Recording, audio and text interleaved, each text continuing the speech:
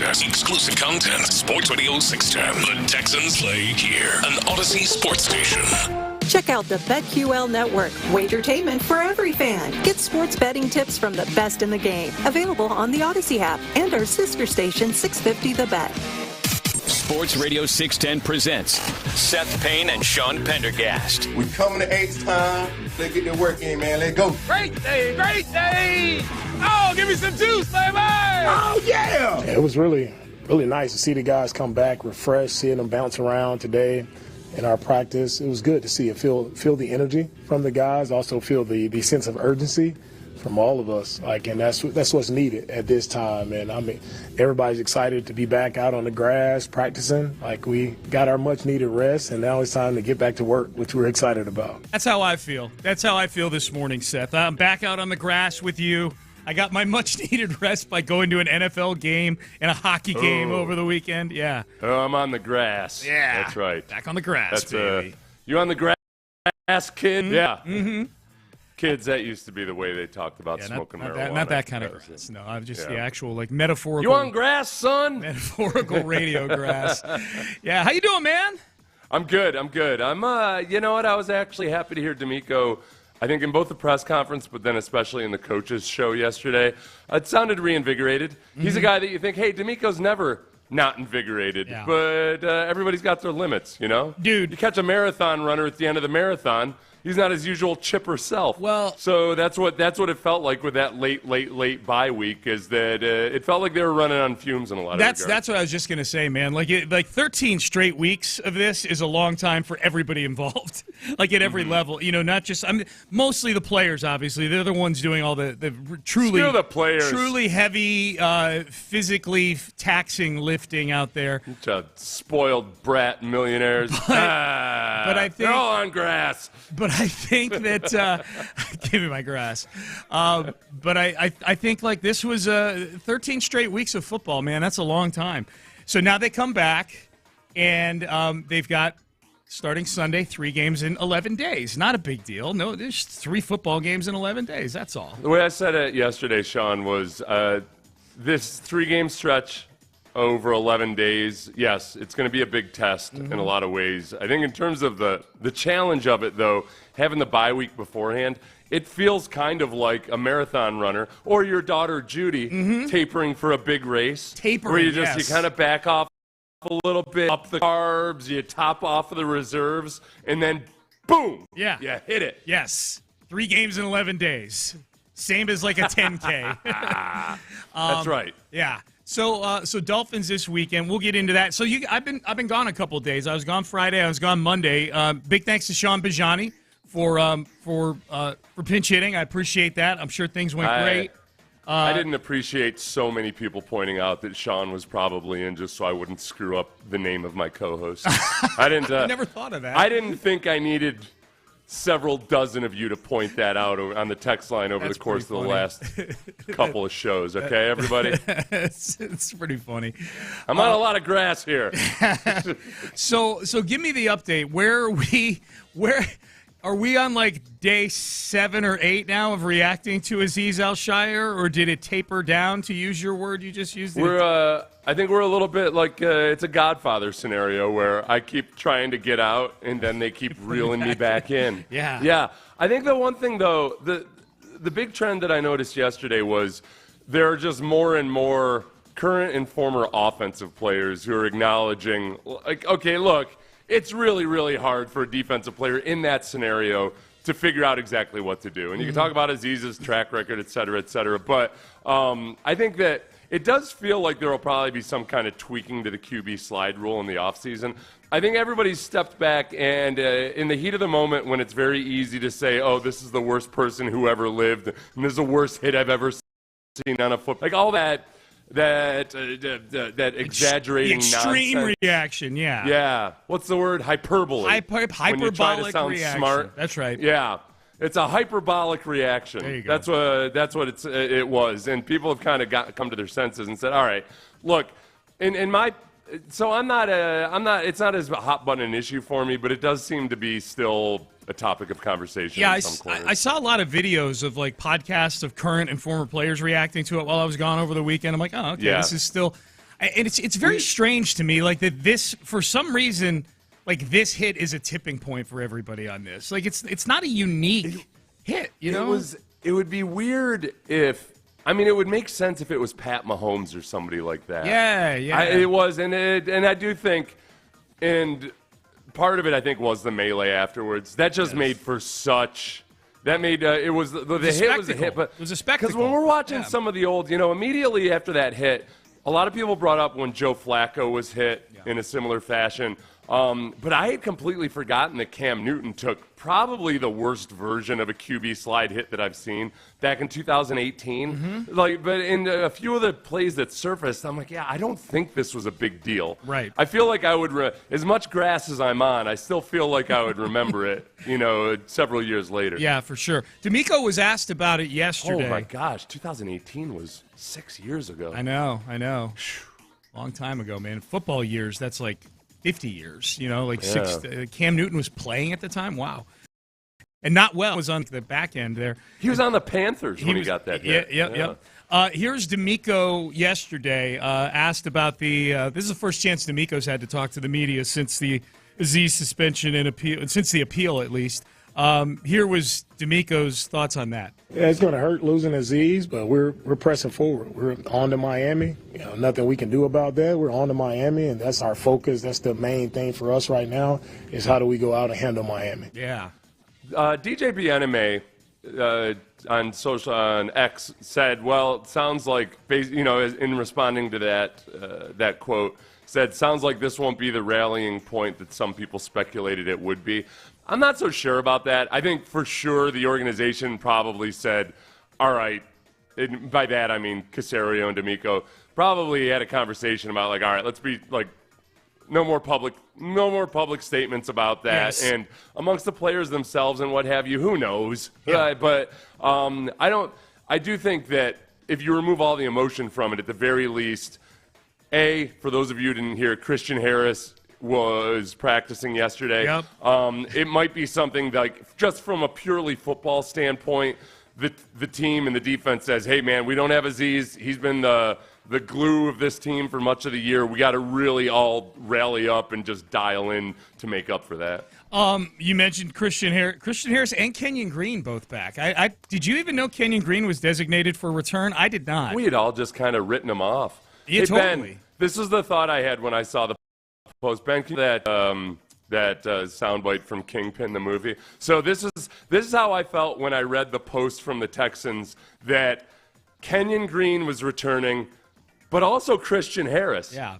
Hi. Hello. Not you. Hi. Hi. Not you, Kenyon. That's Ernie McCracken sitting in a diner in the movie Kingpin, where he's trying to flirt with a lady, and the first one thought he was talking to her, but it wasn't. It was Kenyon Green. No. He was like, "Oh no, I'm talking to you, Christian Harris." That's right. You're the one that titillates me right now. Right now, big time. Right now, even more so because there's no Aziz. Here was it's funny. Here was D'Amico yesterday. Talking about how's Christian Harris looking? Christian's done an outstanding job of working off to the side, and our strength and conditioning staff, our sports performance staff, done a great job of working with Christian and just seeing him back out, moving around. He looks like himself physically, moving around. It's just a matter of, like you said, missing a lot of football. It's just a matter of him getting back in and getting those mental reps. There's nothing can help you do football except playing football. So he just has to get out there and get those physical reps of hearing a call, getting lined up. But physically, he looks like he's in a really good spot. One of the things D'Amico said yesterday, I watched his interview last night on the coach's show, and they asked him, I can't remember if it was John or Mark that asked him, but what are the biggest things coming out of the bye week, that where there might be some rust, the biggest, and he said tackling was the biggest thing. And it made me, these might be slightly more intense practices this week than a normal regular season. I don't know how much they're allowed to do based on the rules, but But my point with Christian Harris, Seth, was going to be D'Amico's worried about the tackling for guys that just took a week off. Christian Harris has not been on a football field since 30 minutes worth of practice back in the middle of August. The other big comment he made was about how important it was going to be for the safeties to erase mistakes or missed tackles from the guys in front of them, and that is certainly something with Eric Murray and Kalen Bullock back there.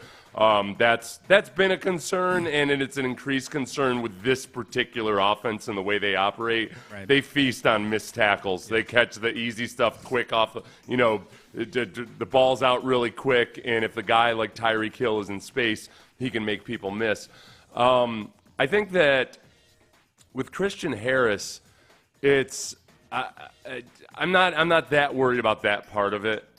His athleticism makes up for any kind of rustiness or anything like that. As far as how they practice, I doubt they'll be very physical at all during this 11-game stretch. The whole thing about practicing tackling in the modern NFL is that you really, as a coach, have to emphasize the detail in practice, because what happens is when guys are out there in no pads, they'll have a tendency to kind of run up to somebody, maybe tag them off, and then run past them, like to simulate a tackle. Yeah. You can't let guys get away with that. You got to mime a whole tackle, and then you got to, even after the ball carrier passes, you got to come air and bring. He talked about bringing that extra step, like bringing your legs through the tackle. And coaches get sloppy with that. Players get sloppy with it. It's really hard to focus on when you're in no pads out there. And I think there's just going to be a huge emphasis on proper angles, proper technique, breaking down and actually simulating the tackle. Yeah, as I was listening to him say that, I wasn't even thinking about the next 2 games after this. You're absolutely right. There's probably going to be very little there's probably going to be very little physicality maybe for the rest of the season, the way the Texans' schedule lays out here over the next several days. One more from D'Amico, because Kenyon Green is back in the mix here, potentially. And I know there were some Texan fans going, oh, boy, okay, is he stepping right back into left guard? Here was D'Amico on lineup decisions. Of course, we have guys that are coming back, guys who are out. There'll be differences in our lineup changes, and we'll kind of see how that goes throughout the week. So we'll continue to assess, getting Christian back, getting Kenyon back is helpful. We'll see how those guys continue to progress throughout the week and see where they are and if they can help us, this week or not. You got a best guess on this, how this thing plays out with Kenyon? It might end up being an old-fashioned rotation, kind of like a tryout. I think that I saw some people say that, the run game will improve with Kenyon Green, and I don't quite get that or understand that sentiment. Juice Scruggs, I thought, played really well against the Jaguars, and it's not a good defense. But the big question is, all right, is Kenyon Green better at guard when the center, Jarrett Patterson, I think is at the mental side of the game, the calls and everything else like that. A lot of the mental errors that plagued, or miscommunications, I'll say, that plagued the offensive line early on, made it really hard for any of those guys to play their best version of football. So, I mean, the center Juice Scruggs might ultimately get the guard Juice Scruggs benched. Yeah. That, look, wow, Kenyon's a lot better in there once Jarrett Patterson's the center. Yep. So we'll see. I don't know. Winter meetings are underway up in Dallas for Major League Baseball, and the Astros are right at the center of a whole lot of stuff. Free agency and trade talks. We will get into that, and we'll tell you exactly who might be on the block. I don't know how many Astro fans are going to be thrilled about this. We'll get to that coming up next. But first, get to talk about my friend Chris Poulos, the owner at West Point Lincoln, Ryan O'Kane, the GM.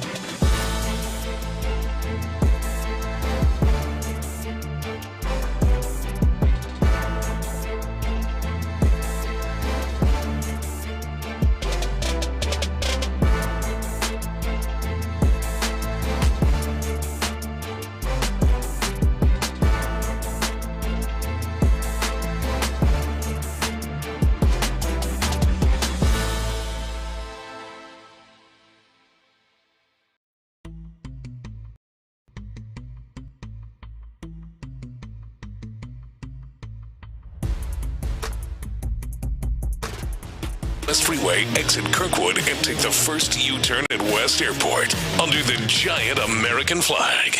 Live from the Twin Peaks studios, Sports Radio 610 presents Payne and Pendergast. All right, by my estimation, there are 3 important orders of Astro business going on right now. There's more than that number of items on the to-do list, but the ones that are the highest priority, and Dana Brown has openly said this, is re-signing Alex Bregman. I'm guessing while I was gone, Seth, Bregman came up as a topic once or twice. He's looking for that $200 million right now. Yeah. Well, no, and the kind of like the official stamp of authenticity on the 156 million dollar offer. That it's a kind of the same discussions we were already having when that report first surfaced a couple of weeks ago. Yeah. It's been a lot, but now the news that Kyle Tucker is being brought up repeatedly in conversations with the Astros as a trade target made things that much more interesting. Yeah, we'll get to Tucker. I saw this cut yesterday. This is from Rob Bradford, who he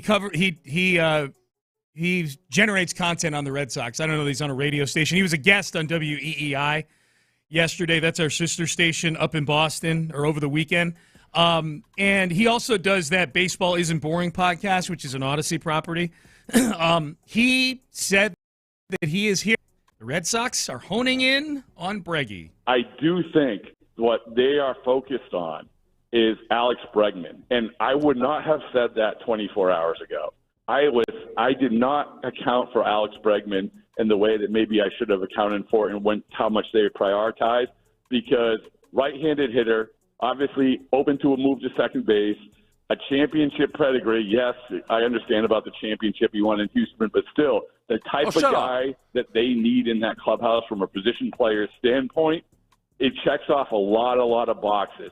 His price is going to be, right now, it's uncomfortable because Boris is feeling good about himself, but still, I mean, to me, like, from what I hear, like, this is a very, very real thing when it comes to the Red Sox prioritizing this guy. And the thing we should acknowledge, and I know you guys already have, I'm sure, like Juan Soto's contract getting done, that you had a lot of teams that probably had some dollar amount earmarked to go after Juan Soto. He ends up getting the biggest contract in the history of team sports, $765 million. We'll talk about that later in the show. $765 million for 15 years with the Mets. So you have a lot of teams that thought, especially the Yankees, that thought they were going to be in on Soto, and now it's like, all right, well, we're not going to get Soto. Whoever we go after other than Soto is going to be like a third of the total money that we, there's probably some teams feeling like, okay, we got a little something to spend right now, It's found money. Yeah, a little bit. Money that we didn't spend on almost $1 billion on a player. On one guy, on one guy. So this is where it gets. This is where it gets a little scary. If you're an Astros fan that's hoping they can retain Bregman, the Red Sox, a team that spends money being in here. Yankee fans now are clamoring for Bregman. They seem to have forgotten the cheating scandal wholeheartedly. Go after Bregman now. Well, even in that soundbite right there, I don't. Who in baseball is still bringing up the 2017 World Series when it comes to discussing the tenure of a bit? Within baseball, there is zero discussion about I don't know. We have to discount his 2017 numbers. Oh, no. I don't think any front offices are doing that. No, God, no. Not at all. It's the fan hypocrisy that gets, that'll be a side dish to all this. Yeah, and we know that. Look, just like the Astros bringing in Osuna,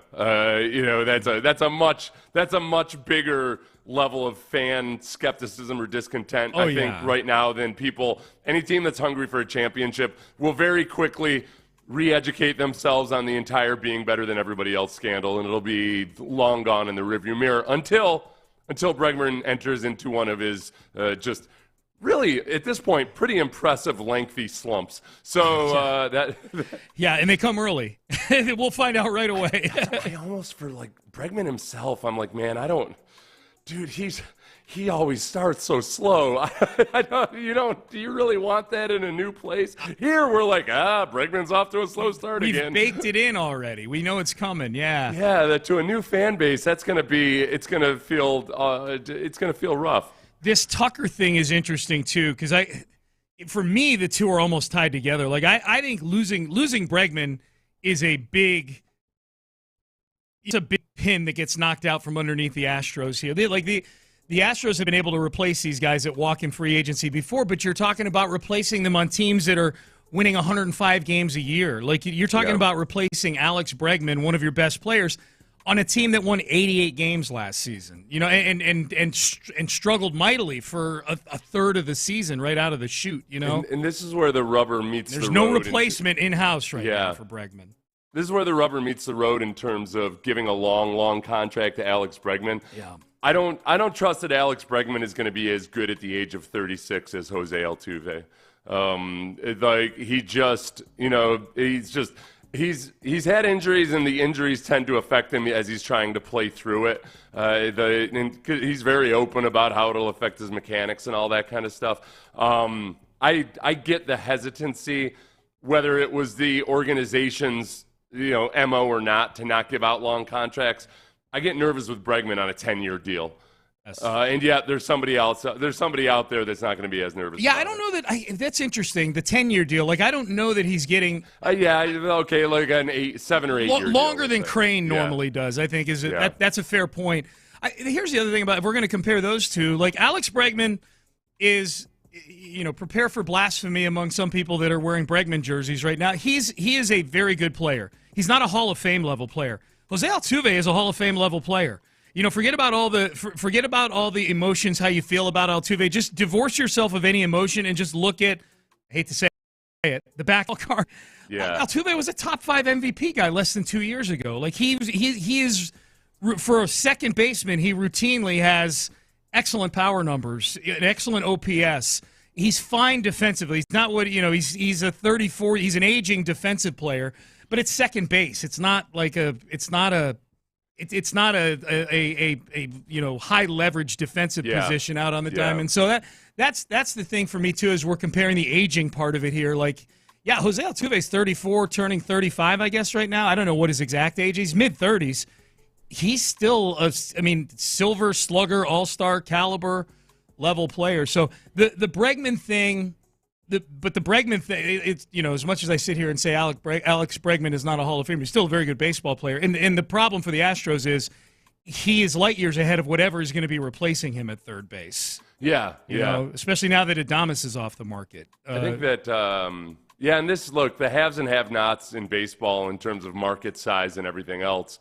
You look at Steve Cohen for the Mets, and he's one of the richest owners in one of the biggest markets, and they're playing in a different financial league than the Astros are. Yep. So that's are you ever going to be able to compete with teams like that? I don't know. But that wasn't the case.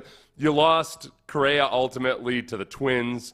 You lost Springer to the Blue Jays. It's not like it's the Astros versus the big market teams. Right. It's the Astros methodology versus other teams. Yeah, and it owns a logistics company. Last I checked, you don't stray far from your rule book when you're in the logistics business. That's the thing that struck me too. When you think about guys like Steve Cohen, he's a hedge fund guy versus somebody like Crane who runs an actual business. Yeah. And there's just, it's a different world. Like Crane lives in the world of actual, your money spent in the future affects you and you feel it and and you got to run an actual business.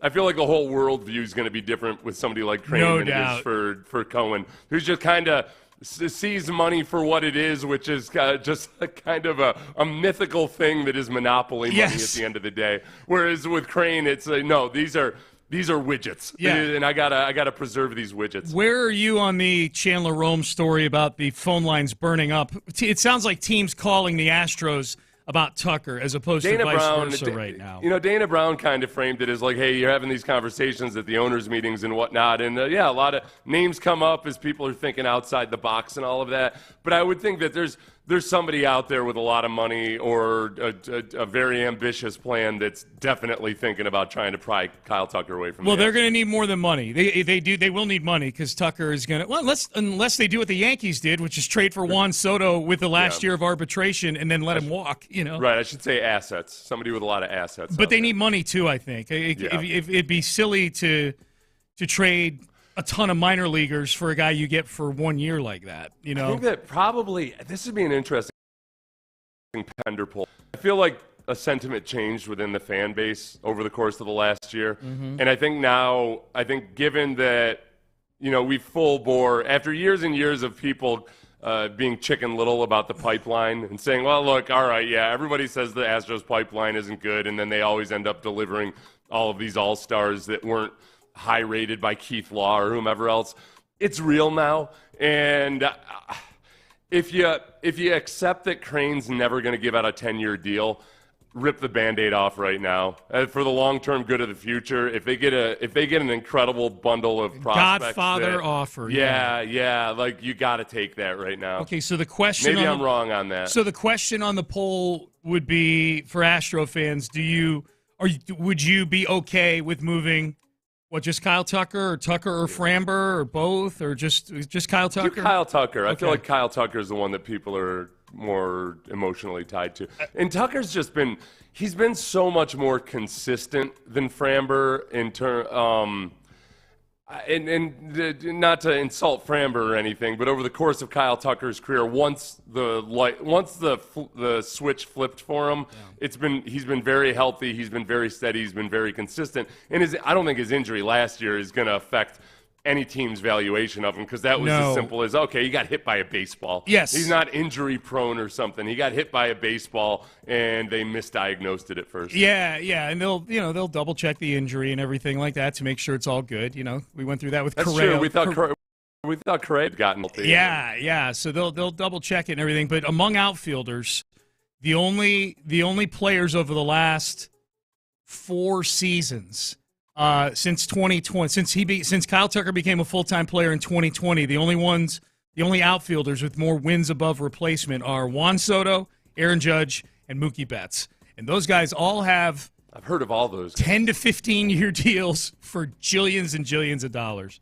So, yeah. Are we going to be like Yankees fans if Kyle Tucker, let's say if we got to next year and he left in free agency, would we act like Yankees fans did with Juan Soto? Where, like, Juan Soto was never anything except transparent from the quotes I saw about how he had no loyalty to the Yankees whatsoever. They're acting like he's the biggest traitor on earth. That's the crazy thing. I was thinking about that this morning because we'll play some of that reaction a little later in the show. There is a Pettycast on Tuesday, after all, at 8 o'clock.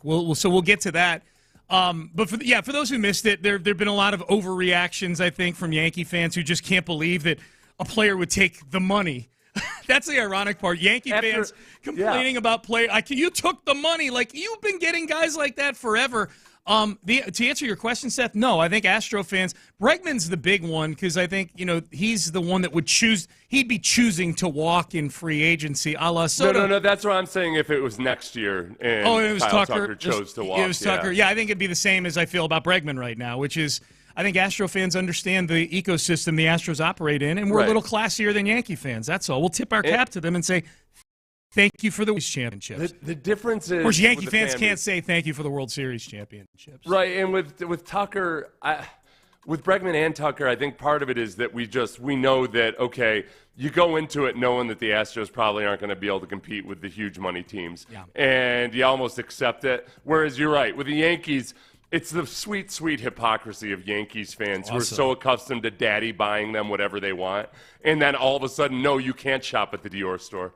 It's tough for a little rich bastard. It is. And he was there for 1 year. Like, it's not he was traded. He was traded to the Yankees. Yeah. It wasn't even there for 1 year. We gave you our hearts and our souls. Like, what are you talking about? And like the whole Carlos Beltran, when the Astros, when we were upset about Carlos Beltran, it was more the way Carlos Beltran had strung the Astros along. Yeah. There was none of that here. No. It's the first. It's the big deal early in free agency. Yep.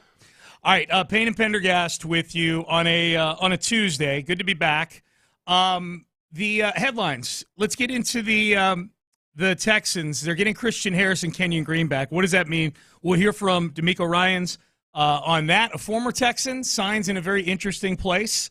We will get to that as well. Monday Night Football last night. What did you think of the Simpsons broadcast last night? We'll get into all of that coming up next in Headlines. Stay there.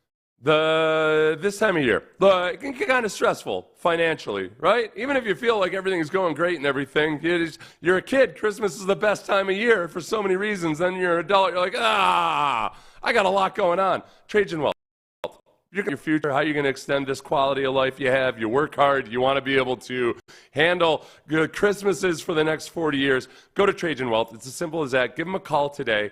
The consultation is free. It does not take long at all. And you can start yourself down the path to feeling really, really comfortable about the next 40 Christmases. If you just go to Trajan Wealth, TrajanWealth.com, TRAJAN Wealth.com, or give them a call at 346-371-3330. They are family-owned. They're veteran-led, and they've got advisors with decades of experience to help you navigate all of the uncertainty of the future. Call them today. Free consultation, and it's going to be so much less painless than you're anticipating. You're going to actually enjoy this. 346-371-3330, or go to TrajanWealth.com. That's TRAJAN Wealth.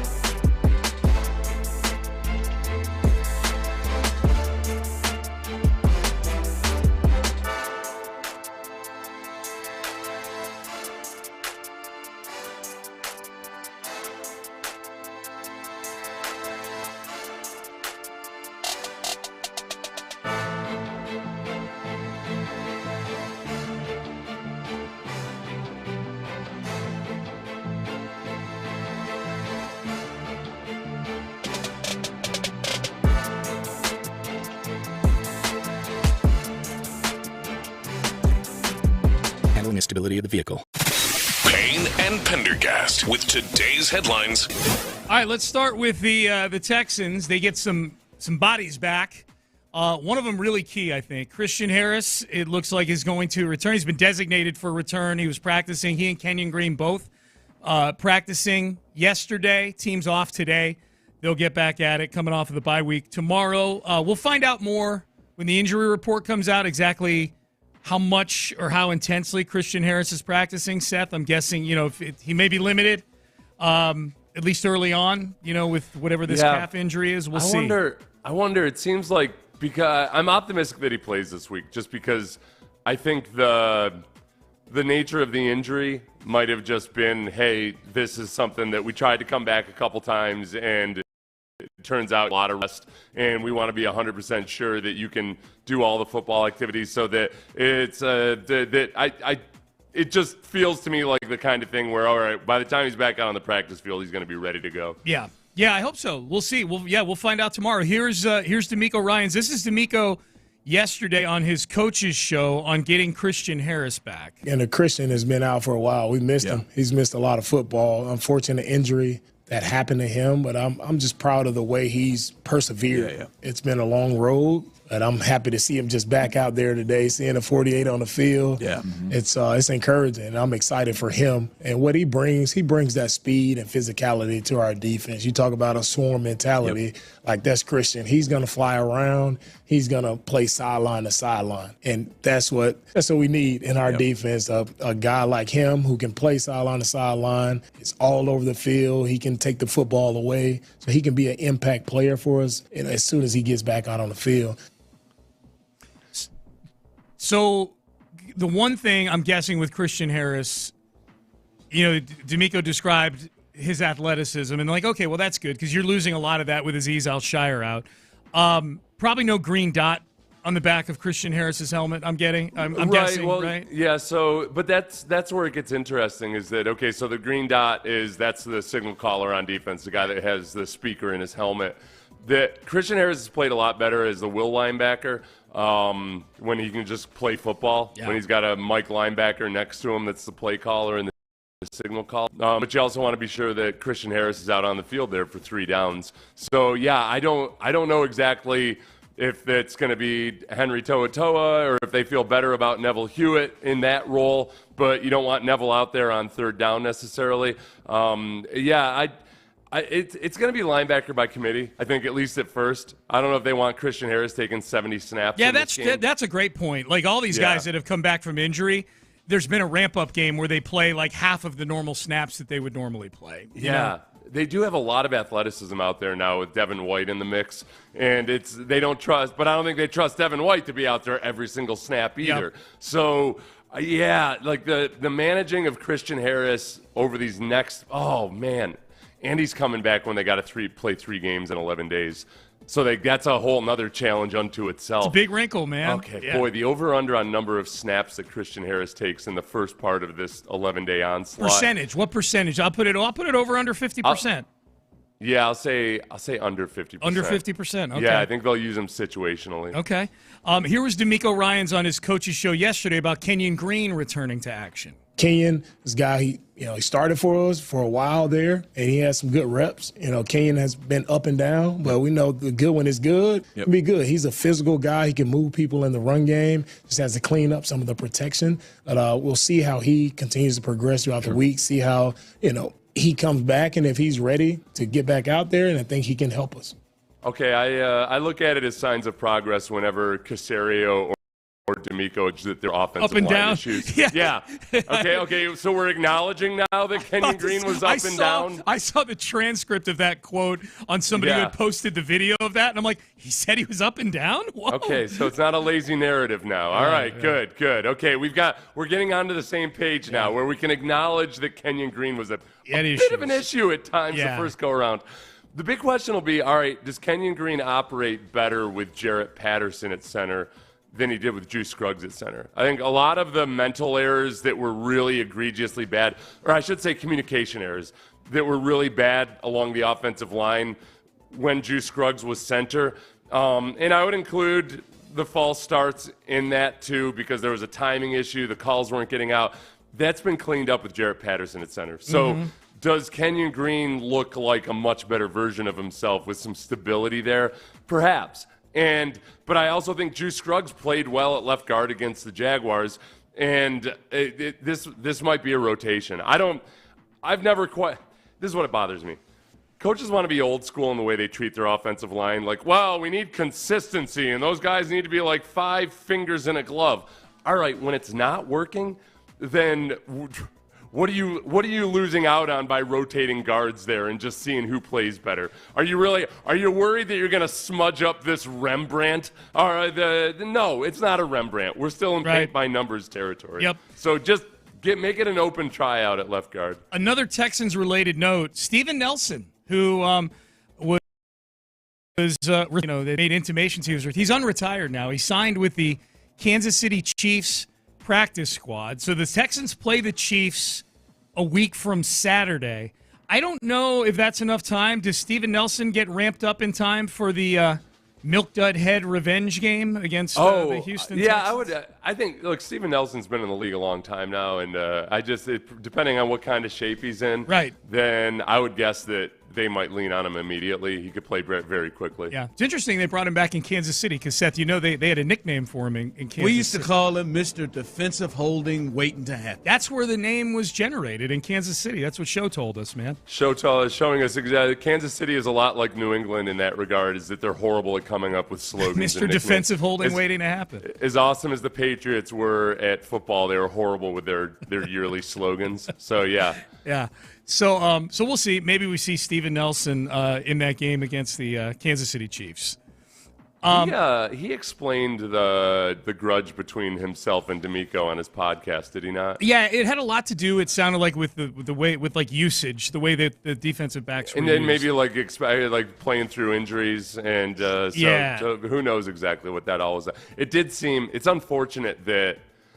I would say I would have loved to have Steven Nelson on this team. They could use him right now. No doubt. Yeah. I really would love to have Steven Nelson on this team. And yet, whatever, I mean, there's too much drama at the end of the day. No matter whose fault it was or whatever, it seems like that ship had sailed. Yep. Football last night, the Bengals beat the Cowboys 27-20. The Cowboys lost this game in a positively 2024 Cowboy fashion. The game was tied at 20 late in the game, and the Bengals were punting. The Cowboys block the punt. They get a piece of it, so the punt is still going in the general direction it was intended to, but it was only going to travel about 25 or 30 yards instead of the 50 yards or 60 yards it would have traveled had it not been blocked. So it gets tipped by a Cowboy player. A Cowboy player whose name escapes me, number 27, the poor kid got called up off the practice squad, tries to field it. To do what? I have no idea. But it bounces off his shoulder. The Bengals fall on it at about midfield. And next thing you know, Jamar Chase, a few plays later, is in the end zone. And the Cowboys lose this game 27-20. Go out of your way to find the video of Micah Parsons reacting to all of this. He looks like one of those kids on who's like the best player on a crappy Pop Warner team where all of his teammates are screwing up and he's the only one that's good at football, and he's just throwing his arms up and putting his hand in his face, and he cannot tolerate any of this failure going on around him right now. He wants to hit the transfer portal hard. Yes, he does. He's been hearing about all this NIL money, and as much as if the It's amazing, too, because if the Cowboys were a college program, they'd have the most NIL money. Yeah. It might not be enough to keep him here. Oh, yeah. Oh, yeah, for sure. So that was Monday Night Football last night, a game you heard right here on Sports Radio 610. According to Dan McNeil, a long host in Chicago, the 4 names the Bears are targeting for their head coaching opening, Seth, right now, Joe Brady, who's getting heat from all corners of the universe after his play calling against the Rams. Joe Brady, Buffalo OC.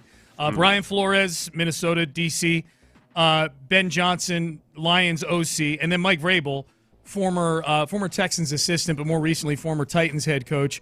Would Bobby Slowick have made this cut a year ago? If the Bears had an opening a year ago with a young quarterback and Caleb Williams, would Bobby Slowick have made this cut of 4 names a year ago? Yeah, 100%. Yeah. I think a year ago. Now, and if he had just followed up on being a a really, I don't want to say like a top 3 offense or anything, but yeah, if he had followed up and delivered on some of the promises offseason, he would 100% be in the mix right now. Yeah, they haven't gone backwards. They've gone backwards as an offense, you know. This is something we talked about before the season, which was it was a double-edged sword with Bobby Slowick, where you wanted him to have a good enough year offensively that he did get yoinked away from you. If he wasn't a head coach candidate, it was going to mean bad things. So here we are.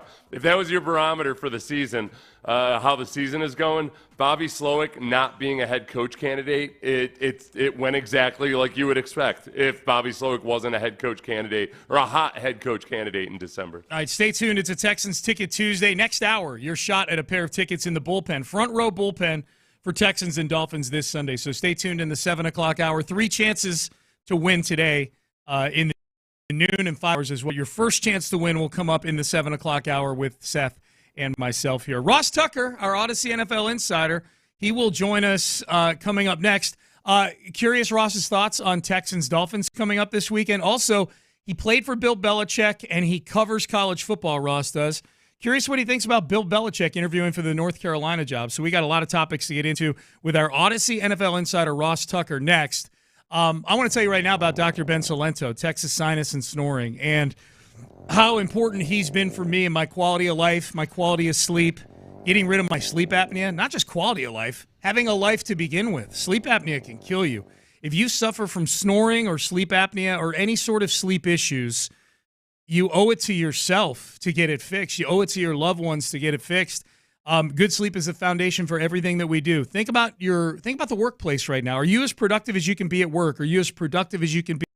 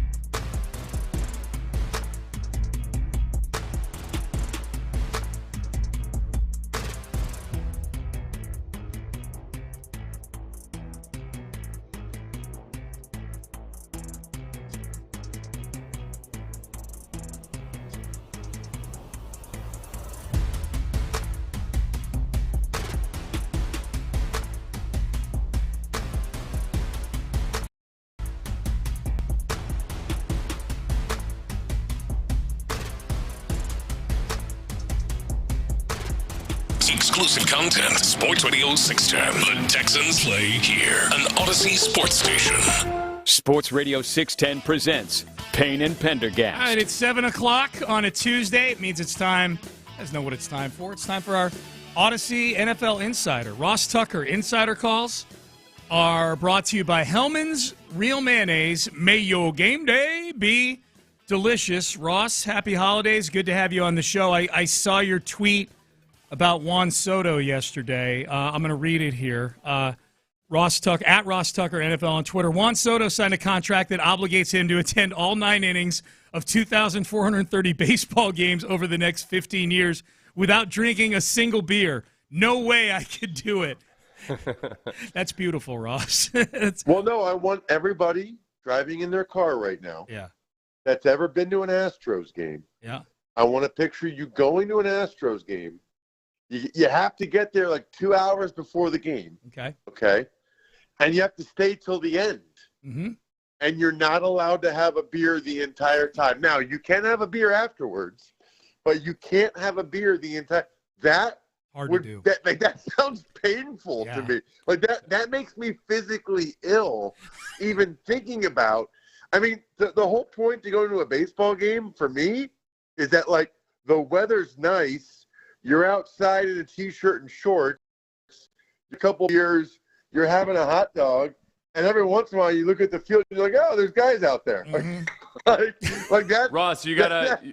That's why I go to baseball games. Yeah. Ross, you're gonna have to speak to Evan Drellick, the beat writer for the Astros back in like 2012 and 2013. That's exactly what he did, and he ended up in Boston. Yeah, that's where he drove him to Boston. That's how bad it was. Mm-hmm. Mm-hmm. I mean, obviously, it's $765 million. Like, I'd figure it out, and I'm sure it's much more enjoyable if you're actually out there playing. But even standing in the outfield that many times seems horrible. In the sun, in polyester. Ross is the one former NFL player who is not jealous of MLB player salaries because they do have to pay that price of attending so many baseball games. Right, and standing I've around. already decided if I was a baseball player, I would be a starting pitcher, and I would have it in my contract that I don't have to go unless I'm pitching. Those guys have the best gig of all time. Oh yeah. It's like I think they golfed the other days, or they're back in the clubhouse. Those guys, I think, do drink beers when they're not playing. It's incredible. Yeah. Ross Tucker, our Odyssey NFL Insider, joining us. Hey, Ross, curious about this. You played for Bill Belichick. You cover college football, so I figure you're the perfect guy to ask this question. Belichick interviewing for the North Carolina job right now. He's come out and on the show yesterday, he's talked about what a Belichick-led program would look like. It would look like a NFL-type operation, he said. What are your thoughts on this as someone who's got really good knowledge of both sides of the equation here? How do you think Belichick would do in college? Well, I got to tell you guys, I can't imagine a single guy that played for him in New England having any clue what it would be like for Belichick to be recruiting. Like, I would pay money, first of all, to hear what his response even was when the North Carolina chancellor asked him about recruiting. And then I would absolutely pay money to watch him sit down in a living room with parents and a 17-year-old kid and try to convince them to go to North Carolina or whatever college.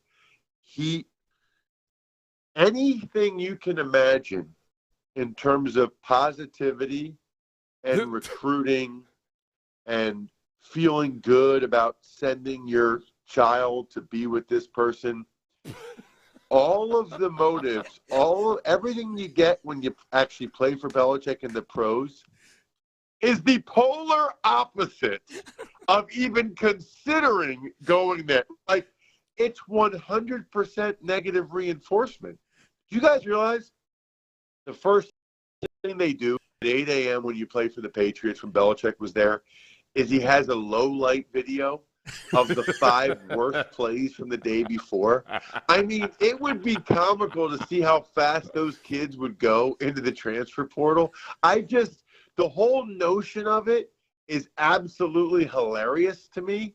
I mean, he's not really nice to anyone. You know what I mean? Like that's just not his shtick. That's not his thing. Like, I can't imagine him talking to like some 10th grade quarterback and kissing their butt, telling them how bad he wants them. I mean, the only way I feel like that would work is if he was like straight grad transfer portal guys and was like, yeah, it's not like I'll bring you in here and we'll do this, and then you'll end up getting drafted. I'll tell everybody to draft you. Which, by the way, he wouldn't even unless they won the national championship. He would tell the NFL teams, "Yeah, don't take this kid." He's like, it's just.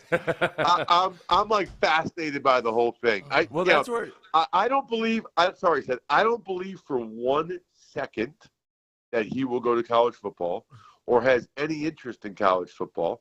I think he's believing. I think he's trying to force the hands of owners that have either already fired their NFL head coach or are going to fire their NFL head coach. I believe that his primary impetus for wanting to coach again is almost entirely to break. And last I checked, college wins don't count towards breaking Don Shula's record. I think he thinks this is the best way to get some of these guys that know they're firing their coach in certain cities say, oh my gosh, we can't take the chance of losing Belichick, and to reach out and say, no, don't sign with North Carolina. We want you here in insert city here.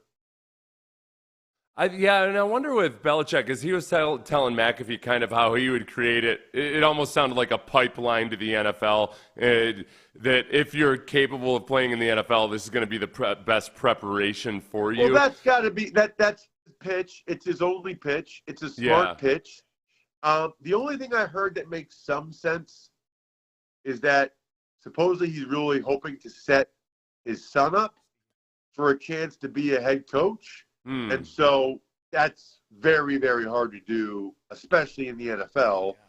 If he did it in college, if he had success in college and his son was his D coordinator, then maybe after 3 years or 2 years and they have success, then maybe he could help convince the university to keep his son on as the head coach.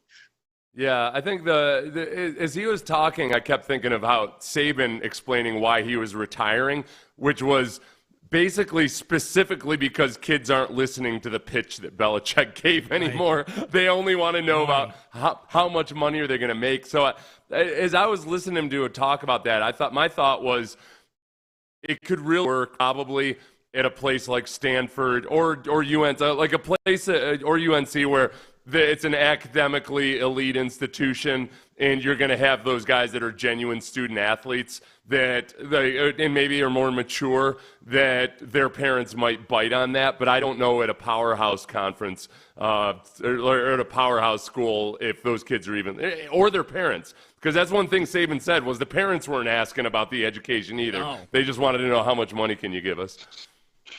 Well, I think Belichick would be fine with that part of it.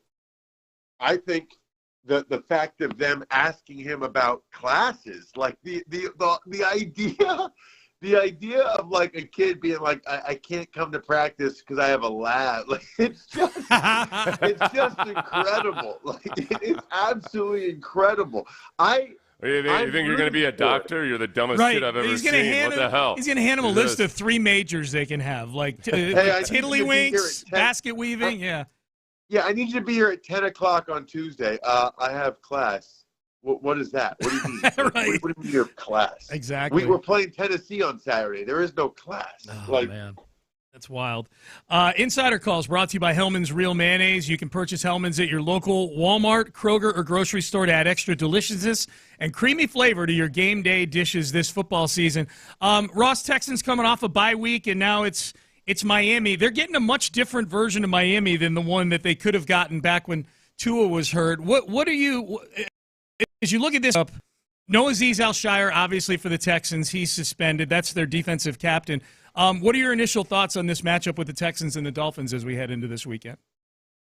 Well, so I'm glad you said that, because I said this last week as it related to the Eagles playing the Panthers. Mm-hmm. I said it's not a lot of times who you play, it's when you play them. And, all the Eagles fans around here where I live, they're like, oh, my God, Panthers are the worst team in the NFL. They'll beat them by 30 points. I'm like, no, they're not. You haven't been watching them over the last month. What happens a lot of times is people very early in the season, they will put teams in a box, and they'll say that's who they are, right? Carolina's terrible. Bryce Young sucks. The Dolphins, they're nothing without Tua, blah, blah, blah. And then they forget, wait a minute, Panthers won a couple games that played very well over the last month, and they gave the Eagles everything they could handle. And the Dolphins have played extremely well since Tua got back. They lost 2 close ones right when he got back, heartbreaking fashion. Then, I don't know, you guys probably know, but they've probably won, 3 out of the last 4 or 4 out of the last 5? Yep. Something like that. Mm-hmm. And they're playing much, much better, primarily because of Tua, but also, and I talk about this all the time, the belief that they get in Tua. You know what I mean? Like, the belief that Tua gives them, having him as their quarterback and feeling like they have a chance. I mean, it came out, there was, opportunities for the Dolphins to, trade Calais Campbell, but they decided not to. They decided, you know what? We have a chance to maybe get back in this thing.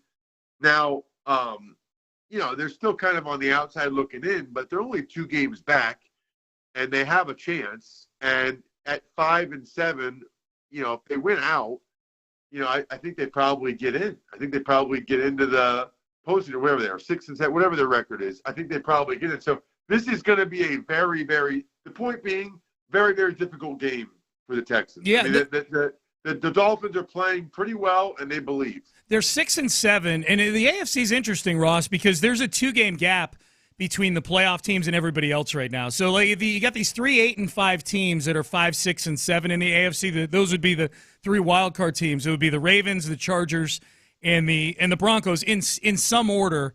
If you had to pick one of those 8, because the Dolphins will have to displace one of those teams to get into the postseason, what's your trust factor on those 3 wild card teams right now? The Ravens, the Broncos, and the Chargers. Well, we do get to the point now where a lot of it is who you play and what the schedule is over the last 4 games. So without studying that, I think the Chargers and Ravens, I have more faith in them. Mm-hmm. It's, by the way, one of those wild things we have to look at the standings every week. In my head and most people's head, nobody would believe that the Ravens and Broncos have the same record. It's crazy. You know what I mean? Like in most people's head, the Broncos are like a nice story with a rookie quarterback, and they're exceeding expectations. The Ravens are like a top 5 team, and then you look and they're both 8-5. So, and I think that's probably why, I have more faith in Lamar Jackson and Justin Herbert than I do in Bo Nix right now. But what they've done is impressive. I'll tell you the other thing that's super impressive. For the Chargers and Broncos to both be playoff teams right now, but the Chiefs are already 12-1, have already clinched the division. That's really impressive. Because it's not like they're playing in some crappy division where all the other teams stink. I mean, they got 2 teams in their division that might make the playoffs, and right now are very, very much in the playoffs. Oh yeah, you got Jim Harbaugh, Sean Payton, and Andy Reid in the same division. That's some good theater right there, no doubt about that. That's Ross Tucker, our Odyssey NFL Insider. Insider Calls brought to you by Hellman's Real Mayonnaise. May your game day be delicious. Where are you at this weekend, Ross? So I'm out in Arizona. Okay. Patriots at the Cardinals. So it'll be my first look at the Patriots this year. Watching them, 2 things jump out. Drake May is legit, and they've got like 2 or 3 offensive linemen starting that I'd never heard of. Usually not a good sign for your team. And then the Cardinals, man, 2 weeks ago, 3 weeks ago for sure, they were right there. They controlled their fate in the NFC West. They were in first place, and then they go to the bye. They lost the Seahawks twice. They totally outplayed the Vikings, but lost in the middle, and now they're in last place in the NFC West and have almost no shot because not only are they 2 games behind the Seahawks, but they lost to them twice. Mm-hmm. So they're effectively 3 games behind the Seahawks. But they're 6-7 too. And my belief is when you have 7 teams making the play, you get to 10-7, you're going, right? So one way or the other, I think if you get to 10-7, you'll make the playoffs. So Cardinals have to win out. That should be an interesting one, man. A little Kyler Murray action going up against that Patriots defense. That should be fun. That's our Odyssey NFL insider, Ross Tucker. Ross, may your game day in Arizona be delicious. We'll talk to you next week. Sounds great. See you, dudes. All right, thanks. That's Ross Tucker. You can get him on Twitter at Ross Tucker NFL. Check out his podcast, all that stuff. Really, really good. The Mayo Game Day Be Delicious is a resounding success, by the way. That's Brandy used it casually yesterday. She just randomly said something about like Mayo Game Day Be Delicious. It is a good one. I don't know what the competing brands are for Hellman's or why they're advertising so heavily. I guess Duke. I don't know. I don't know if I've ever had non-Hellman's mayonnaise. Do you ever stray over to Miracle Whip when you're in a mayonnaise? Ew! God, no. You don't like Miracle I'm not Whip? a freak. You don't like the zesty taste of Miracle Whip? Oh, God, no. I've never liked Miracle. I never understood them. I don't know why it exists. It's strange. No, it's quite popular. Freaks, yeah, like me. Is Miracle Whip not made by Hellman's? I don't think so. I don't think it's. Okay. Yeah, I do not believe it is. But we're outside. Hellman's got theirs. We gave them the Mayo Game Day Be Delicious. I don't feel bad about mentioning Miracle Whip now that we're outside of the Ross Tucker window here. I don't think they're even the same condiment. I don't think they're technically not. You're right. Miracle Whip is technically like a dressing. You know, What do they put in Miracle Whip that makes it taste different than normal mayonnaise? I don't know. Text in if you know. 713-572-4610. Nobody's ever read an ingredient label before. That's right. So we talked about Belichick possibly. Ross's response to Belichick coaching in college, it was kind of what I expected times 10. Sean, he is very skeptical. No, when he talks about how it's negative reinforcement to the max, yeah. Ted Johnson and I used to kind of talk about this because Tom Coughlin and Bill Belichick both came out of that Parcells tree. Yes. And they're both kind of wired the same way. Mm-hmm. It's almost like there is a pall of negativity over the building, and it's so stressful all the time because you're constantly having your flaws pointed out, and it works. It's like an old school, Soviet era gymnastics program. They beat you down and beat you down to the point where almost it becomes you create everybody is just desperate for acknowledgement or some little smidgen of approval, and it's not good for your mental health, but. When executed properly, it's very effective. You can be the Pete Carroll way, you can be the Bill Belichick. Those are the two ends of the spectrum. How meticulously do they go about finding guys, do you think? I know both are out of the game now, Belichick and Coughlin, but you played for Coughlin. You were drafted by Coughlin. Yeah. How meticulously do they have to go about finding guys who can respond to that sort of thing? I don't know. That's a good question. I think that the one thing is probably for both Belichick and Coughlin that might surprise people or they don't consciously think about it is that when you have that kind of an attitude as a head coach in the NFL, you also got to understand that nobody's going to live up to your lofty expectations. Almost nobody, other than like Teddy Bruschi in the case of Bill Belichick. Mm-hmm. So they have a tolerance for guys who don't fit the mold, and they're going to try to hammer those guys into submission. But, yeah, it's just different with the transfer portal. Even in the NFL now, there's more, I guess, I don't want to call it loyalty, but guys are tied to their teams more in the NFL now because of their contracts than they are in college. Oh, way more, yeah. Yeah, I don't know if it can work. I don't know if – I hate to say it can't work. It just – the degree of difficulty is a lot higher than it used to be. Okay, so let's play this audio. Belichick was doing his weekly hit with Pat McAfee yesterday, and they asked him about, okay, what would, if you were to take over a college program, because Belichick was playing coy about mentioning North Carolina by name, but we all know the elephant in the room. They asked him, what would your college program look like? Take a listen to this and see if this sounds like something that is executed by Bill Belichick at the collegiate level? Let me put this in capital letters. If. Yeah. I-F. If I was in a college program, the college program would be a pipeline to the NFL for the players that had the ability to play in the NFL. It would be a professional program, training, nutrition, scheme, coaching, techniques that would transfer to the NFL. It would be an NFL program at a college level and an education that would get the players ready for their career after football, whether that was the end of their college career or at the end of their pro career. But it would be, geared toward, developing the player, time management, discipline, structure, and all that. That would be life skills, regardless of whether they're in the NFL or in somewhere in business. And I feel very confident that I have the contacts in the National Football League to pave the way for those players that would have the ability to have the opportunity to compete in the National Football League. Whether they're good enough or not, I don't know, but they would be ready for it. I don't have any doubt about that. So, that would be the first comment that I would make, relative to the structure of the program. It would be an NFL program, but not at the NFL level. I think it's an awesome pitch. A great pitch, yes. That's, in this day and age, unfortunately, more appealing to NFL people than to recruits. Because Nick Saban said himself that just parents and players are not responding to or even asking about all of the academic stuff or the program itself or anything. It's just how much money you can get them. Yep. And yes, there will be players and parents who do respond to that. I think everybody listening right now is like, everybody listening right now who doesn't have a 5-star recruit child is like, yeah, hell yeah, that's exactly where I would want to go.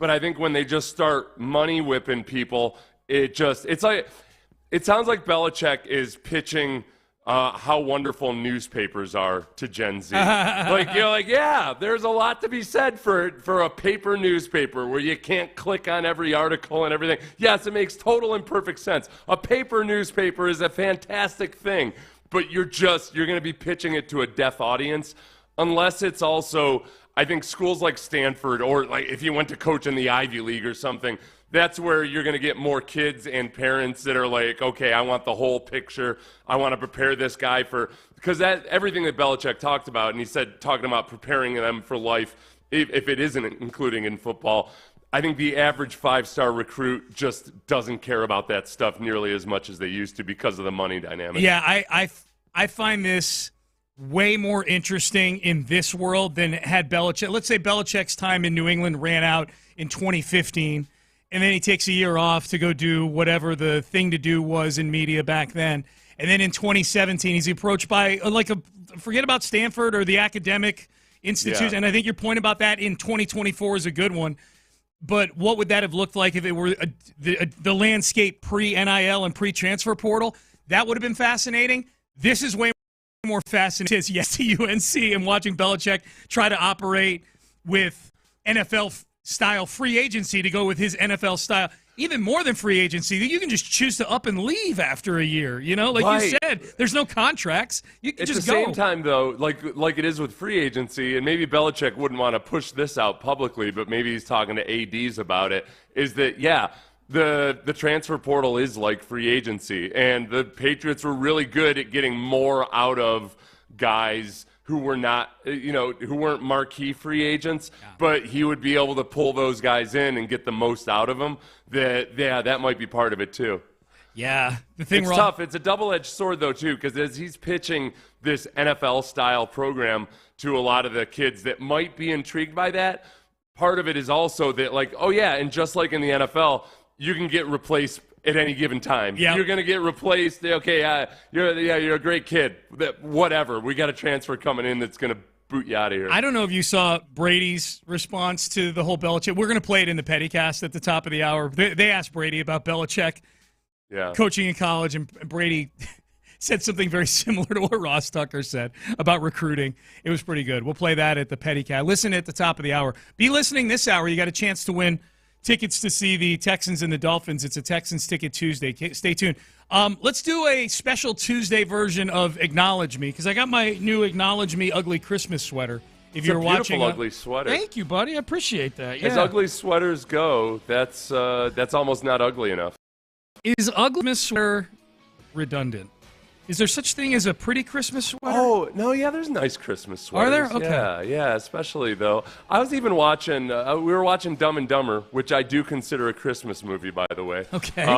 It takes place at a ski lodge, a lot of doesn't it, yes. make any rational sense, yes. And it's actually, I think, so, but I consider it a Christmas movie because I tend to watch it every year around Christmas time. Yeah. So the scene where when Jim Carrey goes to the bar and he's wearing that, it's like a multicolored cowboy outfit almost. Wool jacket. Yeah. I'm like, that is a nice jacket. You like that, huh? I know he's supposed to look goofy and everything, but I like that jacket. I want that jacket. I bet you can find it online somewhere.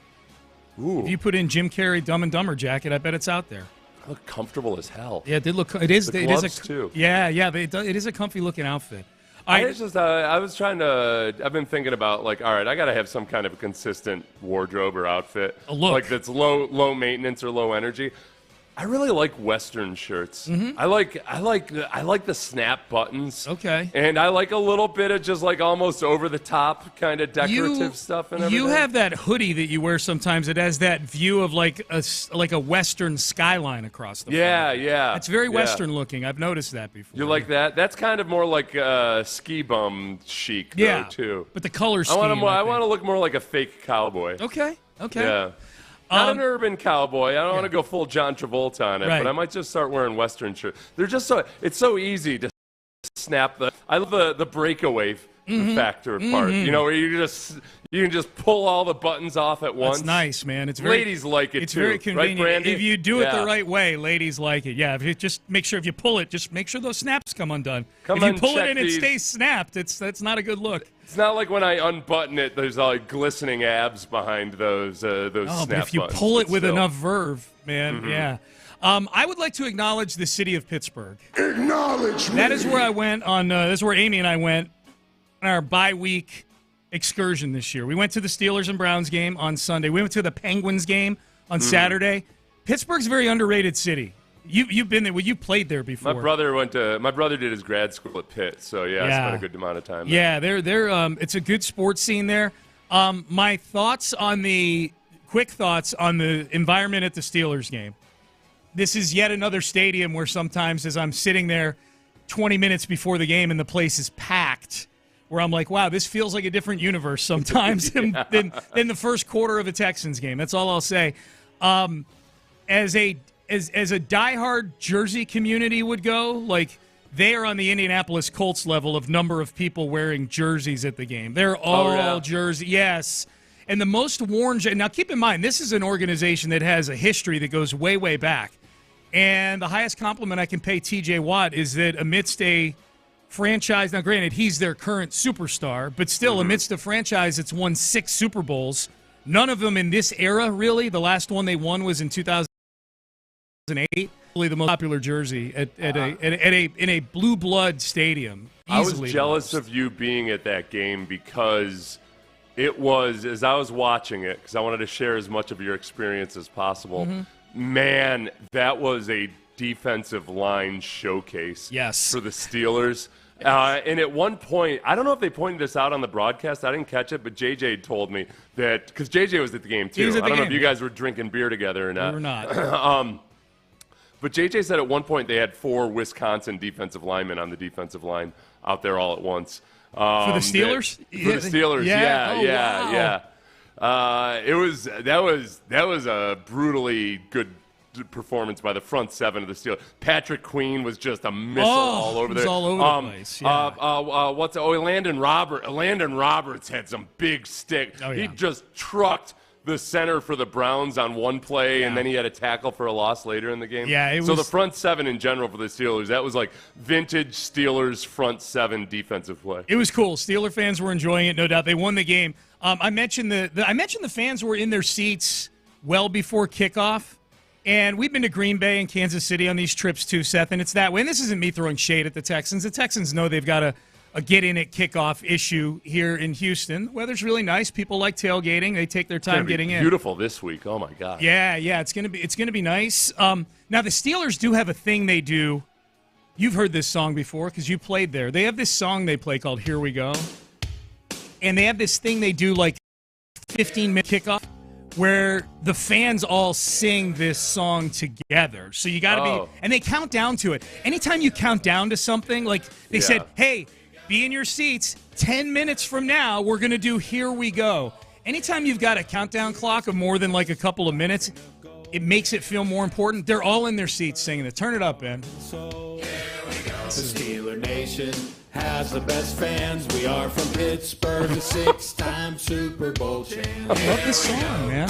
This is good. They love singing along with it, man. You can turn it down, Ben. Yeah. That is okay. I could get into that. I could see it sounds cheesy, but when you're talking about your 6 Super Bowl victories too, that takes a lot of the cheese out of anything. Yeah. All right, now I'm jealous. I'm jealous too, man. Yeah. That's the big thing. The 6 Super Bowl rings. That's a lot of when people worry about like, hey, how do we get a culture like this team or that team? Yeah.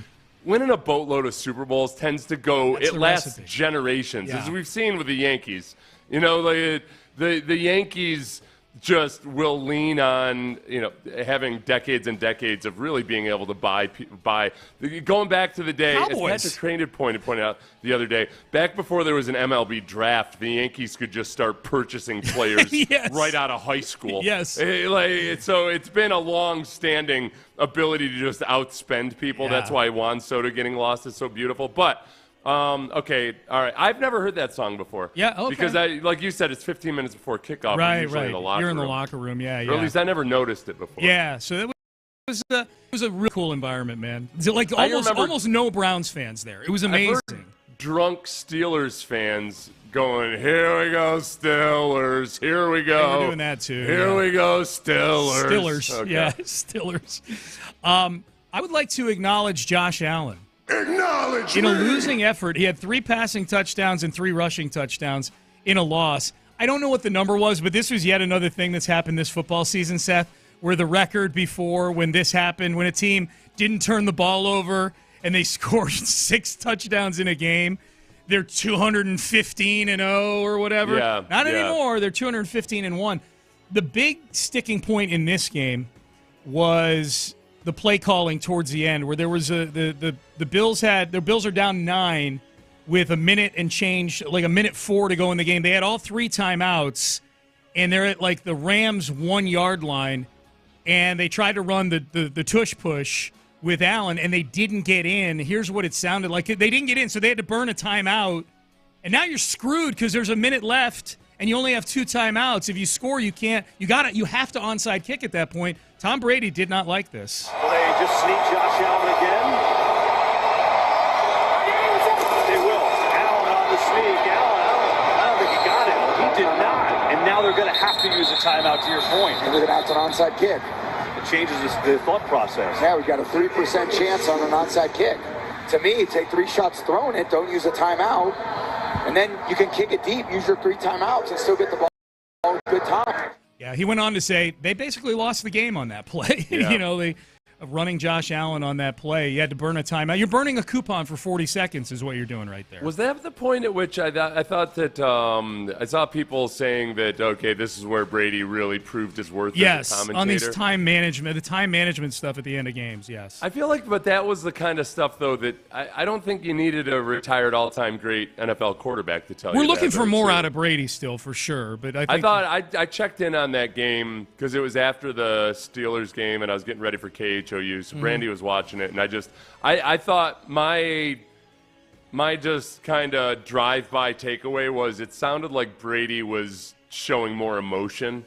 And I don't know if it sounded 100% natural, but it feels like he's trying to just sound looser and more like a human being. Yeah, I think he was offended as a former quarterback. It's like he was offended as someone who's managed many a game down the stretch in that situation. Yeah. That they would call a run play. Look, they're calling the play they think has the best chance of scoring a touchdown, but they ignored the downside of, if we don't make this, the game's over. Yeah, and that's the kind of stuff, too, that, Brady and Belichick were so good at that aspect of just squeezing down the last few minutes of a fourth quarter or overtime or whatever it might be. Yep. Those little things, they add up over time. They do. They add up to regular season victories and playoff victories and everything else. Well, and the Bills, the Bills are still in the hunt for the number 1 overall seed. Or they were before that game, still in the hunt for the number 1 overall seed. They were this is going to that game.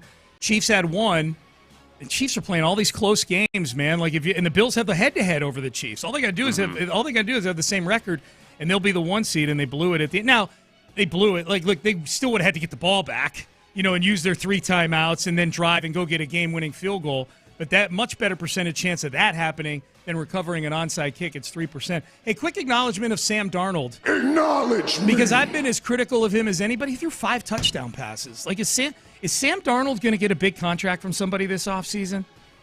Like, he's on a 1-year, $10 million deal. Like, if you're the Vikings right now, like, Sam Darnold is not like he's not turning back into the pumpkin that we thought he would turn back into. Right. Yeah, and Sam Darnold and especially Baker Mayfield, I think. Yeah. I think people are realizing, okay, we've gone through this 20-year shift in the way that quarterbacks operate and the way that how raw they are coming out of college into the NFL, all of this other stuff. And I think people are starting to come around to the realization that, all right, man, we just simply cannot write the book on these guys based on their first couple of years. Yeah. Geno Smith, Baker Mayfield, Sam Darnold now. Yeah, I don't think he gets a record-breaking contract or anything, but I bet he gets a very, very respectable 3 or 4 year deal somewhere. He will be a starting quarterback in the NFL next year. It might not be on the Vikings, but some team that's quarterback needy is going to sign Sam Darnold to a deal and make him their starter next year. I will concede just to whoever. I got in an argument with a listener over the summer about Sam Darnold, and that guy was correct. I don't know who you are, what your name is, or anything else like that, but you were correct, sir. They were taking up for Darnold. Yeah. I know that's me acknowledging him is my admission that I was wrong about Darnold. Also, 5 touchdown passes against a really crappy Falcons team, though. This is the true test for you. Yeah, is his face less punchable now that he's got a little bit of that stank? It is because he went with the beard. Like if you grow out that beard, his face was way more punchable when he was clean shaven. But no, it's a less punchable. It's not punchable. It's just less punchable than it was before. I would still punch it if I saw him, but probably a little bit lighter. Maybe use my left hand instead of my good hand. Who's got the most punchable face amongst NFL quarterbacks? I don't right know. Now? There's not a single Tony Romo that I can think of. No. Text in who's the. I mean, because easily it's Carson Beck at the collegiate level, the quarterback for Georgia. He'll probably pay you money to punch him. Call me a dirty little bit. Payne and Pendergast. All right. So the Texans. Well, let's hear from D'Amico Ryans here coming up next. He was asked about the appeal of Azeez Al-Shirer's suspension. What was the reaction of the Texans head coach as Miami comes to town this weekend? We'll hear from him coming up next. Daisy Sour Cream now has French onion dip and ranch dip in it.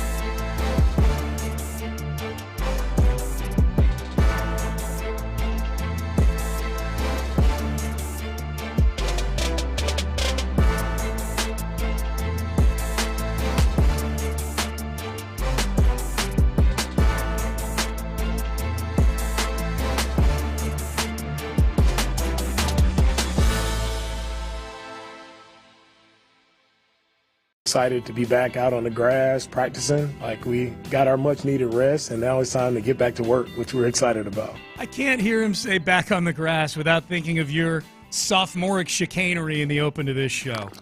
Yeah, about guys being on grass. Being on the grass, yeah. It's the way they. When was that big when grass was the term? Back in the 80s? Sure. 80s for sure. Yeah, I don't know how long it lasted after that, but definitely 80s. Yeah. He's on grass. Grass. I just remember that being a big. I remember that being a big coach thing. What are you on grass? Grass became weed. Weed became. I don't know what it became after that. I graduated high school in 1993. Yeah.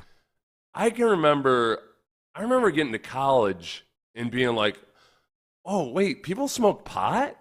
Like, I didn't. It just wasn't big at my high school. Okay. And I don't know if it was, and it's not like I didn't go to parties or anything, you know, like it was just all keggers back then. Yeah, same. But then I got to college and I was like, oh, people smoke pot. I didn't even know. Oh, dude. But then now obviously the culture has changed completely. But it feels like from the 90s on, it changed.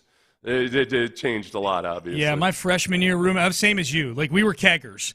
And beer, a lot of beer. And I got to my roommate was my freshman year roommate, who you don't get to pick your roommate, you just get put with him. Huge pothead. Huge pot. He's hiding it in the speakers in our dorm room and everything. And it was back when you had to hide your weed, you know? It's so yeah, he was it was interesting. Room smelled very strange. D'Amico Ryans. Well, you didn't even know what it. Yeah, did you even know what it smelled like? You showed up and you're like, "What's that smell?" I mean, I'd smelled it before. I'd been around it at times, but it wasn't as prevalent. You know, it was very. You're right. It was way more. It was. You know what? Yeah, because people were way more secret. And then I'd find out later when I went back. Yeah, there were kids that were smoking pot. I just didn't know. Yeah. You know, social schools. Same. It was. It was different. Yep. Here's D'Amico Ryans yesterday asked about the appeal of Azeez Al-Shire's suspension. They're moving on. Yeah, it's going to hurt losing Azeez, but we're pressing forward. We're on to Miami. Nothing we can do about that. We're on to Miami, and that's our focus. That's the main thing for us right now is how do we go out and handle Miami. Do you feel like as a team this is something additional you all can rally around, not having one of your leaders on the team? Yeah, for us, as I said earlier, like we've moved on from that, and it has no bearing on what we're doing right now. Our focus is on Miami. Is there any rallying going on behind the scenes, you think, Seth? I don't know, like whatever anger there might be over the Azeez suspension or anything. I think that'd be short-lived. I think it's more the general, hey, next man up. All right, we're not going to have Azeez. You can't waste time. You can't waste time grousing about it. So whatever the rallying is, I don't think it's going to be like a free Azeez type thing, like the poster behind me.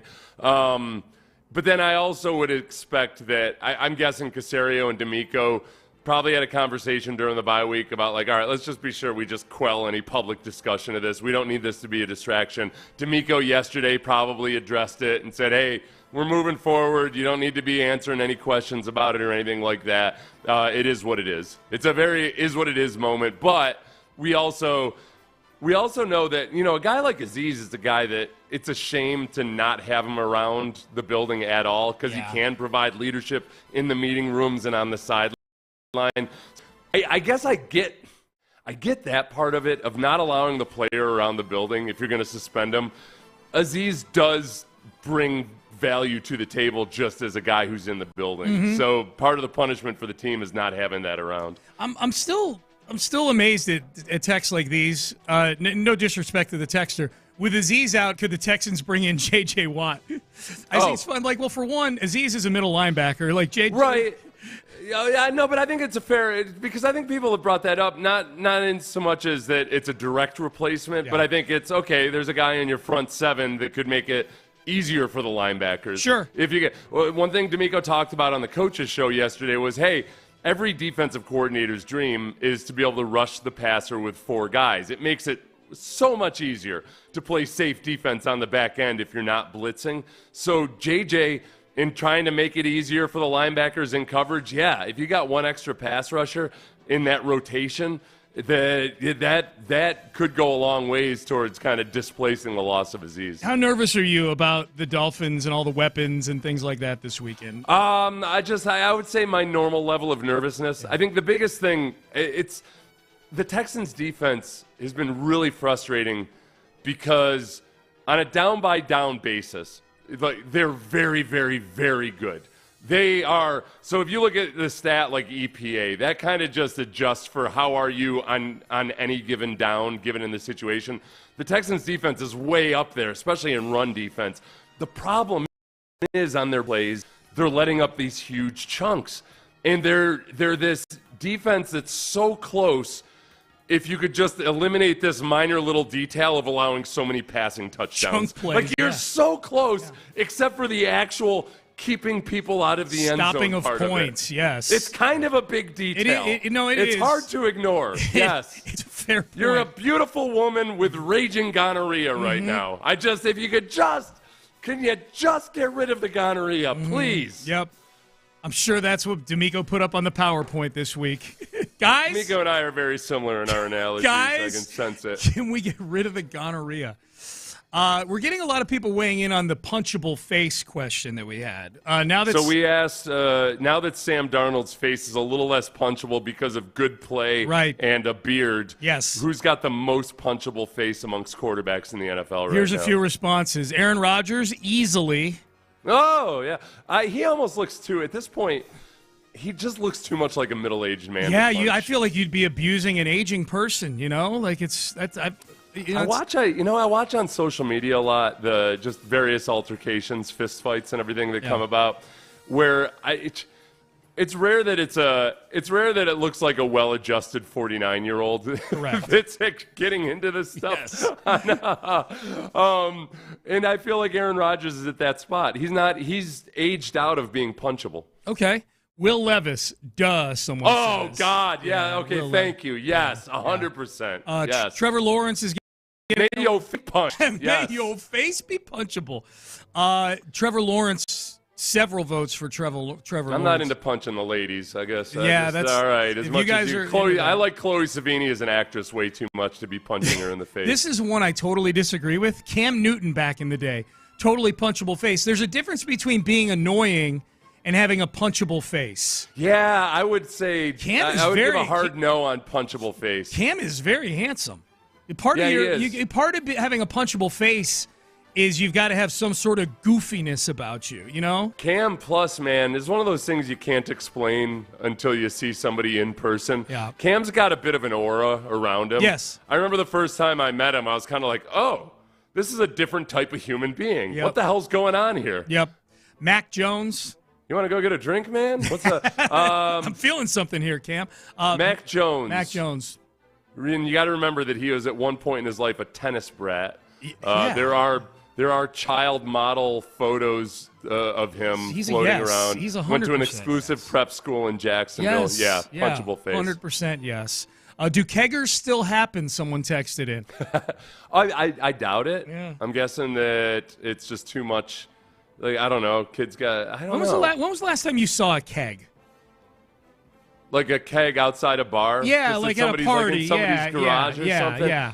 I want it this summer at my brother-in-law. My brother-in-law's got a huge, he's a mason. He's got a huge garage. Okay.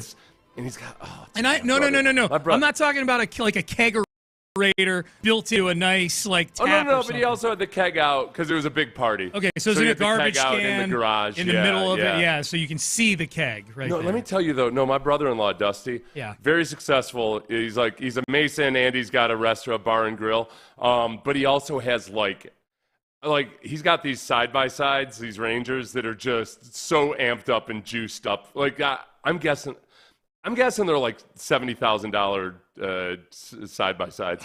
And he gets a new snowmobile every year. He's built himself like an adult playground. Just every fun thing that you would want to do as an adult when you're a kid. He's really good and he fixes all this stuff himself and everything. This is a man's man right there. He is he's a man's man. He's a man's man. Yeah. Hey, let's give some Texans tickets away here. And as a man's man, he's got kegs of beer sitting out on the garage floor at his parties. All right? Okay, the story all comes together. Yes. Back in action Sunday against the Dolphins. If you want a pair of front row seats, call now. We've got them for you. 713-572-4610. Caller number 5. Pair of seats in the bullpen. 713-572-4610. 888-464-610. Your first of 3 chances to win. You'll get a chance during In the Loop and during the drive as well. If you miss out, listen in the noon and 5 p.m. hours on a Texans Ticket Tuesday here on Sports Radio 610. Pettycast. A lot of pettiness to get to from over the weekend around the world of baseball hot stove, around the world of NFL, college football as well. We've got a ton of petty to get to. That's coming next. Oh, boy. Maybe you want to have the perfect dream home that includes, like,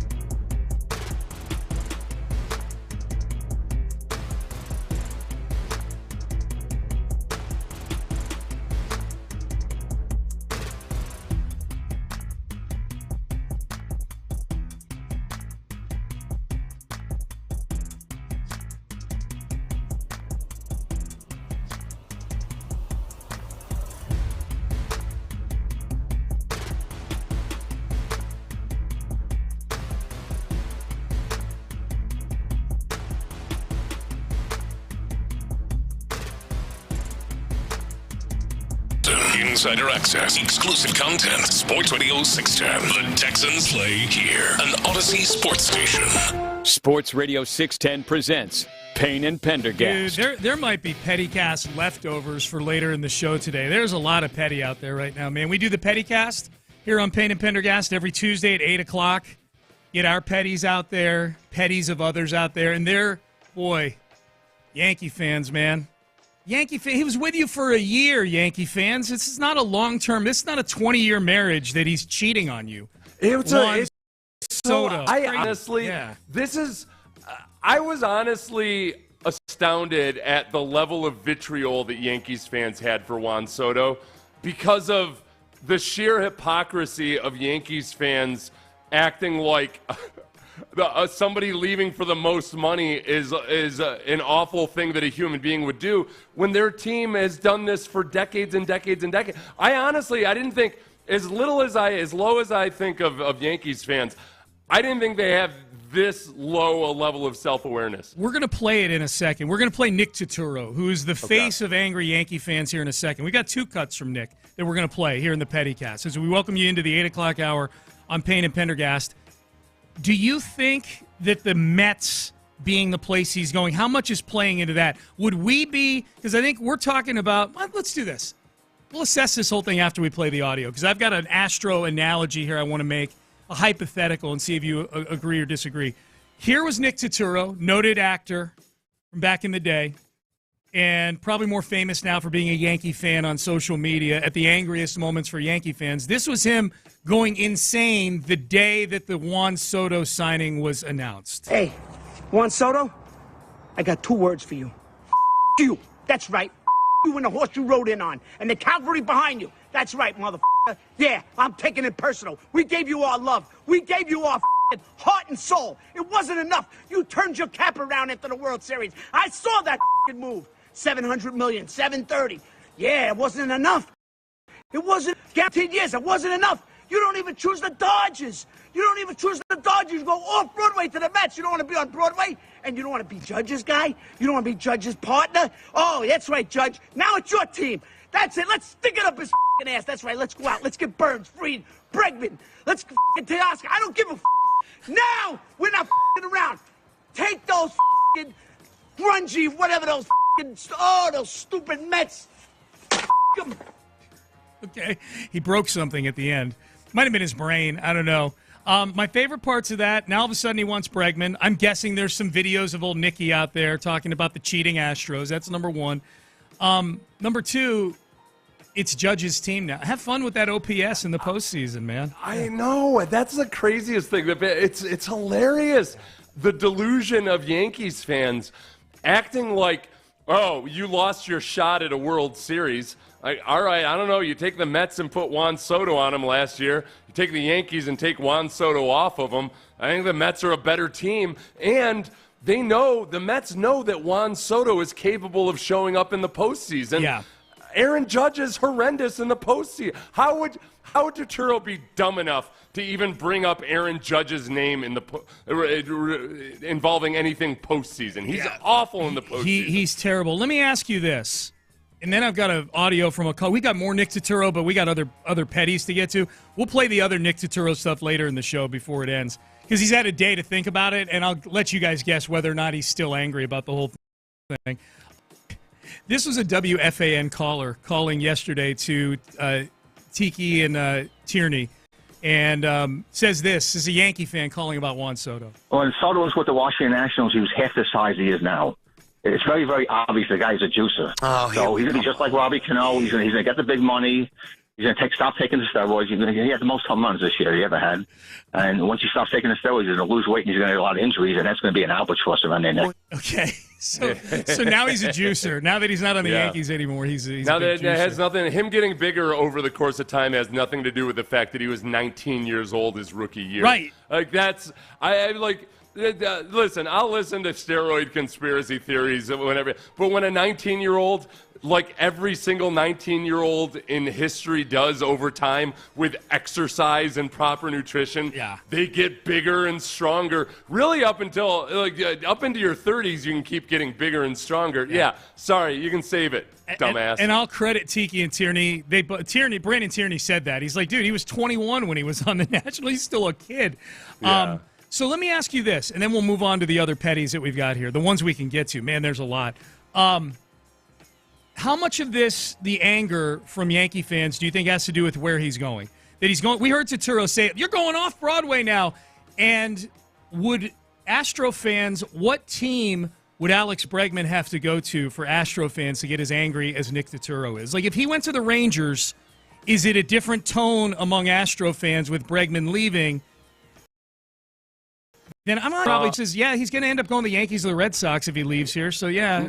No, I think with the Cowboys and the Yankees, those are the two teams in sports that they feel like they've got big bro status. Yeah. Like they think that they're just – and the Lakers are like this. Definitely. Where they feel like somehow 22-year-olds care as much about what us old dudes care about when it comes to just everything that happened in the 90s. It's just different. So do you think that Turturro is even like the Yankee fans are even angrier? Like the main anger is that he's going to the Mets. I think it feels a little bit, and it's not because it threatens their view of the world. Yeah, and even if it threatens your view of the world. Yeah. Creates the biggest irrational response. Yeah. And in their minds, like, wait, no, we're the big brother here. Yep. Like, how on earth are you doing that? Yeah. Yeah, I agree with that. All right, we'll keep it moving. Petty, Jalen Hurts and A.J. Brown, are they beefing? Is there beefing going on in Philadelphia right now? This is after a win. Now, granted, it was a win that probably should have been a loss if Xavier Legette could have caught a football. Win that almost cost some billionaire $3 million. Yeah. Almost. Or a game that almost cost a billionaire $3 million. Yeah, $3 million money Guy line bet bet. the money line for the Eagles to win. Yep, he would have profited $400,000. He did profit $400,000. Man, a lot closer than he thought it would be, obviously. Here was A.J. Brown after the game being asked what needs to improve on the offense. What are some things you think that the offense needs to improve on? Passing, he said. That was it. One word. What do the offense needs to improve on? Passing. So that turned into a big thing up in Philly. Again, this is on the heels of a 9-game winning streak.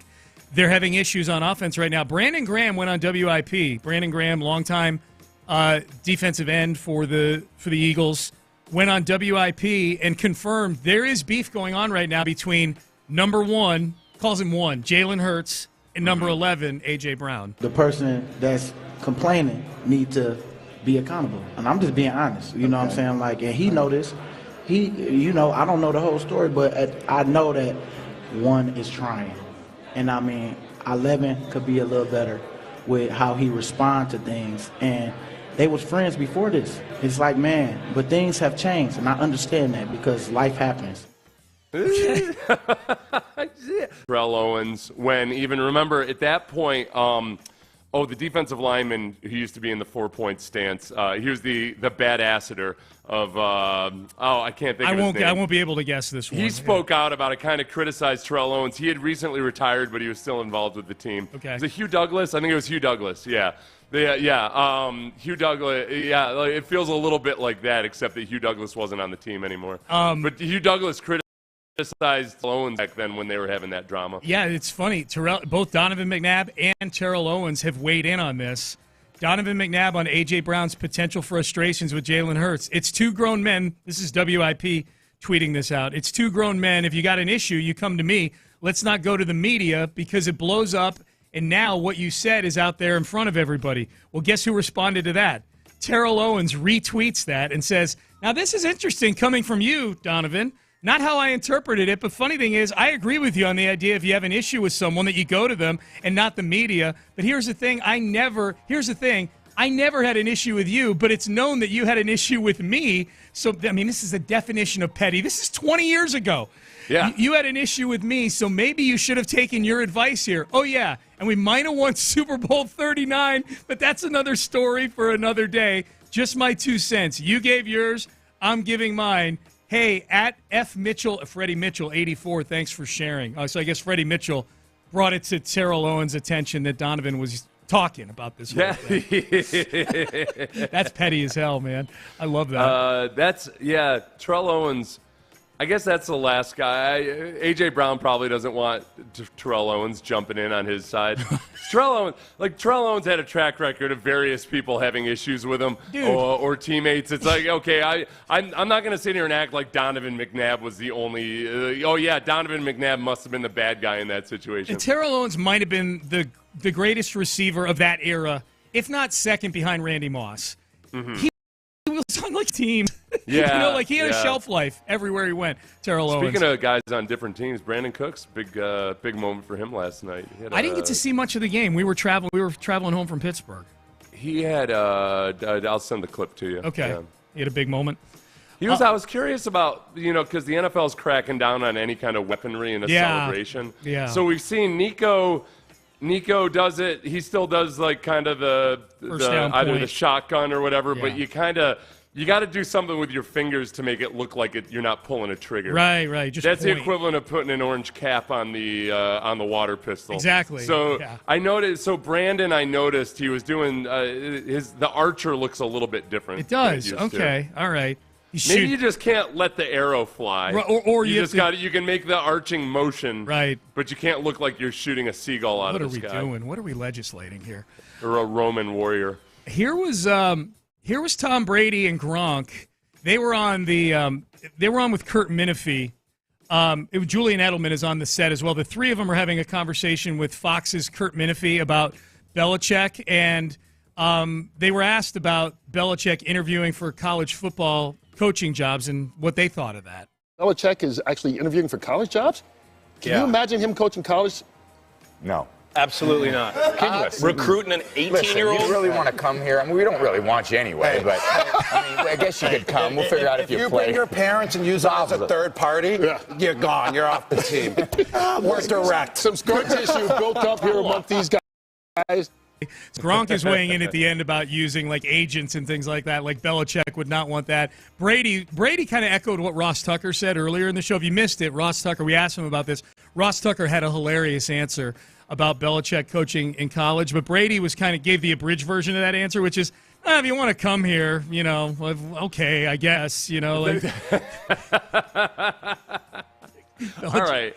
Now, Saban's a guy who is a very, very good recruiter, obviously. Mm-hmm. Oh, yeah. Much different than his personality as a coach or what have you. Yep. I don't know if Belichick's got that in his bag the way that Saban did. After not, Saban and Belichick have probably very similar core personalities, but then Saban spent so many years as a college coach that he was able to refine that recruiting style. I don't know if it can an old dog learn new tricks at this age, or does he even want to? Well, and again, as you pointed out earlier, that's a different era that Saban was doing the recruiting in. That was pre-NIL. He left specifically because that kind of pitch doesn't work. Like trying to sell paper newspapers to a 19-year-old these days. It's a great pitch. Yeah. Might work on me. Yep. Not going to work on a 19-year-old these days, most likely. Nope. Here's Aaron Rodgers, as we continue with the Pettycast, being asked to reflect on the Jets' 14 years of missing the playoffs. This organization now, it's 14 straight years without making the playoffs. That's almost hard to do. Right? What's the question? Well, can you reflect on that and just why? I mean, I've been here, I've started 1 year, so I'm a part of it for 1 year. It's disappointing. Okay. Get to the question, buddy. Hey, get to the question. Yeah, what is the question? If we know the question is going to be negative, people do not like laying out all the numbers that go with it. So your offense last week had 210 yards for the whole game, and you turned the ball over 4 times. There are a lot of coaches just what's the question? I know all the numbers. What's the question? Yeah. I don't need the preface, man. Right. By the way, real Aaron quick, Rodgers, text in with your petties, 713-572-4610. We'll read some of them. I don't think Aaron Rodgers is playing football next year, is he? Really? You think he's going to retire? Well, I don't know that he did some good things in this game that looked more like vintage Aaron Rodgers. Yes. I just don't know, man. You gotta. I feel like somewhere along the way we kind of collectively started thinking that, oh yeah, sure, quarterbacks play into their 40s. It happens all the time. Yeah. It's still the rare exception that a guy is really effective in his 40s as a quarterback. Agreed. Yeah, no, especially after Achilles tendon surgery. I think that's going to be the one big thing is that in his mind, and I totally get this, in his mind he'll be thinking, all right, well, look, I didn't want to admit it to myself, but the Achilles was probably a way bigger deal than I'd thought it was going to be. Yeah. Next year will be different. There's someone pointing out on the text page, Belichick at the college age. His girlfriend. The ladies are right in his age range. Yeah. His Fair current point. girlfriend is what, 20? Is she a grad student yet, or is she still an undergrad? She was. I've seen her age when they first started dating. I'd seen her reported as 23 and 24. Okay, so she's probably a grad student. Yeah. She's still in school. Hey, by the way, real quick, did you happen to see Deshaun Watson posted an Instagram story yesterday of him and Jilly clearly sitting somewhere warm? I listened in on Cleveland this morning. They think it's in L.A. He's probably got a house in L.A. on the water out there. It's in front of a body of water. They're eating what I'm assuming is some very expensive pasta. It looks like expensive rigatoni. She's just having a time of her life there, like raising her arms and going, oh, this is so nice. Oh, I didn't even see there was a video. I just saw the still frame. The video, yeah, they post somebody, one of those aggregators, one of the Dove Klymans of the world, posted the full video of the Instagram story. Dude. Is Deshaun in it? Deshaun's not in it. It looks like Deshaun might be filming it, though. You know, because whoever's filming it is sitting above the first plate of pasta and then pans over to Jilly, who could not be more psyched to be sitting during Week 14 of the NFL season somewhere other than Cleveland. She looked very excited. I tweeted this. I retweeted that video, and I said, 2 things Deshaun has a hard time reading: defenses and the room. I know. So and then it's a short week this week too, because they played what do they? Oh, they played the Steelers. Yeah, and then they've got the Chiefs this week. So of all the hey, Deshaun, maybe you can be around and come, help out and, help with the quarterbacks, help game plan versus the Chiefs game coming up this Sunday. Sorry, I got an appointment with a bowl of rigatoni and my girlfriend over a nice body of water. Sorry, I won't be there. Dude. Yeah, it's a damn shame. $230 million. Damn shame. 30 million. Dude's tweeting this stuff out in Week 14. Okay, who's more likely to play meaningful? Who plays more meaningful NFL games in the next decade, Aaron Rodgers or Deshaun Watson? Aaron Rodgers. Okay. Aaron Rodgers. I think he actually wants to play football. I don't know that Deshaun Watson is completely done? Yeah. Whenever they figure out how to extricate him from that Brown Who would situation. you rather have, Aaron Rodgers or Deshaun Watson, if you're an NFL team? I'd rather have Aaron Rodgers. Yeah. I would take the upside on a 42-year-old Aaron Rodgers. Over a broken Deshaun. I would. I would too.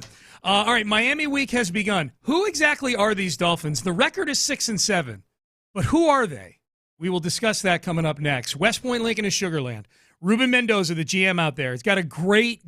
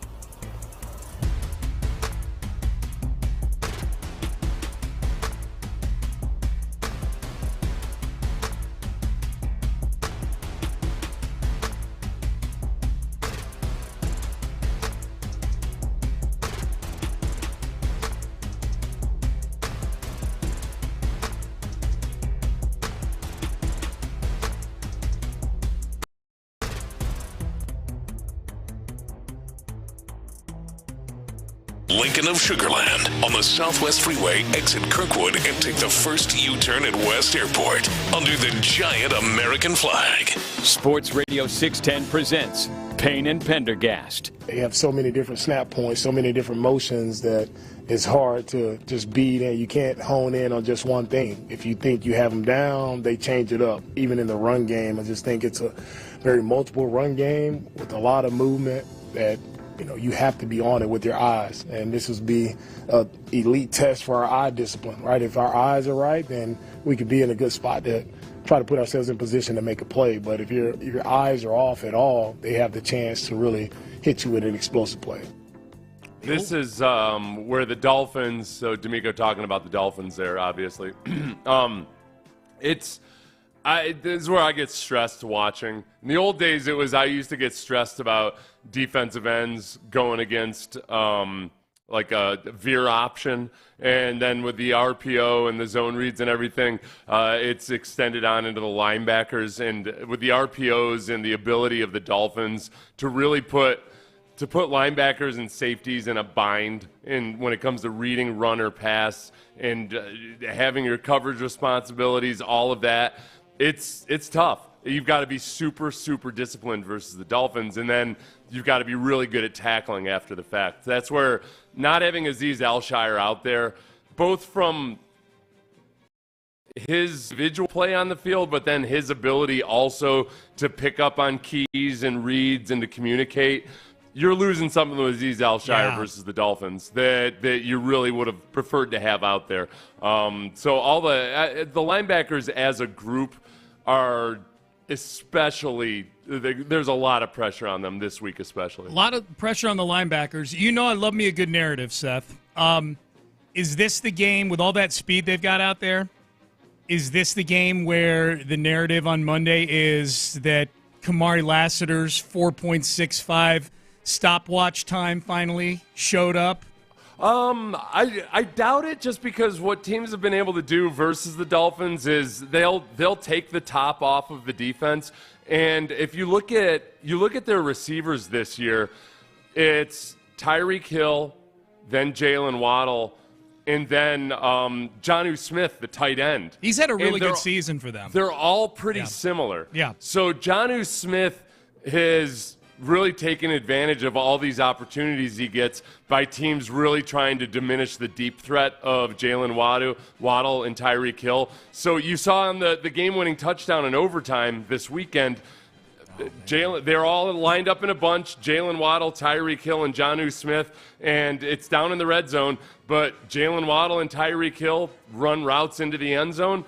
Jonnu Smith is coming across the middle. The safety's a little late to recognize, and boom, there it goes. Game over. That's the big concern, is the safeties and the lickers picking up all the scraps. And just, right, we're gonna have a plan for Tyreek Hill and Jalen Waddle. We're going to keep them from getting huge explosive plays. But then Achane, Jonnu Smith, all those other guys, those are where they can really do some damage. D'Amico, did he get asked about Jalen Petrie yesterday? I looked through the cuts. I watched his interview with Mark and John on the coaches show, and I listened to every single cut. I didn't see anywhere where he was asked about Petrie, but Petrie is not on IR. He got hurt in the game before. The game before the bye week was, oh my God, how am I forgetting this? They won. Jacksonville. So he didn't.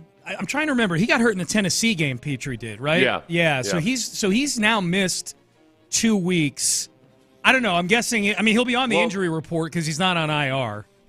At the time of the injury, my thought was, all right, best case scenario is what happened with the Lions with their center Frank Ragnow, who missed a game and a bye week. He missed 2 weeks and then came back. So that would be the same timeline for Jalen Petrie. He'd miss a game and a bye week if he were able to come back. So it's not outside the realm of possibilities at all.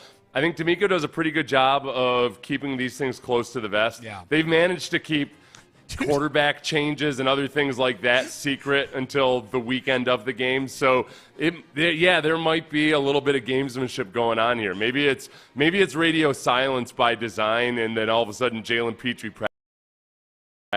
on. As nice as I was, that Kenyon Green was activated off of IR yesterday. I just kind of wrote this off as he was going to take another sabbatical like he did 2 years ago. Yeah, I did too. I'm like, Kenyon Green, hold up, Kenyon Green is back? What? Yeah. And it was interesting, the team released it with the news that Kenyon Green had been activated and that Christian Harris was back. They reported Kenyon Green's name first, which I feel like they were kind of burying the lead on that one. Yeah. Other than that, it was unexpected, so that got your attention. And in my mind, I was like, oh, that's weird. Oh, Christian Harris? Yes. Right. No, Christian Harris. We had someone text in. We just did the Pettycast in the previous segment, and we asked you guys to text in 713-572-4610. Anything you're petty about? Someone was petty that they added Kenyon Green to the Christian Harris announcement because it sort of softened the criticism of Kenyon Green at the time. It was just like Bill Murray's character in Kingpin when Ben, do we have that clip? Yeah. Yep, here we go. Hi. Hello. Not you. Hi. Yeah, Kenyon, we weren't looking at you. I was like, with sorry, Google no, eyes. not you, Kenyon. Yeah, Christian Harris there. that big chiseled human being next to you. That's who I'm talking That's to. funny. So the Dolphins are 6-7. I look at this Dolphins team, and I just completely eliminate the games that Tua didn't play. Their backup quarterback situation was so bad. I mean, they were shuttling in Skylar Thompson and Snoop Huntley. Tim Boyle was there for a minute. Like, it was bad. They were 1-3 in those games. I don't even look at those games. This is a different team with Tua starting, and they're 5-4 with Tua starting. They're 4-2 since he came back from his injury, from his concussion. They're 4-1 in their last 5 games. So they lost the first game back. That was the game they lost to Buffalo. And so with Tua under center this year, they beat the Jags by 3 in week 1. And then they lost a bunch of games. He was gone for a while.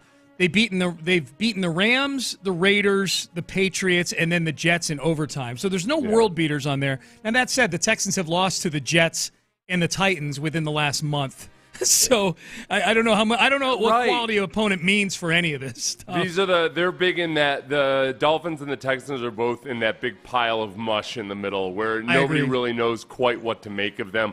I think people have kind of, I would say both with Tua and CJ, the national media has kind of just decided to sit out the discussion about who they are or what they are as quarterbacks.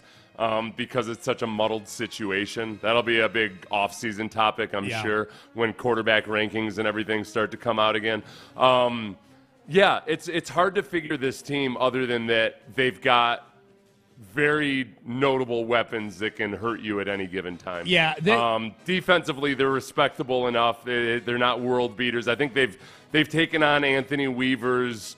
They've gotten better at running his defense as the year has gone on, but it's not like one of the best defenses in the league. Here's D'Amico on that defense. They have a ton of playmakers, in their back end. Holland, Ramsey, those guys are ball hawks, so they can get after it. They play Weaver. He has getting enough credit, but Weaver has done a really great job with his defense, right, throughout the entire year, seeing their improvement. Yeah, he's definitely has his stamp on it, and they've done a really great job.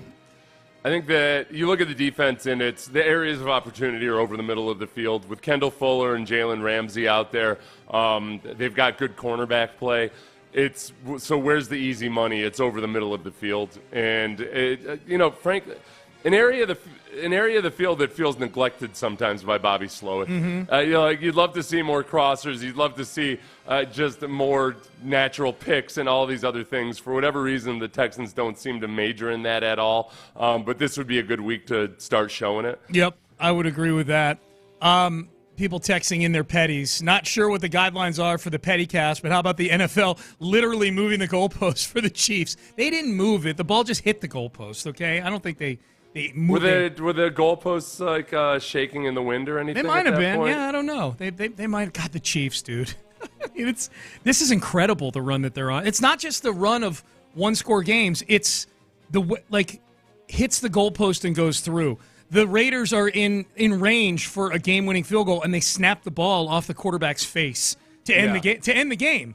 Yeah. To end the game. Pass interference penalties late in games to get filled. Really, if it were any other team, yes, you would say, well, if it were any other team that didn't have the track record they do of being a different team in the playoffs, you would really excuse them as, okay, well, this isn't their year. And sure, they've gotten lucky a little bit, but this is a little bit of an illusion, this streak that they're on. But you can't do that with the Chiefs. You just flat out cannot do it. And I can't pick, if they get the 1 seed, I can't pick against them in the postseason. Like in Arrowhead Stadium, I can't. I mean, I know this is probably the weird thing is they're going to wind up with their best regular season record probably of the Reid Mahomes era, and this might be just play to play the least threatening. I don't want to say the worst team because their defense is very good, and they find ways to get it done offensively when they need to get it done. But just like on a play by play basis, especially offensively, they're so ordinary. They're just not.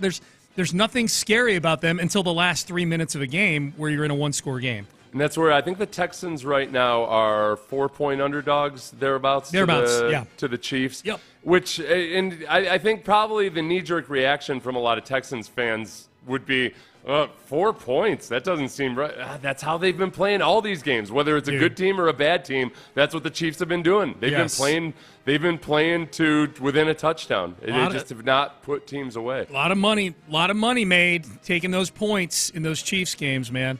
I can tell you that.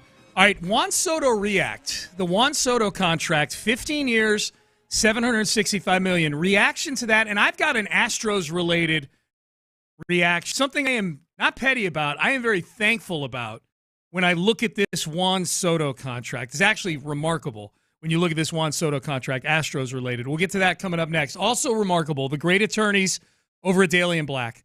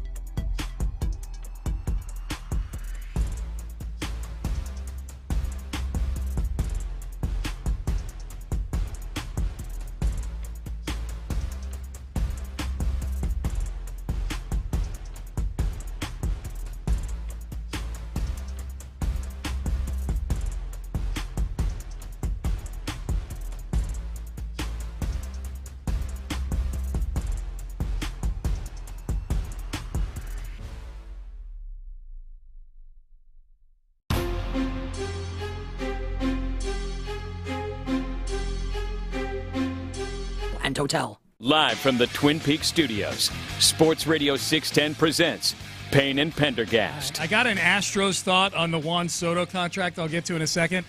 But there was more from Nick Turturro, actor, noted Yankee fan, Astros hater, I would say, as well. Nick Turturro does not like the quote, cheating Astros. We played audio from him earlier from the news breaking of Juan Soto signing with the Mets instead of the Yankees. He had a day to think about it. And, so you get a day to think about anything, you sleep on it, you come a little bit maybe see both sides of the story. Maybe Juan Soto's got a side of the story that Nick Turturro hasn't heard or refused to hear the day of the signing. Here was the follow-up, the day after for Nick Turturro, after he had a chance to think about the Juan Soto contract with the Mets. All right, I had some time to think about this, kind of let it settle in. I understand it's a business. I do. I understand. At the end of the day, it's like show business. But you know what? You wanted to be a Yankee. You wanted to be part of this pinstripe tradition. You got to wear it. You got to go to the World Series. Yes, you helped, even though you can't catch a fly ball whatever. But we took you in. And what? You were a little butthurt over some personal disgruntled shit? It happens. You didn't want to be second fiddle. You didn't want to play next to Judge because it's Judge. This is the Yankees. Judge came up a Yankee. He's the captain. That's what you signed up for. Reggie came here. Thurman was the captain. But Reggie helps get us over the top. You were part of something here. Yeah. And you shun us. You shun us. It's like Michael Corleone. All right? Michael Corleone, you went out with him and you shunned him for Fredo. You left for Fredo. You're a joke, my friend. And any other Yankee fan that's congratulating him on his contract, you're soft, brother. You're soft. You come here and then you turn and you go to the dumps of Queens. Even though I'm from Queens, they're not the Bronx. They're not the Yankees. They never will be the Yankees. I don't give a about Stevie Cohen's money. I got more money than God. He ain't ever going to be the Yankees. It doesn't sound like sleeping on it really helped Nick too much. The Yankees are never going to be the Yankees. Right. The version of it that exists in the minds of Nick Turturro and whatnot. It's just hilarious. It's amazing that they keep bringing Judge up. Like Judge isn't an incredible embarrassment to the postseason play of the Yankees. Like Juan Soto had above a 1,000 OPS in the last two series, in the ALCS and in the World Series. Judge was a ghost. Judge is trash compared to Juan Soto. Dude. Why do they keep elevating? These Yankees fans talk about Juan Soto like he should be happy to be within distance of being able to smell the sweat of Aaron Judge. Juan Soto's better than Aaron Judge when it counts. It's been proven. Well, how about the irony of Nick Turturro pointing out Soto misplaying a fly ball in the outfield when it was Judge literally having a fly ball hit his glove in the game, in the elimination game. That opened the door. Remember that? He drops that fly ball, and next thing you know, Garrett Cole's not covering first base the next batter, and they're giving up 5 runs. And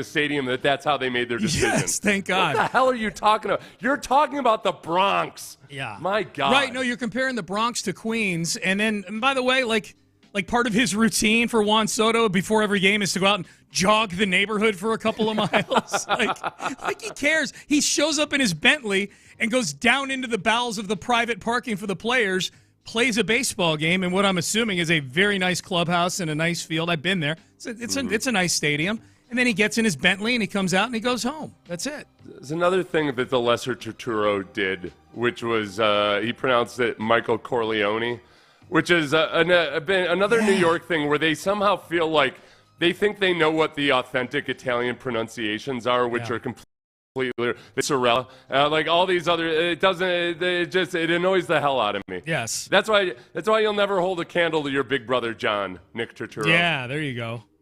Of the movie Rounders. So the Astros angle on this, as I'm watching, I mean, it just happens to be Juan Soto, but it can be any singular player, any single player that gets dished out 15 years, $765 million. Like, if the guy steps wrong and breaks his foot, and I know there's insurance that covers all that, but what if he's just not good enough to live up to that, and you're sitting on $765 million? These long contracts like this, it got me thinking, is Yordan Alvarez's contract the most team-friendly contract in baseball right now? Think about this. The Mets just gave Juan Soto, excellent play, great player, 15 years, $765 million. He's going to be making $51 million a year from now until 2039. Yordan Alvarez is making $19 million a year, and he's locked up through 2028. The Astros have Yordan Alvarez, who I would argue, I think you can make an argument that when he's healthy, he's the best hitter in baseball. Just the whole package of power, hitting for average, hitting to all fields, excellent eye, comes up big in clutch moments, good in the postseason, all of these things, everything you want in a hitter. And they've got him for $19 million through 2028. The Mets Juan Soto $51 million a year for the next 15 years. That Yordan contract, I mean, I know there's a lot to quibble with over the Astros and the way they've handled their business the last couple of years in the offseason and question the moves they made. And the Jose Abreu contract was abysmal. The Rafael Montero contract was horrible. The replenishing of the minor league system is at best a work in progress. That Yordan Alvarez contract might be the best asset in all of baseball right now. I think that, Julio Rodriguez, Wander Franco, Wander Franco's a whole city. I don't know what his contract is, but I know he's got other issues right now. What's Julio's? It sounded like you're looking at something there. What's Julio? No. I realized as I was saying Wander Franco, I did an experiment to try to filter some things out, and Wander Franco, if he returns and delivers on his upside, Sean. Are you asking AI this right now? What's that? Yeah. I was like, I'm just going to go for it. Yeah. Like, nope. AI, not connected to the Dominican police. Unless. No, but think about that. Like if Yordan didn't sign that deal, I think he would be heading into an arbitration year. Like, how would we feel about the Astros' future right now if you had Tucker, Yordan, and Framber all heading into their last year of their deals? You know what I mean? Like that Yordan deal is done, almost gets taken for granted right now. Can you imagine having Tucker, Yordan, and contractors right now? How awful that would feel. Yeah. Well, and it doesn't feel great as it is right now. Honestly, though, it does. Given where you got to face the harsh reality of where you are right now, it almost feels like Kyle Tucker might as well be in his free agency year right now, because you got to make a decision based on him. Is it him versus Alex Bregman? I would say if it were as simple as that you've got to keep Tucker. I mean, his durability, his actual play, everything, his age. When you say real quick, when you say keep him, do you mean keep him on a long-term deal or just not trade him this offseason? Keep him on a long-term deal. Got you. Okay. If the decision is, all right, you got to figure out a way, and you're gonna keep Kyle Tucker no matter how much it costs. Yeah. I would rather, if the Astros are going to stretch on only one of those two contracts, I would rather have them stretch very aggressively on Kyle Tucker than on Alex Bregman. A stretch for Tucker will mean like 10 years. Yeah, you know, like yeah. That it would be a stretch way above and beyond anything the Astros have ever done before. Yeah, and more than I think it would take to stretch to keep Bregman. I think like 7 or 8 years gets it done for Bregman, and I don't think they go there. But yeah, I'm with you on that. I'm with you. Okay, I don't want to say this out loud, but I'm going to. If you really want to replenish the minor league system, take phone calls on Yordan Alvarez. If you want to go into complete rebuilding mode, that's the guy that'll get you the most minor leaguers out there. Locked in on a $19 million a year deal for the next 5 years. You know how Dodgers, Yankees, or any of these other contenders would give up for Yordan out to plunk Yordan into the middle of their lineup for $19 million a year through 2028? Is that that might be the deal that makes the most book sense but the least emotional sense possible. Yeah. That if you got some kind of an incredible offer on Yordan, if out of the blue you woke up tomorrow morning and read that the Astros had traded away Yordan Alvarez for a legitimate player and like a boatload of pipeline. You're in talent. Full rebuild mode if you're doing that. Yeah. I mean, it's a dream contract. You're in full. That's something you do if Yordan is the only good player you still have left. You know what I mean? The best thing baseball has going for it compared to football right now, and basketball especially, is that the Players Association in baseball, it seemingly has very much discouraged players from trying to get their way out of contracts or try to redo deals or renegotiate teams with their own teams. Like there it is at the very least, when you have the contract, the guy's going to play for it. Yeah. So as much as I would love there to be a hard cap in baseball, I do like the feeling that, like, okay, if you got a guy under contract, he's going to play baseball. Yes, for you. yeah. It doesn't have to. We don't have to relitigate this every damn offseason. Yep. All right, we'll power rank the power rankings. We do it at 9:00 every Tuesday. Texans idle this week. What happened around them? Did whatever happened in the NFL cause them to move up or down in the eyes of the experts? We power rank the experts and what they have to say about the Texans next. But Prize Picks right now. We're in the month of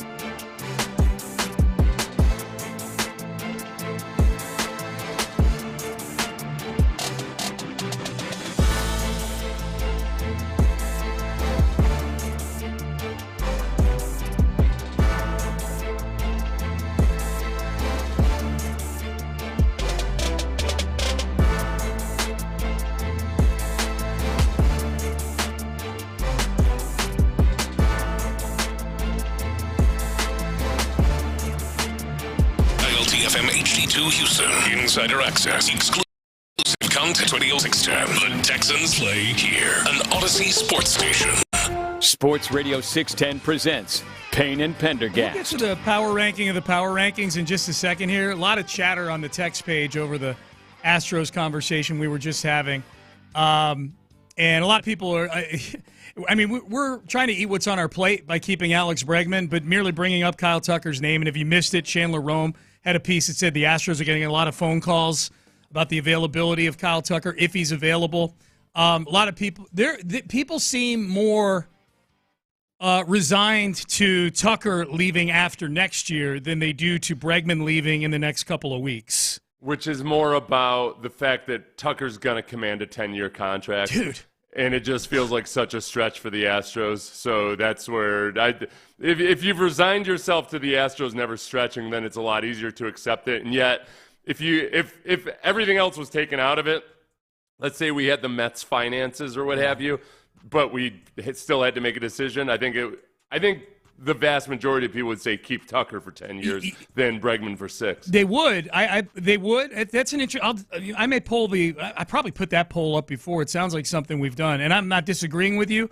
But this Juan Soto contract does affect the Astros. Like the price, Kyle Tucker, like Soto, is a corner outfielder that does a ton of stuff well. Does he do it as well as Juan Soto? Some things maybe, but maybe not the whole package. But age-wise, a little bit older than Juan Soto, but like he's in the neighborhood, man. He's in the $400 million conversation. Yes, yeah. And the Astros have never spent more than $151 million. Right. No, that's a big leap. Yes, that's a big, potentially threefold leap. Yeah. And it ain't happening. Yeah. So can't believe I just said I'm okay with the Major League Baseball salary. I think yeah, right. I know. I'm not. I mean, to be clear, I'm not okay. I wish baseball had a hard cap.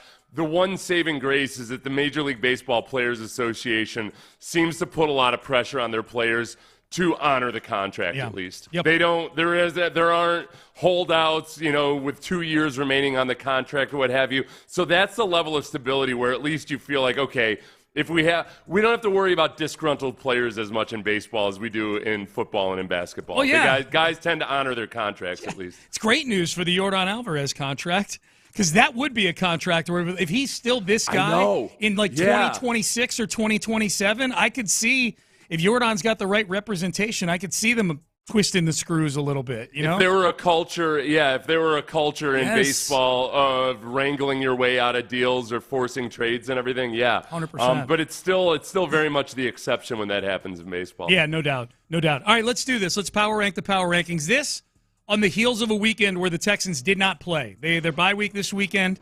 They and 5 other teams had a bye, so we'll see how much movement there was for the Houston Texans. We rank the power rankings. We have 4 that we use in no particular order yet. SI.com, TheAthletic.com, CBSSports.com, ESPN.com. We count them down, and number 4 on the list this week is CBSSports.com, Pete Prisco. He's got the Texans down 1 spot, so they just sat around at home, didn't do anything, and moved down a spot to 15th. 15th, barely in the top half. And this is what Pete Prisco has to say, Seth. We know Pete Prisco, always very short and to the point. They come off a much-needed bye week leading the division, but they haven't played like a playoff team much of this season. The next 4 weeks has to be about getting right for the playoffs, to which I say, not exactly the schedule. That's not exactly a get-right schedule they've got coming up over the next 4 weeks. No. But it's not a get-right schedule, but it is, one that if you can pass this test, if they were to win 2 of these next 3 games, I think the enthusiasm meter would be off the charts in Houston, especially obviously one of those games would either be against the Ravens or the Chiefs. Those are the big ones. That's where you feel if you split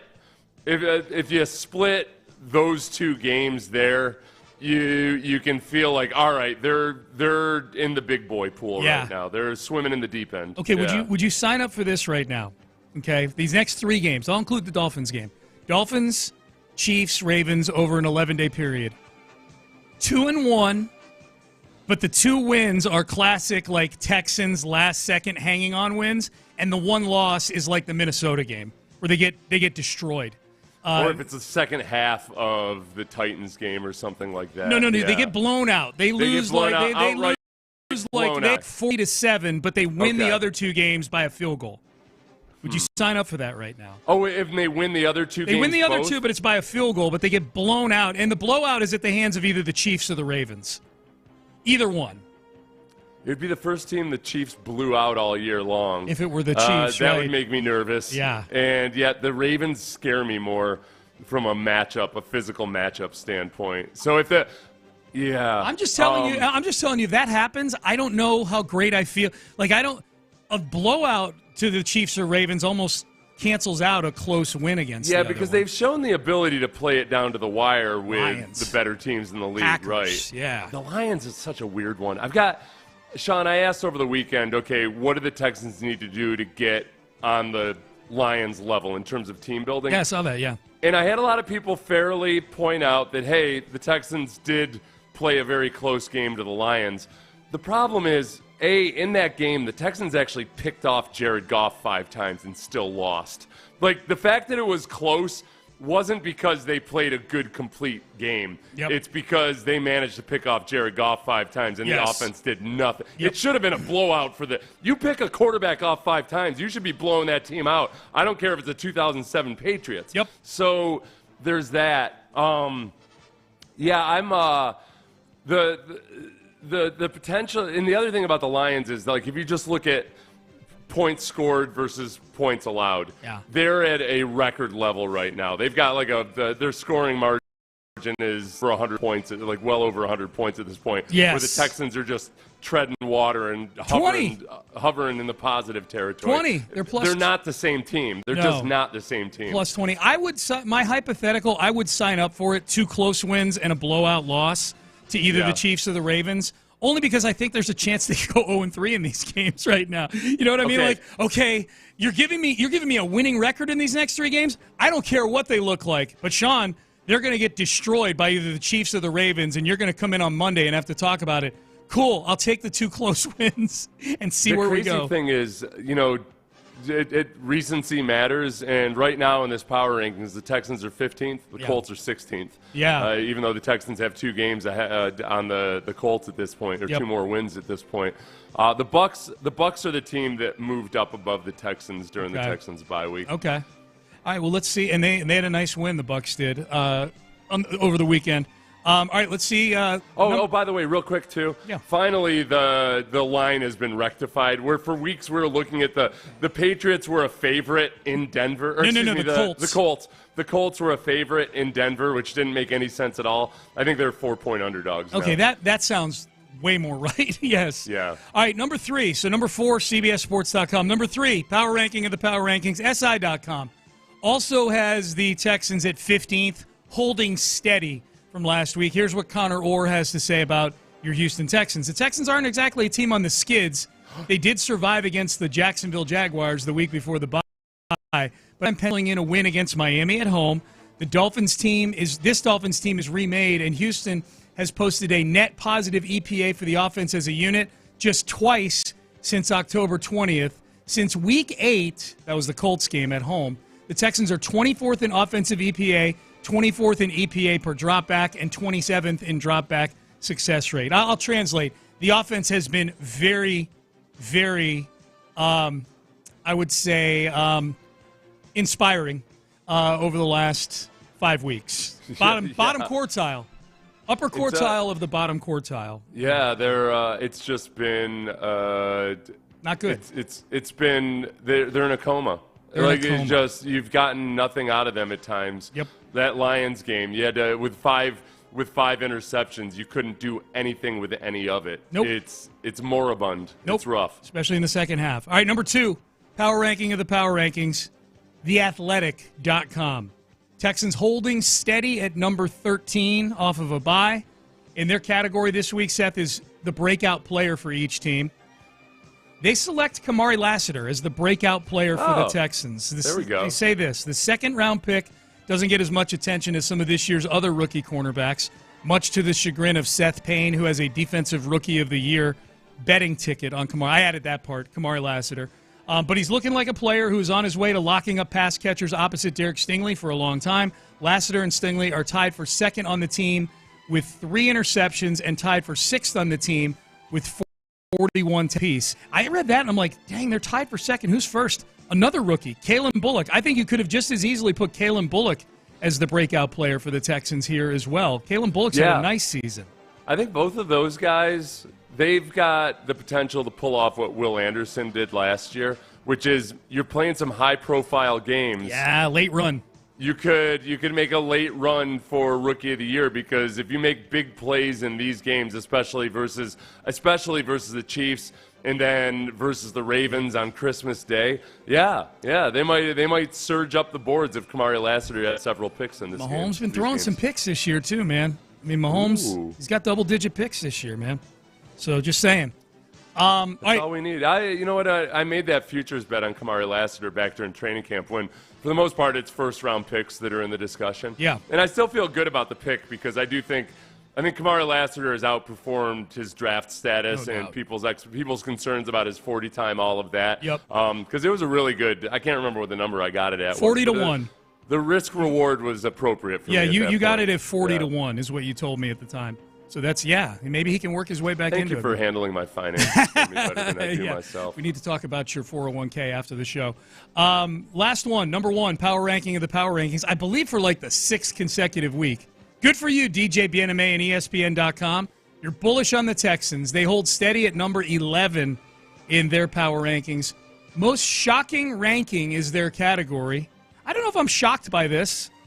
Quarterback C.J. Stroud leads the league in drives. I mean, it's maybe shocking compared to the beginning of the year. Like, if you had to guess, would you have guessed that it would be that the pass protection would have been this poor before the start of the season? I know you had your quibbles with the O-line. Right, yeah, I was concerned about it, but I didn't think it was going to be worse than last year. Right. I think that's the biggest difference was. And I think maybe one thing we saw was that Jarrett Patterson's ability to make the calls at the line and prevent a lot of these miscommunication issues that the O-line had in the first part of the season, that made a difference last year too when Jarrett Patterson was playing center. And as much as I think Juice Scruggs is more naturally a center than he is a guard, right now for this team Jarrett Patterson is the guy that has to play center. That's where it gets interesting with Kenyon Green versus Juice Scruggs. Yeah, I think it's fair to wonder, okay, would Kenyon Green be better now with Jarrett Patterson at center? And, how do you figure that out? Mm-hmm. It might end up being a rotation at left guard for a little bit. And I'd be cool with that. Usually people are skeptical of rotations on the offensive line. Look, you're not in a lofty position of strength right now where you can't be playing a little experiment. Experiment! Yeah. We got to figure out a way to make this monster come to life, damn it. Yep. Got a lot of people. Hook up some calipers to the nodes on their necks and send a charge through them. Let's See what happens. Let's go.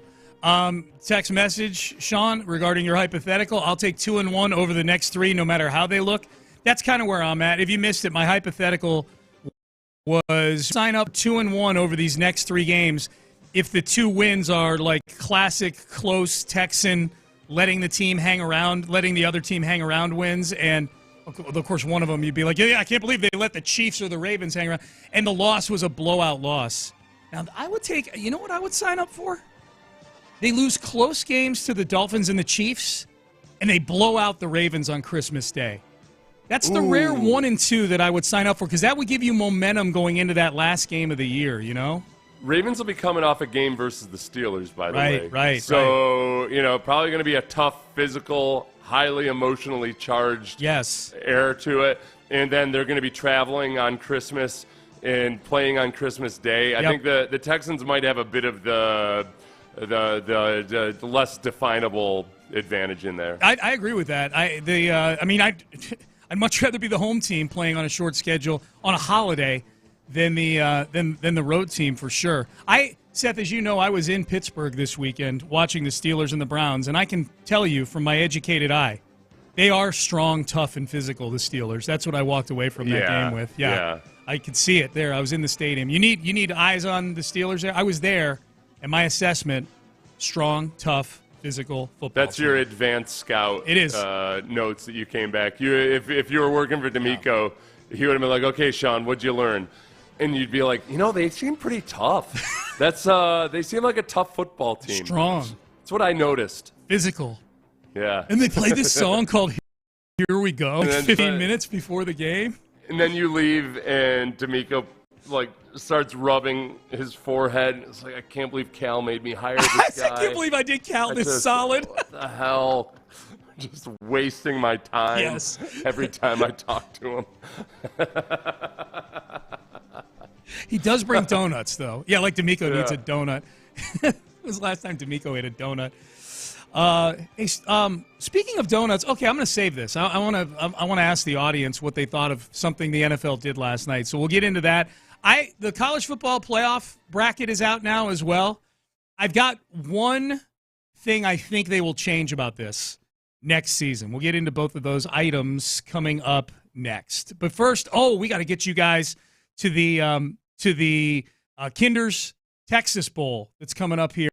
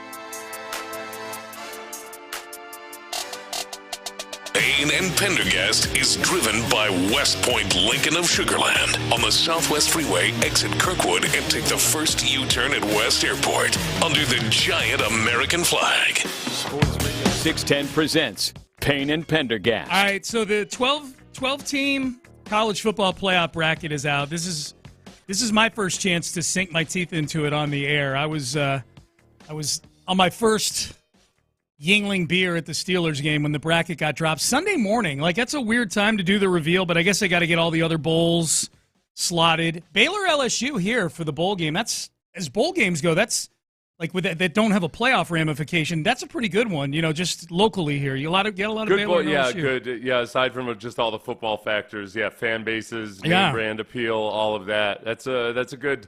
It doesn't feel like they're trying to shoehorn something into it. That worked out well. Yeah, I think David Fletcher and everybody over at the Lone Star Sports and Entertainment real happy with that. My main takeaway, Seth, from the first ever 12-team college football playoff bracket, taking over Alabama as the last team in, because the 12 seed is Clemson, who won the ACC, so they had an automatic bid. So the last of the wild card or the at-large teams was number 11 SMU. So ultimately, SMU losing the ACC title game hurt Alabama because the committee said, all right, well, we know SMU didn't win their conference, but we look at their resume and they deserve to stay in this dance. Alabama, you out. And so that's a severe blow to this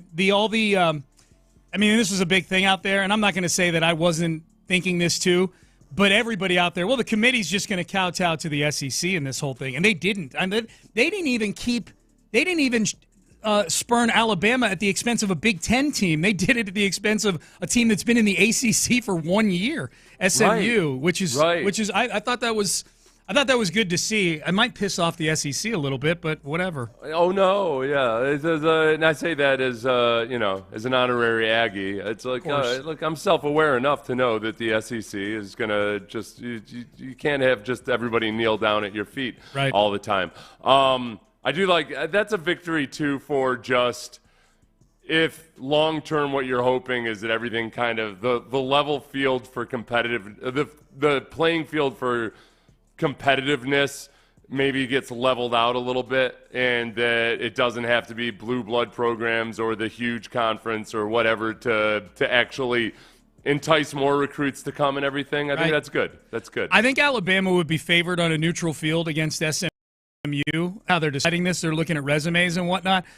Any Alabama or SEC person complaining about Alabama not getting in, I would say don't lose to Oklahoma by 3 touchdowns 2 weeks before they're putting the final bracket out there. Yeah. I have a hard time crying for anybody that loses 3 games and doesn't get into it. You know what I mean? And especially too, it's George Foster, who played in the NFL, and he played for University of Georgia, who obviously was happy with the selection committee. But also pointed out that, man, like, how have we changed this quickly that it used to be to have a chance at a national championship, you had to win all your games. To now, teams with three losses are whining about not making the playoffs. Like, get over it. Don't lose 3 times in a football season. Totally, okay? yeah. You can lose 2 and be Alabama and get in. So, yeah, I think the one thing that they're going to tweak, I heard Dan Orlovsky talking about this yesterday, and I totally agree with him, is that the 4 highest-rated conference champions getting the 4 buys. I think I'm fine with 5 conference champions getting into the 12 automatically. That Boise, though, like Boise and Arizona State are fringe top 10 teams at best, and that they're the 3 and 4 seeds in this and get a bye. And this is where the Notre Dame part comes in for me, because Notre Dame can't get a bye because they're not in a conference. So the best they can be is the 5 seed. So I was looking at this before the bracket came out. I'm like, damn, Notre Dame gets the 5 seed. They're going to get the 12, and then they're going to catch the not Big Ten or not SEC conference champions in the next round.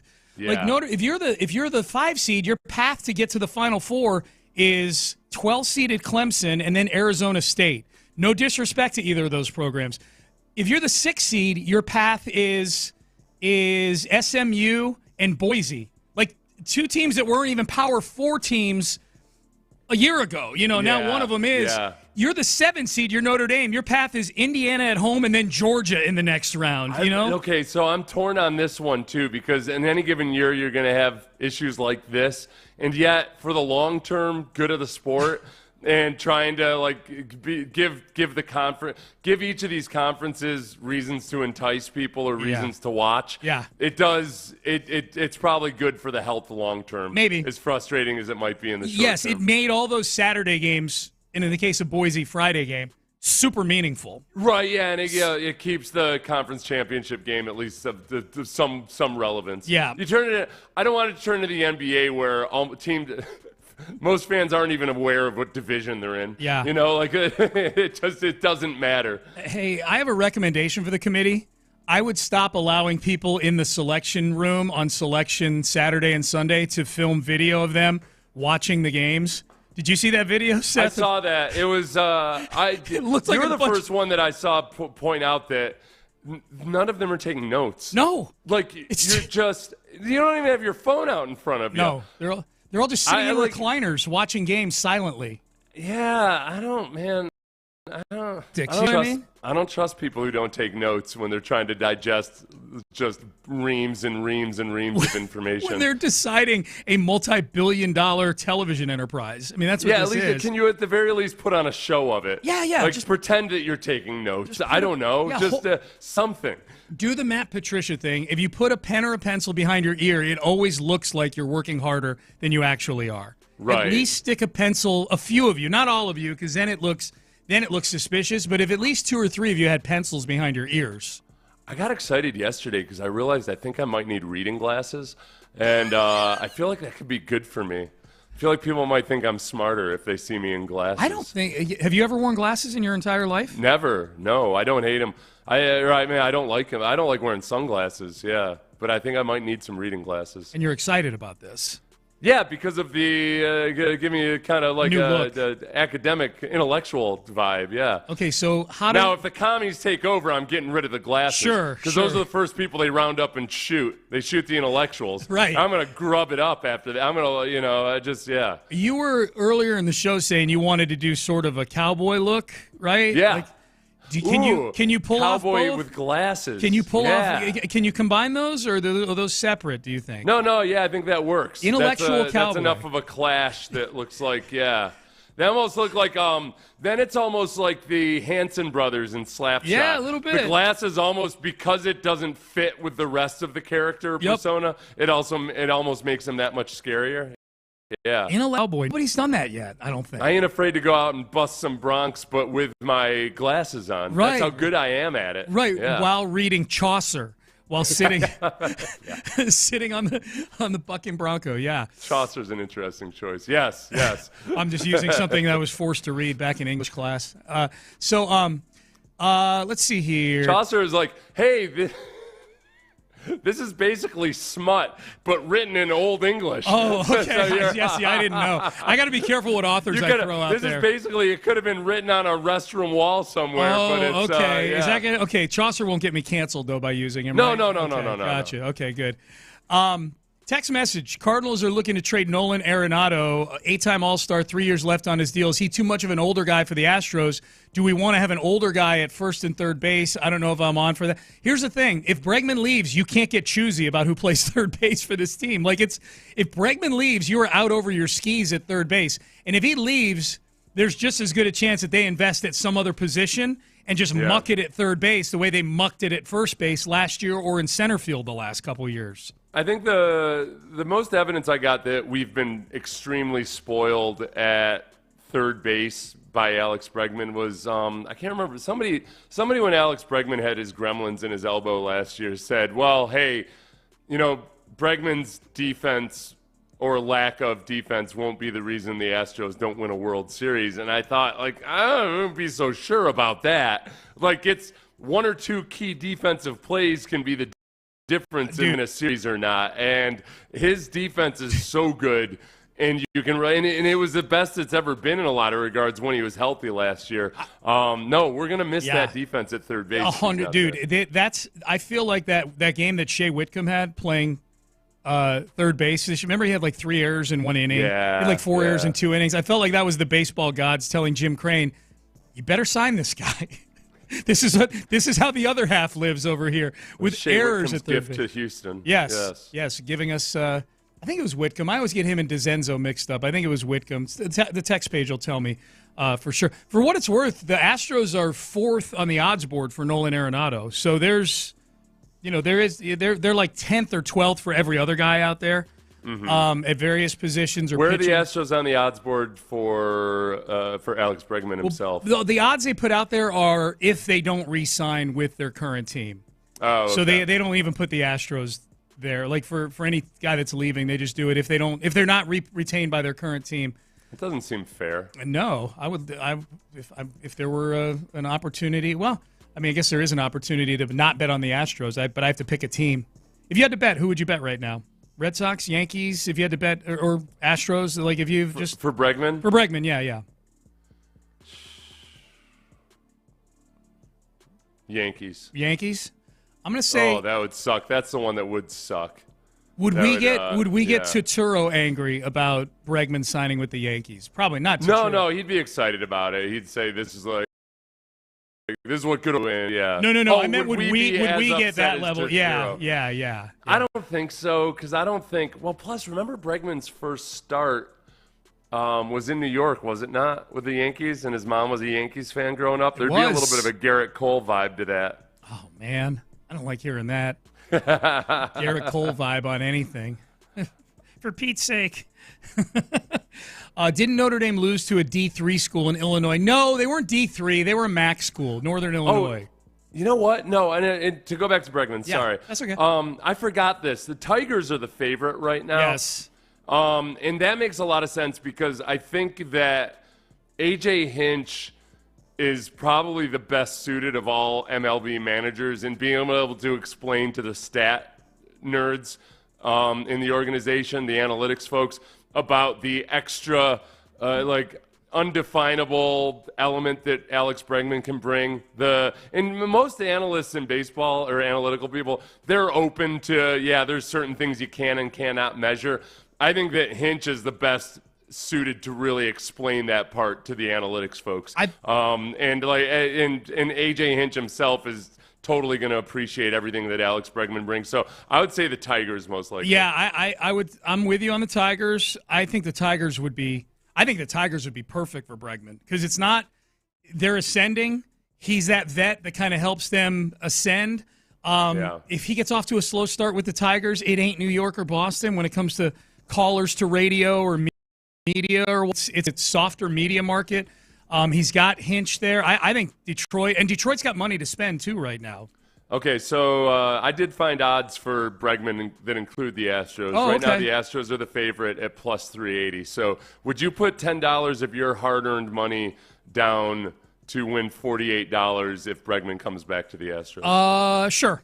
Plus 380 sound like that seems like decent value. That sounds pretty good. Yeah. You need the market to dry up a little bit. I don't think the Astros are moving off of 6 years, and I don't think they're going to get in the neighborhood of $200 million. So but plus 380 is decent value. If you told me it was like closer to even money, I would have said hell no. I mean, I think he's leaving, but that's a 4-to-1 shot that he's sticking around. The thing that I always you got to remind yourself of this, that it feels like, okay, what?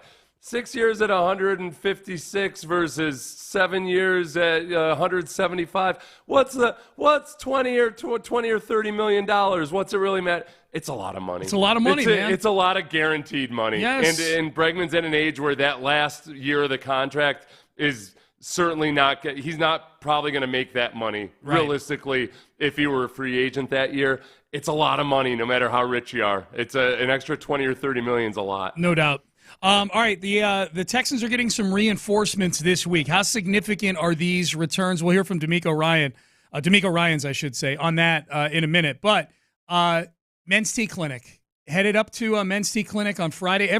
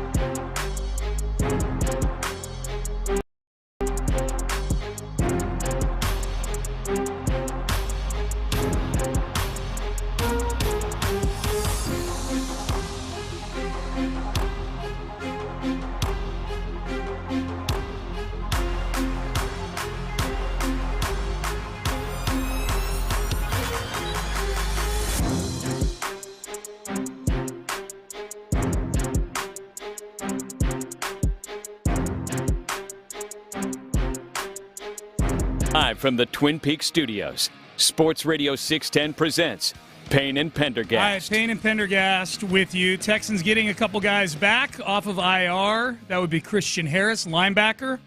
Kenyon Green, former starting left guard. Is he going to be the starting left guard again? D'Amico Ryans asked about lineup decisions yesterday at his press conference. Here's what he had to say. Of course, we have guys that are coming back, guys who are out. There'll be differences in our lineup changes, and we'll kind of see how that goes throughout the week. So we'll continue to assess. Getting Christian back, getting Kenyon back is helpful.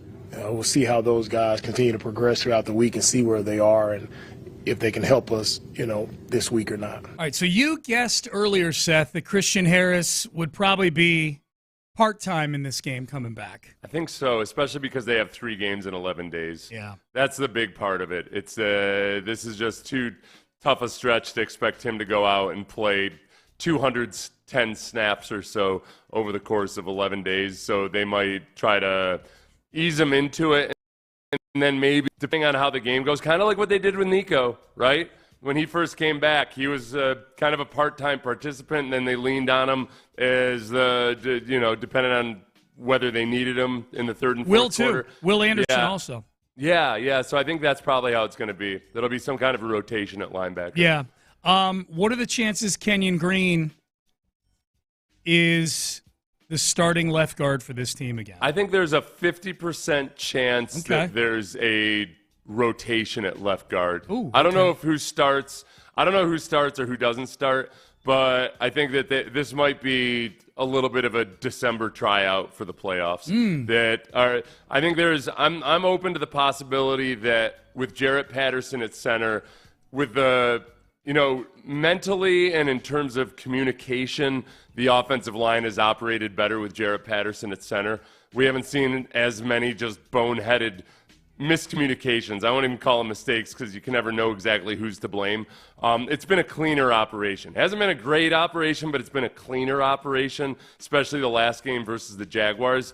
So at this point, I don't think you can say with certainty that Kenyon Green's a better or worse guard than Juice Scruggs. So just go ahead and figure it out on the football field. Yeah. The only thing that scares me, Kenyon Green, every time he's been coming back before, this time he's coming back from an injury. He never played with this injury, though. You know what I mean?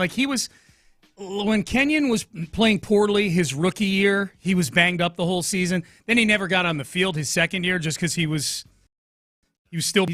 got, they put Humpty Dumpty back together again during that whole season.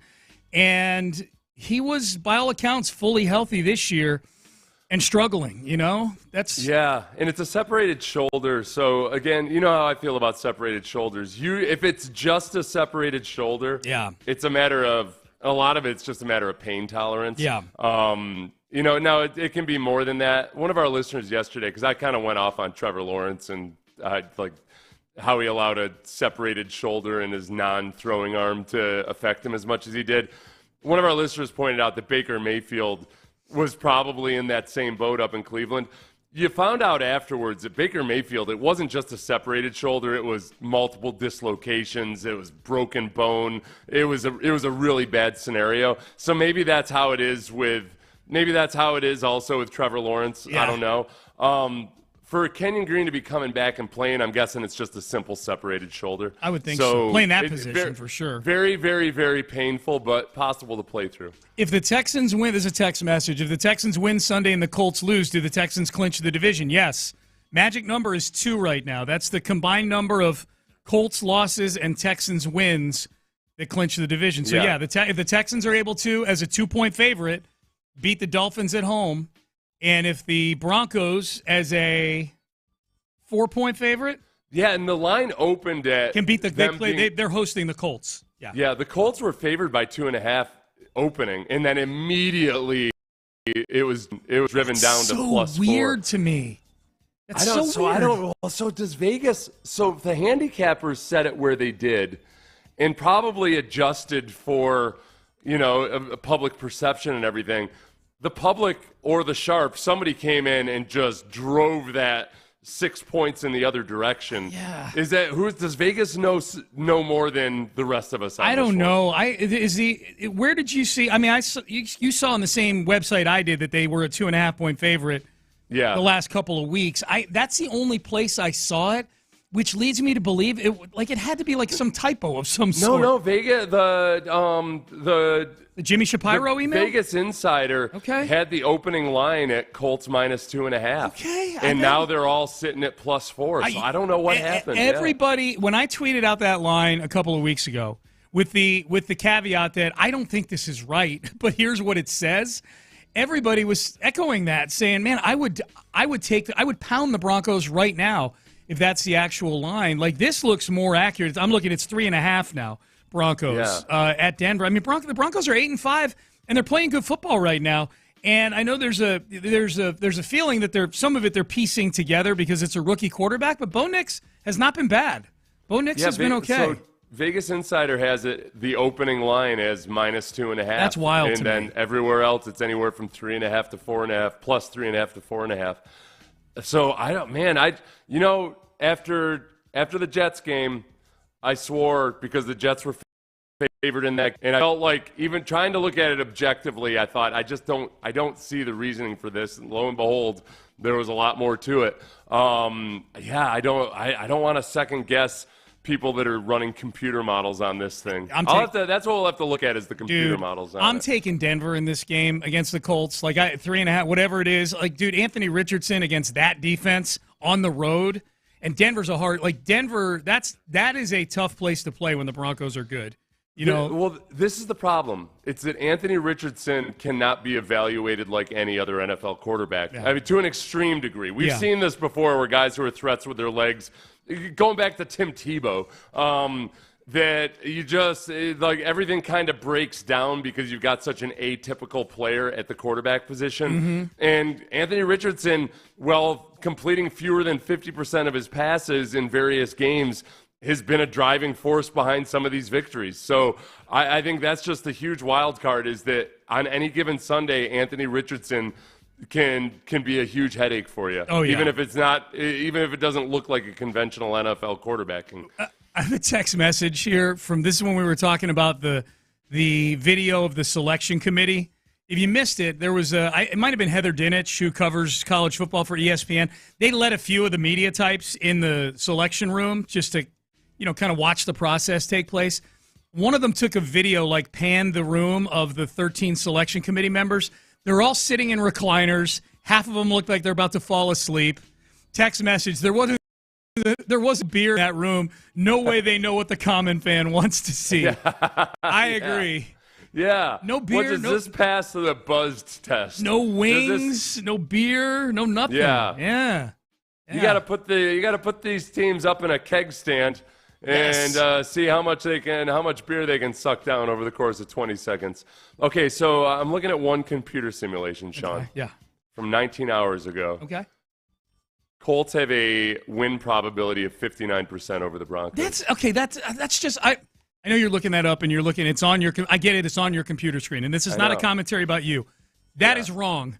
That is incorrect. That the Colts. What about the Colts tells you that they've got a 60% chance nearly of winning a game in Denver against the Broncos? The Colts aren't even a playoff team right now.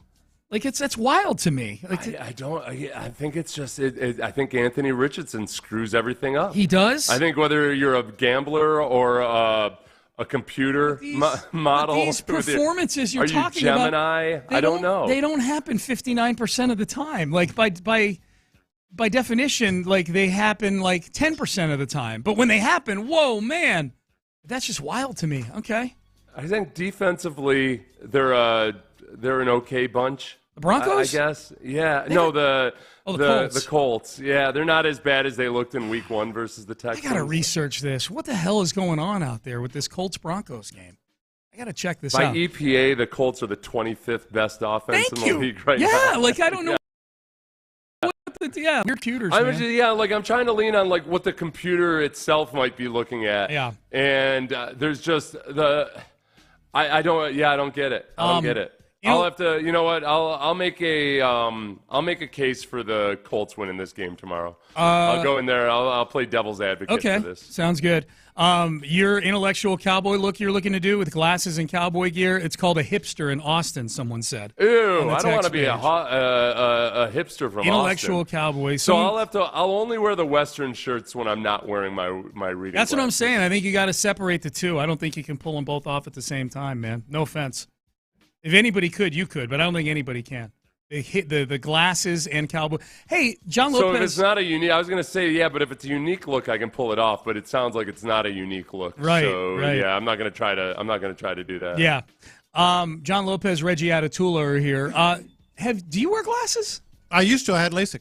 Oh, you did? Okay. Reading glasses. I used to. Reading glasses. Yeah. Okay, and you don't even need the readers anymore. Heck no, baby. Oh, you're like the coolest older guy around. Like no readers. My wife calls me Eagle Eye. Oh, yeah? Yeah. She goes, I can't see this. I'm calling Eagle shenanigans. Calls you Eagle Eye, huh? Yeah, All right. That's a nice. I have a little trouble driving at night, but that's what okay. that's what every woman wants, a guy with good vision. Yeah. Yeah. That's right. Eagle Eye. Ew, you going to wear that? Yeah. You don't wear glasses, do you? I don't. I've been very fortunate. You truly are an eagle eye. Yes, I've been blessed with 20/20 vision. Manufactured Reginald, eagle though, eye. you might want to think about being the kind of guy that wears the fake reading glasses. I think they look good in glasses. Yeah. I bought some of those recently, blockers for Halloween when I was Questlove to really sell it, and I was like, "This is a dangerous road. I could keep." Yeah, wearing you're looking at it, you're like, not bad. And try to pretend to be Figgy has a several bigger pair. intellectual. Oh, I know. Yeah, but does Figgy have vision impairment, or does he wear them for stylistic sake? Okay. Does he? I thought. Okay, my bad. Because you can never tell who just wears contacts all the time. Right, you know? right. I don't like those big Urkel glasses that CJ wears sometimes in the press conferences. I don't either. They look like librarian glasses. Yeah, and I'm sure I know that's the style these days or whatever, I'm guessing, but like I don't like it. I don't like it. Does his face become punchable when he's got the glasses on? Has that been a running theme today? Well, we talked about punchable. Well, we were doing Acknowledge Me earlier. Mm-hmm. Okay, I think I heard that, which, by the way, nice look. Thank you. I appreciate that. I got my Acknowledge Me ugly Christmas sweater on. But I acknowledge Sam Darnold. Yes. Because he's been really good this year, and he was great on Sunday, and I've been one of his most vocal critics in the Houston area, at least. And Seth asked me, is his face still as punchable as it's been? And I said, no, not really, because one, he's good at football now, and two, don't get me wrong, it's still punchable, but not as punchable, because he got the beard now, too. Yeah. And, if you play the way he's playing and you rock that beard, I can't quite get in, but we had a bunch of people texting in who the punchable quarterbacks are right now, and obviously Will Levis and Trevor Lawrence and names like that show up. Zach Wilson come through there? Zach Wilson did not, but it's only probably because he's the emergency quarterback in Denver. Fair if he were a enough. little more high profile. Still punchable. Good point. Do you feel bad about Carson Beck now that he's been knocked? No, what now that Because you said he was a very... Yeah, still nothing happened to his face, right? Yeah. Well, his eyes rolled back in his head a little bit. But. Oh, I didn't get to see. I didn't see the game on Saturday night. So yeah, we were at the Penguins game in Pittsburgh. Oh, that's right. Yeah. It was fun. A little NHL hockey. So no, I didn't see. I heard he got walloped pretty good. But no, still a punchable face, Carson Beck, especially if he faces Notre Dame in the second round. Oh, this is true. Yeah. Irish got 7-seeded. Got those Hoosiers, baby. Yeah, dude, they're nervous up there. It's going to be a lot of red in that stadium up there. Yeah, so we'll see. Well, gentlemen, I'm sure you've got a great show lined up for today. We'll see. Yeah. Good to see you guys again, by the way. You too. Thank you. No Zamboni ride for you. No. I can't wait, Sean, until I put into the show prep, because Brandy and I have been watching the NCAA women's volleyball tournament. Oh, yeah? Our hit segment to come, who's got the most punchable face amongst the volleyball players. Ooh, I'll let you handle I that. was like, it's a little dicey, doesn't it? None of them. Yeah, we're not doing that. Oh, look, I could make it a female-on-female thing. I could have Brandy won't do it. Maybe I'll get one of her players to do it, to rank the punchable faces in the women's volleyball tournament. Yeah. Oh, that'd be cool. Hey, Seth and I we're not providing any commentary for this. We don't approve. But we're about to play. Oh yeah, God no, I would not go anywhere near that. No, we're not. We wouldn't go anywhere near this audio we're about to play right here. That's right. All right, gentlemen, have a great show. Thank you, friend. Seth, antibodies to you, my friend. Yeah, antibodies and respectable glasses to you. Yeah. Thank you. Glasses guy. All right, you're listening to KLT HD2 and Odyssey Station. Payne and Pendergast is done. Reggie Atatula, John Lopez, Figgy Fig. They are in the loop, and they start. Yep, it is Figgy. And they start. Start now. I appreciate you. Yeah. Eagle Eye, Sean Eye, baby. Pendergast. Call me Eagle Eye. That's right. All right, you're in the loop here on Sports Radio 610. Happy Texans Ticket Tuesday to you. Oh, How about that, man? Yeah. Getting to get a home game coming up here shortly against the Miami Dolphins. Excited for that. So let's get you out there, courtesy of a Texans Ticket Tuesday. Also, later in the show, of course, B. Scott will join us on as he does on a Tuesday. But in the course of that, we'll talk to Dave Aranda, Baylor head coach, ahead of the Kinder's Texas Bowl, their appearance that they will make. So we'll have a fun show going on today. Get involved at any point, all the way through on the YouTube and the Twitch. Those are available for you. But then also the text line 713-572-4610, also there for you. I think we took a day. We've thought about it because during the course of our show yesterday, we got the news that, hey, don't stop asking about Christian Harris. He's back.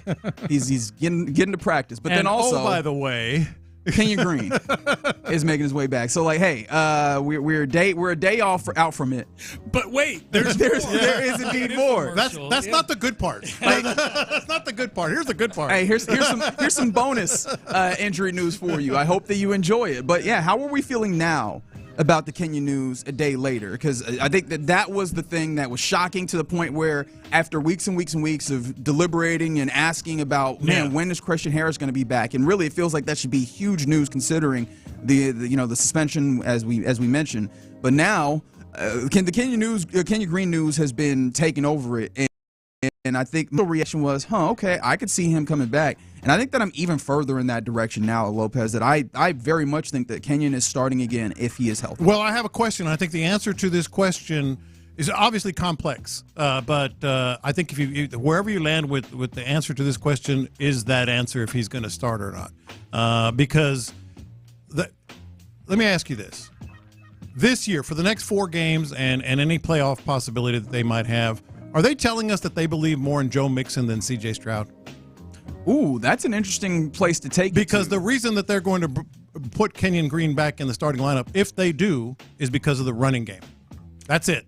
I don't think that that's it. I think that that's the easy. Well, I mean, that's the biggest reason. That's the immediate place to go to, because that is the place that has suffered with Kenyon Green out, and then with Juice Scruggs slid to guard. Obviously, Jared Patterson at center. Like, that is the part of the offense that has suffered in that you have not been as good running the football, and it's been even more of an putting it on Joe Mixon's shoulders to create running, right? Like, to be able to bounce out and find running lanes and gaps and then go and create individually, as he often does.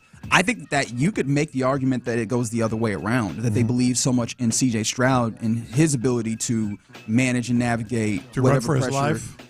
Sure, that is definitely what we were talking about. To run for his life and create, as opposed to Joe Mixon having to do so much of this generation of the run game himself. But I actually, I was thinking about it, because one of the things that is clear, and it's one of the reasons why the run game gets better, or is better with Kenyon Green as opposed to Juice Scruggs. The size that Kenyon Green has is inherently more of a guard one than Juice Scruggs. And I went and I was like, hey, wouldn't that size and heft help him in the pass blocking, right? And so I went back and I was looking. I was like, let me go and see just what was the pass blocking, what did it look like, right? And so I went to everybody's favorite website, Pro Football Focus. There we go. And I understand up front, I'm going to let you know, I understand the bias that exists in the way that I went about this. But rock with me here, and I think it'll make sense, hopefully.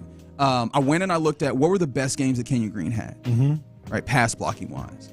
And it was week 1 against the Colts, and then week 5 against the Bills. Okay. And both of those teams, neither of them have like elite pass rushes, but both of them are decent at getting pressure over the course of this season, right? Both of them are kind of middle of the pack. I believe that the Bills are 17th. The Colts are probably somewhere like 11th when it comes to generating pressure on opposing offenses or opposing quarterbacks. So I was like, okay, these are not slouches. We're not going to throw out the data set there. And I went and I watched all of those blocking plays to see, all right, how much of this was Kenyon Green? How much of this was just kind of other things happening? And it felt like the high end of Kenyon Green, which is those 2 games, looked fine. It looked like he was capable of handling this. Now, I did not see very much of some of those stunts and twists that it felt like teams started getting to get really get past Kenyon Green and apply pressure to C.J. Stroud, like it started getting later on in the season, where before he injured himself. But I think that those are the things that we're hoping are leveled out by having like Jared Patterson at center, right? Being able to pick up and have those assignments communicated well amongst the offensive line so that those things can be picked up. But when it comes to the actual like physical ability to actually pick up blocks, he has a lot of that. And anything that I saw, and of course, again, these are in his best games. So I'm acknowledging that I'm looking at the high end of this, but that's the hope, right? The hope is that you can get the best end of this, right? That is what you would be chasing if you put him back in the game.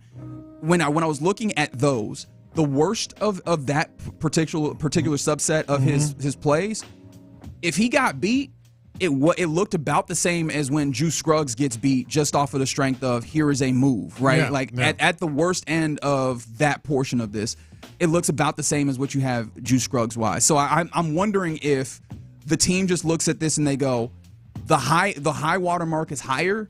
And I mean the low water mark could be really low, but I think that if you have the assignments marked out and if you can have communication on a good level, you'll probably get better play. And it's not like this offense has been so good that you can't go away from what you have already done.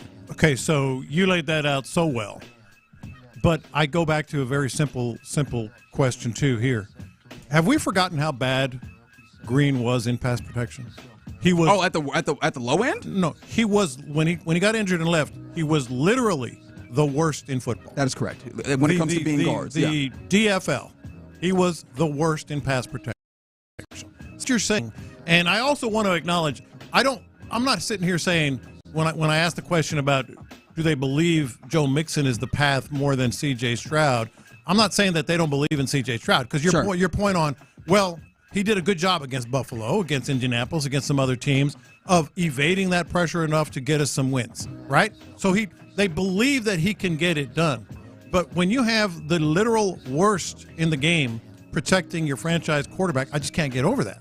And so I'm wondering, are they saying the only way the way we're going to win these next 4 games and into the postseason, presuming there is one, is by running the ball and defense and C.J. Stroud's creating some kind of magic?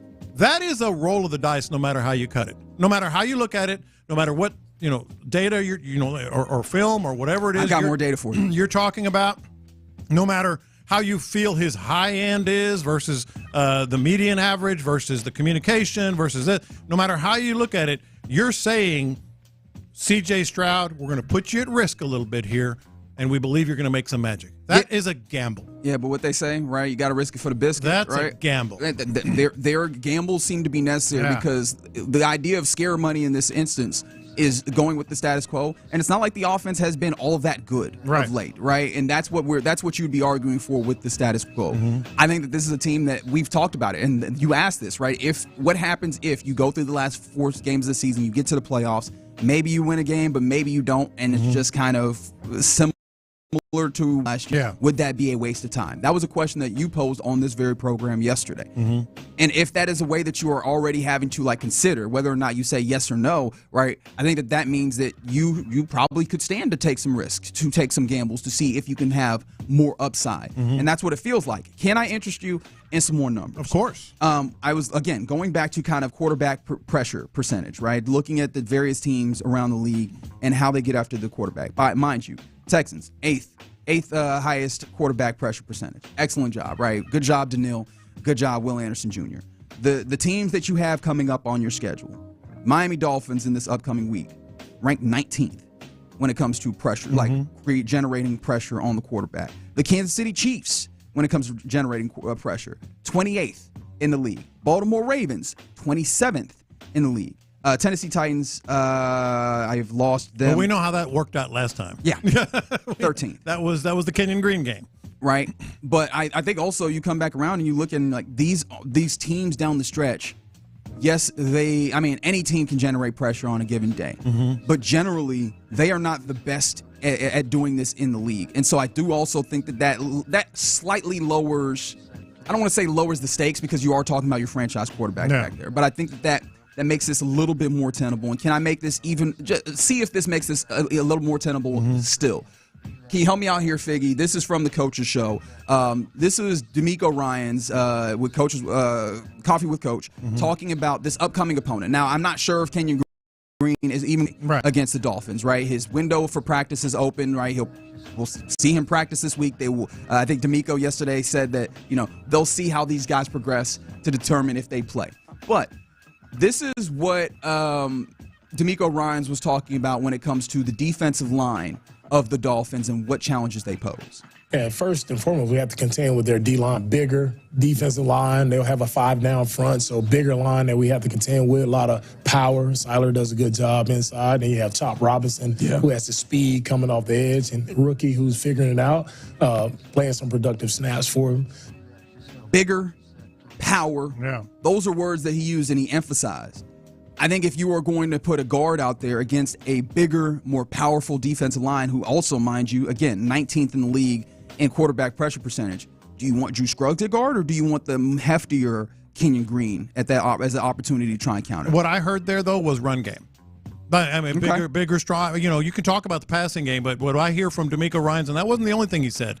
No, it was not. When he was talking on the coach's show with Vandermeer, it was run game. And that's why that quote right there, that comment right there is what got me thinking. Like, boy, they're just banking on Joe Mixon. Because he also mentioned in that same conversation about we need to shorten the sticks on second and third down. And so that tells me run game as well. So what I'm saying is it's not like they don't believe in C.J. Stroud. All I'm saying is if you're sacrificing, and you clearly are, I mean, no matter how you look at it, you're clearly pass protection. If you're sacrificing some pass protection because you want to believe in the run game so much and get those shorter second and third downs, and you rely on your defense, which of course is getting Christian Harris back, that tells me that they're banking on Joe Mixon a little bit more. I'm not fully certain of that because I can see the path to this being better. And look, I'm also not going to be so naive as to be like, all right, well, Jared Patterson's there. The line is going to be, the communication is going to be better, and then all is going to be fine. Yeah. I still vividly remember Kenyon Green out here just getting absolutely whooped. Mm-hmm. And the reason why it's easy to remember is that there's enough plays where it happened, where it gets seared into your memory, right? I'm not here to tell you that Kenyon Green is just all going to be, gumdrops and rainbows and such. But I do see the path for that to possibly be better.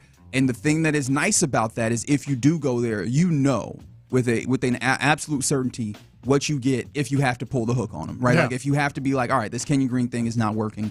Let's go back to the situation that we already had. That is well within the ability to do that. And so it really does feel like, and then this team will go back to Kenyon Green should he be healthy and ready to go. And I do wonder if also some of this factors in on the text line from the 979. The only reason they play Green is because Nick's ego would not accept it. He was a horrible first-round pick. I won't go as far as doing all of that just yet, but I mean, hey, it's hard to defend the pick as of this moment. But still talking about a first-round pick, still talking about a guy that I imagine you're trying, for lack of a better word, salvage the opportunity there. Like, does that also not factor in here where you're like, hey, go get a guy out there and, like, he's still a guy that we used a high draft pick on, draft capital on, and see if we could still get something out of him, whether that's to salvage the actual player or to give an opportunity to raise up that value again for him to move on to a different place. Look, I think one thing that we both agree on this is I think we're both landing in a place where Kenyon Green, we feel like Kenyon Green is in fact going to be the starting left guard, right? Okay. Don't we both feel that? I do. Now, sure. I'm starting to feel that way as well. And from the 512, third and short gives you options. Multiple people on your different shows have been griping about how bad we are on second and third down conversions. Correct. Getting good yardage on first down, whether throwing or running, is a must. I don't disagree with that. I absolutely agree with that. What I'm saying is that's a big risk reward there because we know what happens on third down, or passing situations with Kenyon Green there. I get what D'Amico is saying. And in fact, all I did was ask a question. Do they believe more that Joe Mixon is the path more than protecting C.J. Stroud at all costs? And I don't know that is absolutely what we can link to this move because again, I don't know that it's been. Well, they clearly want to run the ball better. Well, sure. I mean, so that's not a stretch. I don't think that's a stretch. So when you run the ball better with Kenyon Green, by default, you're sacrificing some pass protection. And I'm certain that that's fully there. But even then, right, I do think that they believe so much in C.J. Stroud and his ability to get some of these things done as well. So I don't know that would necessarily be I don't think that particular juxtaposition is a full accounting of what the thought process is here. But you know what? It might be as simple as scare money don't make money. Yeah. Right? Scare money don't make none. And, hey, get out here and try something, especially in a situation where it's not like you have been dealing with an offense that's been gangbusters to this point. Yeah, look, there is a risk on either decision. The risk of Joe Mixon not being able, like as you put it, having to do everything by his damn self, versus – putting your franchise quarterback in a certain amount of peril. That either way you go is a risk. That's why I'm just wondering, man, they really, really want Joe Mixon to move those sticks. Yeah. Yeah. And I mean that it is fair to ask the question, is running the football a way to stay on schedule a little bit easier than the pass game has been to this point? Right? Like I think that's something that I'm really concerned about as well. Is this team has so many things committed towards being able to pass the football, and they've not been able to kind of do it consistently. Well, there is that. Maybe they're just like, look, it's just not happening the way we thought it was. We have to kind of change our approach. All right, so I think we're both in a place where we think that they're going to take the risk of putting Kenyon Green back in. Can you give me a percentage on the chances that it goes well as opposed to it going poorly? Ooh, well, overall. Yeah. Not just one or the other. Well, 60%. Interesting. So that's still more positive than negative there for you. Well, I guess I'm counting on Jarrett Patterson doing a lot more than. Well, that's a big ask of him too. It is. Yeah. Okay. So Kenyon Green's back in. Help him out when it's a pass play. Make sure you get this right. Yeah, but in that instance, you're helping out with the mental side of it, like with making sure that the play call is right as opposed to and the like blocking physically scheme and who's where and all that stuff. That's a big ask of him too. It is. It's not like Juice Patterson was sitting there at center saying, "I don't know." Did you just make them both one dude? Juice Scruggs. Okay, I was wondering. I was like, was that intentional? Just like both of them together? I was thinking that. It's not like Juice Scruggs was just like, your guess is as good as mine, Kenyon. I mean, he was doing something. Sure. 99% bad, they say on the YouTube 713. They're banking on J.J. Watt. Okay, very good. Okay. You know what? You can't end the segment without getting in the requisite J.J. Watt mention. And yeah, you're in the loop right here on Sports Radio 610. Just getting going on a Texans Ticket Tuesday. We'll do that in the noon hour. Coming up next, we had a Monday Night Football game with all the trappings of ESPN. Was that Monday Night Football game entertaining to you? We'll discuss it next. All right, D&M Auto Leasing, guys.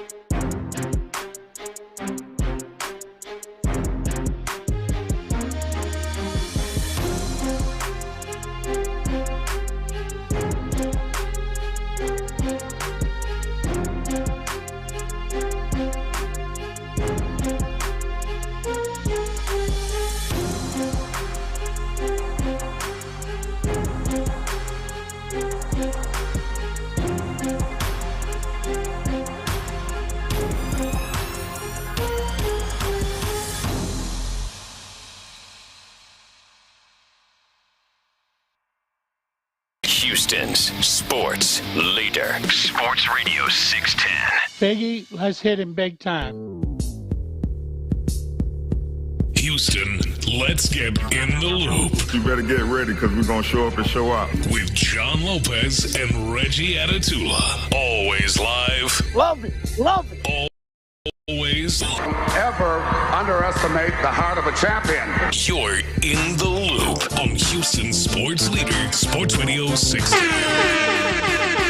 Yeah, happy Tuesday to you. Hit it again, Figgy.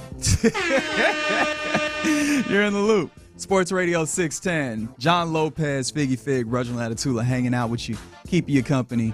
Talk back to us. 713-572-4610 is the number to text. We got a few things going that I want to remind you about. Dave Aranda, head coach of the Baylor Bears, will join us at 11:20 thereabouts. Talk about their birth to the Kinder's Texas Bowl. That'll be here at NRG Stadium on New Year's Eve.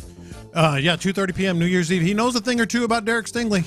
He does. That is true. He was the DC at LSU when Sting was there. So, yeah, get some insight there, some other conversation. B. Scott will join us at 11, and then it's a Texans Ticket Tuesday. So we'll give away a couple tickets to the Miami Dolphins game in the 12 o'clock hour.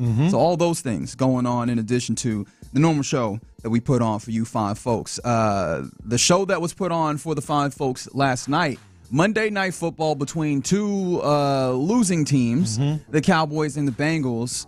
This normally would have been flexed out of Monday Night Football. Right? This was a game that continued to be there because ESPN had put together contrivance that, mind you, was not even on over-the-air broadcast or cable broadcast. They had this on Disney Plus and ESPN Plus, all over the Simpsons broadcast.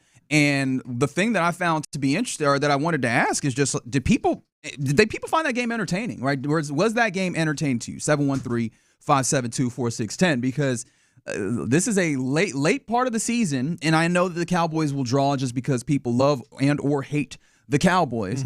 But was that game entertaining for you? Because I tried to be a real sicko. I didn't send you guys the text of this, but I had all three versions of the broadcast. That's where it was entertaining. It was? That was the entertainment, was the alternate broadcasts. So you did watch the broadcast live from the Simpsons situation there. Flipping like crazy because I was also watching the Manning cast, and I thought that was awesome. Who was on there? They had Chris Collinsworth talking about the slide. Did you hear about that? Yeah, the Collinsworth slide. I did see that. The Collinsworth slide, and he was saying, boy, the ego on this guy, Al Michaels. So apparently, he explained how the slide. Sorry, but this was one of the more entertaining things for me. That's probably telling that we're talking about the broadcast first. So apparently, Al Michaels had in his contract that the first full minute of every broadcast he had to be solo on screen. Yes, in his contract. The ego on this guy. Well, I feel like isn't that like a follow-up of like Bob Costas doing the thing that doesn't matter, right? Where you're just telling the story. Yeah, and so Collinsworth would lay down, just like we thought it was true. He told the story. He would lay down on the tape where he's supposed to so because he still wants to have his mark. Yeah, he's got his mark. So his feet are on the ground, and he's laying down on this stool or table or something next to him for a minute while Al Michaels, strokes his own ego. And then afterwards, when he gets called in, he slides in. I'm like, okay, we were all right about that. That's I don't know, man. That's. Oh, you feel differently about Al Michaels now after learning that? That's what did it? I think Al Michaels is one of the greatest that's ever been. I thought I feel a butt coming. No, I thought he slid. It was on the record here on this show that I thought he slid last year and was really, really bad. I thought he's had a better year. He's had a pretty good year, Al Michaels, broadcasting, I think. Thought he did a great game on the great job on the Texans game. But after I heard that, I'm like, come on, man. That was a true come on, man. You have to have this guy, this Hall of Fame receiver, laying on a stool or a table. I mean, he ain't had to lay on the stool or the table. He could have just stepped out of there. He had to have his mark. Well, he can walk in and hit his mark. That would be awkward because he'd be standing up. Yeah, I guess that's true. Yeah. So I'm like, come on, man. I mean, it became a thing in football watching lore that I think has been enjoyable anyways. I found the game itself to be actually somewhat enjoyable. And apparently, who would have thought that all the Dallas Cowboys needed to look good was playing against the Bengals defense? Oh my God, they stink. Yeah, they're bad. Right? Like I one of the things this weekend that I was looking at with Josh Allen was like, hey man, this dude 6 touchdowns that he accounted for, and they still managed to lose to a Rams team that, I mean, look, the defense was not really doing much as the Rams were going up and down. Like, and I guess it's something else with have all of their guys actually healthy, right? When you talk about Kyron Williams, Matt Stafford, Puka Nacua, Cooper Kupp, all those guys, like that offense is something else. But it was like, oh man, Josh Allen feels like he is out there by himself. He was their leading passer clearly, but then also their leading rusher by a large margin. It just feels like he's out there doing it by himself. And I looked up and I was like, oh, okay, hello.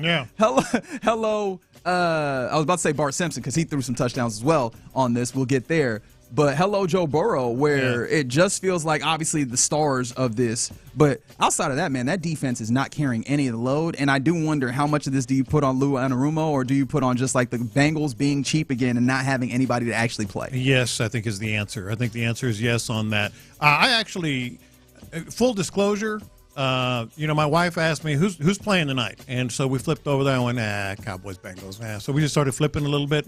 Went to the alternate casts and enjoyed those. But the Simpsons one, both of them. How long did you stay there? Well, I went because that was a question that I was also wondering. Like, they have some things that were interesting about it, right? Where I think I asked myself, who is this for? Because I don't think it's for children, right? Like, so many of the references to The Simpsons were from like a decade, 2 decades ago. Do kids still watch The Simpsons? Maybe. I think so. Maybe. Yeah. Like kids, like when we were younger. Like, you know what? Probably not as much I don't think as so. I don't know if they do. Probably not as much as y'all's age. I don't even think kids nowadays watch TV like that. If they do, are we talking about their streamers or whatever? If they do, it's like Nickelodeon or something like that. The Simpsons come on. Do they still come on Fox? They still do come on Sunday evening, right? So I think that.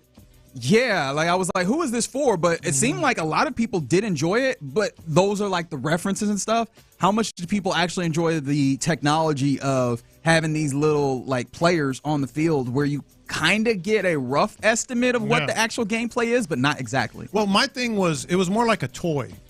Because I wasn't into the game at first. I actually watched more than I thought I would. Same. But then whenever there were big plays, I immediately went to the alternate broadcast because I enjoyed those more than it was like a toy, And who was I guess Jamar Chase?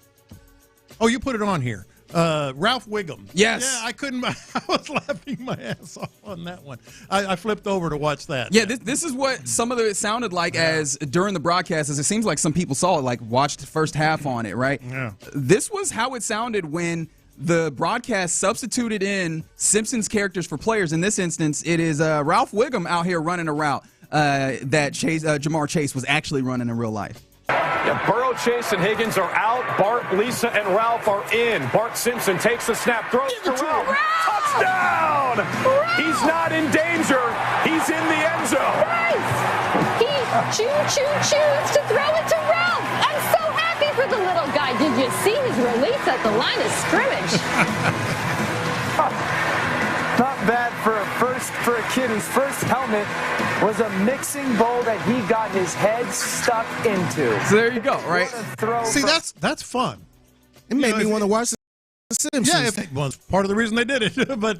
but for a game that was, at least going into it, I was like, well, this is kind of fun. Yeah, it was cool. And one of the things that made it fun was Mina Kimes herself. Yes. Right? And they tried to do some of the other things, incorporate players or incorporate different characters and stuff. But I thought the real fun thing was the exuberance that Mina Kimes brought to it. She clearly is a Simpsons watcher. She's a child of the Simpsons. Like, she enjoyed the Simpsons. Like, a lot of these references. She even pranked Orlovsky before. She did. In fact, this is Mina Kimes getting a a Bart Simpson style pranking on Dan Orlovsky before the broadcast. Do you know, I don't even know, have you heard of this player? Who is this? Q Jazz.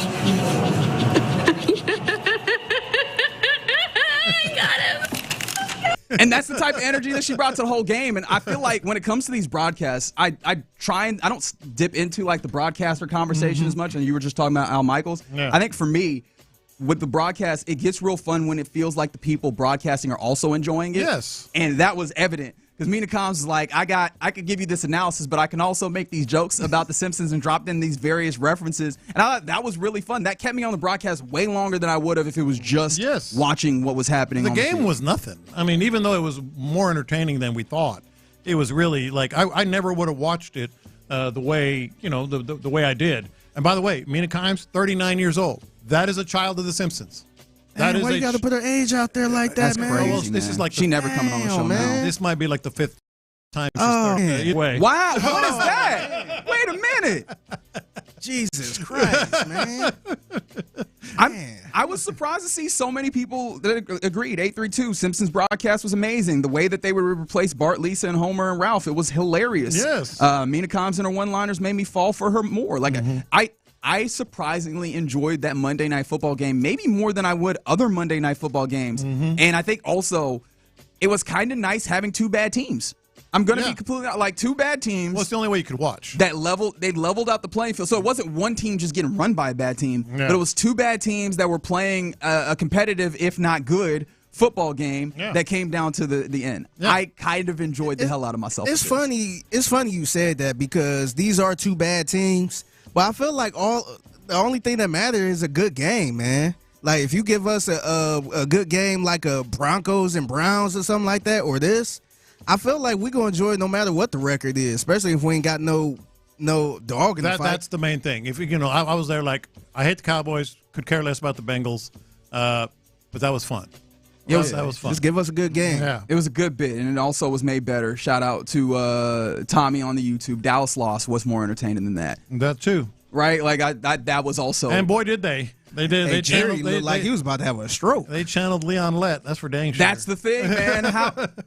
That's such a nasty situation where they actually got a really great play near the end. If you were not watching, right, they get a stop on the Bengals when it's tied 20 up. It's 20-20. They get a stop. They block and then they do the old Leon Lett where one of the players touches the football and then allows the Bengals to get the football back, and then they go down the field and win it. That is glorious is what the glorious. It was the most Dallas Cowboys way to lose a football game in a season where they did the most Dallas Cowboys things possible all the way up and down. So yes, long story short, I enjoyed the hell out of a Monday Night Football game that I had no business enjoying. So shout out to Disney who actually somehow made this entertaining. And maybe, just maybe, we'll get more bad games on a Monday night that will actually be some level of fun. All right, coming up next, let's get to our question of the day, and inspired by what the seeming feeling that the Texans just can't quit. Kenyon Green, who or what can you just not quit? Let us know. 713-572-4610. We'll discuss it next. The Drive with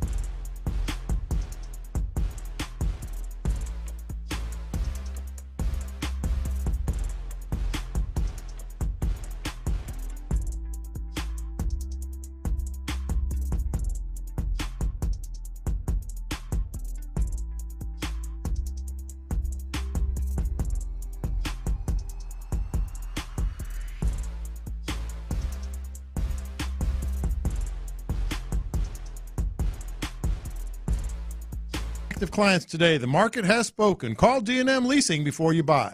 Live from the Twin Peaks studios, Sports Radio 610 presents In the Loop with John Lopez and Reggie Atatula. All right, question of the day here in the loop.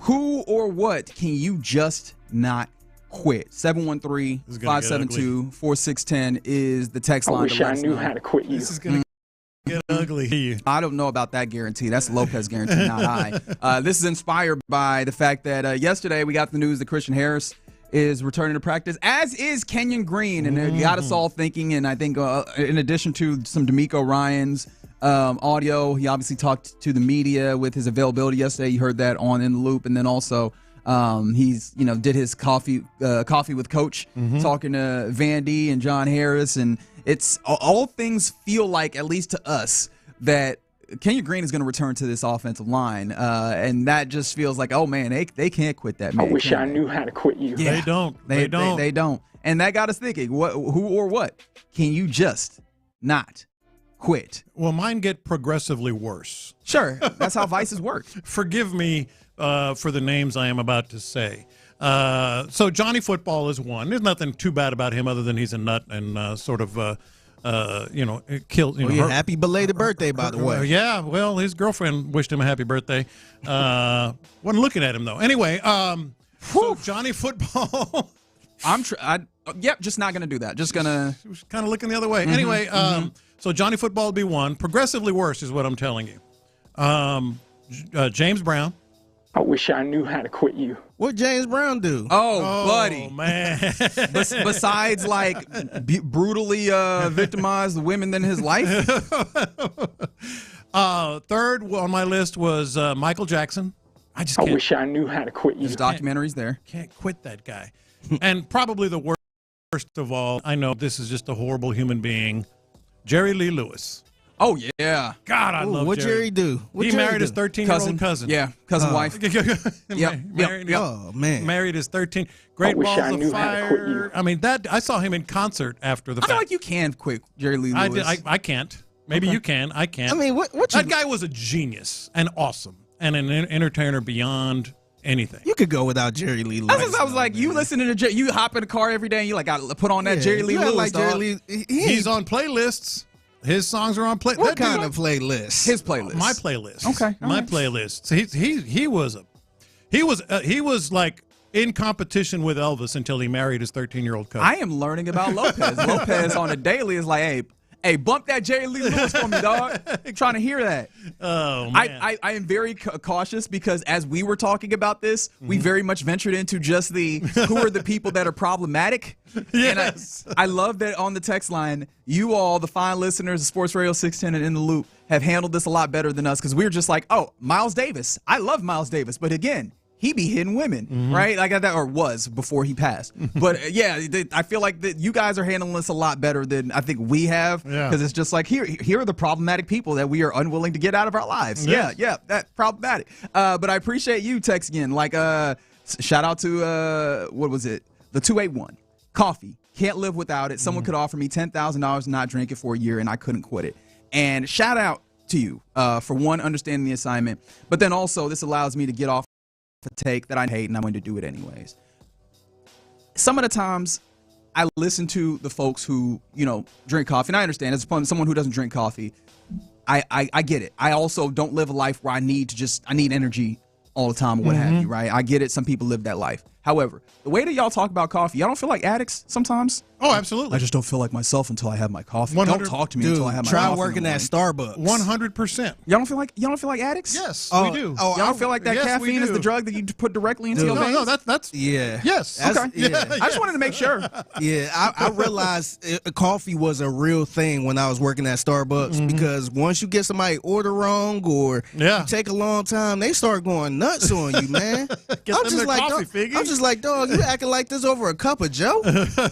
Like, man, look at you embarrassing yourself in front of all these people. Now to be fair, look, I'm the guy like those old people with cigarettes. Well, I can quit them anytime I want, but they don't. That's how I am with coffee. Yeah, no, that's how I am with coffee. I could say I believe that. Yeah, you're an addict. But I don't think I could. But to be fair, like coffee also is like at the highest level really just something that's good. Like I'm not talking about like a black coffee just to start your day. I'm talking like you know this. There are some coffees out there that are just it's just a treat. To have it. Yes, some of it is the purest. Is the finest Colombian coffee. You got to understand that, right? No, but how you make it, what's in it, what you cut it with? Yeah, I get it. White chocolate, no, light white chocolate mocha, no whip. Free. Okay. Yeah. Okay. Right, so that's another one that you just can't quit? Yeah. All right, very good. Some other things that have come in. Sports betting from the 713. Oh, yeah. We've definitely seen a lot of that. That one makes me a little uncomfortable personally. 832, can't quit your mama. Come on. That was right there. Well done. Well done. I ain't mad at you there. Someone said the weed. Yep. Fair enough. The weed. Thank you, Stephen A. Smith. Dr. Pepper. Yeah, that one feels like a uniquely Texas thing. Mm-hmm. Yeah. I know very many people who treat Dr. Pepper like it's also one of those things. Oh, wow. Shout out to the 281 letting us know what they be searching when they go to the incognito mode. Very good. Yeah, that thing. They cannot quit. I agree with this one, though. This one I relate to from the 281. Can't quit playing basketball at the age of 36. I'm not 36, but I am not going to do it. You will. I refuse. I feel like it's going to take one of those instances where it's just like you can't, as opposed to you won't. You will. Okay. All right, very good. Appreciate you, 832. Can't quit 610. Thank you very much for doing that. 832, also apparently a Seinfeld fan. Can't quit being the master of my domain. All right. Yeah. Look, if you Google it up right, there's people that say that that's good for you. Yes. So, yeah, there you go. Just go ahead and justify that for you. Can't quit peanut M&Ms from Ocho. Okay, that's a real thing. People got to have their Snickers or their whatever, This is fair. From the 713. Can't quit wanting J.J. Watt to come back. Fair. I wish I knew how to quit you. I just can't. I just can't. I get it, but I feel like we got to temper that, friends. We got some Jerry Lee Lewis love coming in on the text board. Of course, they're all anonymous. I was not. Yeah, they didn't have to put their name on it. Somebody said Anna de Armas. Okay. Jerry Lee was a badass. Okay, there's people that are coming to your defense here. Man, Lopez. Yeah. He was awesome. A lot of people showing this is nice. Can't quit their lady.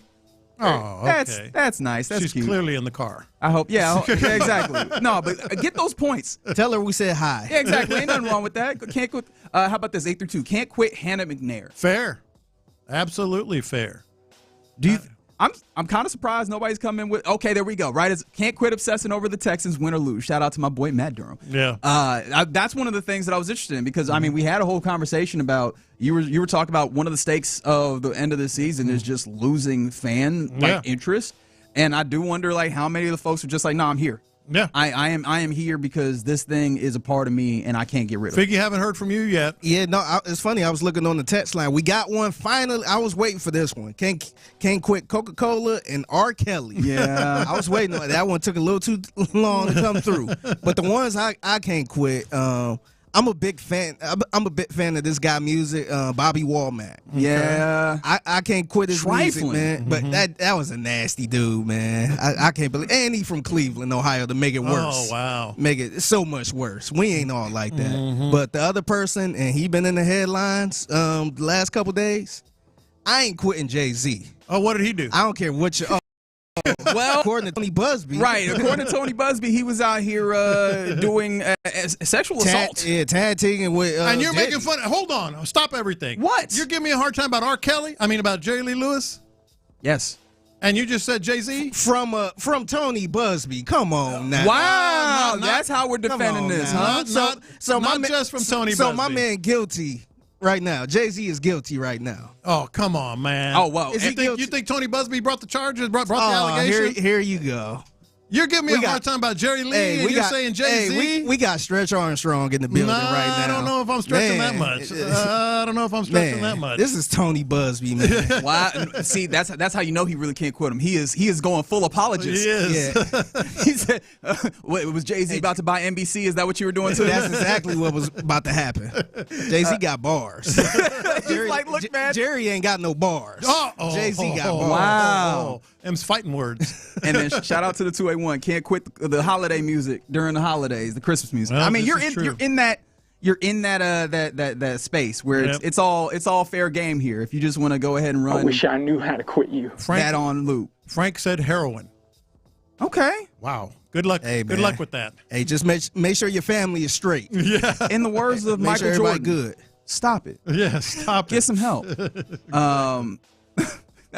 in the loop right here on Sports Radio 610. Look. I feel like comparatively to some of the things that we've talked about, shout out to 832 that can't quit tacos. Yes, that is probably the most wholesome that we got on this text line. I was gonna bring up crawfish. I can't quit crawfish. Oh, just anytime you see it? Anytime. That kind of reminds me of that 7 days a week, man. Anything peach flavored, you got me. I'll buy it. Lemonade, I will buy it. Lemonade, I'm a sucker for lemonade. Cobbler, ooh, yes, 100%. Peach cobbler, twice on Sunday. Where do you rank the Texans' obsession with Kenyon Green and all the things that we've discussed in this segment? Where's the Texans? Yes, the Texans, their love of Kenyon Green, which inspired this question of the day, comparatively. Let me see. What is it? I wish I knew how to quit you. Yeah, that. Yeah, that. You think that's they can't quit him? No, they can, and it does. Yeah. We don't know officially, but it does really feel. You think it's more than Damian Pierce? It's more than Alfred Blue. Nah, we haven't gotten the full. We haven't gotten. Well, yeah, think about it, because they really didn't Alfred want to bench Blue him. was Alfred Blue as bad at his job as Kenyon Green was at his? I don't want to answer that question. You can't make me. Shout out to Sally, who, husband dang near had to kick Jerry Lee Lewis's ass one night in the Memphis bar back in the day. I would like to hear that story. Like I told you, he's a badass. Keep sending that in. Sally, I very much want to hear that story. Coming up next, we welcome in the man. Can't quit him. Literally of the hour. We can't quit him here in the loop. His name is Brandon K. Scott. We'll have a B. Scott hour and go around the NFL next.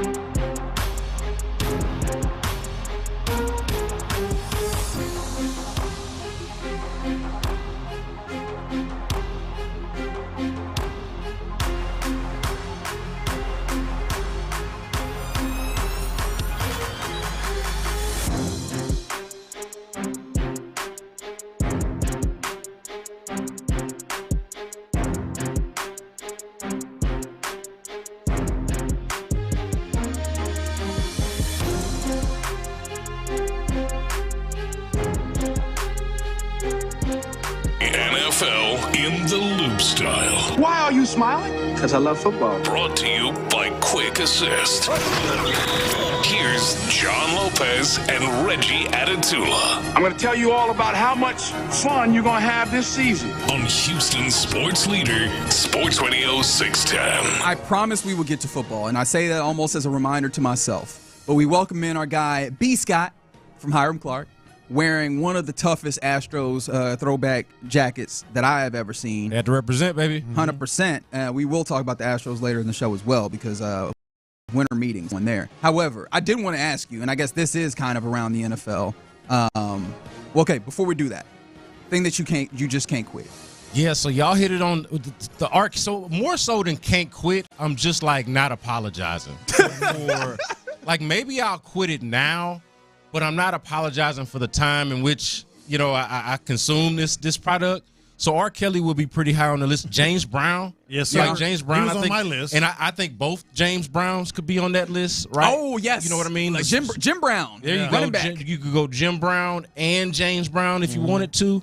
But James Brown certainly is one that I'm not quitting, despite some of the stories that I do not approve of. Stories, and I got the factory. Yeah. Well, you know what I mean. And there are, I would say, even more germane to my personal life, there are people like that have some unforgivable sins that I also cannot quit. Like there are people in my life that are like that. So this is human stuff, man. This is human stuff. But I'm not quitting James Brown. Absolutely not. Life gets messy. The one thing I say is you got to find everybody individually has to draw their line and find that. And it's not an easy thing, so I do try and give some people grace there. But let's go around the NFL, which is brought to you by Quick Assist. Got extra game day tickets. Turn them into cash with Quick Assist. Download Quick Assist from your app store today to find H-Town fans looking for seats. That's QUICKASYST. Quick Assist, your ticket everywhere. And I do want to kind of throw back a little bit. We were talking about this Monday Night Football broadcast. Did you watch any of the Simpsons version of this? Man, I didn't realize that was happening until I saw it on social media. Word. And I hate to say this because, like, I obviously love football and I love The Simpsons. I come up from that era, right? But I did not find myself wanting to draw the two together or bring the two together. Yeah. So I just watched the broadcast on the regular. I'm not an alt-cast guy. Give me Joe Buck. Give me Troy Aikman. Yeah, hey, look, even on the SEC championship game, I watched the SEC has that Skycast where there's nobody talking. Yeah, you can give me that. But if somebody's gonna be talking, I want it to be the guys that I'm comfortable with and used to. I don't need alternate cast. I can appreciate it though. I like what they did with Nickelodeon a couple of years ago, and I can appreciate what they're trying to do. I know this is something that like people younger than me would maybe gravitate toward. But I don't need this to be. I'm already here. Yeah, you're a deep enough sports fan. Yeah, I'm already here. I'm already interested. It was fun though, man. So I didn't really need. But again, I didn't even know. I would have checked it out at least if I had known it was happening. Yeah, there are some clips that I think are interesting, and I do wonder also when you talk how much. Like I was asking who this is for. There's obviously a lot of Simpsons fans, and this was nice because Simpsons has such a long history, 30+ years, where I think that you have so many generations that could tap into this. But I think this is also for tangential sports fans, or maybe borderline, where if you're a hardcore like you really want to watch the broadcast, and it's kind of hard to get a full accounting of what's actually happening from that broadcast. But if you just I kind of want to see the game, and then look at Lisa on the end around, right? Lisa got breakaway speed. Shout out to you, right? I think that was nice. It was weird though, hearing the voice actors, and I don't know how much of this is from voice actors from when I was watching it, or if it was just the broadcast felt different, but it felt like great value Simpsons. Yeah. It did not feel like the actual factual thing with the voice actors, and I don't know why that was. Yeah, and it feels like if you're gonna bring the Simpsons in, you do have to tap into that a little bit better, right? Like that's if you're trying to bring in the not so rabid sports fan, but you really want to bring them in, draw them in with the Simpsons, you think that would be stronger. But no, I can respect it and appreciate what they were trying to do. I was actually already interested enough in the game, despite the fact, you asked earlier, were you entertained? Was this a good game? Was it an interesting game or anything like that? I thought that this had plenty of I would say enough star power despite the records. If you need the records to be everybody has to have a winning record and be playing for something, then going in, it's not going to be a good. There's no reason to watch it in the first place. But if you're going to actually engage in it, I want to watch Joe Burrow throw the ball. See players make plays. Yeah, I want to see Joe Burrow throw the ball to Jamar Chase and T. Higgins. I want to see Micah Parsons try to chase after Joe Burrow. No. I want to watch CeeDee Lamb try to make something out of nothing the way he is known to do. Brandon Cooks, like there are enough folks in this nice game. of you to add Brandon Man, you Cooks had in there. Brandon Cooks? Hey, That's look, nice. look, I'm just saying that there are enough playmakers in the game to where, hey, I'd like to watch the game. But again, I'm somebody that was already invested. For sure. All right, some other things. Speaking of analysts and the sort, Netflix has set their studio show for the Christmas Day games. Now, of course, Mina Kimes was on this broadcast. She'll be on the studio show along with RG3, Drew Brees, and Manti Te'o, and then Kay Adams on all of this. I don't think that we'll get a feel of this, but I'm real interested to see how this Netflix Christmas Day broadcast goes, and not even on the Jake Paul, Mike Tyson tip of like will be able to go, but it's always interesting to see. You talk about like the things that you're comfortable with. Football, especially NFL football, we're so used to the teams that broadcast this, and I'm thinking back to like when Prime Video jumped in. Like it took a little bit for it to feel right, and I do wonder if Christmas Day will feel right with Netflix, with them just kind of throwing this together. Yeah, it's funny that you mention it or kind of position it that way because, like for me, I've actually been comfortable with the change to streaming. I'm more fixated on Netflix itself, and not just because of the Jake Paul thing, but just because it feels like they're not actually the first ones to do this because of what you mentioned, Prime. Obviously, you can get the NBC games on Peacock. Like there are ways already to stream games, and like Netflix is like, to me, almost later to the party than anything. How are they going to handle it? Like, yeah, for me personally, I've been able to make the Amazon switch just fine. Easy. Yeah, like it's to the been point where you're seamless. already thinking, oh, Thursday. Right. I got to go. Yeah. You're already making that appointment. I'm even to the point, I don't know if I should admit this, but on Sundays, instead of like Red Zone, I've got like the an app from my Fire Stick where I'm actually checking the local affiliate of whatever game I actually want to watch. So I'm watching it live, the actual game itself live. So like I'm into the depths. You of doing the Hood Sunday game. ticket? Yes. I do think there's a Jake Paul Tyson factor here. Okay. I do. I don't think it's because of the Beyonce of it. I don't think it's going to be There's that. a Beyonce factor. Well, not just Beyonce. She shut the lights down at the Super Bowl. Don't forget that. Over a decade ago. But not cut the just electricity out. Beyonce is definitely a factor, but not just that. Christmas Day, everyone's going to have that on. It's like a Thanksgiving kind of thing, even if it's just background noise or whatever. It's going to be a big audience. So I think there is a little bit of a Jake Paul and Mike Tyson factor. Just curiosity more than anything. Yeah, they're unproven. Yeah. And the last time they put on a big live sporting event, there was some issue. Yeah, to say the least. So yeah, no, I think that element of it has to be there on top of the fact that what I was getting at is like I think like you mentioned, it took a little while with Prime, but I think overall it's gone well. At least from my own personal experience, it's going just fine with streaming. And so with that in the backdrop, your most recent live sporting event did not go well. Yeah. And the others who already do the thing that you're about to try to do seem to be doing it just fine. So what are you going to do? Yeah, but even for me, like as the story is that they've put together like the talent on this. Yes. But one of the things I was pointing to with the Amazon Prime, and I probably needed to be clear, is that they threw together their studio team, and it took a while for it to gel. Now, some of these guys hadn't done it, right? Like you talk about Andrew Whitworth hadn't done a lot of TV stuff. Richard Sherman had done some things. Tony Gonzalez had not done a ton of TV work. Ryan Fitzpatrick, not done a lot of TV work. So there was a little bit of figuring out. They have people that have done TV work. Mina, RG3, Manti Te'o has kind of been a little earlier. Is that someone else? Yeah. It kind of surprised and me. his fit with them. Yeah. Like that's the thing. I like Mina and RG3 together. And Drew Brees. Yeah. I'm not sure about. He's been on the NBC crew, and I guess he's finding himself, but I thought Drew Brees' broadcast career, at least national broadcast career, was over. Like, truly. He's in the studio now. But I thought, do you understand what I'm saying? Yeah, no, it was not good. Since we saw it, I felt like everybody was like, okay, so like he's not going to get new jobs. Yeah. Not at least not good ones. He could be a local guy. I don't know. But like, he's Drew Brees. He could be whatever he wants, I suppose. But he's not good. So like that surprised me for real. And then Manti Te'o more so the fit. Like I think he could be fine, but I'm not sure what that fit look. Who else do we got?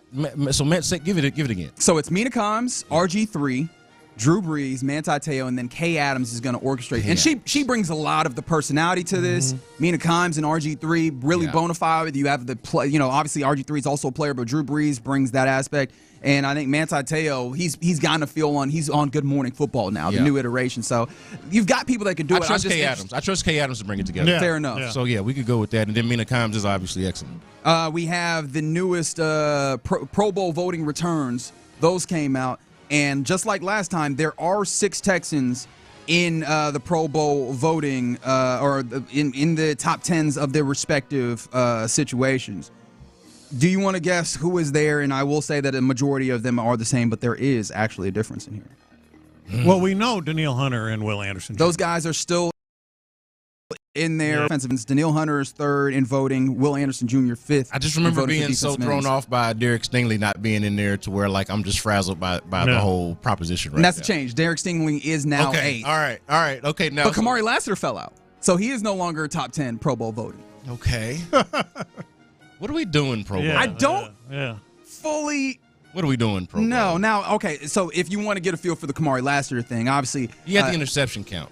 That was what it was. I think that was part of what was really was helping that. The likes of Marlon Humphrey, Patrick Surtain, Byron Murphy of the Vikings, Dante Jackson, Jair Alexander, Carlton Davis, Beanie Bishop, and then Stingley I mentioned, Cooper DeJean, who's been very good, or DeJean, who's been very good for the Eagles, and then Trent McDuffie. Okay. Those are all the guys, cornerback-wise. Okay. And, it feels like in order to get that shine again, he probably needs to I don't know if it's interceptions or what that he's going to have to do to get himself back into that Pro Bowl consideration.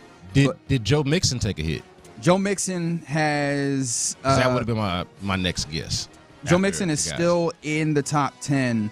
And he is still 6th, still in that same range. So he is not taking a hit. And then Townsend and Kaimi Fairbairn still getting a lot of love there. So the real big change was just swapping Kamari Lassiter for Derek Stingley, which I guess if you have to do that, that's the one that I would do, right? I would guess, definitely want to make sure that Derek Stingley is in there. Oh, and then I guess a shout out to Steven Nelson, who is no longer retired. Yeah. And how about that? And not revenge game.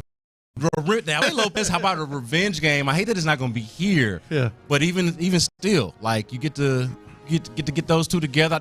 Now you got something beyond just the game. I'm going to be trying to pay attention to the pregame and postgame handshakes, if they are either embraced or avoided in any kind of Mr. way. Mr. Milk man. I feel like I know one that's not going to be an embrace. Yeah. He hates D'Amico. Wow. Hates him. But he's on the practice squad. I don't know that he would play this week for the Chiefs, but it feels like you're perfectly situated 2 weeks out to be able to have him. Think of their corner because they had to have done this for a reason. You don't just go dust off Steven Nelson, go get him off the barn, go get him off of his ranch, and say, "Hey, Steven Nelson, come join our practice squad." If there's not an urgency to play him, remember when it was all about I got to get paid? Yeah. Now he's on a practice squad. Yeah, but this $7,000 a week or something. But think about it though. He got paid. And he's doing his own rent. He gets to come in at the end of the season, tail end of the season, maybe get on the end of a Super Bowl run for the team he started with. Get that playoff money. Yeah, get that playoff money. This is an ultimate vet move type of flex. Yeah. Well, especially at corner, I'm gonna just show up and be a corner. Yeah. So what the hell you mean? Josh Williams, the cornerback who plays opposite Trent McDuffie, is dealing with an injury. So I think that's part of it to bring in depth. But I also wonder, we always do this thing when a player signs somewhere, and we're like, ooh, is that kind of an intel type thing? Does that feel more relevant than the times? We kind of bat that away a lot of times. All right, well, yes, this linebacker going to that team and assigned to their practice squad is not going to matter. But it feels like this one might, and maybe I'm just making more of it because he is local or a local tie. This does feel like there is some level that he can give some intel into the way that D'Amico Ryans and this team does things. I think that's an interesting way to look at it, but I would say, and I don't mean this as disrespect to D'Amico and their scheme and what they're doing. It's not too much. But it's not like it's Morse code or rocket science or any kind of high level academia we're talking about here. They kind of line up and play and do what they do. So I think Andy Reid's got it. You know what I'm saying? And I think Steve Spagnuolo's got it. You know what I mean? I think between he had his moments, man. Steven Nelson with Spagnuolo could get interesting. Well, we'll see. Obviously, the Texans' main approach or main focus needs to be on the Dolphins, but when it comes back around in a couple of weeks, that's Saturday. Saturday after next, I guess is the way that I look at that. That's going to be an interesting subplot to what will be a very important game. I hope he plays. I hope. I do. That'll be so spicy for sure. That'll be really fun. You just want another Aziz situation. You just want them to be jawing on the field. Is that what you're looking for? Look, you talk about Aziz situations. I don't want too many more Aziz situations. No. All right, you're in the loop right here on Sports Radio 610. That's Around the NFL. We got our guy B Sky hanging out with us, and coming up next, a participant, soon-to-be participant in the Kinder's Texas Bowl. It'll be Baylor head coach Dave Aranda. Let's talk to him about their birth there, and maybe a little bit about a player that he coached. His name is Derek Stingley. We'll talk about that and more next. The Drive with Stoerner.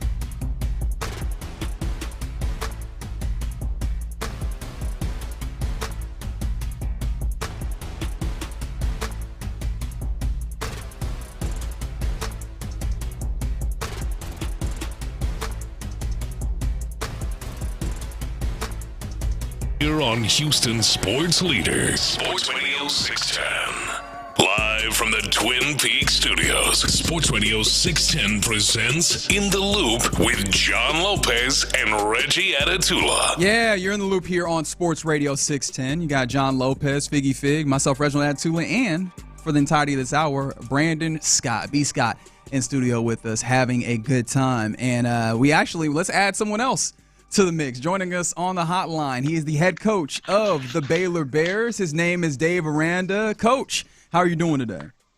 Doing really good. So I want to start here because I did call you coach there, and I always find this to be an interesting dynamic.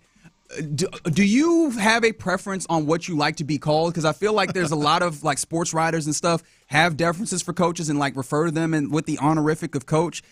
If somebody like referred to you as like Dave or Mr. like, how does that hit your ear? Your name is Dave, right? Are you just like, hey, call me coach? No, Dave. Yeah. It's funny. We just had an NIL transfer portal breakfast just right now.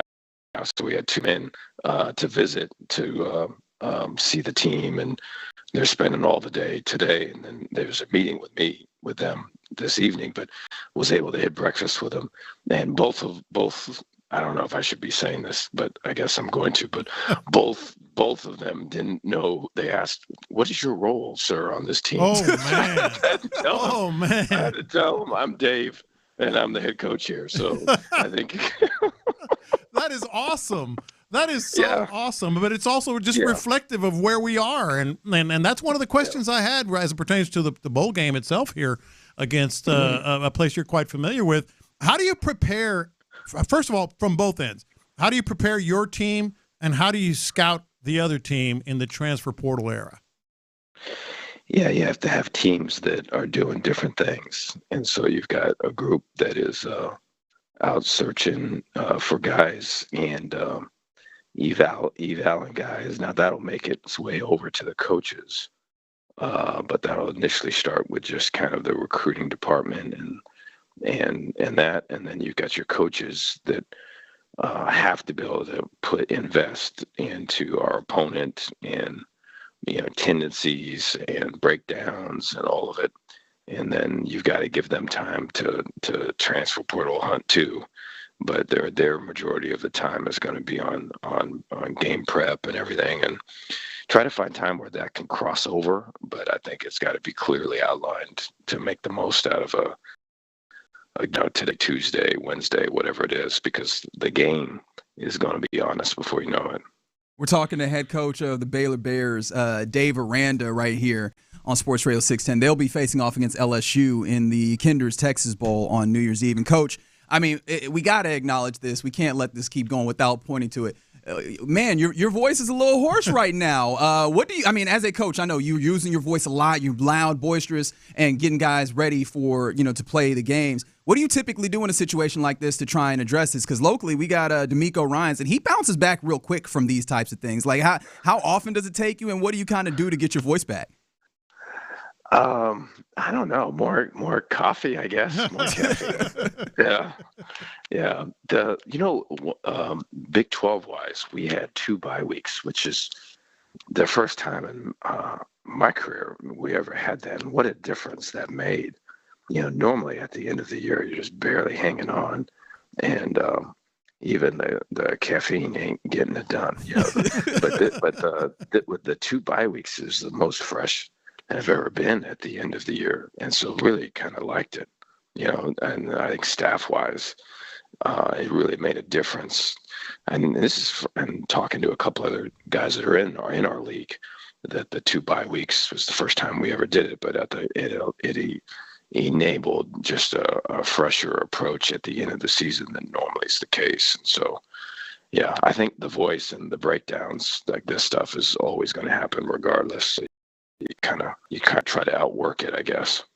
Dave, I want to go back to the kids that didn't know who you were, and like, what is it like for you as a coach who obviously has gotten to this point and has accomplished everything that he has, but at the same time you have to kind of still present a certain level of humility, and what is that like of balancing sort of a level of humility or humility and I guess sort of this alpha nature of being the head coach? Yeah, I think it's a good question. I think it kind of comes, I brought that up because I think, I know whenever I'm introduced to people, I always try to make a point to say, hey, I'm Dave and all this. And I think when you do it like that and you really believe that, and you want to, and that's how you go about that, then I think what happened this morning is a byproduct of that. You know, I think if you're saying, hey, I'm coach this, and I'm kind of walking and talking like that, then I think they probably know who you are when they get on campus right away. But I think there's a byproduct of that too, you know, so you kind of have to choose what's important to you, you know, and what you want to be about, what you want to put up with. And so it's just, to me, it's never been about kind of the loud and the flamboyant and coach stuff. It's always been more about relationships and being real and the whole thing. And so, you know, this has not been the first time that happened. Crazy. You know, but it's the first time. Crazy. And so I just think by the end of it, like, we have a couple guys that are on our team. I remember their visits. It was like that too. But I think that's part of the reason why they ended up coming here, is because it's different, you know, and it's not this force of nature type thing where you gotta have to, you know, it's more of a relational thing. And so we'll see how this one goes today. Dave, and I'm going to call you Dave because I've been in this business for damn near 40 years, and not nearly very many coaches are as flexible on that as you are. So I am going to call you Dave. Dave, is the 12-team playoff working? I think by just the amount of people that are talking about it and are excited about it, I'd say yes. You know, I think you know, we're in a bowl and we're excited about the bowl, but it's interesting, just the playoff and just the credence that takes, and as it rightly should. And I just think that people are talking about the matchups and what's going to happen in the second round and who got the bye and all that. So I just think by the amount of people that are interested in that and the talking about that, it probably is, you know.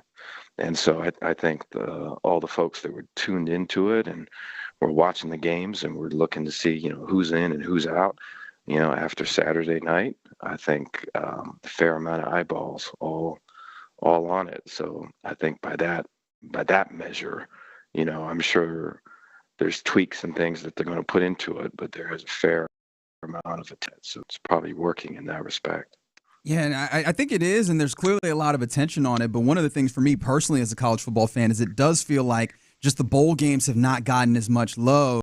And I still have a love for the bowl games and what they mean for teams. And historically, you know, what has kind of been said popularly is that the bowl games really the biggest benefit from the team perspective is just getting more time to coach your guys.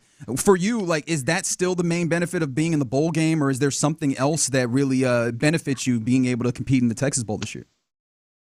Yeah, the bowl game says that you're able to win a couple games, one, and then two, I think it gives you the ability to develop your people, right, and then to maybe showcase some people that you know. It was interesting where Kansas was our last game, and it was all kind of tied up through Thanksgiving and everything else, and you know, the reps we were getting were pretty specific reps, and so like the guys that were repping it were like, hey man, we got to make these reps count. You know, it's a fast week. It's kind of chopped up with the break in between with the holiday and everything else. And so to go from that to where now we've got, you know, 13 or 12 days or to prep for an opponent. And, hey, we're going to get some teamwork here. We're going to get some half line here. We're going to get some half line skelly here. We're going to get some one-on-one. There's just a lot of development that can take place. And then, you know, there's guys that weren't getting reps as young guys that can get reps as young guys in this game. Got to ask you about Derek Stingley. You are quite familiar with his work. He came in with his hair on fire at LSU in 2019. Yeah. I'm guessing you're not surprised at how well he's adjusted to the NFL, but what are you seeing out of him now that he is at this level and where he could go? Yeah, when my girls, Jalen and Jordan, at the time went to Dunham School in Baton Rouge, and so that was where where Derek went, and his dad was a coach there, and so always used to enjoy visiting with Dunham and going to the games and all of it, to watch him play, when we were recruiting him. He always struck me as just a really confident kid, humble at the same time, and a learner. Always wanted to get better. When he came to LSU, he came in early at mid, so he was able to play in the bowl game. I think we were playing UCF in the Fiesta Bowl that particular year. And, this was after the 7 overtime game versus A&M. And we had guys that were injured in that game, and that affected the UCF game. So I think we had like 3 or 4 DBs that were out. We had to move a receiver to DB, and we're going, man, the best DB we got right now is Sting. He just showed up 2 days ago. He's the best DB we got, and so just someone that can adapt that quickly and put the time into it, and it's never effortless, but he makes it look like that because of his attention to detail and his work ethic.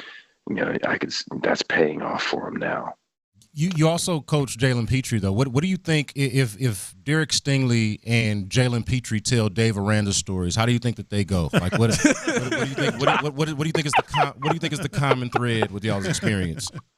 Oh man, yeah. So Petey was at our hotel prior to. This is right prior to he got injured. This is. We were playing Houston. Yeah, so this was the second to last game. So he was at our hotel. It was so good to see him. He was going through kind of our pregame stuff at the hotel, just getting ready to leave. And so we were just talking. Corey Unlin is a coach I know on the Texans, and I've kind of grown up with Corey, and I have so much respect for him, and I've visited him various spots. And I remember visiting with Corey prior to the season, and he was talking about Sting, about, man, or talking about Petey. It's like, hey, we got Petey in the deep half, and it's just, man, he's supposed to be here, but then he does this, and he's supposed to be there, but he's doing this other thing, and I don't know. And he goes, and we're just, he's best at the nickel. That's where all of those instincts just take over. And I think the move from playing deep to playing low is a game changer this season, and so it's just so cool. And so when Petey was down, we were talking about stories about we had like Petey rules, like only Petey can, this is how we got to take on the block. This is how we blitz. This is how, but Petey, you could do whatever you need to do to make the play. All right. And then everybody else, you need to do it exactly the way we're saying it needs to be done. And so if you're to ask, Petey talks about me, it would probably be the rules that we had for everybody else, the Petey rules. Now, Dave, before we let you go, to get this Baylor team in position to, compete in the Kinder's Texas Bowl, your team rattled off 6 straight wins, and a lot of that was due to an uptick in offense. Asking for no particular reason, as a defensive head coach, what did you see? What happened? What did you do to kind of get that change and get your team to winning ways down the stretch? O-line wise, they really gelled. Our O-line coach, Mason Miller, did an unbelievable job. And we had to make a few tweaks at the positioning of guys. And I just thought we were able to run the ball, coming off of that first bye week. That first game, I think that's the very first play of that first game off the bye week was a 7-yard run. And I think up to that point, I don't know if we had a 7-yard run. Mm-hmm. And so that was the first play of the game. I remember on the sideline, everybody looking at each other going, oh, what was that? And then we reeled off like another 7-yard run. And then all of a sudden that became who we were, But, all the work that went into that and the continued development of, hey, man, here's all this outside ways ain't great, but on the inside, let's stay focused and stay working. And all that's hard to do. It's probably easy to say, but it's difficult to do. And the O-line guys, they did it. And then I think with that, the run game came the ability to get people in the box. And so a really clear picture on the outside for the throw game.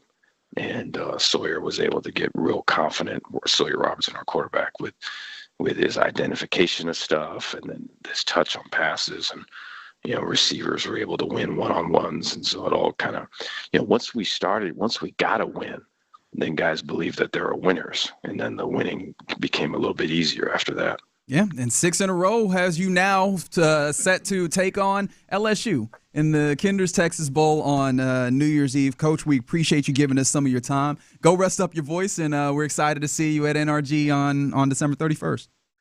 Appreciate you. Thank you. There he goes. Coach Dave Aranda of the Baylor Bears. They'll be taking on the LSU Tigers on New Year's Eve, 2:30 on New Year's Eve. For tickets and more information, you can head to kinderstexasbowl.com. But if you don't get tickets, you can listen to it right here on Sports Radio 16. Hey, he was a soldier through that. He was fighting. Like you could tell that his voice was not working, but he did not feel reluctant to talk. So that was good. It sounded like it wasn't just hoarse, but it hurt. Yes, that's right. That's what I'm saying. He was playing hurt. He played through injury. We appreciate you, Dave. We really appreciate our guy, Dave. I felt like I was calling my mama her first name. Coming up next in the loop on Sports Radio 610.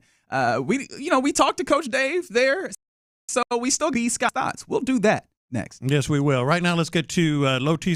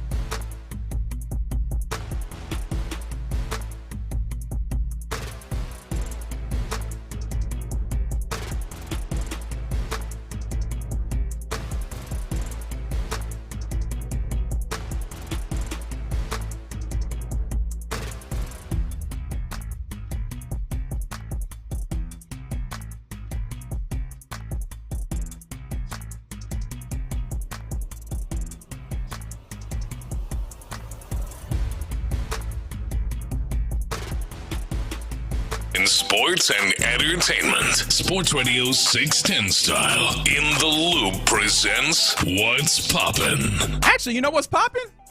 You got this teed up? You got this ready? What's poppin' is, let's talk to our man B. Scott about his thoughts. Yeah. It's going down.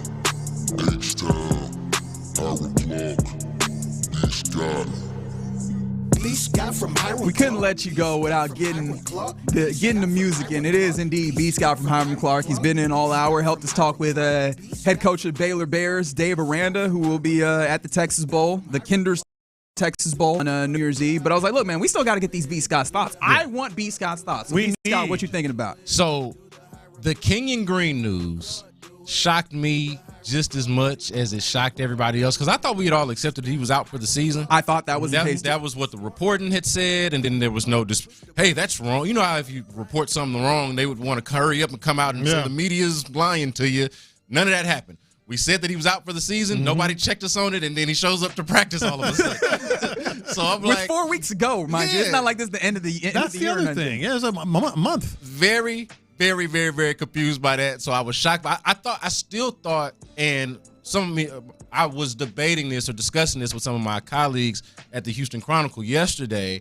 But like, what was the more significant story? This Kenyon Green surprise or Christian Harris, who I was making the case is the infinitely better player, and therefore should be the more significant story. 100%. But the more and more I've thought about it, like the more I've sat with it, I'm like, but the Kenyon Green thing just doesn't quite make sense to me. I thought he was out for the season, so I'm very curious on like exactly what this timeline was. Right, what's the shoulder actually look like then? Because it was a shoulder injury that he had. Right. Like, or who got what wrong? Did we just get it wrong in the reporting of it, or did they get it? Are they just relieved to find out that it wasn't as bad as they thought? Like, I'd be interested to know a little bit more about that. But then also, sort of the next day story, since today is now the next day, it's like, okay, so what is the domino effect of this? Who is the odd man out? And this is actually the part, the story interesting to me. The Kenyon Green return interesting to me, because it's like, okay, who exactly, we know what position he plays, but who exactly is he replacing? Basically, they've got 3 guys that they're trying to get to fill 2 spots between center. This is the math of it, right? 3 guys to fill 2 spots at center and left guard, but they might only have 1 between the 3 of them who's any good. And you need 2, right? Yes. And the 1 can't play both at the same time. And that 1 right now seems to be Jared. This is the story, right? Kenyon Green and Juice Scruggs come into the season as your starting left guard and center respectively. It turns out throughout the course of the season, up to this point, past the bye week now, that it looks like the backup, Jared Patterson, might be a better guard than Kenyon Green and a better center than Juice Scruggs. Yeah. But he's only 1 guy. Yes. And he can only play 1 position. Correct. Right? That's how the math works, right? So now it becomes a question of who's the better left guard between the guy that was supposed to play left guard that's bad at it versus the guy who's actually supposed to play center but is only playing left guard because there's nobody left to play it. Yeah. Yeah. What a predicament. Did I explain that okay? You explained it perfectly. I'm kind of mad. I think you explained it better than I have in the past 2 days. It's fascinating. Maybe there's 4 guys for 3 spots. If you want to talk about Shaq. Yeah, somebody randomly brought up the idea of Shaq Mason, and I don't know that that's going to be... I wouldn't bet on it. But that, to me, that's a whole issue. Because I don't feel like they're... Like, I don't agree that factors into this equation, but it's its own issue because there's nobody to save you from that situation, right? And I don't mean that in disrespect to Shaq, but it hasn't been his best season, and I feel like you could also stand to do something there too, but you can't. I mean, the other thing is, and we talked about this at the start of the show, you're kind of counting on Jared Patterson being Jason Kelce all of a sudden, like that big of a factor. You know, that big of a factor to make Kenyon Green not just a good run blocker, which I think most of us would agree he is, but improve his pass blocking that much. It's a big ask, man. But I also feel like it is a big ask, but it's an ask that they have already been kind of in that place of, because when Kenyon Green got injured the first time, immediately it was just Jared Patterson in at guard. He fits the profile more of a guard than Juice Scruggs. Yes. Then when it comes back around that Kenyon Green is actually out on IR, we thought, okay, he slides back in at guard, right? Because he clearly fits that profile better. But they did a little musical chairs and was like, actually, he needs to be at center, which felt like in some ways, and I don't know how to soften this because I don't mean it to sound as harsh as it does. Some ways is an indictment of Juice Scruggs' ability to call things as a center. 100% is. Absolutely it is. And so I think that for that reason alone, and again, kind of creating a hierarchy on the offensive line, clearly tackle is like the most difficult position to play or whatever. And then center feels like it's second. Guard is the place where, in the relative hierarchy, that's the lesser. And so I feel like Jaret Patterson got to play center, right? Like that's the one spot that feels like it's evident. And then after that, I think you get a body that hopefully can handle some of this with the right direction, and then boom, that's your answer that's made for you. That's what it feels like is the standard operating practice here as it's set up. Yeah, I agree with the logic there. I just think the predicament is, to me, it's very similar, but a little different, but very similar to last year with the Titus Howard situation, right? Where he comes back and he's at left guard, but it's a question of, is he at left guard because they don't have any more options at left guard, or because the guy at right tackle is actually playing him? Right. And since left guard is open and he can play it, he's there. Whereas this is more of a situation of, hey, the center looks like was actually displaced. Yeah. Because it didn't have to be. It would be so much easier, right? It's so much easier to discuss this, and we could just move on if you just plug and play Jaret Patterson at left guard. Juice Scruggs is still playing center, and then there's nothing to discuss here. But the fact that they did that musical chairs tells you something, even if it's not as harsh or as drastic as we are describing it here. Right. It has to tell you something. Okay, and so now what does Kenyon Green's return mean for the position that they still haven't been able to quite figure out? Because the guy that they got playing guard now is really, truly a center, but has been displaced. But not the best center. And it's not the best center. And so that's what I'm saying. What does that mean for left guard? Yeah. Is the guy who plays left guard better than the guy who actually is a center? And my head is hurting. And you want to know what the real issue is with all That's of this? the situation, though, John. No, it is. You know what I mean? It's not a novel observation, mind you. Yeah. But the fact that we can have this conversation, have to talk about it. The question that you just posed, is the guy who plays left guard better than the guy who actually plays center? The fact that that's a conversation that we have to have just it highlights how much of a problem this offensive line actually is with this team. Well, right now. to simplify it, you've got at minimum two starters that now have been outplayed by the backup. Because when Jaret Patterson has been in, and I'm not trying to I want to be clear about this too. Jaret Patterson, Pro Bowler, do we need to start adding them to the list? Oh my God, I'm not trying to do that. Let me see. Because it feels like that's what I'm doing, and I'm 100% not doing it. I'm not saying Jaret Patterson is great. He is the backup who has gone out there and outplayed the starting left guard, and then gone out there and outplayed the starting center. And that sounds like a Pro Bowler to me. But that's the essence of the problem, because he himself ain't that great. Yeah. You know what I mean? He was the backup for a reason. But he's out there, he's at least gone out there and just done the job, which is, the bare minimum that you can ask him to do.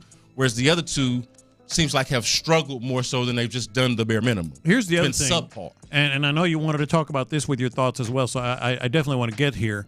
And that is, listening to D'Amico yesterday, not only did it seem like they were going to, slide Kenyon Green right in, it sounds like they were going to slide Christian Harris right in as well. And kind of no holds barred. We'll see about the limitations, but they seem to be counting on him. Yeah. On the one hand, you feel like, man, if he's had enough time to rest. Yeah. Right? Like he's had enough time to not play football. It's time to go out there and play football. But it also would seem like it's inconsistent with how they brought guys back from injury. And then you're talking about a calf, and the fact that he was gone speaks to the severity of the situation of the injury. So it doesn't feel like it would be smart to overdo it. But, I mean, they got all of the sports science and geeky, nerdy stuff that you could possibly have in terms of intel to not do the dumb thing. I wouldn't expect them to do that. And as far as Christian Harris goes, I mean, let's not overstate. Like, as much as I was trying to play down, I was talking about Jaret Patterson, let's talk up Christian Harris real quick. Yeah. They don't have a dude like that on the team. And for as good as the defense has played, I think adding a Christian Harris to it is significant if he's anything close to what he was the last time we saw him play. Yeah, assuming that he has the wind or the legs to be able to do that, and that's the thing that it feels probably like shouldn't assume that, right? Probably shouldn't assume that, but the potential is there. 100%. And I think that's the interesting part about this week in practices. Like, that's where, I mean, I know a lot of eyes will be, but I think what also makes what I think the encouraging thing is we're kind of myopic right now, really looking at this week, next week, like, this stretch of 3 games in, 11 days or whatever. The encouraging thing is that, in theory, knock on wood, provided that there's no injuries, right? That's the guy that you'll have back for the playoffs. And that, I think that raises some of the expectations, some of the hope for this team to be able to do something special once they secure their spot as AFC East or AFC South champions. I don't know why I went East, and then go into the playoffs. Yeah. So, that's exciting. We didn't get to your Rockets one. Fun times around here. It's all good. H-Town Hoops Podcast. Y'all check us out. There you Make go. sure. Me and Alex Spillane. Wherever you get your podcast, Odyssey, Apple, Spotify, whatever you want to do. Now, our guy Lopez can actually get that Apple podcast on his phone. Right. You see I that? got it on my other phone as well. Right. See that? He can actually get it on his Apple podcast now. I was just playing Jerry Lee Lewis. Welcome to the land of the living. Damn. I mean, I'm still over here with. Anyway, that's our guy. B. Scott joins us on Tuesdays. Much appreciated, my man. Appreciate you giving us a little bit of your time. All right. Coming up next, the winter meetings continue to chug on. Is Dana Brown gambling his future on Alex Bregman? We'll tell you what we mean next. The Drive with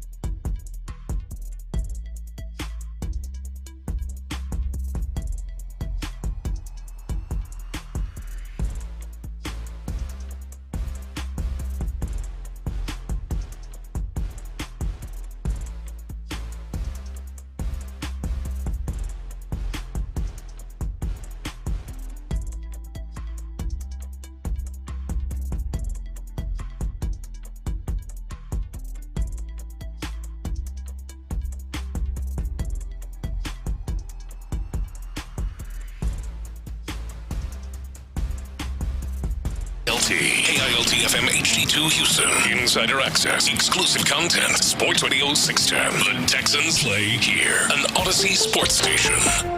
Sports Radio 610 presents In the Loop with John Lopez and Reggie Atatula.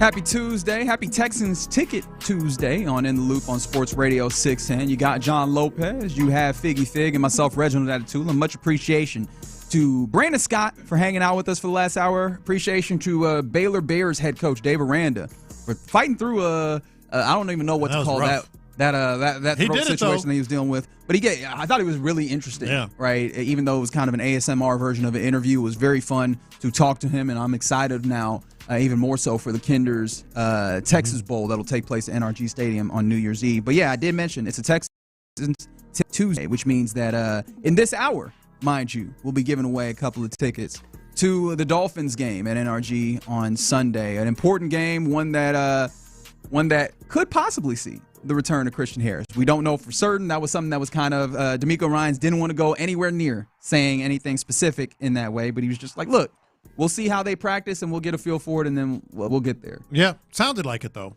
Yeah, felt like it. What was the thing that he opened up with that really caught your attention? The idea that well, I forget exactly how he put it. Something about there's going to be some changes in the lineup, or we'll have changes in the lineup. I'm like, oh really?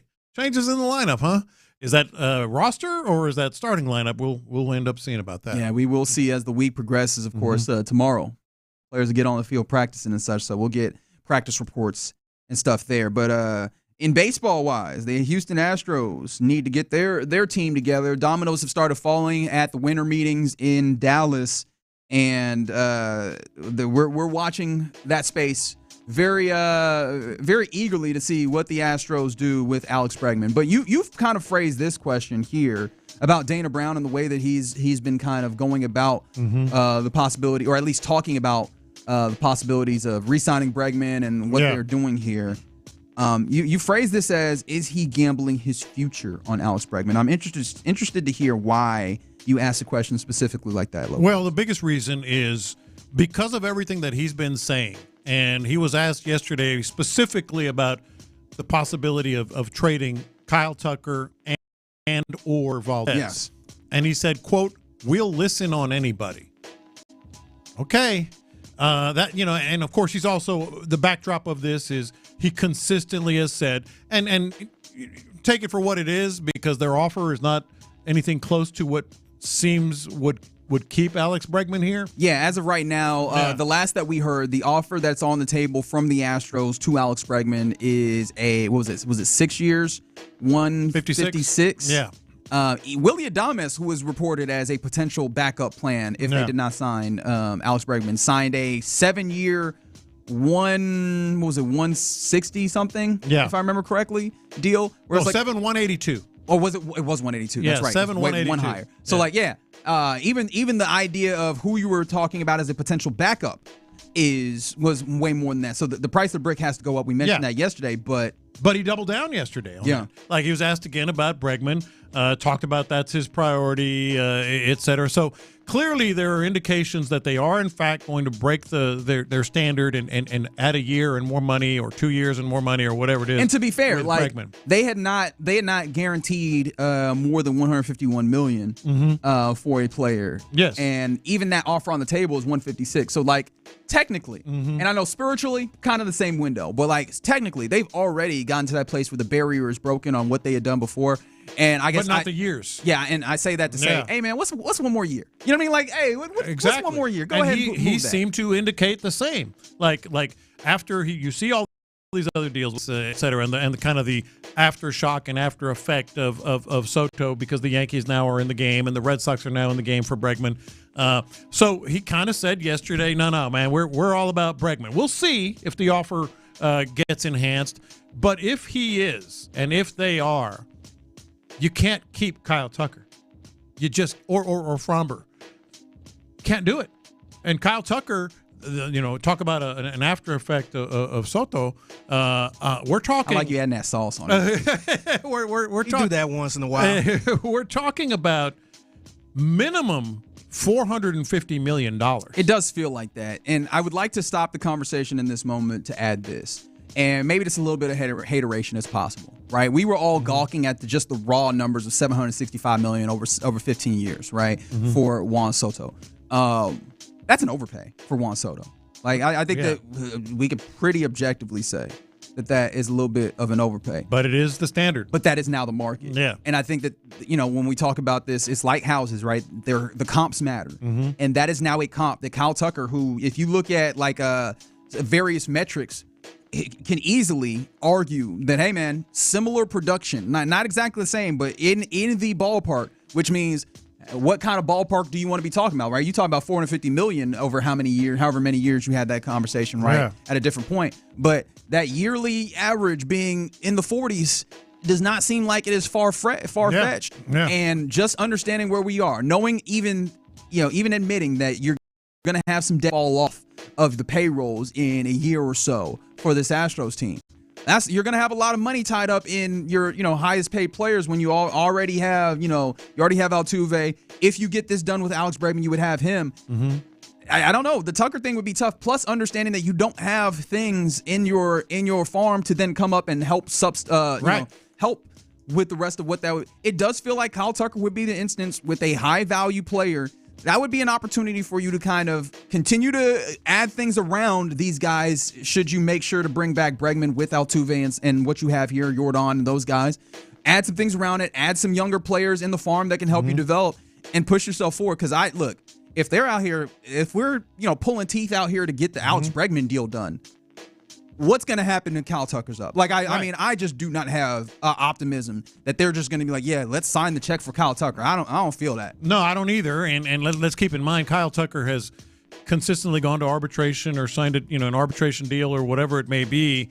Don't think for a second, all this, Alex Bregman, he really loves it here, and maybe he'll sign for 6 years, 150. Not a chance. Bregman has already signed a $100 million contract back, a few years ago. Kyle Tucker has not. Kyle Tucker is going to break the bank. And that's why I say is Dana Brown, gambling his future a little bit here. Because let's say you somehow bring in Alex Bregman. Well, Kyle Tucker or Fromber or both are gone. I mean, they just almost have to be because of what we're talking about. The amount of money and the amount of years, et cetera. And then you can say, well, you'll get really good return. You'll get one of those deals. Now, Soto, he brought back 5 players. He didn't ask Sauce then. Soto brought back 5 players, but they were all prospects. They're all young players. Well, that means you're going to have to take a step back. That means you're going to have Bregman and Altuve, older players, and prospects. You're not going to have Kyle Tucker. I get you still have some studs. Oh, so even in this instance, what are you advocating for? Yeah. Wait, hold on. Keep going with your thought process here. So if you trade Kyle Tucker, you're getting young players and prospects. Does that help you with the window open? I think it helps extend the window because if you bring Bregman back, it would not be that it's like, hey, we have 2 years. You have a little bit of time. I think it helps you begin turning yourself over and getting closer to that. But you're gambling, and that's why I brought that up. Yeah, but I mean, you're at a point where gambling has to happen. Prospects. I feel like they should have did that last year, to be honest. Well, the thing is, he's going to walk. If you don't do anything, that's the other reason you have to trade him. Kyle Tucker. He'll walk. Yeah, and then you get and that's the alternative there, right? Yeah, you get prospects or whatever, guys that are not necessarily proven to impact the big league club at the time of the deal. However, would you prefer a year of Kyle Tucker and then seeing Kyle Tucker walk away for absolutely nothing where you are in the pits? Because at that point, 5 prospects. I think at that point, you have the biggest indictment of the organization at that point where you have a lot of money tied up in a few players, but you also don't have a real path forward. Right. Like I said, you have to. You almost. Yeah. And I mean, I don't know about y'all, but I don't feel like they're going to make it to the World Series this year.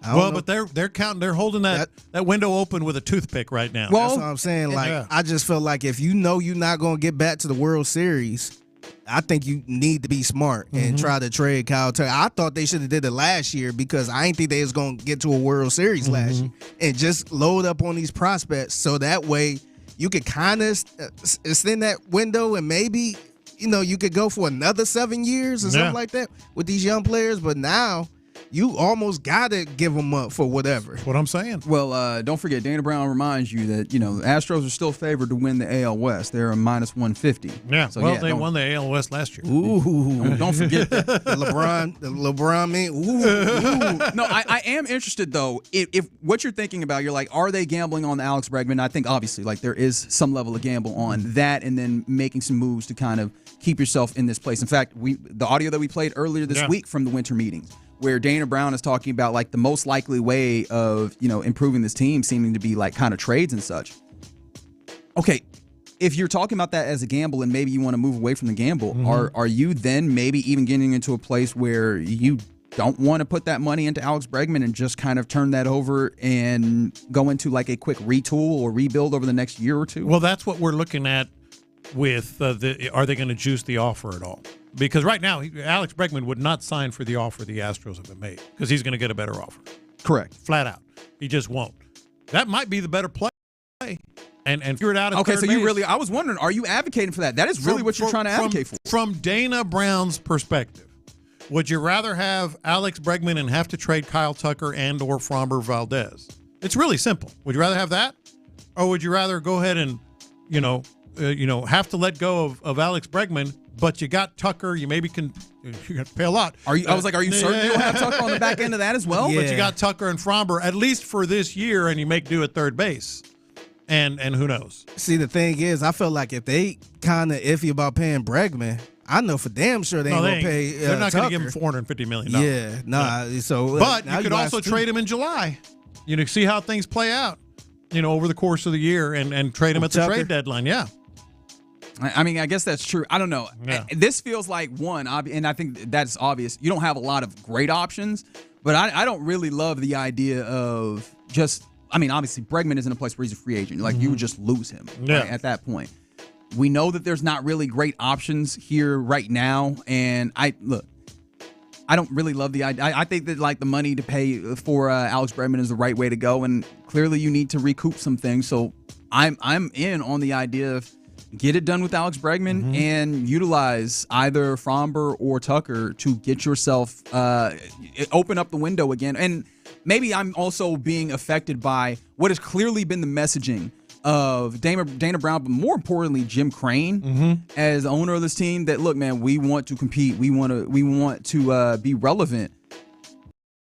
That is like now is the time to put your money where your mouth is. Yes, exactly. And it does feel like, as you've kind of detailed, it needs to be one or the other because, they can say all these things, but if you end up in the middle, it'll be real nasty because you won't be able to win now, and I don't know when the next time you would be able to win. Like if you end up in that place where either you don't end up getting Bregman, or you're just sitting out there in the lurch.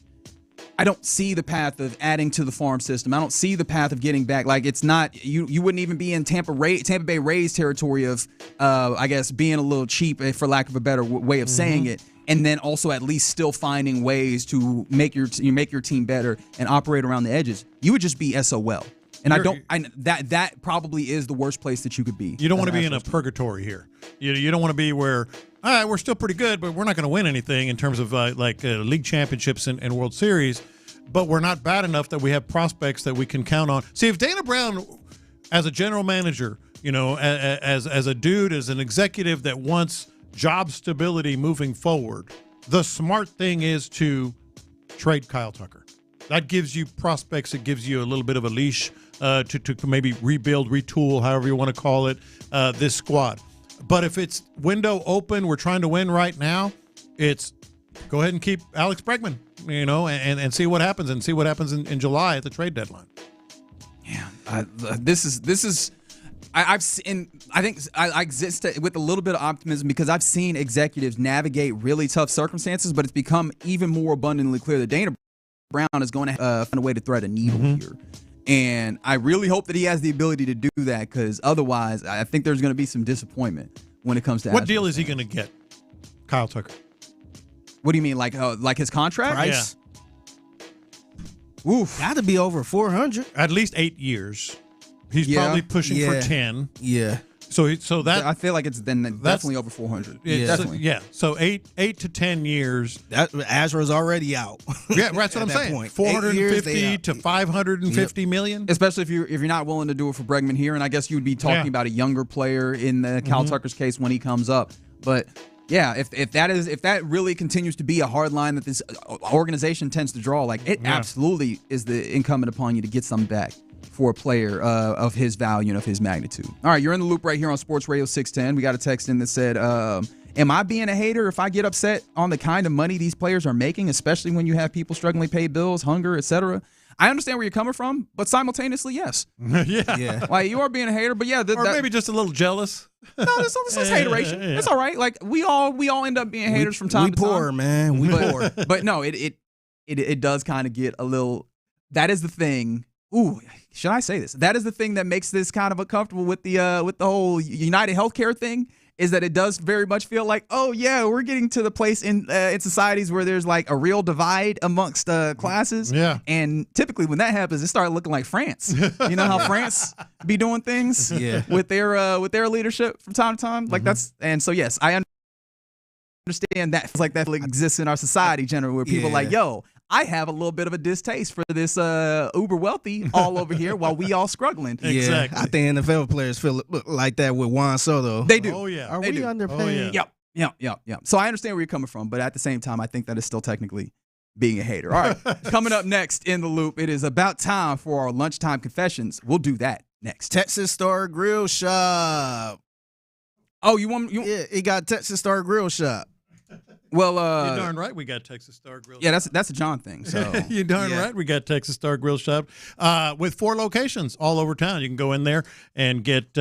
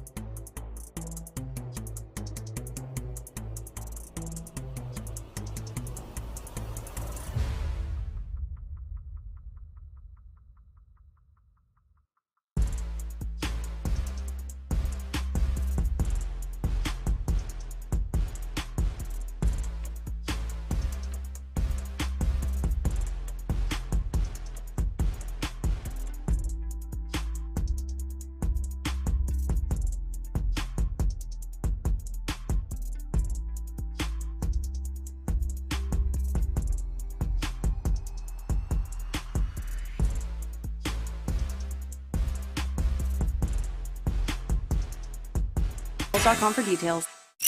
The best football breakdown is here on Sports Radio 610. The day after every game, join Payne and Pendergast in the Loop and the Drive on a Shoppers John Deere Reaction Monday. Game analysis, inside info, and your reaction starting at 6 a.m. on Shoppers John Deere Reaction Monday. Houston's sports leader. Sports Radio 610. Sometimes it's sports, sometimes it's not. Whatever it is, Reggie and John are keeping it real. It's In the Loop's Lunchtime Confessions on Sports Radio 610. Watch this. These are my confessions. All right, so I got a question at the end of this confession for you guys. I went incredibly nerdy yesterday. I went complete bird nerd. Social media posts. Maybe you guys saw my post yesterday. So a really, really rare bird showed up in my bird. Oh, literally a bird. I was like, what is bird? Literally, what is that? Literally a very rare bird. It's called the scaly-breasted munia. For those who are That's not a real bird. Bird nerds. Yes, not a it real is. bird. I don't believe you. You made Google that up. it. Go to the Google machine. It's called the scaly-breasted munia. Or munia, I think is what it is. And this is a bird that is, it's from, and its habitation is in Sri Lanka and Indonesia. Okay? I'm not learning about birds right now. I'm getting to that. Okay. And so it showed up at my bird feeder. My bird feeder has a camera, so I clicked the picture and shared the picture. You can see it on my Twitter, Facebook, Instagram, all that stuff. Google Plus. It's really, really a cool bird. But somehow, over the years, they either got off of a ship that came from in Asia or got out of captivity. And so there's a small colony of scaly-breasted munia in Houston. And they showed up in my house. There's like 6 or 8 birds. Okay. And I was a total bird nerd. And I do not apologize for that. I'm a very amateur birding guy. All right. What's the nerdiest thing you guys are all in on? I'm all in on amateur. I'm not an expert by any stretch, but I know enough to be dangerous on birding. That is absolutely my nerdiest nerd self is birding. Did you see my bird? I did see the bird. Mm-hmm. I like how you said my bird. Like, are you keeping it captivated? It's at my house. It came to my house. Okay, very good. Nicholas on the YouTube immediately. Easy anime. Okay, very good. All right. I'm trying to think. What am I really? I'm a nerd for accents. Oh, you sure are. Like, I like to listen to people accents and try to guess where they from and put pieces together. Yeah. Scaly-breasted munia. I was so excited, like irrationally excited. I was like, oh, it's that bird, because it came by last year. And then I had to look up the name again, but it's the scaly-breasted munia. Asia, Sri Lanka, which is fun to say, and Indonesia. But now there's a colony in Houston. On the text line, MLB baseball cards. On the Twitch, weed. Okay. Hey man, specialized. A nerd for weed sounds hilarious. So they work at a dispensary. That's what I hear. Because that's definitely what it always feels like in those places. I don't know. I feel like I'm a nerd for a lot of various things. The easiest one that comes to mind is just sports name. Stadium names. Oh yeah. We will get to that. I promise. I don't think so. You just keep promising. I'm just going to assume that it's never going to happen. Star Wars movies, comics, birding. Come on, Lopez. No, birding is cool, and I think it comes from all my time on the water. That's not going to help. I see a lot of birds, and I try to identify them when I'm fishing. So yeah. Total nerd. 832 weather. There's a lot of weather nerds out there, man. How far does that go? Because I feel like weather generally, everybody is cool with weather as small talk, and then there's a place when where it gets goes too deep. Far. Yeah. Somebody said Harry Potter nerd for sure. Playing all fantasy sports. Not sure if it's considered being a nerd though. Mm-hmm. I mean, to the people that don't give a damn about sports, I'm sure it does. Yeah. I am certain that it does. I don't know. I'll keep thinking about that. But yeah, I feel like everybody's got a very nerd thing in them. These are my confessions. All right. Wow, that was different. I like that. I like that. These are my confessions. We got 2. Appreciate that. I think I mentioned earlier for the Monday Night Football broadcast, especially because they had the special Simpsons thing. It's the reason why this game stayed in Monday Night Football. I went full psycho, probably, honestly. I had all three of the various broadcasts on. Mm-hmm. But what it reminded me of is I haven't watched much of the Manningcast this year. And so I did not see a lot of the Belichick on there. Mm-hmm. And what I realized is I love Bill Belichick on the Manningcast. Like, he's great. Elite watching. It was the best of three, I think, easily, if you're like actually interested in sports, up until that point where Bill Belichick left. Because one of the things I learned early on with the Manningcast, it is good when they are sitting there watching the football game and talking about football. Like, they bring their expertise to this. Yeah. It is bad, and I'm willing to, yes, indeed, say bad when they have guests on and they're trying to be hosts and they're talking about all this other stuff. And I'm like, yeah, but what about this football game that you're supposed to be watching right now? I thought you were going to bring some of this to it, right? And I get it. Like, they had John Legend on. I was like, all right, fine, right? I don't want to hear about John Legend and his fantasy football. I really don't care. Don't give two hoots. See? Birds. But, like, when Belichick was there, like, as a guest, he also isn't moving like a guest because he's just wanting to sit here and talk about football, too. So now it's three dudes with the added, like, wealth of experience that Bill Belichick brings. I was like, yo, this is great. And they did that for the entirety of the first half, and I was entranced. And then they brought in John Legend. And I like John Legend, right? We're ordinary people and all that. I did not care at all at that point. Okay, you guys agree? No, I agree. That's the reason why I don't really care for the Manningcast, because I kind of like when they go off track.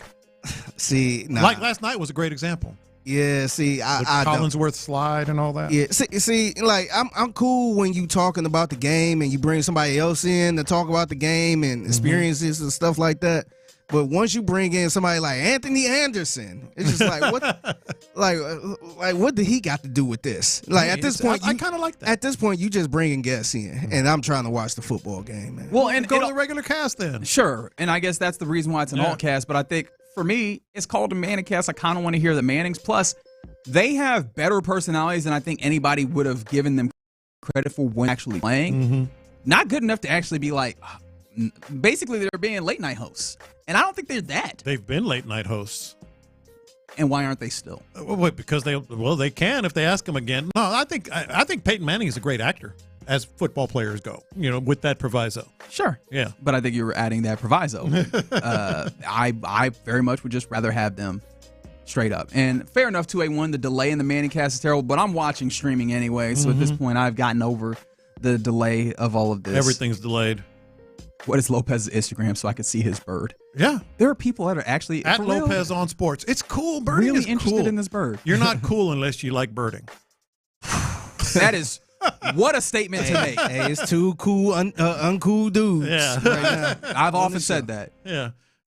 These are my confessions. So we had Dave Aranda on the show, I want to say almost an hour ago. You could check it out on the Odyssey app.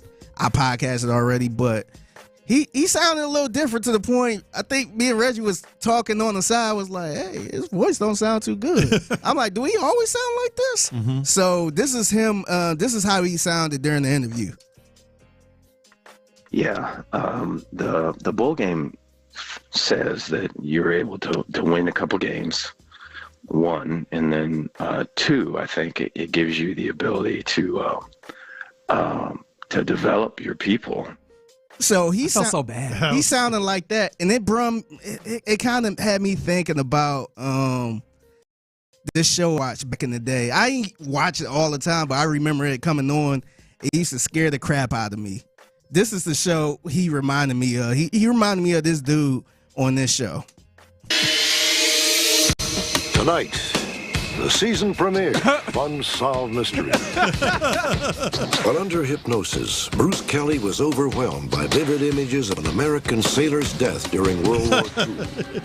Later, he was amazed to learn his vision of the sinking of a submarine. I'm like, man, he need to be on Unsolved Mysteries, man. It does. Sounding like that. He does. That used to be, that was one of the scariest shows ever, man. Like watching that at night. Okay. Like, nah, man, cut some light on in here, man.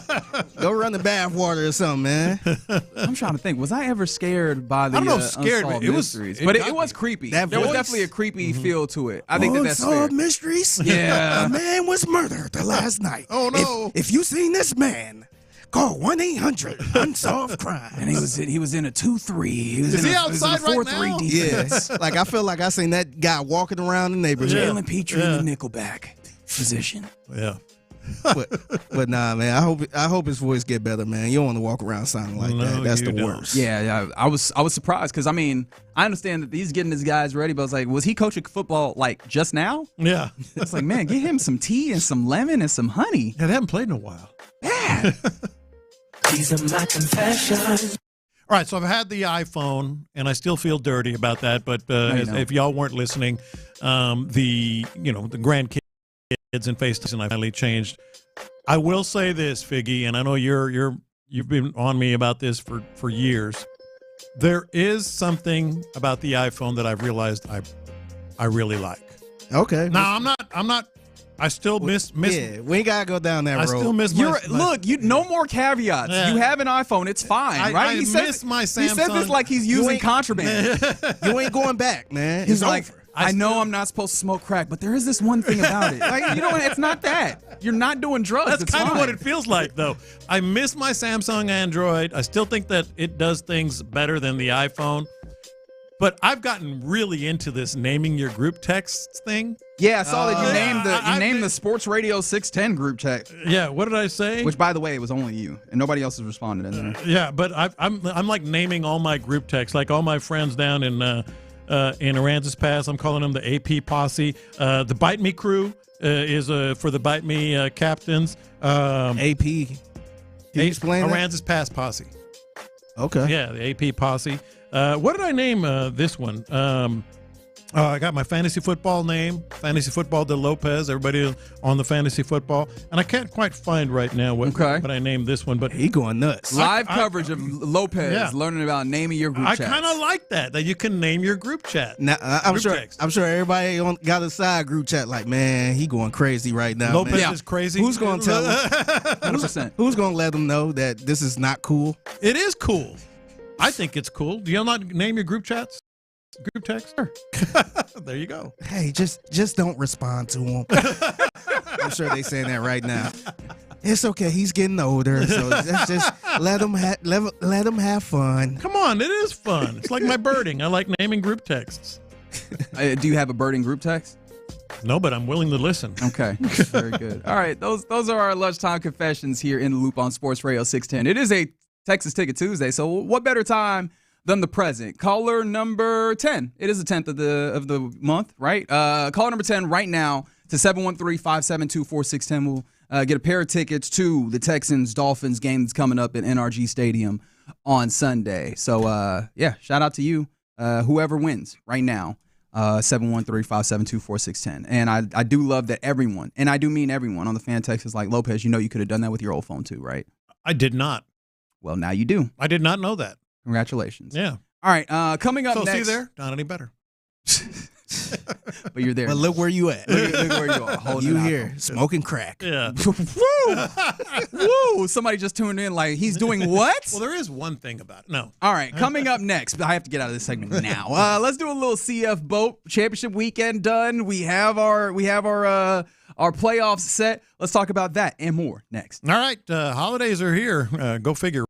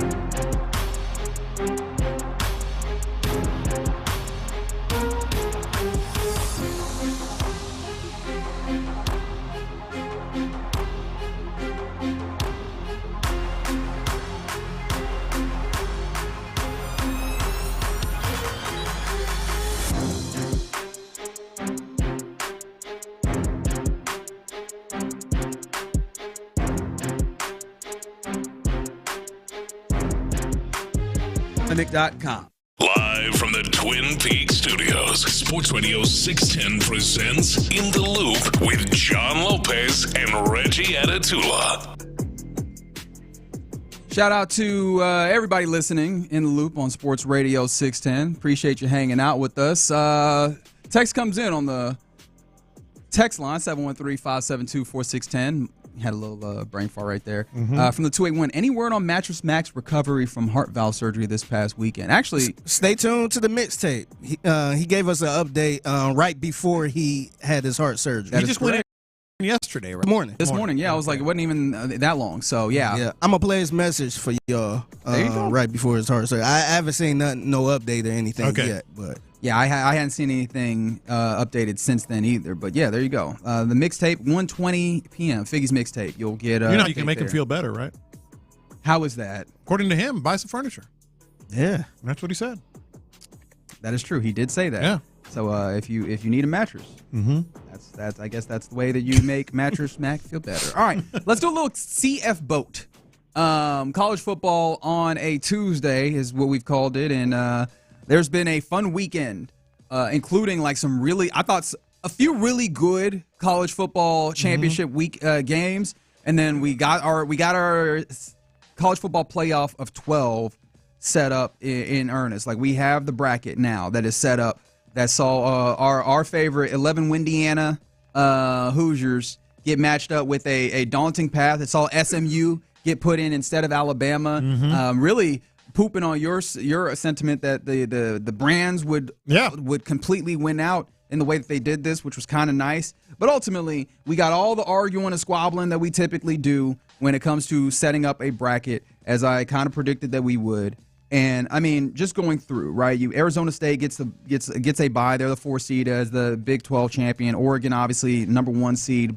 Boise State winning the Mountain West. They're the 3rd seed. And Georgia, after beating Texas in the SEC championship game, they get a bye as well.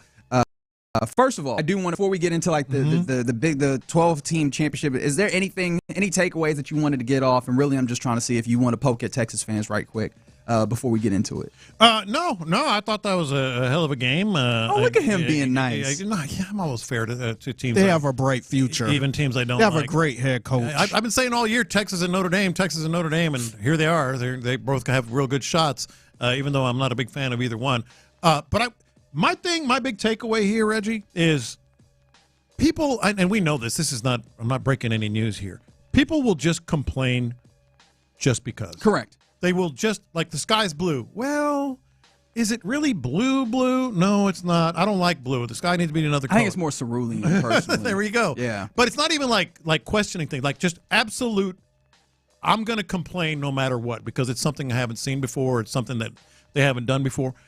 I'm telling you, I don't think the playoff, and that's one of the reasons I asked Dave Aranda about it. Is it working? Because I was interested in his answer, and I didn't want to ask a leading question, so I just said, "Is it working?" And he said yes. And I will go. Yeah, but he said yes in a way that made it feel like the attention and all. He's that. like, yeah, I mean, people are talking about it, so it's working. Yeah, I think that's a fair point to note is that it is doing what is intended to do, which is create spectacle. I guess like it is an entertainment product. But I think it's doing more than that. Okay, you tell me what you believe it is doing. I think it's working perfectly. I really do. To do what? How many times in what world, even in the 4-team playoff, would Arizona State, SMU had a chance to win a national championship? Never. That's correct. Never, ever, ever. Penn State, nope. They wouldn't have been in it. Like people are complaining. Sorry. People complain like, oh well. First of all, Alabama can cry me a river. I've said it multiple times. Win another damn game, and you wouldn't have this argument. So forget that, Alabama not being in But there. what about Miami? Win another damn game. You lost to Georgia Tech, all right? So that's what I'm saying. Like, the fact that SMU, Arizona State, Indiana, Penn State, if you want to include them, some other squads that are in there, they have a chance to win a national championship. They damn well might win a national championship. Who knows? It's not only working, it's working great. You want to go? You got it. You say you let that sigh out. This is why I'm not that big of a fan of it because my Ohio State Buckeyes lost to the Michigan Wolverines, and they still have a chance to win the national championship. They do. They don't deserve it, man. Well, doesn't have anything to do with their record. They should be out of the playoff picture, man. He's just bitter. Like losing to Michigan, you should be out the playoff picture. I do love the Ohio State. He's just bitter. They still have a chance. Like, that's to me that's whack, man. And this coach might keep his job. Yeah, if he get far enough. How many of these teams, and this is a very particular, interesting year with all of the teams that are in the playoff. It just doesn't feel like there's very many teams that have been great. And honestly, when you look at it, I feel like there is one team that you feel particularly good about, and everybody else I'm like, eh. And so you could have hit me with the BCS championship and just go Oregon, Georgia, and I'd have been like, that's fine, right? I generally feel about college football. In any given year, you probably at most have like 3 teams that have like a really good shot at the national championship, like actually a good claim on being the best team, because there's not really a good way to name a champion in a field of, what is it, like 140, 100, something like that teams. There's not a good way of actually getting the sample to determine who is truly the best or the champion or whatever. The only thing that I would say in like defense of this, one, is that it's created the TV show and the spectacle that was one. 2, I appreciate that Boise State was able to get the shine things. I didn't even mention that. Right, like that is the one thing one place where you can get me on the Big 12, the college football playoff 12-team situation being a plus, is that Boise State had the opportunity to really shine most of the season long, and you had a player doing something incredible, getting to do that and get some love for it all the way around. Other than that, man, like the idea that SMU gets an opportunity to compete for this, like I don't think SMU really deserves to compete for this at a high level. And I understand deserve doesn't matter, but I don't think that really matters. And the thing that I think we lose on the back end of it is what we were talking about with Dave Aranda, and he didn't bring it up. I brought it up.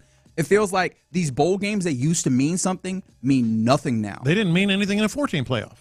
Yeah, and that's why even without the playoff, like with a championship game and then just a bowl schedule, I think that it provided a more regional approach to this, where teams could find success in their season and then go out at the end of the year and have a game and like actually it have some level of warming, wholesome feel, as opposed to now where we just out here complaining about everything and there's no positive backside on the other. I just love they're going to settle it on the field, whether you think they're good or not. They're going to settle it on the field. I'm old enough to remember before the BCS when Washington and Miami, two extremes in our continental United States, split a national championship. That's a non sequitur. You can't split a national champion. I mean, they were either and you know how they did that? Voters. Just the voters decided, let's split it. No, man, settle it on the field. I'm also old enough to remember, and this is a team I do like, the Manziel year at A&M. Ain't nobody wanted to play them at the end of the year, but they had 2 losses. They would have been in. I mean, nobody wanted to play them. So now you got teams like this. Mm-hmm. You got teams like who knows? Penn State. I mean, if crazy things happen, that bandwagon? No, I'm saying go ahead. They're going to have a chance to. Go ahead, Mr. James Franklin. Actually, for Penn State, I feel like Penn State is the one program that you can go. Actually, voting is probably the better way of going about this, because they're not great at showing it on the field. But I said put the house on it. But no, I'm not. I don't believe in Penn State. But what I'm saying is, Penn State has a chance to prove it. They're a damn good team. They've lost the big ones, but they're a damn good team. I think this is not only working, and people are just complaining just for the sake of complaining, and they're just doing it the right way. I do like the feel that it's kind of giving that March Madness feel, where you got all of these teams and you got some of the Cinderella teams. What if Indiana beats Notre Dame? That'd be badass. I mean, not for Notre Dame, but I'm saying it's good. Not for Sean Penn. Yeah, I will say it probably will be some upsets in these playoffs, but I think at the end of the day, it's going to be that one team where we all knew, or the 2 teams that we knew that was standing, the last team standing, and we were like, hell, it wasn't too long ago. Texas wouldn't have been mentioned as a national championship contender because they had 2 losses, both to Georgia. It'd have been Georgia and Oregon in the championship game. Well, I mean, Georgia also has 2 losses in one. But they beat Texas twice. Fair enough. Yeah. Fair enough there. I think that any year, it just has given us more fodder for arguing. Mm-hmm. I think it's really the biggest thing for me. But they're doing it on the field. I guess so. We'll see. Yeah. Like I don't deny that there's an opportunity for like just general entertainment But I feel like that's really what we're doing at the sacrifice of all the other things that have been held worthwhile in the college football. And maybe that's just like too much of a purist mentality. And here we go. Let's have fun. Do y'all see them expanding it anytime soon after this? Because some people already mentioned it. I feel like they eventually will. I like 12. It's going to be more crying like, oh, this person didn't get a fair chance. And let's take it to 16. I think it would be really tough to take it further because at that point we're already playing a game of attrition with football. Like adding more games onto this, and then also taking away the benefit of the buys to actually incentivize that higher level of ranking. That gets even dicier if you do it that way. Like if you were inclined on the playoff, it feels like 12 was a good place to stop. I mean, I agree. I probably wouldn't have expanded to this point anyway, so I don't know if my opinion is the greatest one to talk about. Screw Ohio State. They don't deserve it. And they need to have a clause with the NCAA. If they lose to Michigan, they are not allowed in the playoffs at all. Hey, if they win the national championship, you going to take it? Nah, man. Oh, come on. Man. No, you lost to Michigan, man. That is your national championship right there. You can't beat Michigan, unranked Michigan, or whatever they was. Nah, you don't deserve nothing good. But that's the weird thing about this year. That's one of the things that's weird about this year, where like it also makes it weird in conjunction with the tournament, is that with the expansion of these conferences. Yeah. It's just hard for you to play the best teams in the conference, and like you're not getting really good transitive data points because teams can't even play everybody in their conference, right? And so I think that's also made it a lot tougher, and also added to the argument fodder. Yeah. Heisman finalists have been announced as well. Mr. Heisman voter, Ashton Genty up there, Travis Hunter up there, some other guys up there, which is cool. Which is cool. That's nice. They get to go to New York and have a lot of fun. The Pips. Yeah. It's cool. It's those two guys, and I feel bad for Ashton Genty. Dude ran for 2,497 yards. That's 3 yards short of 2,500. I mean, he ain't going to win it. He was on pace at some point during this year to touch Barry Sanders' regular season record. And I understand there's an extra game in there and everything, but just the idea that he was spaced is crazy. I know we got Army-Navy coming up this weekend that we will be at. Is it kind of wild that Bryson Daly doesn't get any love in this? Bit. Having a whole bunch of touchdowns? Yeah, a little bit. He has as many or almost as many touchdowns as Ashton Genty did. No, it this absolutely year. is. Clearly not the same amount of yards, but I did find that interesting. But yeah, this feels like it is a foregone conclusion. Travis Hunter got to get it. The 1 year a quarterback isn't going to win it, and there's a DB receiver that's going to win it, not Genty. Yeah, the fact is that he is both a DB and a receiver, and he's great at both of those. It's still incredible to me. Somebody said all you have to do is dial back every team to schedule 10 games and a bowl championship. At that point, let's start the season with a tournament, right? Like, how many actual football games are we going to get if we're dialing this back to 10? Are we getting rid? Or what are you doing at that point? Getting rid of the pay games that happen on the front end, the non-con games? Like, eating into what has been college football in order to satiate this playoff tournament feels like the whole reason and the whole issue with the college football playoff. But you know what? It'll be entertaining, I imagine. And if that's that's enough, I guess. That is enough. All right, you're in the loop right here on Sports Radio 610. Let's get back to the Houston Texans. I am interested, though. Who is most likely to be the MVP of this final stretch of the season for your Texans? 713-572-4610. We'll talk about that next.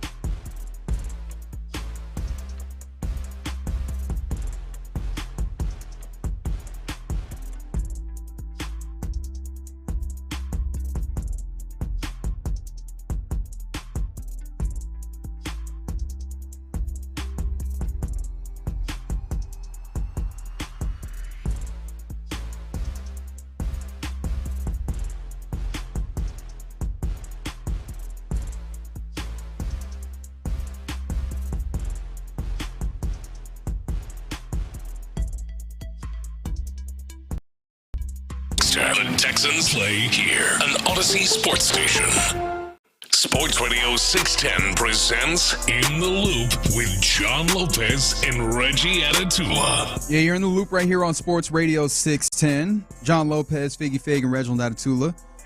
We were talking earlier about, the idea of possibly trading Kyle Tucker, and we keep getting more kind of, speculation. Apparently, his name has been bandied about a lot in trade conversation up there in Dallas at the winter meetings. And then also I did see this, that Nolan Arenado is being considered as a potential, or being reported as, hey man, that could possibly be a trade target for the Astros. 34-year-old third baseman, still dealing, 8-time All-Star, still got a big contract on him, but not like not an insane Not one. that. Yeah, that interests you at all, the idea, if you don't end up with a Bregman, you end up with a Nolan Arenado type player? Yes, with a qualifier. It definitely means the window is barely open, but they're going to try to jump through it anyway in the short term because he's older. They obviously would still have Tucker and Fromber questions to answer longer term. Yeah. So it would be all right, let's push those chips on the table here. All right, so we'll keep that, obviously keeping an eye on all the things happening at the winter meetings with the Astros. But Texans coming off the bye, a lot of things coming together for them as they move towards this final stretch of the season, these final 4 games. Their magic number is 2, so between Tech loss, you get 2 of those things, and it is locked up that the Texans will be the AFC South champions and go to the playoffs. And they're trying to do their part this weekend by getting a win versus the Dolphins. But Dolphins, Chiefs, Ravens, Titans is how they finish out. And I'm interested, who is most likely to be the MVP of this final stretch against these tough teams? I know we were talking a lot really about the Kenyon Green returning to practice, and that got me looking forward at these last 4 games. I think I mentioned the stat that I was looking at, which was what kind of pressure do these teams put up, and that got me thinking, all right, well, who really could, as I was trying to see what are the parameters that could help Kenyon Green be successful towards this, who could be most successful and really kind of be the MVP of the stretch for your Texans? Well, I actually added a level to that because I think the answer of who's most likely to be the MVP is a pretty obvious one to me, but then there's also what I'm thinking is who needs to be the MVP. I think the obvious answer for me is Joe Mixon. Joe Mixon needs to get back, get to running, pop off those 120-yard games. I think you could also argue any combination of Will Anderson and Danielle Hunter because of the quarterbacks you're facing. So if Danielle Hunter, let's say, just continues to do the things that he's been doing against quarterbacks like Tua and Patrick Mahomes and Lamar Jackson, he could be the MVP, moving forward. So I think it's either Joe Mixon or like Danielle Hunter or Will Anderson. Now, who needs to be the MVP? Started. C.J. Stroud. Is it ever going to happen where he just becomes that guy again? Not that he's, we always have to qualify these things. Oh, you criticize? No. He's just not what he was and not as consistent as he was. Yeah. It's got to be C.J. Stroud. He needs to be playing at an otherworldly level. Yeah, I think it's fair to look towards the offense. This offense just has not done enough over these last few stretches or this last stretch of games to really put this team in the best or put their best foot forward. I think that's the thing that we've been really, struggling with. You get a 3-point win versus the Jaguars, you lose to the Titans. These are situations where you should put up 30 points or more, and you just can't do that. That does feel outside of the realm of what you should have, and some of that is CJ outright missing things that we expect from him. But you mentioned the quarterbacks they're facing off against, and I'm surprised that does not bring you to more other players on this defense. Because one of the guys I thought about is, could Jimmy Ward be one of those guys? Some tight ends that you're facing off against here, teams that like kind of hitting the middle of the field, especially the Miami Dolphins are going to do that a whole bunch. Could it possibly be that just one of these guys defensively, or is it just that the defense all the way around and you won't be able to separate one? No, I think he definitely is in the conversation of who needs to be, because hell, didn't Jonnu Smith have the go ahead touchdown this past week for Miami? I believe he did. Yeah, so there's a tight end right there with recent evidence of what they can do, and of course the tight ends you got with Mark Andrews and Kelsey, et cetera, moving forward. So no, I don't think he's likely to be the MVP, but I think he's in the conversation of who needs to be. Right. feel like also didn't mention one of the guys that comes up is Nico Collins is one of those guys. And I do wonder, can you make the offense? Because it feels more and more like this offense has been built on a couple of pillars, and those guys have to carry a lot of weight. And we obviously, Joe Mixon, as you mentioned earlier, doing a lot running the football and doing a lot not just with running the football, but also creating the opportunities, which I do wonder if the Kenyon Green, like the possibility of him coming back is in some ways to help that. But Nico Collins offensively feels like the only thing that is some level of given on this offense. And even that, the connection with him and CJ has not felt exactly the same as it was in early parts of the season. And some of that's obviously the CJ play of this. But it feels like the screen game is there if Nico was using involved in him play. More in the otherwise, screen game, otherwise the screen game does not go off, right? Like even some of these like quick slants or whatever, where Nico Collins is able to utilize his body, the intermediate routes, even some of the things that you would typically see Stephon Diggs run early in the season. It feels like Nico Collins is one of the few guys on this team that can actually execute those things and throwing it over the top. Just let's go route, like Is it just going to have to be Nico, like leaning even heavier into Nico Collins as dude who does it all on this offense? No, I think that's a great pick right there in terms of most likely if he can kind of dial that back up. Another week off for him, is obviously. So maybe that would be a good one. You mentioned Kenyon Green. Is that a needs to be? It would be. This is the thing. We don't know for certain that he's going to play. I think me and you are both in a place where we feel like, hey, that's probably something that can happen when he is ready. That would be incredible. Like, let's say he pass protection all of a sudden. We're not going to say great, but better. Because that affects all these things that we're talking about offensively. Hell, we were just talking to Dave Aranda, right? And that Baylor team started 2-4, and you'll understand the association when I get there, right? They started 2-4 this year, and I mean, there was people talking about Dave Aranda was going to get a pink slip this year.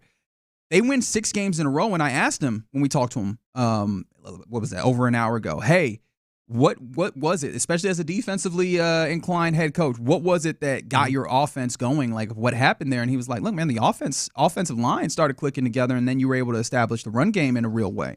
Well, I mean, hell, the offensive line clicking together would absolutely be something that would happen if Kenyon Green is firing on all cylinders and he's using that strength that he has that is definitely more than Juice Scruggs brings to the table playing at that guard position, right? If he has that, if Jarrett Patterson continues kind of having the right calls on that offensive line, it feels like you will be able to, one, obviously run the football. He can get upfield. He can use that power. But then also, if he is in the right place, he has the ability, he has the strength to be able to hold up on some of these, hold up in pass protection.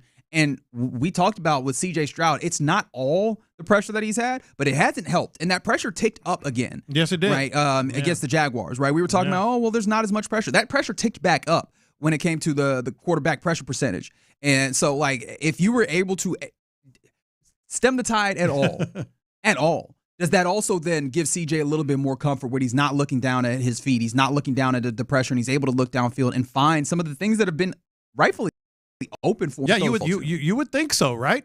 By the way, his name is Mason Miller.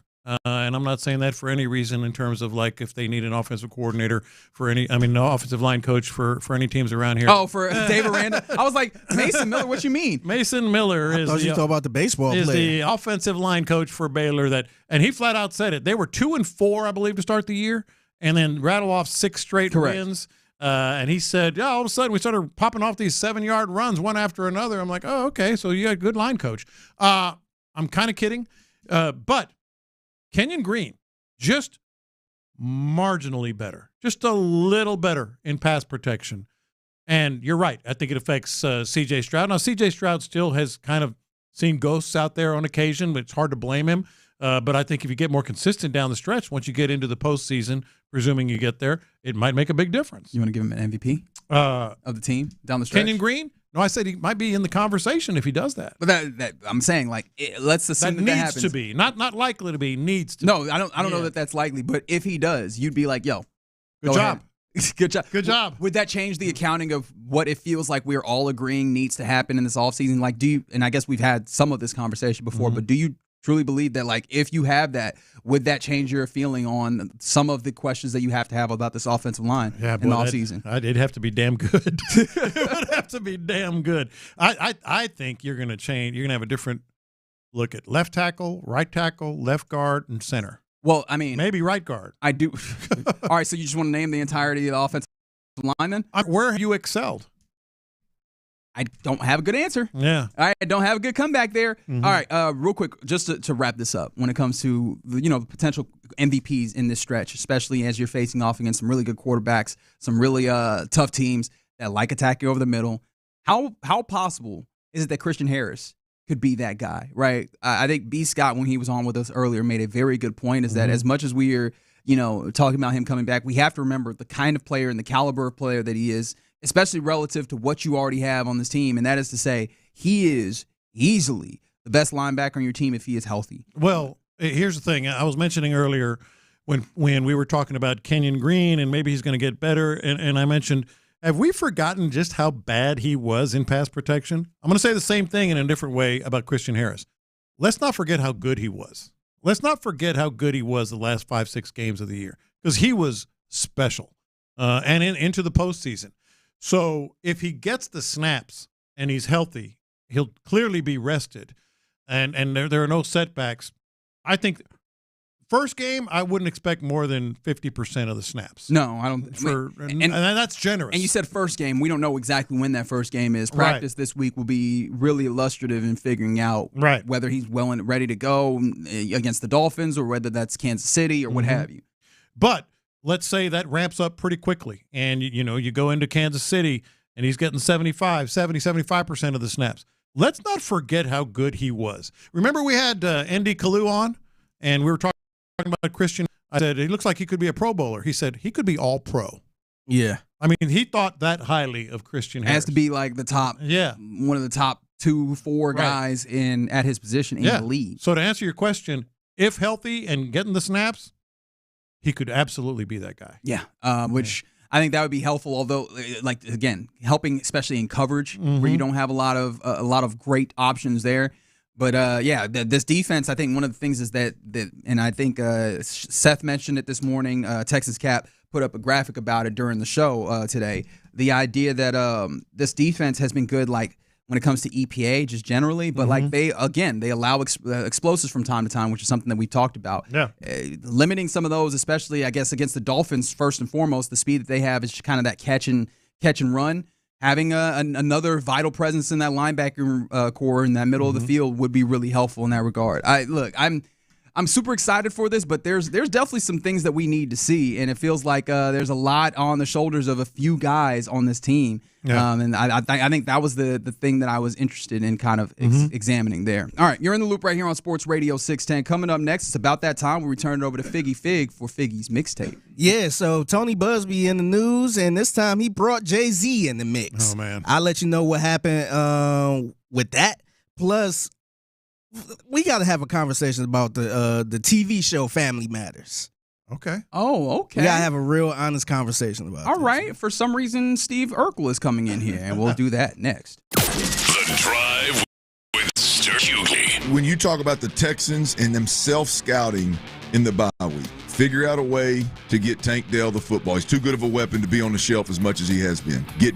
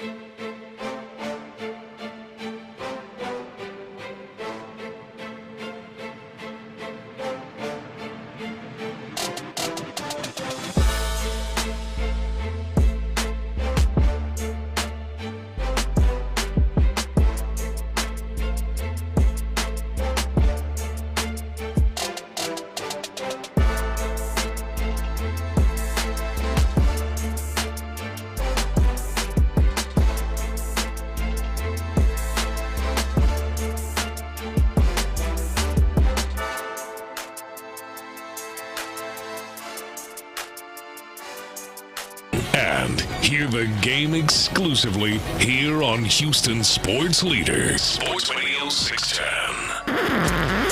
Pass the aux cord and crank up the volume.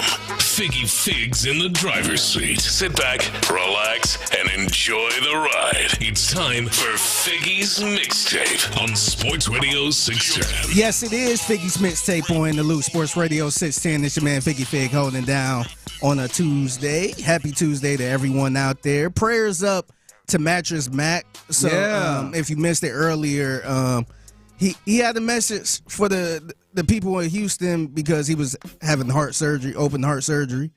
And he dropped this video on his timeline for the city of Houston. I'm getting checked in at Methodist to get ready for this heart operation on Tuesday morning, December 10th. Thanks for all the well wishes and emails, text messages, phone calls, people at the store, furniture saying they were supporting my health, and I'm praying to the good Lord for good outcome. We'll be talking to you as soon as the surgery is over. Until then, go to Gallery Furniture, buy a lot of furniture. There you go. Yeah. A lot better. There we go. Go to Gallery Furniture. Come on. That guy is always on. And by the way, in this video, he had a Gallery Furniture shirt on. Well, he always Absolutely. does. Yeah, there we go. I love that he operates like a college football coach. Always recruiting. Always be recruiting, baby. Always be selling. Yeah, man. Prayers up to him. And, yeah, man, we'll see you after you finish, man. And that way, look, man, I know you got to have open heart surgery, but his heart is good in the city of Houston, man. He did so much for the city. So the thing is, you can't say a bad thing about Mattress Mack, even if he does things that you don't agree with, because of that. Because of the, it's my old theory, about helping the little old lady across the street. You might be doing all these things just to sell furniture, but these things are still getting done. You might be trying to help the little old lady across the street just to impress your girlfriend, but she's still getting help. So it doesn't matter. You just can't. It's hard to criticize anything he does.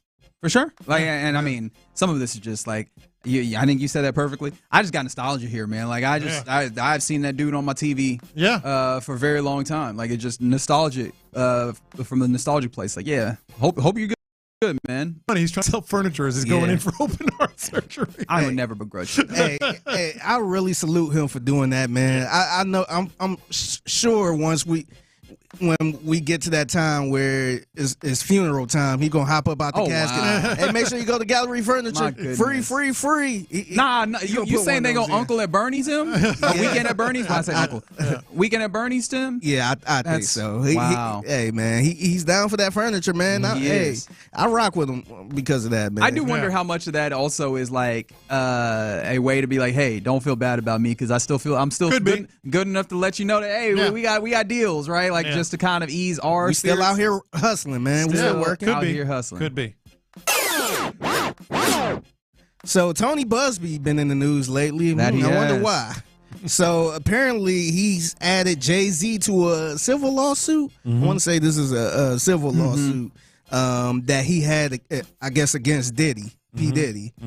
And here's the statement from Jay-Z. Jay-Z actually released a statement. Oh, wow. Yeah, this is on Rockefeller Records, right? Like this is actually Rock Nation. Or Rock Nation, rather. Okay, very good. Yeah, but you could tell this was coming from Jay-Z, just the way he was talking. He mentioned he's a Brooklyn boy and all this other stuff. How old is he at this point? Yeah, he's pushing 60, isn't he? Yeah, I think him and Tony Busby the same age. But he said, my lawyer received 55 years old talking about I'm a Brooklyn boy. Yeah, he said, my lawyer received a blackmail attempt called a demand letter from a lawyer named Tony. But you know what? I don't sound right reading this. How do y'all think Jay-Z would sound if he was saying this statement? I feel like you have something for us. I feel like you do. Yeah. Did this man use AI to create a Jay-Z voice? Somebody did, man. Oh, my goodness. Somebody did. Let's hear it, man. You crazy for this one. My lawyer has received a blackmail attempt from a lawyer named Tony Busby, who was hoping to use public pressure to make me settle the case. However, instead of folding, I decided to publicly confront and reveal the deceptive nature of his actions. I'm not backing down and will not give him a dime. What is happening right now? I don't know what that was, but it was awesome. It made me feel uncomfortable. It was awesome. Y'all want to feel even better, though? So, Jay-Z is known for being a rapper that writes about the lifestyle he lives. Yeah. How would you feel if he made this into a song? This? If he rapped about. Oh, no. Hey. Again, I feel like you have something They for should have us. never given y'all AI. They should have never given y'all AI. Let's hear it, man.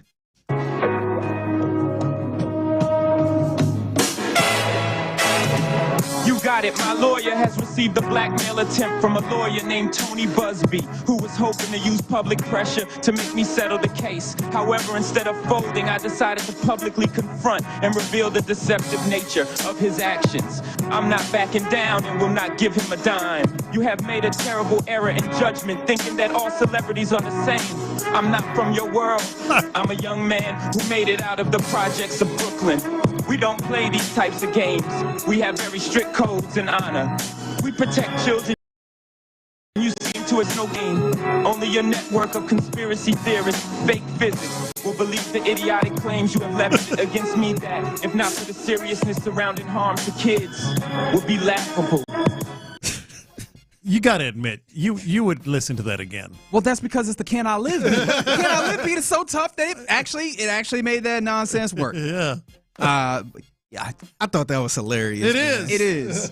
I will say, Jay-Z, buddy, allow me to do a little free consulting work, which, by the way, if you need more, you know where to get me. Hey, that was not a good look, brother. That was. You talking about the statement? The statement was it was very reactionary. And two, you hit all of the standard responses that happens when somebody is trying to step away from these charges, which make you look a little bit more guilty than you did before. Tony Busby was praying he would do something like that. Yeah. Which you wouldn't imagine, like being a dude that is so closely associated with so many people that have to have lawyers and he has lawyers. And he also has lawyers. Yeah.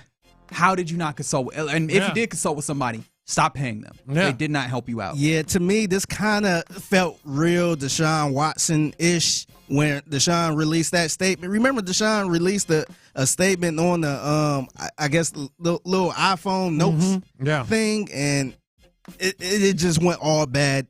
It went all downhill after that. I'm not sure if it's going to get that bad with Jay-Z, to be honest, because Jay-Z is a powerful guy. So I'm not sure if I'm not sure if it's going to be a thing where he gets out of it or maybe it just, Busby go away or something like that. Mm-hmm. But it's getting real interesting. This is a heavyweight match right here. Yeah, this ain't no Deshaun Watson. He's not winning the first round. Yeah. He is not. So I got to bring this up, man. So the timeline been kind of going nuts over the TV show Family Matters. Not the song Family Matters? Yeah. I ain't going to lie. Somebody's bringing up the TV show Family Matters in a tweet. Mm-hmm. And the first thing I thought they was talking about the Drake song. And it wasn't until I read the whole thing. I'm like, oh, you talking about the TV show. But it is a grand tradition this day and age. Yeah.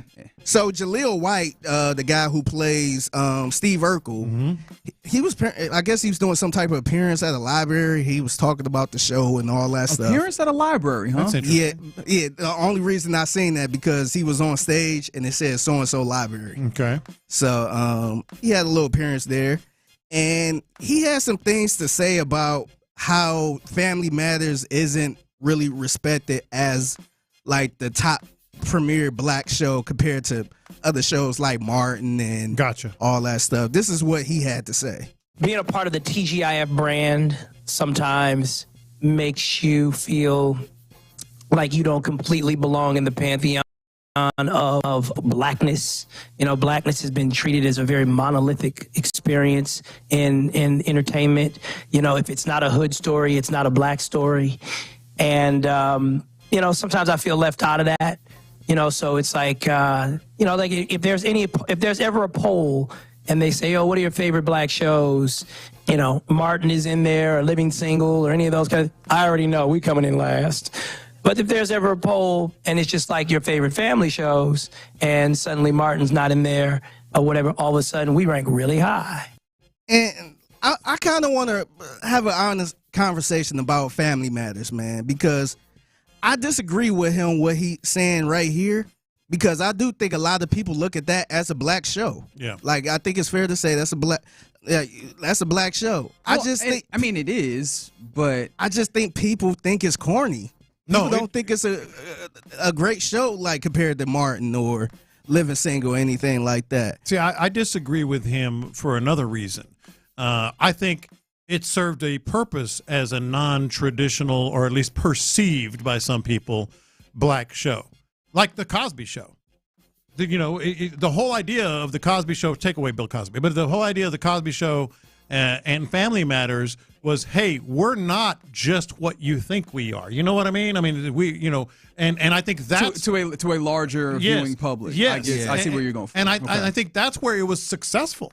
It was like, as a minority myself, I hate, and I know you guys do as minorities, when, Hispanics, construction workers, Hispanics, roofers, Hispanics, this. Well, on TV, you don't want that to necessarily be the case all the time. So that's why I think it had a very good place, as the Cosby Show had a very good place for the culture.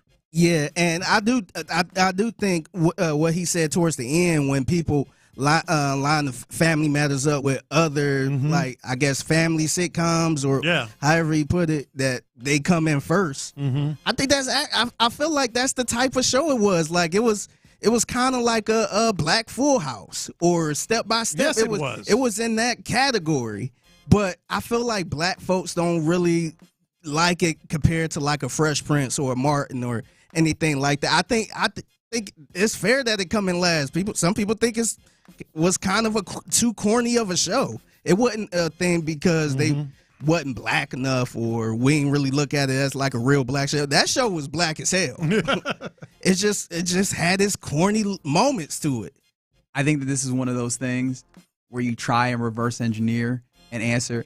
That man is just in his feelings about it not being a show that people like respect in a high level in a very particular subgroup that he wants respect from. Yeah. And you can't wow for respect. Like, you cannot go out and afterwards get people to respect what you did. And respect is probably not the right word, right? Because I think people do have an appreciation for what that show was. But yeah, it wasn't their favorite. Like, it wasn't a large swath of people's favorites, right? It just wasn't.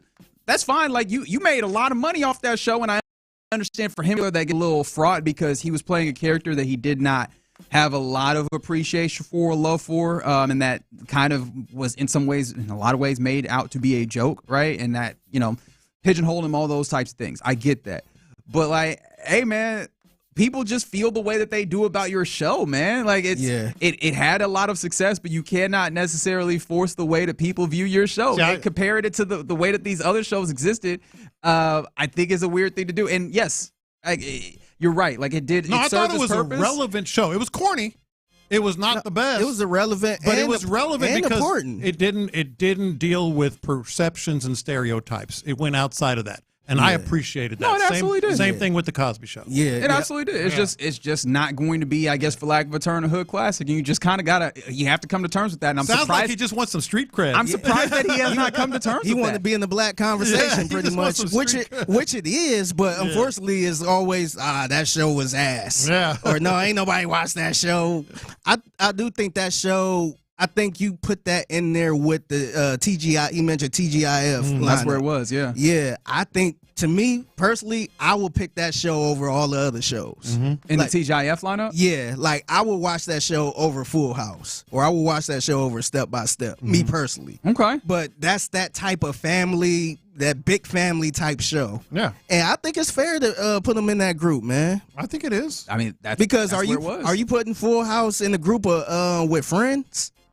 No. Yeah. And that's fair. Like some of those talking about were kind of just a different show. Like, did he mention any other family shows? He mentioned Martin. And Martin is just not in the same space at all. No. Yeah, he mentioned Living Single. That's entirely different space, right? They're operating to different ages of people and stuff. I would probably, if I were him, I would probably compare it to more like a Fresh Prince, because that's a family show, and the only thing they did different was they put a rapper in the middle of this rich family, and just kind of had a blast with that, because that was the twist to Fresh Prince. Meanwhile, the other shows was just a traditional family that went through problems. Fresh Prince brung a guy that was totally the opposite of what that family was, and they had to deal with this nephew. Yeah. Yeah, man. Sorry, Jalil, man. And it just wasn't written in such a way to age where, people held it in super high regard. It be like that sometimes. But you still won on this.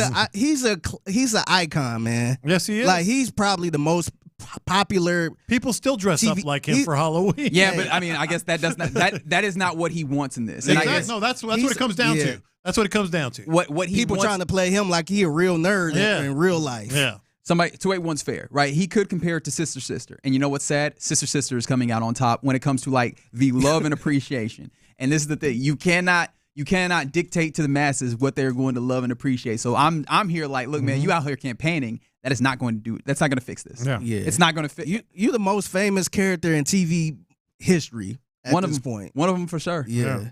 And you just gotta have to live with it. And I hope that you made enough money on the front end, because that's just what you're gonna have to live with, my friend. All right, that's Figgy's mixtape. Every weekday, 1:20 p.m. right here on Sports Radio 610. Actually, if you see something out there on the webs that you feel like, hey, Figgy, you might want to incorporate this. Hit the Figgy Fig on socials, right? Mm-hmm. Yep. Go ahead and hit my man up on social media. Let him know if you see some.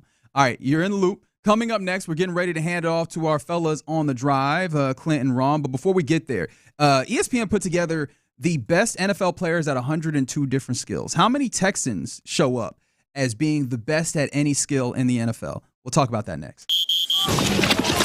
The Texans are back on the field and ready for the home stretch. Ready! Did the bye week give D'Amico's crew the reset they needed to get things clicking on all cylinders? We'll see on Sunday with the Dolphins coming into town. Insider access.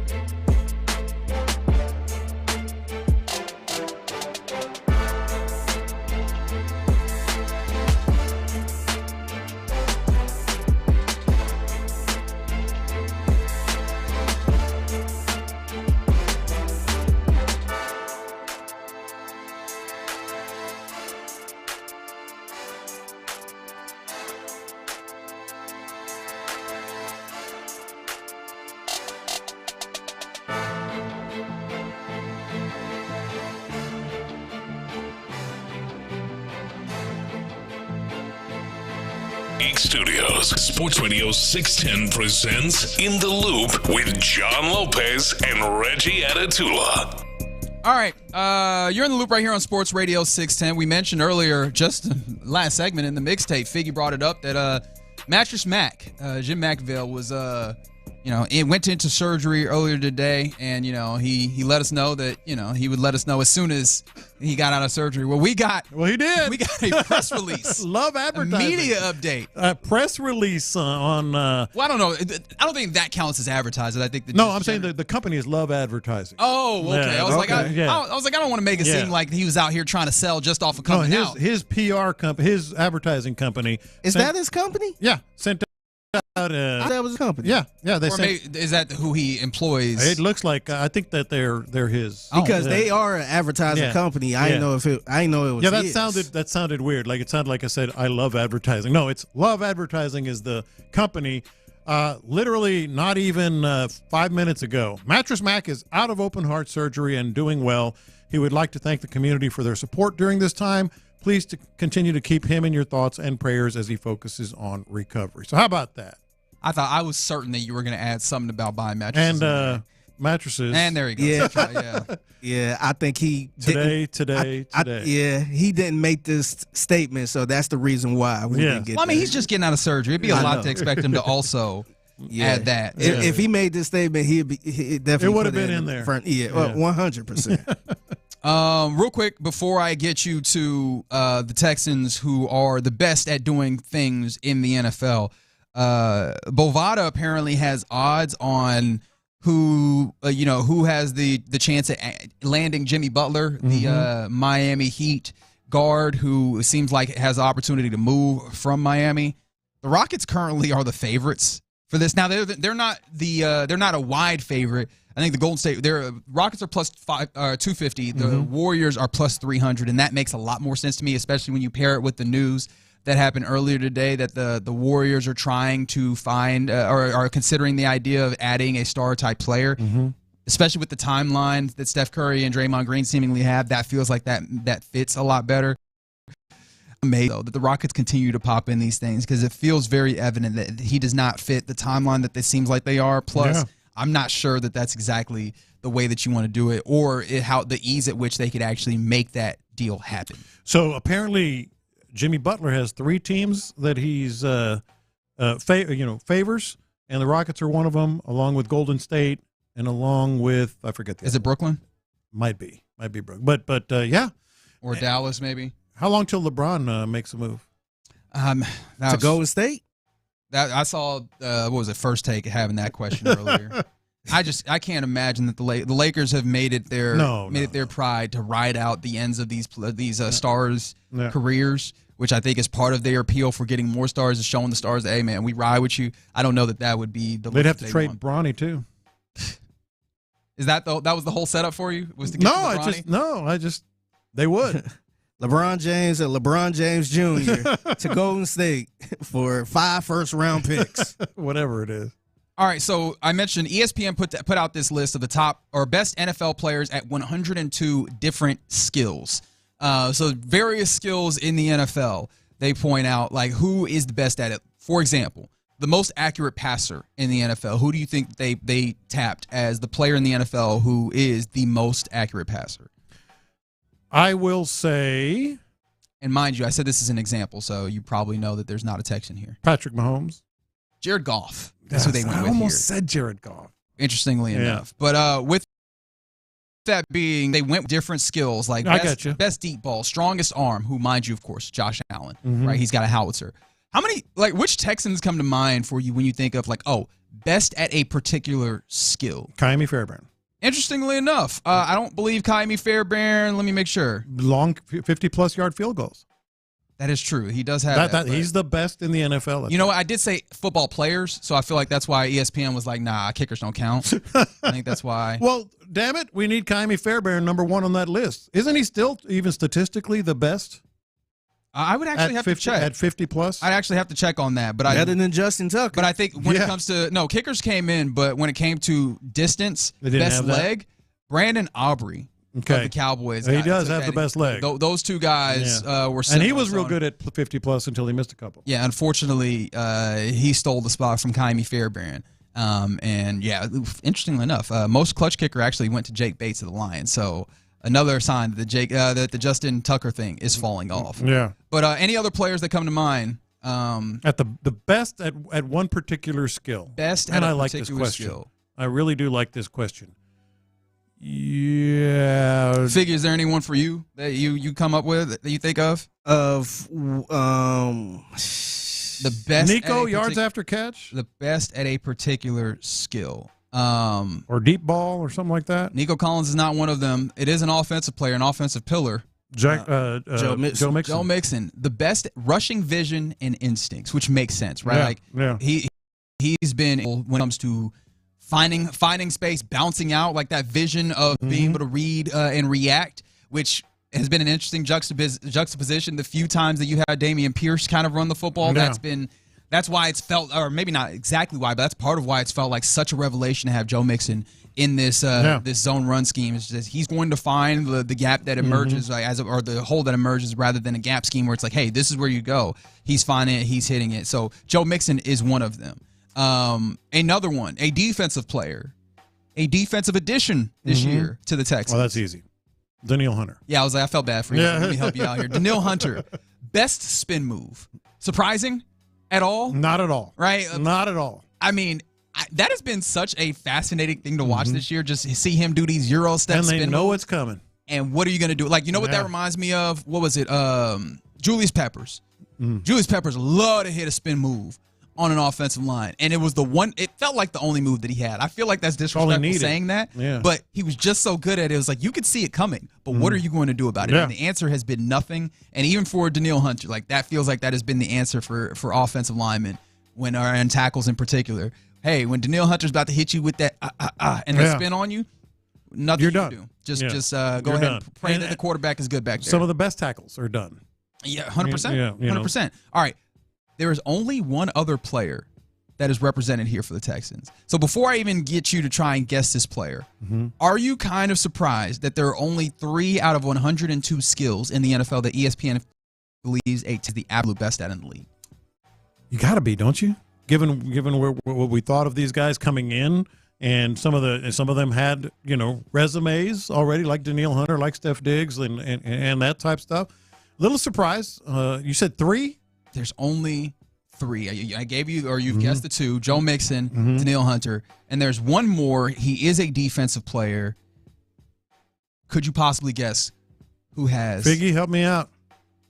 And I mean, like, we're obviously talking about dudes with clear names. I want to say Will Anderson doing something. I was going to say Aziz. Neither of those guys. Yeah. Derek Stingley? Derek Stingley Jr. Best backfield vision is what they're in there. I want to read you the little blurb that ESPN wrote here. An emerging star in the league, Stingley can overlap seam balls and get a jump on in breakers because his backfield vision in the Texan scheme. He has 3 interceptions and 11 pass breakups. That's actually ticked up since. But yeah, with Derek Stingley, that's been the thing that's been so fascinating about watching him play, is like the vision and then the reaction time, and it feels like he's always right on the edge of right where he needs to be. Like he'll sit back in kind of that coverage, and then right at the right time where he needs to break, he gets there just in time to break up passes off at times. And he is listed as one of the 3 dudes. Well, go ahead and call him the closer. Team. No, that's not going to work. Nobody's going to call him the closer. You just described everything about a closer. I don't think I don't think that's the case. Because you said just at the right time, being able to. He's the closer. I don't believe that's the case. Some honorable mentions that are coming in on the text line from the 972. Titus Howard, best at falling down. Thank you for that. Some Tunsil, best at false starts. Oh, well. I mean, statistically speaking. Is he wrong? Yeah. 713, Laramie Tunsil, best at pre-snap penalties. Yeah. And then, what was it? I missed the last one. Best at being hurt. Christian Harris, sideline to sideline speed for a linebacker. Yes, guys, this is supposed to be a positive situation. They're positive in what they're saying. All right, very good. And when you think he's gonna play? Who, Christian Harris? Oh, he's playing this week. No, I can't. Are you sure? No, stop, John. Why do you do this to you? Who did I do last time? And I was right. What was it? Oh, was it Who was was else? it Toto? Who's the last person that came back after missing 4 months and you came and called it they would play the first time? He still ain't practiced yet. You asked me a question. Yeah, the only You followed up with who you was called right. Tucker. You called Tucker's return. Well, no, who was it? There was somebody, and everybody was like, no, and I was right. I'm telling you. He definitely ain't playing. Listen, read between the lines. Listen between the lines of what D'Amico's been saying. I listened to one of the things that really jumped out to me about D'Amico with injuries, and he said this when Nico was coming back was, I want to see the guy, hey, let's get him into practice. Mm-hmm. Let's get him into practice for a week first. To me, he either has been in a secret practice facility going for the last several weeks, or it'd be I'd have really questioned the staff over there if they immediately, the first week he gets on the field to practice with whatever this calf injury is, and he comes back and plays immediately. I think he is. I would really wonder what you're right. Yeah, I mean, it would be incredibly helpful. I hope you're right. Yeah. I don't want him to. Well, that underneath game, Clint, of the Dolphins, sure could use a speedy little linebacker. If it was if Christian Harris had walked out on the field, but not the one that we haven't seen since If you're telling me it's a Christian minutes. Harris that's ready, then hell yeah, I hope you're right. Now I hope they don't rush him back out there, and not having seen real live game speed action in 4 months or however long it's been, and then going out there and seeing Tua and this attack that they have right there at linebacker level. If he's not ready, that could be problems. And so if he's ready, hell, get him back out there. Absolutely. I question their ability to get him ready again, unless he's been practicing somewhere that we don't know of. The fear is putting a guy back out there, and it's not just about being able to change direction and just being able to burst and play with twitch. Yeah. At some point, 300 is going to lean on him. Mm-hmm. And when we're talking knees, ankles, calves, we're that's talking scary. 20-30% of the snaps at the most. Yeah. But he's going to play. Just get a little bit of run. Hope you're right, man. He's going to play. Yeah, I imagine that I got real good mind to put a bottle of wine on this. I like what we're doing here. I got real good. Lopez, you good for a bottle of wine, ain't you? Camus? I almost hold on now. Hey, you can get you a decent bottle for hearing it. Let's calm down a little bit. I was just gonna say, I'm a big fan of Camus. I remember being at your house drinking a little bit of your red wine. You've seen my wine room. I was thinking about putting a little foot man. And you gonna shoot right to Camus. How strong you feel? Because I lean towards your way, right? D'Amico Ryans has made it abundantly clear. I was thinking like a $50 bottle or something. I ain't drinking no Mad Dog. Man. Oh, buddy. I mean, there's no Mad Dog. Hey, Mad Dog's about 5. J-Lo said I live at College Station. Camus. Oh wait, so is it being solidified or not? He ain't playing. Lock it in then? Are you putting a bottle of Camus on it or not? Well, hold on. Now, come on. I mean, the man's asking a question. I will put a bottle of wine. I'm not putting a bottle of Camus on it. No. What do you want? You want some? How about a $50 Strawberry Hill or $50 gift card from Specs? That way I can buy Camus, and I just have to pay a little bit. No, just make it a $50 bet at that point. What are we doing? Gift card don't matter. No, we put a bottle of Camus on it. All right. Hey! Okay. Put a bottle of Camus on it. Yes. I did not see that coming. I didn't see it coming. In my mind, I just remember they got some $70. They got some. He was doing the math. Wait, I think I saw. Yeah, 77. Yeah, you trying to get into that area that's locked over there in that section. I'm going to get right next to that area. Costco has see that coming. Well done, J-Lo. Well, I don't know who's going to win, but well done. Pulling a damn near $100 bottle of wine out of Ron. That's 70. That's powerful right there, J-Lo. He's Googling it. While he does that, I got to let you know, man, the stakes on Christian Harris playing this weekend just got a lot higher. It's not just Devon Achane. Let's see if somebody can get a nice bottle of wine. But if I gonna his ass out there, so I lose this bet. All right, we're done for the day. We hand you off to the hands of these fine gentlemen. You're listening to KLT HD2 on Odyssey Sports Station, and right now, The Drive is live. Oh, The Drive is live all day, baby. We good, baby. Got your little Camus action. He done found him a $40 bottle. We good, baby. You gonna get some Camus knockoff. Oh man, you gonna get some Camus knockoff. That's John. That's it, Camus, baby. A good, nice Cabernet for you.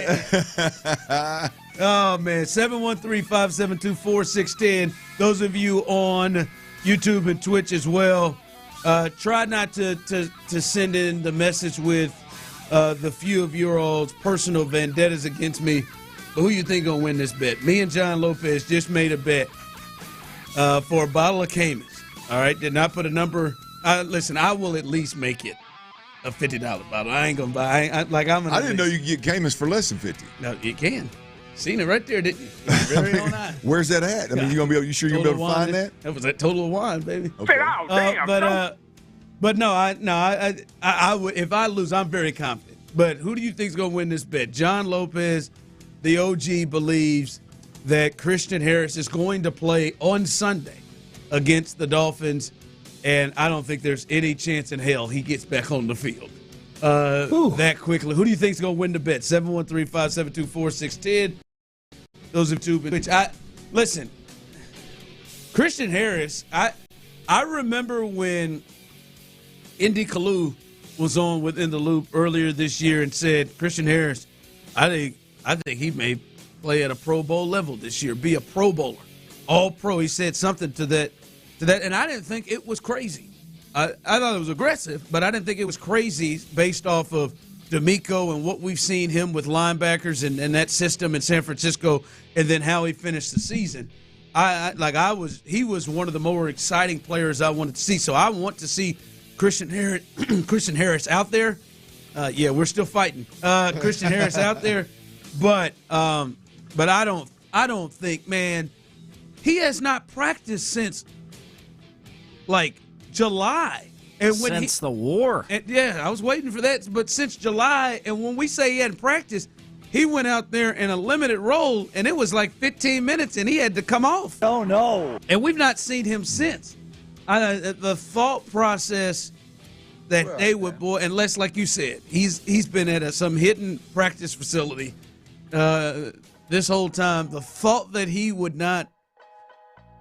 roll right in immediately after hitting the practice field for the first time tomorrow, that would be a surprise. Ron, I'm gonna tell you, man. I said it from jump, so I can't move off this now.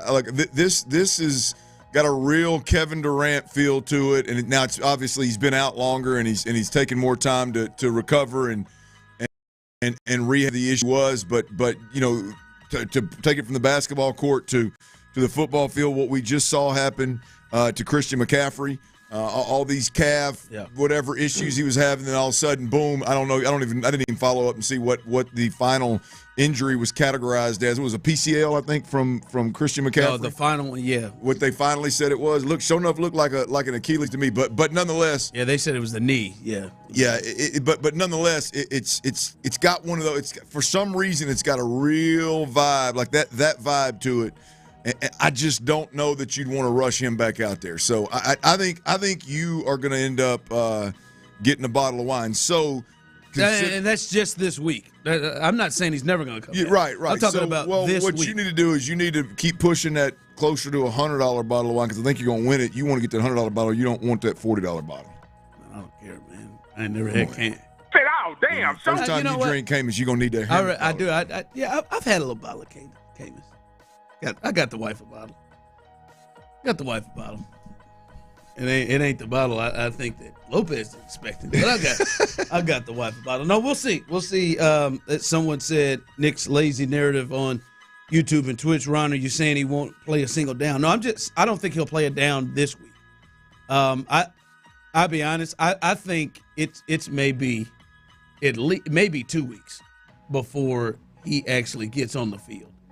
And to me, I think it would, honestly, I mean, it's sitting there at 8-5, and they really just need a combination of them and a win and the Colts losing.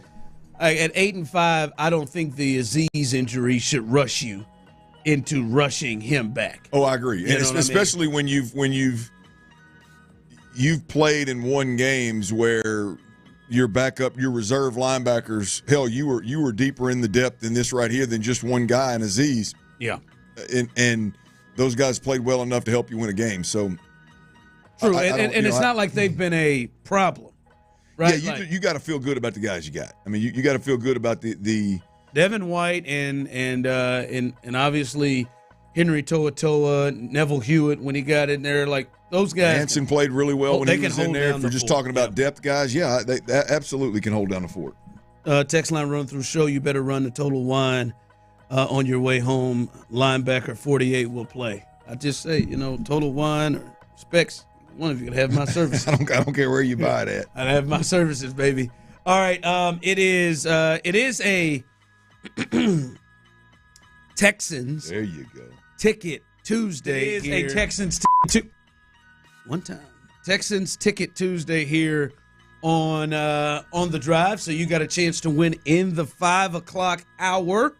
Your chance to win not one, but 2 front row tickets for this Sunday's game to see if Christian Harris will play between the Texans and the Dolphins. Your chance to win those tickets coming up in the 5 o'clock hour. Yeah! Make sure you do your thing there and be ready, and we will hook somebody up, somebody very deserving up with a pair of tickets. All right.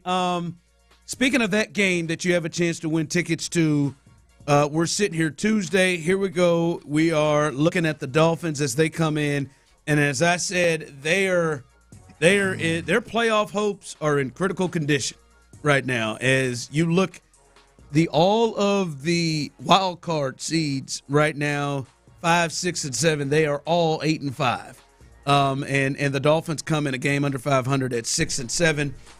So they have to win. They've got to win. And look, they have a schedule, outside really the Texans. They got a schedule that could help them to get there if they get some help. But they got to feel like they got to come in and win this game. They won in overtime last week against the Jets at home.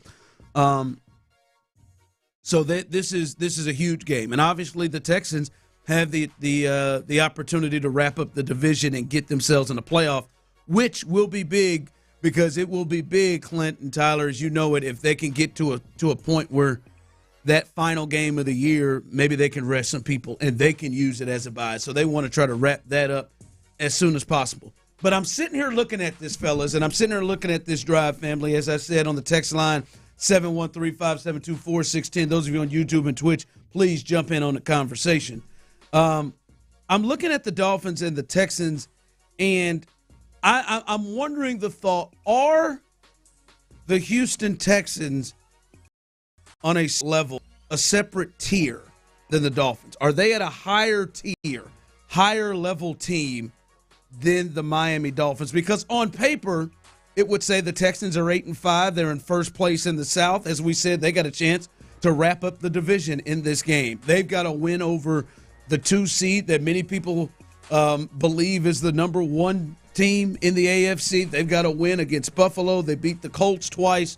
And then the Dolphins, they come in a game under 500, 6 and 7. They are 5-4 with Tua, but really that's not great with Tua, but they are 5-4 with Tua. They're second in the AFC East, and their best win against the Rams. Now, the Rams look pretty good.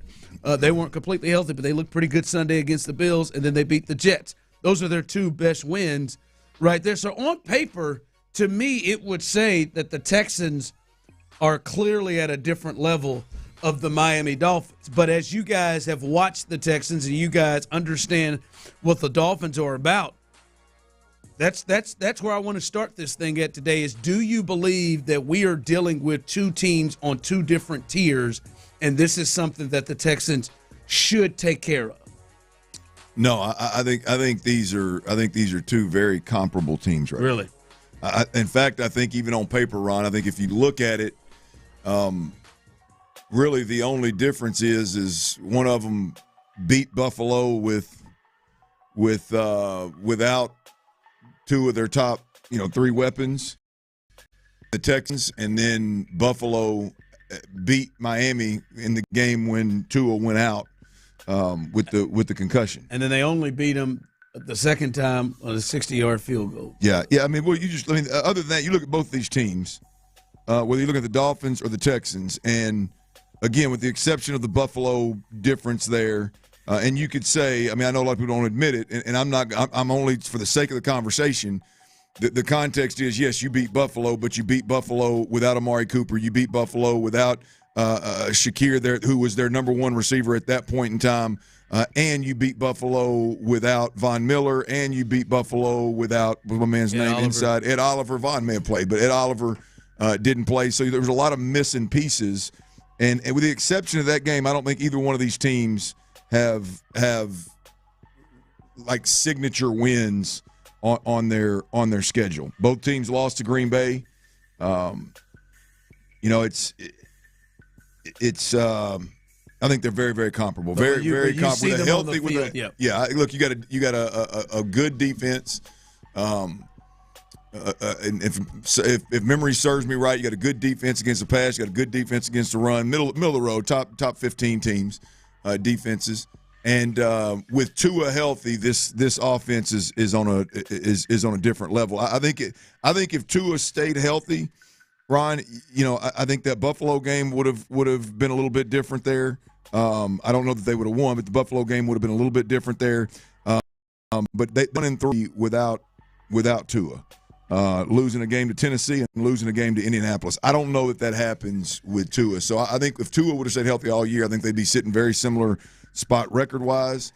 And as I look at these two teams, I think they're in the same tier right now. Yep. Yeah, as I see some people rolling in, as we said, when comparing the Dolphins and Texans, is this a game? Because on paper, it doesn't say it. On paper, the Texans appear to be at another level, right? On paper, as I went through the records and the teams that these teams have beaten, obviously take into account that Tua did miss several games this year. But do you think there's separation here? Text line coming in. The Texans aren't a tier above anyone. I hate my life. Well, that's not true. And they're a tier above everyone in the division. I know they lost to Tennessee, but they're a tier above everybody in this division. They're a tier above the Patriots, who they beat down. They're a tier above several teams. The arrow's pointed up. All right. So that's not true. The Texans just got to run it and kill it, and they'll maintain time of possession. We beat Buffalo without Mixon and Nico. Someone texted in, so that puts them in a tier above. I don't know. I think, and I get what you're saying with Tua, because they're a different team. Obviously, their quarterback play was hell when he was out with Skylar Thompson and Boyle got some action in there, and Huntley. But I think the Texans are slightly above them. I think defensively, the Texans have shown to be one of the best teams in football defensively, and I think that carries over what Miami brings to the table. And listen, I as much and as annoying as things have been around here, I think the Texans have a coaching advantage in this game. And Mike doesn't have a great record. This group of Dolphins don't have what's going on outside here. This group of Dolphins don't have a great. I've never seen that before. We're trying to do a radio show, folks. That was a serious set of dance moves.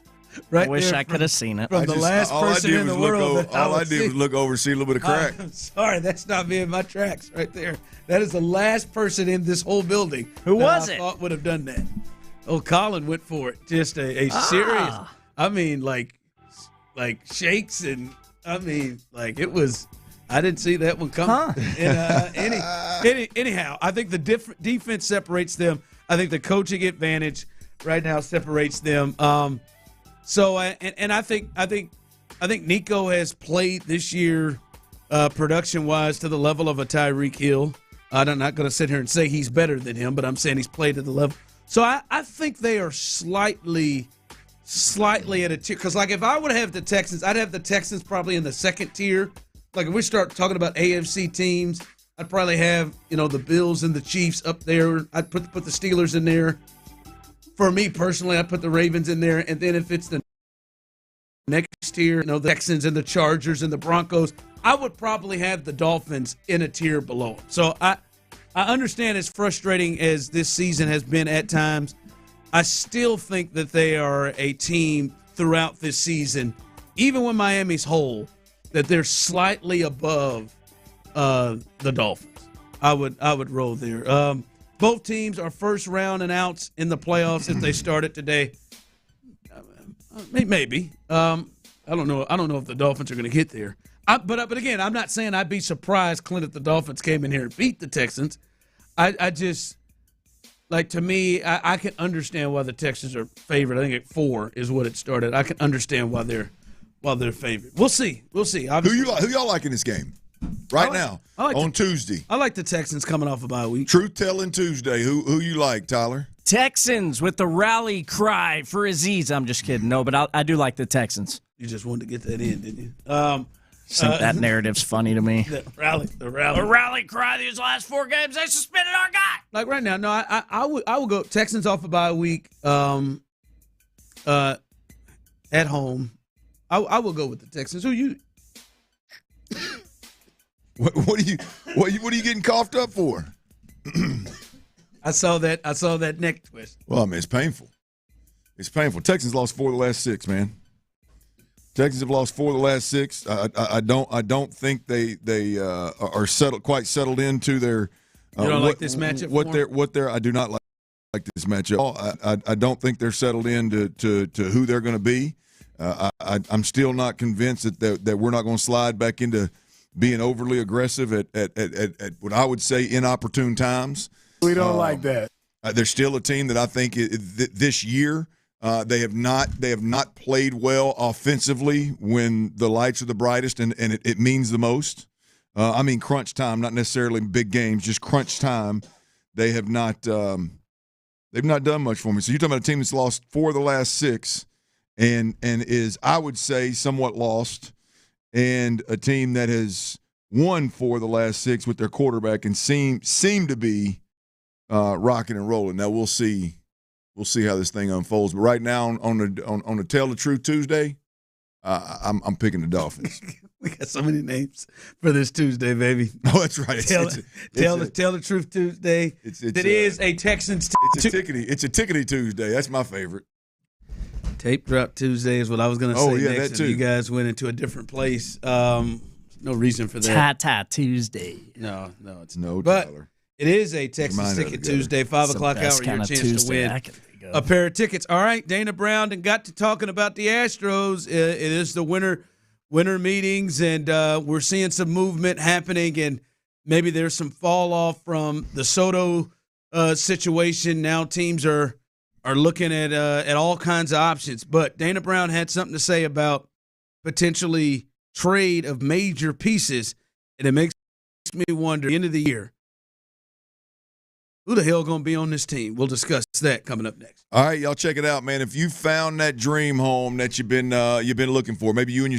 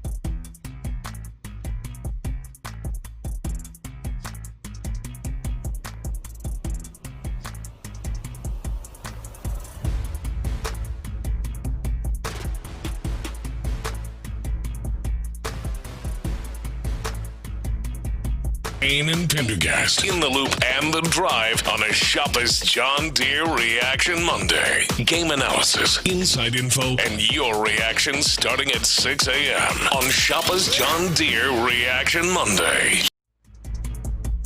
Leader, Sports Radio 610. Live from the Twin Peaks studios, Sports Radio 610 presents The Drive with Stoerner and Hughley.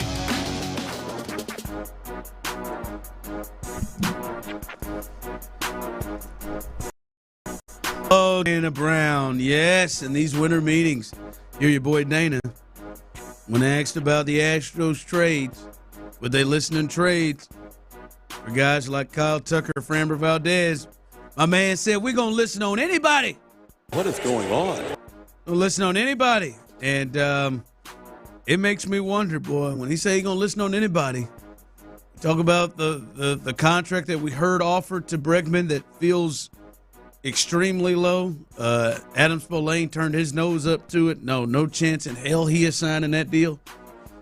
20 to 40 million short, 30 to 40 million short on the offer that was sent out. Here is John Paul Morosi, MLB Network, talking about now the Astros getting heavy calls and trade interest from Kyle Tucker. This is a really interesting story. Now, what I can say is this. The Yankees do like Kyle Tucker. The Cubs do like Kyle Tucker. But the Astros still like Kyle Tucker as well. And so, at the moment, there is still a higher chance of Kyle Tucker being an Astro on opening day than being elsewhere. But let me tell you why there's at least some chance of a trade involving Kyle Tucker. The overall free agent prices right now are quite high. And the number of teams with a great capacity to add high-dollar free agents is relatively small, which means trade candidates like Tucker, even those in final year before free agency, are more valuable than ever. And you just saw on that board a moment ago where Kyle Tucker stands among the preeminent sluggers in baseball. He actually had a higher adjusted OPS than Juan Soto in 2024. Now, he played in half as many games, to be clear. He was injured. He had the stress reaction in his shin. So that is the health piece of it, and how many games he'll play is a real consideration here. He is not Juan Soto. But when you think about the Yankees' interest in Tucker, he could help them replace the production they lost in Juan Soto. And for that reason, and Dana Brown acknowledging yesterday that he'll listen on everybody, including Tucker and Framber Valdez, definitely got the attention, Lauren, of a lot of people in this lobby last night. There's three big guys. Kyle Tucker, who he was just talking about. I won't even say the team that he kept hinting to potentially he would go to. I got a message for those Yankee turds. That would be difficult. Bregman, we've heard that name as well. That could potentially go there. There's been an offer there. No one really believes that he will accept that offer and play at a 6-year $156 when $200 million has been thrown around as value, market value, and then Framber Valdez. By the end of the year, how many of them guys on this team? By the end of the year, you think of those three guys, how many of those guys do you think are on the team? Framber, Tucker, and who's the third? Bregman. By the end of the year, how many of those guys? You think all of them? No, I have no idea. How many are on the team? Like of the three of those that you think? Do you think those? One. I have no idea. You think one? Yes, and it'll be Framber. But you do think by the end of the year, this baseball season, like you don't believe all three of them will still be Astros? No, not a chance in hell. In my mind, not a chance in hell. Yeah, because to me, if you know you're not going to sign Kyle Tucker, then hell, I mean, you might as well. And if you know you said it'd be Framber, like I don't know, I mean that's. Like those three guys, you think about it, obviously there's Altuve and Alvarez, but those are three guys you're like. It feels huge. Big parts of your team, and there's your number one starter. There's, the last couple of years who's been maybe your best hitter. And then there's Bregman as well. Like the thought that all three of those guys could be gone. To me, I definitely think they will trade Kyle Tucker. That is, if you were to ask me the one that I'm most confident in, I believe they'll trade Kyle Tucker because he can bring the most value. And I think it's clear they're not going to pay him. Because Kyle Tucker, what did he just get 15 for $765? Then I think Kyle Tucker can get over what Mookie Betts got. I think Mookie Betts got double-digit years and 3 something. And the fact is, Astros desperately do need to do something about replenishing their farm system to some extent. And Tucker could help you do that. They better find him a first baseman and a third baseman is what they better do. They better replenish that hell. A center fielder. Oh, I'm with you. A center fielder, a right fielder. If you move Tucker, they've got. I would ride with Tyler on this one. I would say Fromber. I don't think there's any way you look at the Astros right now and with the pitching staff where it is, where you say, all right, we take Fromber out of this mix and we're a better team. Like it, I don't know. We can withstand it. I don't think you can withstand it. I don't think you're a better team. I don't think you're serious about winning in October. I don't think you're serious about winning. In the playoffs with this particular rotation right now. So I would say there's a really good chance I think that Fromber would stick around. The other ones, I'm with you. I don't think Crane is even remotely interested in paying a guy that has been, let's be honest, Tucker's been absolute doo-doo in the playoffs the last 3 years, not just the last 2, and it wasn't just this year. He's been not been Tucker. So you're okay with moving on from Kyle Tucker? The method, I'm not. Look, he's a great player. Don't get me wrong. He's a really good hitter. I've said this a million times. In my opinion, if you got Yordan Alvarez in the middle of that lineup, then you can plug pieces around him. It doesn't. I mean, I like what Tucker brings to the table. To me, he's not a guy that the Astros can't win without. I mean, I'd love to have him. He's a great player. He's obviously one of the better hitters in the game, especially if you get into the advanced stats part of it. But I think this team can continue to win and give themselves a chance to win playoff games and potentially a World Series without Kyle Tucker. Hell, they did it this year. Yeah, but not without. Now the thought is, can they do it without Kyle and without Bregman? Well, yeah. I mean, if you're going to trade these guys, I would think that you get something in return. If you're not going to pay Bregman, I would think you're going to pay a big bat somewhere. And again, you plug those guys in around Yordan Alvarez. I think you've got real potential there. Yeah. Well, with Dana coming out saying they'll listen on anybody, and as you said, I don't think Jim Crane. Hell, I don't care if Kyle Tucker was doing what Carlos Correa does in the postseason. I don't know that he's interested in paying anybody 10 years, $350 million or whatever, in that range of years and money that it would take to get a Kyle Tucker. So that is as we are moving into that hot stove season, that is going to be one to watch to see what the Astros do, how they navigate through some of these players they potentially got to make a decision on. All right, this is becoming one of the biggest stories in the NFL, and I think it is just wild in so many fronts, and you'll be able to hear exactly what one of the parties had to say that's really this thing wide open. We'll let you hear that coming up next. All right, fellas, listen up one time, man. Look, if you're dealing with some low energy,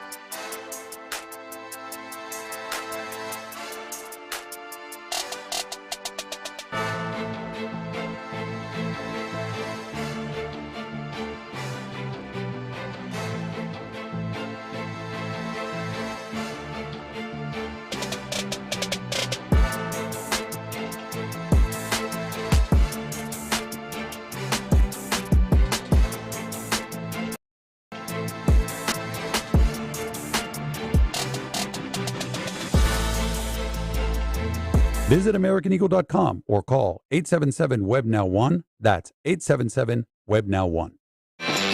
Live from the Twin Peaks studios, Sports Radio 610 presents The Drive with Stoerner and Hughley.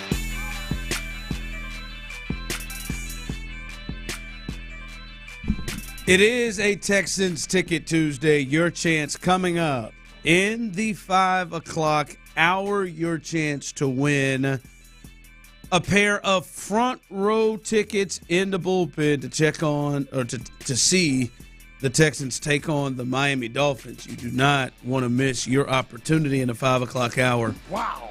To do that. You know what? I have been saying, fellas, I think the Eagles might be the best team in the NFC. I think the Eagles may be, if they played on the field and they played the Lions, I think that they just have more talent. And I think I would go with the Eagles. Wait, say it again? I said for what I have been saying for a few weeks now is, several weeks now is, I think to me the Eagles actually may be the best team in the NFC. And if they played with all the talent that they can roll out there and how good their defense has been compared to the injuries that the Lions are taking on a lot on that defensive side, I think a lot of people, clearly the Lions are 12-1, view them as the favorite out of the NFC. I've really liked what the Eagles have done. They haven't lost. They've won 9 straight. They've been playing much better. Jalen has not turned the ball over at the rate that he was earlier. I would have gone with them. And then this week, we're starting to see drama. And I thought it was a little slight drama with A.J. Brown. They asked him, what do you think can improve on the offense? He said passing.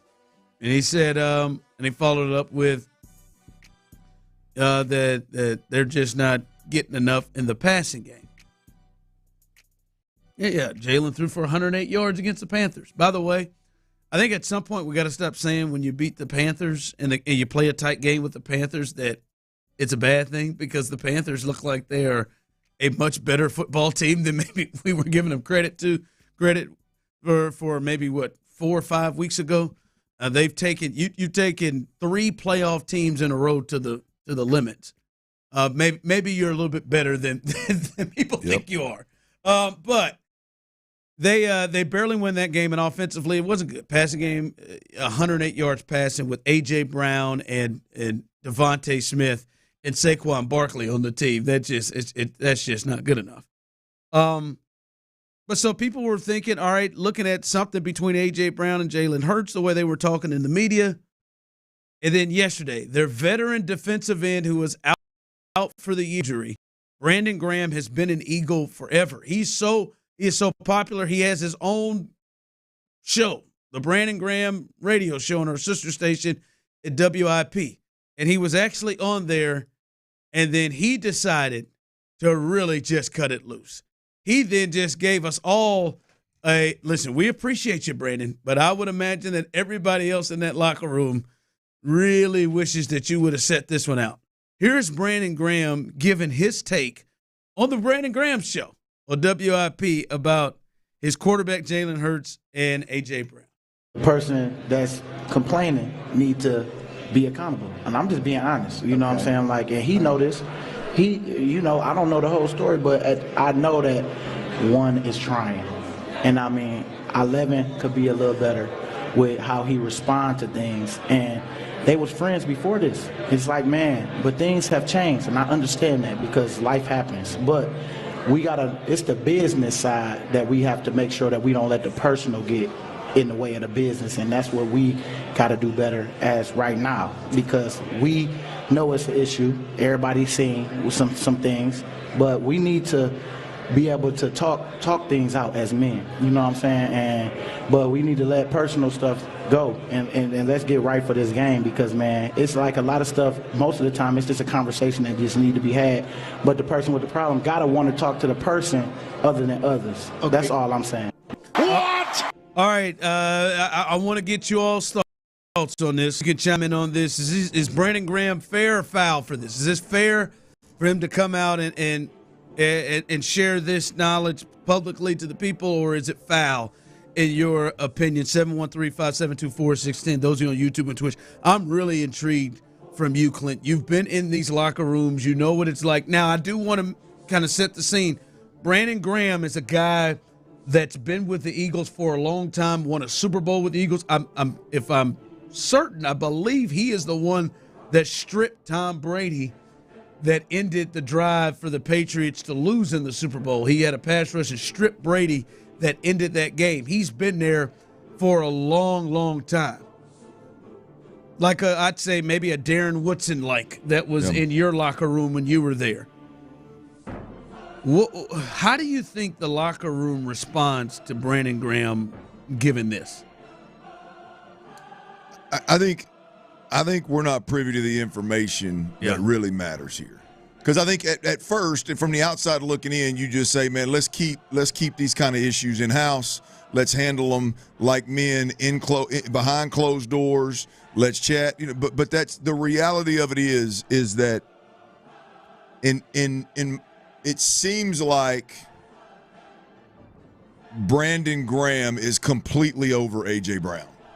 It seems like there is, which I think there's been leaks several times since A.J. Brown has been an Eagle about it has everybody around him, and it's I don't know if it's a maturity issue or if it's me against the world issue and nobody likes him or what the situation is. But I do think that context matters here. I think that Brandon Graham has probably sat on the defensive side of the football and watched A.J. Brown do this time and time again over the last couple years. And ultimately is tired of biting his tongue, is tired of handling it in-house, is seen everybody try to appease this guy in a million different ways, and none of it's worked. And he is just like, hey, I've seen it all. I'm done holding it in. I'm done trying to handle it the right way behind closed doors. Everybody sees the reality of it is one's trying, and 11 is immature as hell and don't know how to handle adversity. So at first, it's like, hey, man, you got to keep this in-house, man. What are we doing here? But you got to consider who it is. Like you said, if Darren Woodson sat up there and said something like this, there's a method to the madness, right? Now, there's other guys that I played with that if they sit up there and say it, they're just looking for attention, they're out of pocket. What the hell are you doing? I think it matters who said it. I do think it matters that A.J. Brown is a guy that seems to always find himself in the middle of this kind of drama.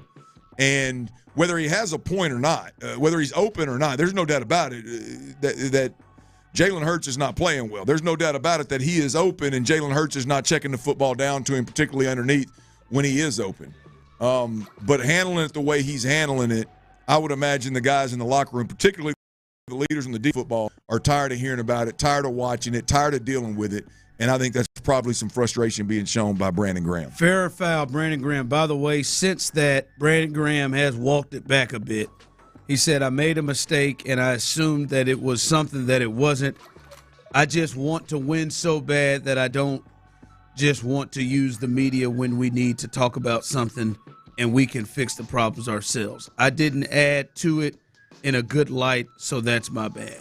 It will not be a good night. Yeah, listen, you're right. We're not privy to, knowing everything that's going on in there.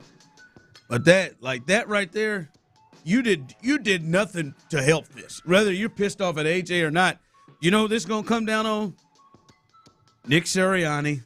This is going to come down on Jalen Hurts. This is going to come down now more publicly on other leaders in the locker room. You're injured. You don't even have to talk to the media. Like, you're injured and all this.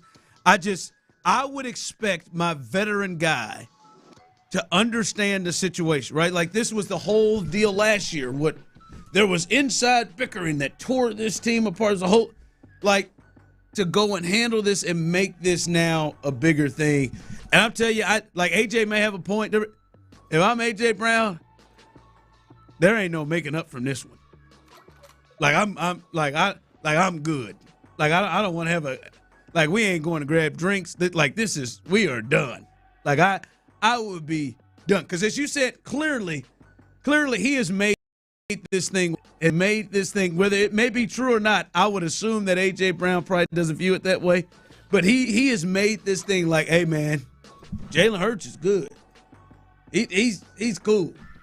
It's A.J. Brown. He's the bad one. Boy, I mean, like, to run that out there, I couldn't believe a guy that is a veteran. You're right. He must don't give a damn about some of them other relationships there. I just could not believe he just added, gasoline. The hell with gasoline. Or A.J. Brown is one of them dudes.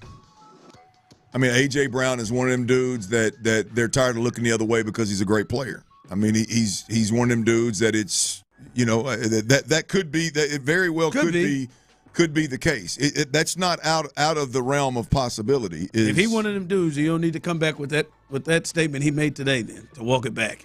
Oh yeah, obviously he's the first thing he said was he knows obviously he knows it's out of pocket of talking about locker room stuff. But there's, to me, I just have a real problem giving a guy like A.J. Brown. It's always in the middle of it, always in the middle of some kind of drama with his quarterback, with his head coach, it's always something, and it's something that's petty as hell. And I mean, I don't. That could have led to this unfortunate situation. Yeah, it is definitely got turned up from Sunday. Ain't no doubt. Turned up as Brandon Graham rolled through and turned this sucker up. So tomorrow, can't wait to the first 10 minutes of Jalen Hurts' press conference. It's all about this. It's all going to be all about this. He better slide over and listen to D'Amico from yesterday. Just keep saying it's on. Jay will handle it right. It's on to Pittsburgh. It's on to Pittsburgh. It's A.J. Brown and Nick Sirianni.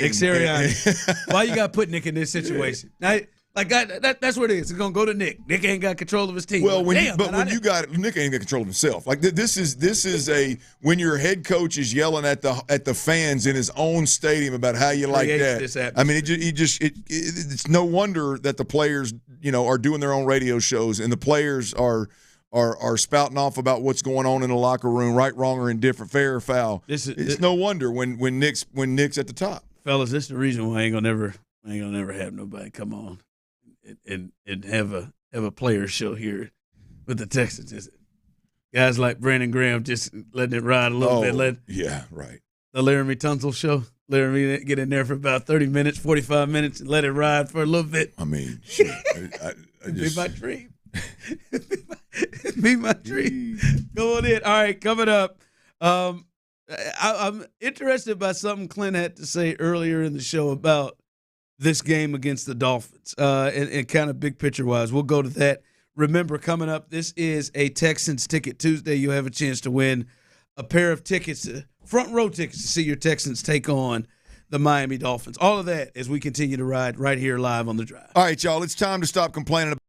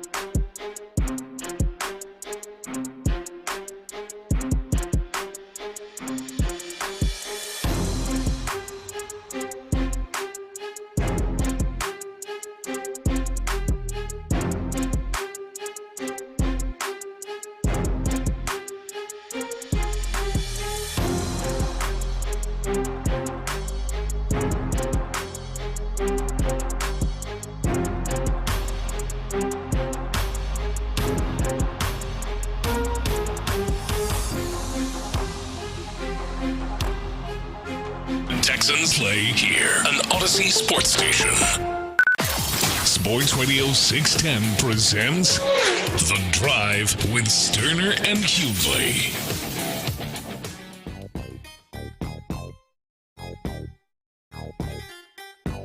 You know, Tyler, I want you to go first here because I'm really intrigued to hear what Clint has to say. Because Clint earlier said that he asked us, "Hey, what do you think about this game, fellas?" on Tuesday. I said, I think I would lean towards Texans. I think, no, you did. And then we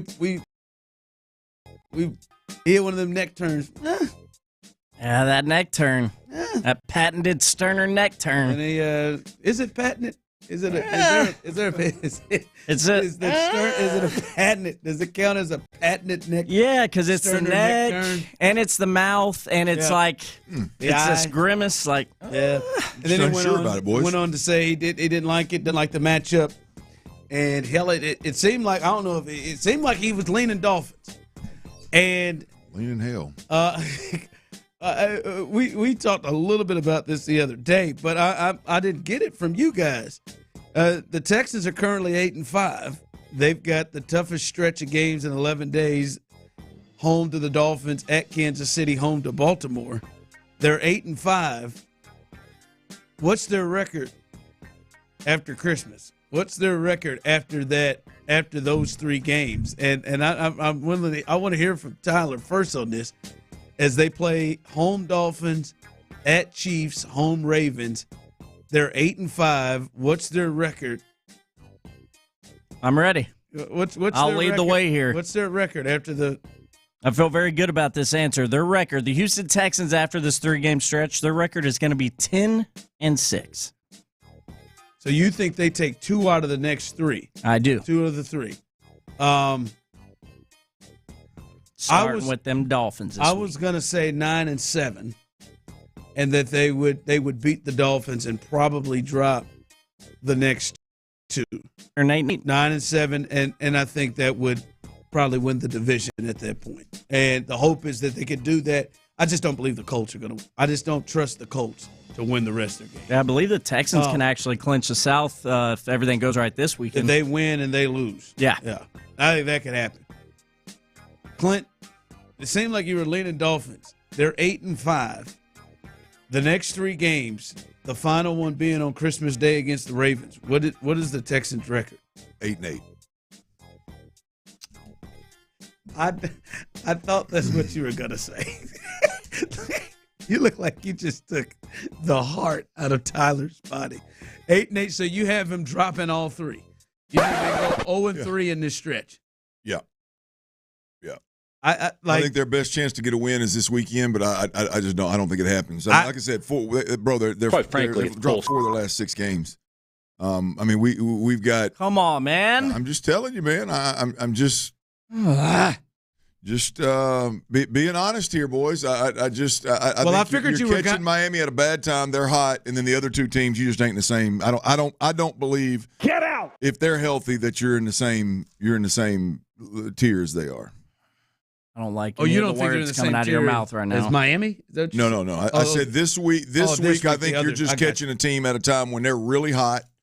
They're going to strain the hell out of your defense, and I don't like the matchup, their offense versus your defense, like from how they try to attack each other. I don't like. I don't like it one bit. So yeah, I think your best chance is this weekend, but you're catching this team at the wrong time. I think they're really hot right now, and I don't like them versus the Chiefs or the Ravens. Yeah, when I heard the way you were talking about the Dolphins game, I've thought that means, well, if you don't have a lot of confidence that they're going to get the Dolphins, I know you don't like the Ravens matchup. And I know you don't like I wouldn't think you would like them going into Arrowhead to win that game. I don't like the Chiefs and the Ravens. I think there's just a different level of physicality. There's a different level of confidence. There's a different level of we know exactly who we are and we're going to impose our will on you. That I think those two teams, and I'm not saying Baltimore's as good as KC, but I just think that's where levels. They know exactly who they are. They know how they're going to go about it, and it's. I think the Texans got a steep hill versus both of those teams. I think this is a gettable game this week, but when you look at the speed and the weapons that this Miami Dolphins can put on the field, and you combine that with the fact that explosives have been a major problem for this defense, it scares the hell out of me. Yeah, people are texting in, Clint's right, 8-8, bet the house on Miami +4. Chiefs is a winnable game, been going down to the wire each matchup. We're blowing out the Chiefs, put it on Ron, man. That's silly. I mean, I hope you're right, friend. But Miami team is better than their record. Tua missed a lot of the early games. Yeah, they're just 5-4 under Tua though. I said 9-7. I think they win this one, and I think they have. First off, I think the Texans can beat any one team on a given day. Right? I told you my thinking is I don't know that this team has it in them to beat 4 good teams in a row to get where they want to get to. But yeah. I think they can put together performances where they make life difficult, like they did for Josh Allen, and they do something. I think they can do that. But for me, with the Chiefs, I think they win against the Dolphins. I think the Chiefs game is going to be competitive because every game that both those teams play are competitive, right? The Texans, even in games where they've got a bunch of people out, they play tight with the Packers. Even in a game where they got Nico Collins out, they play tight against the Lions. I think, and the Chiefs, clearly, they just live in those games. I think in that game in Arrowhead, and I think it's very fair, I would lean towards Andy and Patrick Mahomes, that I would trust more in a tight game there. And then Baltimore, but I got to see the Texans beat Baltimore first. I got to see the Texans compete with Baltimore. That just seems like the worst match. I think the Chiefs matchup for the Texans is one. The things that the Texans do well can kind of go up against some of the things. Like, they're going to give those tackles hell. And you know, I watch every Chiefs game, and I'm tell you the God's honest truth.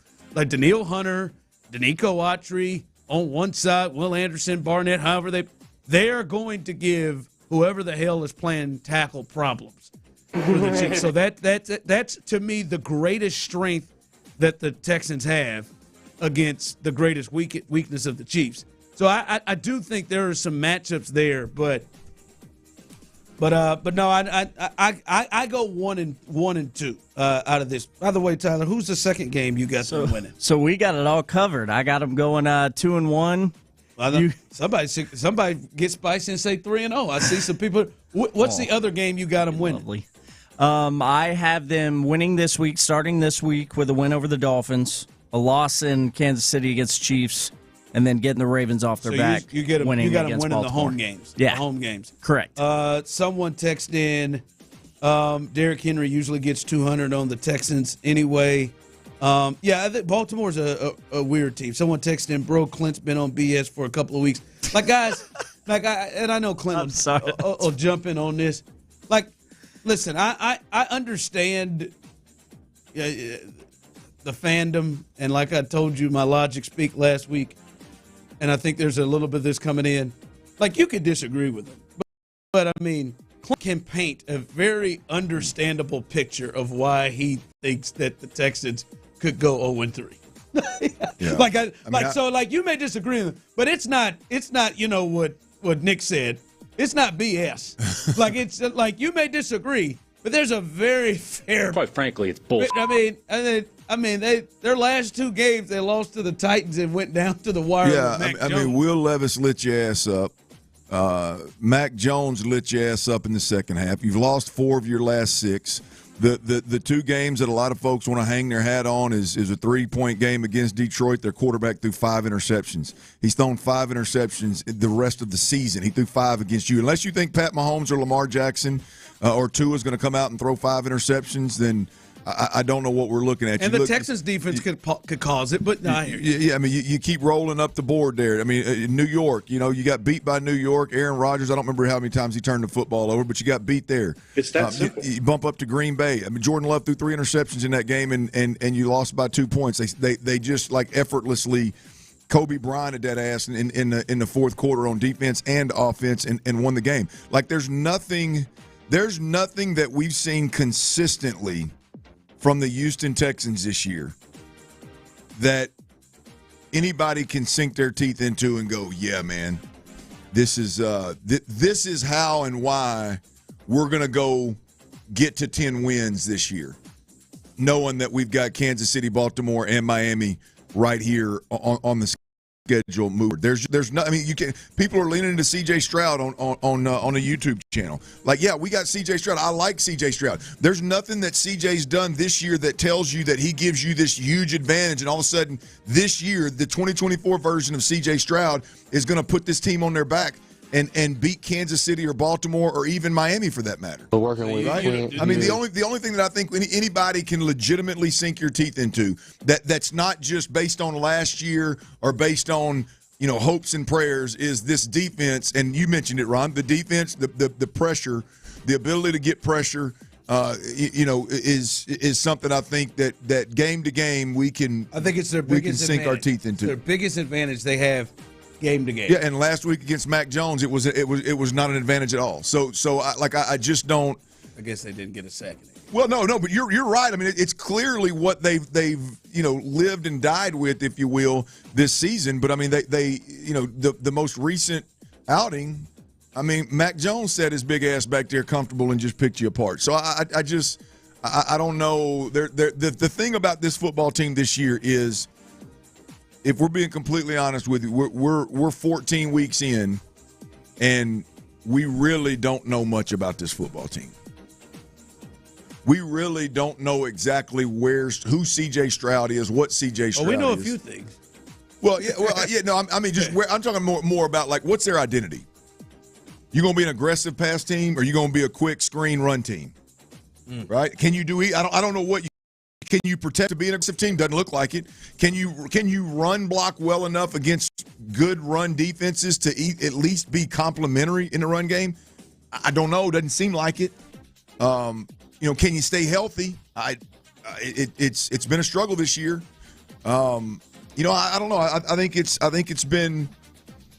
It's been ugly, man. It's been inconsistent, to put it nicely. I don't know how anybody could sink their teeth into and be real confident in what this team's been put on the field lately. Coming up through here on the text line, just reading them through. Do we miss the playoffs?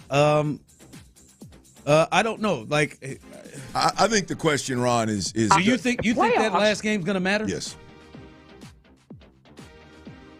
I really do not like any of the words you're saying this segment. Look, the reality of it is, in order for that last game to matter, the Colts the Colts are going to have to do something. The Texans can totally mess the bed, and the Colts are going to have to do something. It's going to be up to the Colts. I mean, I think the Colts got something like the Giants in there. They got Denver. At Denver. They got Denver. That's a tough one. Tennessee, at New York, Jacksonville.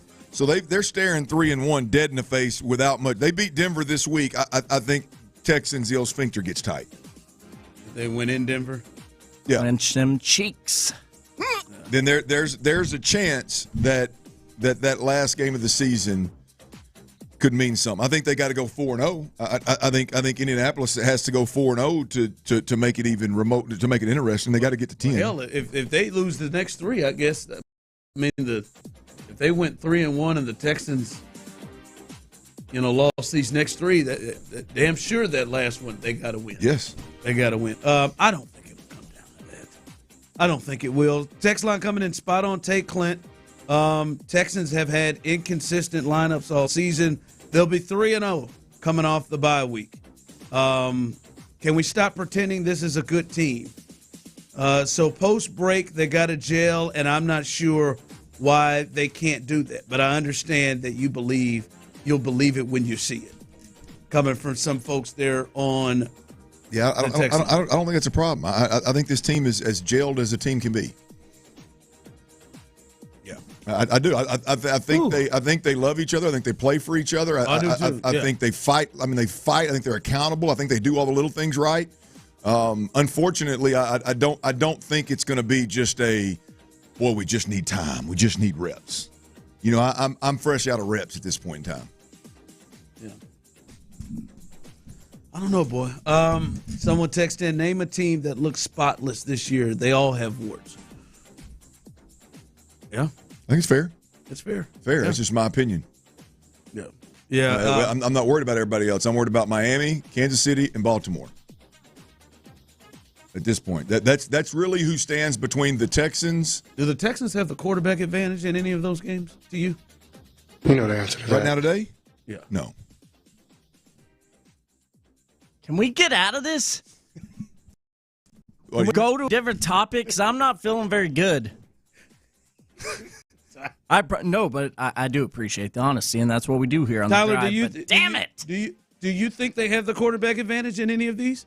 You got them over Tua? That's the only one that there could be an argument for. I think now. I think he's better than Tua. Let me be clear. I think C.J. Stroud is better than Tua. But right now, is C.J. Stroud and Bobby Slowick in Bobby Slowick's system better than Tua in Mike McDaniel's system? Right now today, if you had to pick, who do you think's going to have the better game or the better event? You think Tua? If I had to pick an offense that needed to score 25 points this week to win a ball game, I'd pick Tua. I need them to change that in the next 4 days.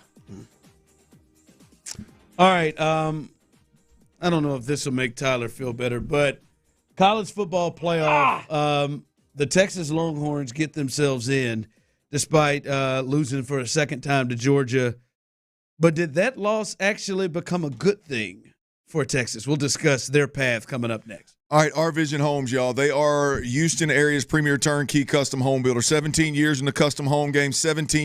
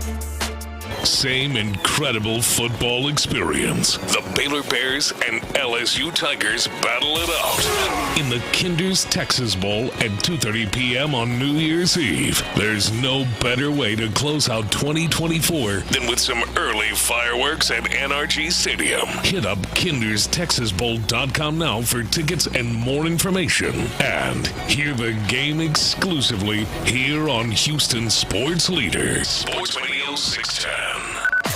Sports Radio 610 presents The Drive with Stoerner and Hughley. All right, I do want to get to the Horns path here because I find it very interesting. No, we don't have to.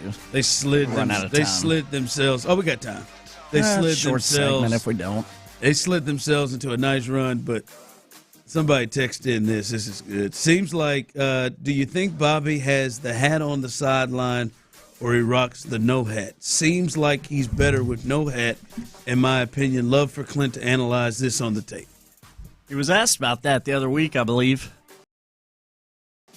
Changing, well, not hat gear because the hat was just gone, but it was a big deal. It was a big deal.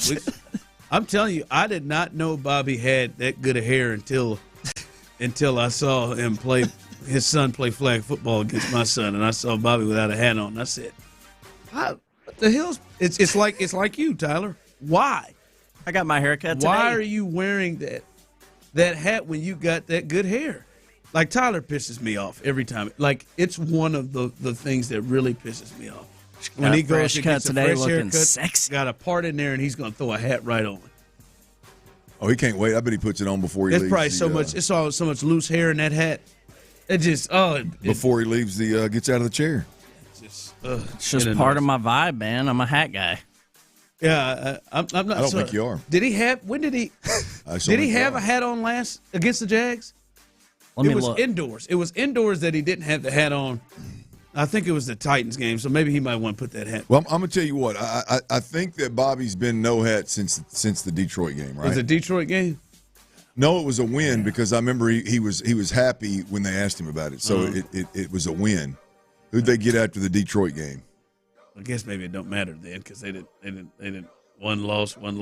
Well, you got to look back far. I mean, they've lost 4 of the last 6. Who? I mean, they beat Jacksonville, and then who'd they beat? Indianapolis.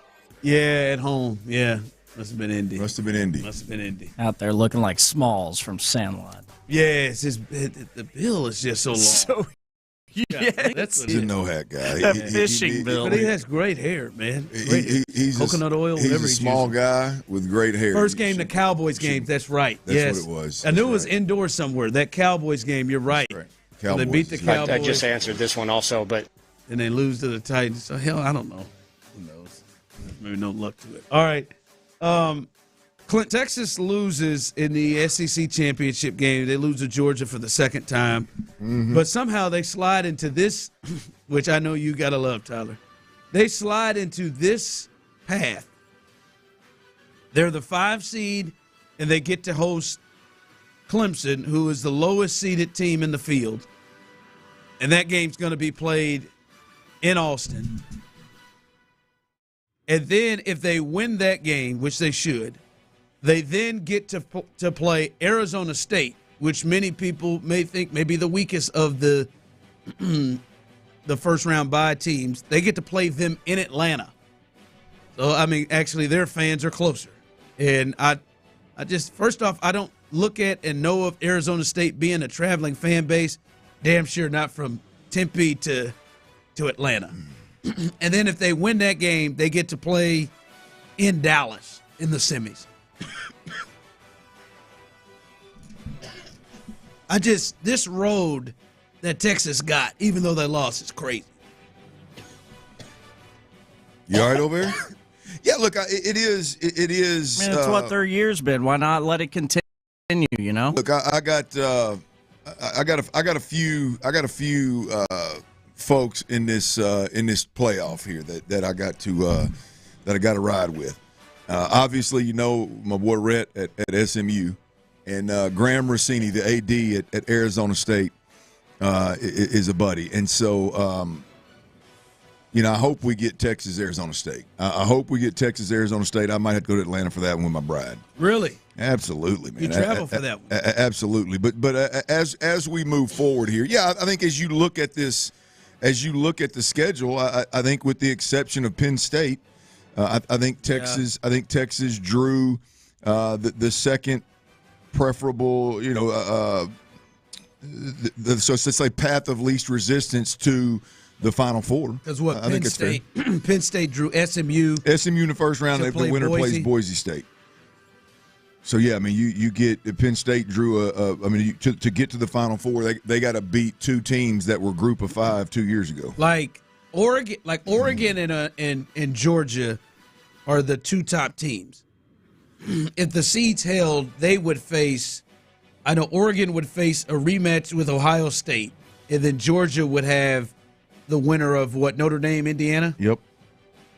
If seeds hold, they would face Notre Dame, Georgia, and then Ohio State would go to Oregon while Texas is playing Arizona State in Atlanta. Yeah, they definitely drew the long stick here, or the long. So did I. The path. Oh, I did not. The path is definitely Irish. Favorable. But that's right. That's the number one thing they're going to change, right? The seeding, right? That's going to be the number one thing that shifts, I think, after this year. Like, if we didn't learn anything, I don't think the process of who got in last or whatever, but the number one thing to me that changes is the seeding, because it feels like the number 1 and 2 team, yes, they got the bye, but it feels like the number 1 and 2 team potentially had tougher second-round matchups than some of these other teams that did get byes. Like Penn State shouldn't have an easier second-round matchup to me than a team like Oregon, than a team like Oregon they just lost to, or Georgia. But I think they'll reseed. Like, if they reseeded it, it would be Oregon 1, Georgia 2. I think Penn State was 3rd, and then Texas was 4th. I believe that's how the seeding would have gone, and I think then it would have kind of Boise State and Arizona State. But look, here it's not going to be a perfect system when you're getting 12 in. The teams that are interesting. The one, I think Arizona State, and I'm not saying this because I just told everybody Graham Rossini's my guy, but they're like, I think Clemson is not a typical Clemson team. I think Tennessee is a good football team. I don't think they're as good as I thought they were going to be right now. I don't think Penn State is as good as they're advertised. Although they play a little bit better than I thought they would in that Big Ten. Sure, and they'll probably look great. They'll probably look great against SMU. Bully ball versus that fast pace, up tempo stuff that Rhett Lashley, Gus Malzahn, and that whole crew ran. It makes for some interesting matchups, but. I think there's several teams in here that I feel like I know where they're at. Are they better than usual? Are they not as good as people thought they were, but they still got in? I don't know who Arizona State is. I really don't know. I know they got a bad dude in that running back. Isn't that the best? That might be the best name in football right now. Cam Scatterbo. Cam Scatterbo. Scatterbo. And he's confident now. He did not make the Heisman finals, but he believes he should have. My man against Iowa State, boy, he got on a home run trot at the 15. And he slowed it up at the 15 and didn't get caught. I just don't know. I don't know who they are, Ron. You know what I mean? I mean, defensively they're really good. Run game they're really good. They toss it around well as a counterpunch, I guess, to the run game. I mean, that screams we're more physical than our opponents. Is that going to hold up against Texas or Clemson, whoever they see in the second round? Is that real? And if so, then they're a legit contender, or is this a Pac-12 team that bumped into the Big 12, had a nice little year, and they're going to get exposed? I don't know who they really are. I didn't think they did Iowa State. I did not either. Iowa State's kind of a fit, like a Matt Campbell's kind of a physical kind of a team like that. They just absolutely dismantled them. They didn't even belong to be on the field with them, and I did not see that one coming. All right, speaking of college, this may be the biggest story happening in sports right now. And I'll let you all give your opinion, but I don't know which side is more silly for this, Bill Belichick or North Carolina. We'll discuss that coming up next. Well, I don't have time.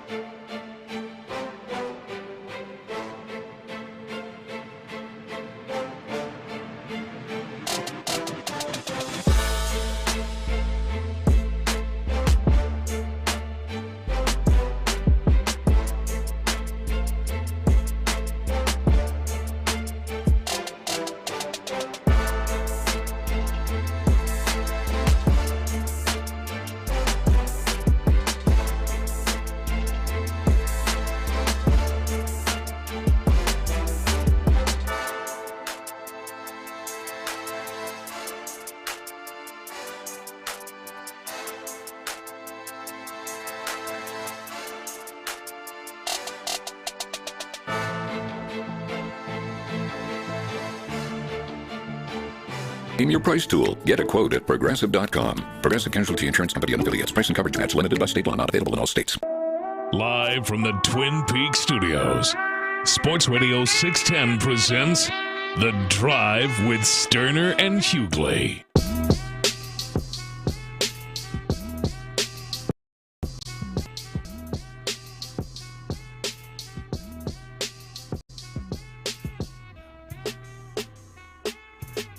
All right, Tyler, do me a favor. I'm checking two at the same time. I hadn't seen it confirmed yet that Bill Belichick took the job. I just saw there was conversation between it. I saw somebody tweet it out that he had agreed to terms, but the more notable people had not confirmed yet. That's what I'm seeing. No confirmation, but whispers. Yeah, still conversation, but not anything confirmed yet. That would be all over the damn place. But it does look like this is a serious thing. In the latest report, as of right now, there is no agreement. This from Jordan Schultz, who covers football, NFL mostly. But he said, as of right now, there is no agreement between Bill Belichick and the University of North Carolina per multiple sources. Both sides have remained in contact and will continue to talk. Very fluid, one source said. Apparently reported, fellas, they had a 5-hour meeting with Bill Belichick and him in North Carolina to talk about what it would look like if he were the one to take over the program. And I don't know where people are on this with Bill Belichick coming through. It just doesn't make any sense to me, really, at all, from either perspective. I mean, North Carolina, if you say to yourself, we're getting the greatest coach of at least his era, maybe of all time, I get it, but at 73, and I don't know if his shtick kind of belongs. But Bill has been selling himself. He sold himself in a comment basically saying, if I were to take over a college team, they would have the track to get to the NFL, because this would be a professionally run type of an organization to the league. So I don't love it for either side, but I am generally shocked that it is North Carolina that may land Bill Belichick. Yeah, the comment you're talking about, Bill Belichick on Pat McAfee's show yesterday. Yep. If I was in a college program, it would be a pipeline to the NFL for the players that had the ability to play in the NFL. It would be a professional program at the college level. I don't have any doubt that the players would be ready for the NFL. That's Bill Belichick on Pat McAfee yesterday. I think you got to capture lightning in a bottle if you go this route. I do think in today's transfer portal world, in today's it's I remember a day back, what was that linebacker from Ohio State when he said, look, dude, I'm just going to Ohio State to get to the NFL. This is the next step to get to the NFL. What's that? The big white linebacker that went to Ohio State that said that back in the 90s, maybe it was late 90s, early 2000s. Andy Katzenmoyer is that's the bingo. one. That's exactly who it was. Yes. Good pull. He was the one back in the day that caught all the heat for saying, "School, this is just the next step to go to the NFL," kind of deal. That is now like just it's public knowledge. That's what everybody's trying to do. Even the ones that have no clue, no chance, they're thinking that way. And I think if you hire Bill Belichick, I think you can't. One, I think Bill will has enough of the GM in him to probably at least have a as good a plan, if not a better plan, than most colleges in how to handle the money associated with these players. I think he will draw the appeal, and the draw will be huge year one. I mean, and right now is the time because that portal's wide ass open and every player worth the damn is jumping into it. And I think players will buy into Bill Belichick You think so? Oh, absolutely. I think their agents will direct them there. I think their parents will direct them there. But you got to. That's a good point. The agents and the parents. Oh, no question. You've got to, because there is a lot of. I don't like Bill Belichick for the way Bill Belichick ended his career. Like hiring a defensive coordinator as an offensive play caller is mind-boggling to me. That's unforgettable. That's a fire. That's criminal. Like, would you push your kid to go to Bill Belichick? In a scenario? Yeah. I mean, it depends on what the options are. But yeah, look, I believe that Bill Belichick now not if he hires Matt Patricia coordinator. With the thought of that, I'm going to assume I know what his coaching staff. By the way, I think Matt would be on his staff at some point. Probably. He is helping him with the TV stuff. Probably, but he'd bring his 4-wheeler. Well, here's the deal. I think the method to the madness for Bill Belichick, like he talked about it in his on Pat McAfee. He talked about like the technique, the mechanic, the drill work, the fundamentals of football. Like I believe that there's most coaches aren't very good in that department. Especially in today's game where most coaches are getting paid because they can recruit New Orleans, because they can recruit Miami, because they can recruit here or there, Dallas or Houston, right? Like in today's world, if you gave me a coach that was day-to-day grinding at every position, just wholeheartedly believed in fundamentals, commit to fundamentals, and commits to the things that he coaches, that he coached at the NFL level, I think it plays at the college level even more so than the pro level. Because I think college players are so anxious and so eager to be developed, there ain't no doubt that guy's going to develop you. And so I think they got to capture lightning in a bottle the first 2 years. And if you do that, this thing could be off and running. If you don't, he can run it off in the ocean out there. Now let's remember, Bill's 73. Mm-hmm. Ain't got long. And they just let go of Mac Jones, who's 72. This is why I think it's silly on both ends. Mac Jones,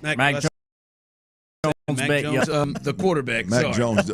Mac Jones. He moves around like he said. Mac Brown. Yeah, Mac Brown. This is why I think it's silly on both ends. One, to the point you made, and I think you made some good points there. I think it works for a year. I think one, Bill gets over everything that you have to do as a college coach to both recruit your own damn kids from year in and year out. And then I think there's a lot of kids that, all right, my parents pushed me here to go with Bill Belichick, and you know damn well for no college kids, Bill Belichick ain't changing how Bill Belichick operates. I think Bill Belichick probably feels even more empowered to operate the way that he wants to operate. And I think in a year, oh, man, you're going to have some kids out here ready to bounce. I mean, this is the same fella who cut that kid on Christmas. This is. Damn. Yeah, he did. I didn't know that story. Yeah, Bill cut that kid on Christmas. What a Scrooge.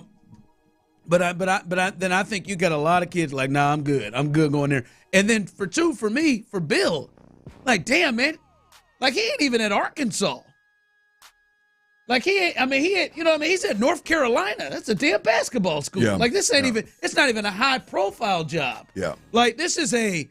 I almost don't want him. I don't want to see Bill Belichick at 73 years old coaching at North Carolina. Like that part. And another thing, Bill is 26 wins away from Don Shula to have the most wins of all time. But you got to be in the NFL to do that. Yeah, they don't combine. They're not combining those. So like, I just like, to me, man. It's like watching Greg Popovich out here with these bad San Antonio Spurs teams. What the hell are you getting on these planes for? I mean, you're almost 80. Like I don't want to see Bill out here. I mean, good. Like there's one thing, man. He's at Ole Miss, or he's somewhere that is in the SEC or a big school. I mean, he's at a basketball school.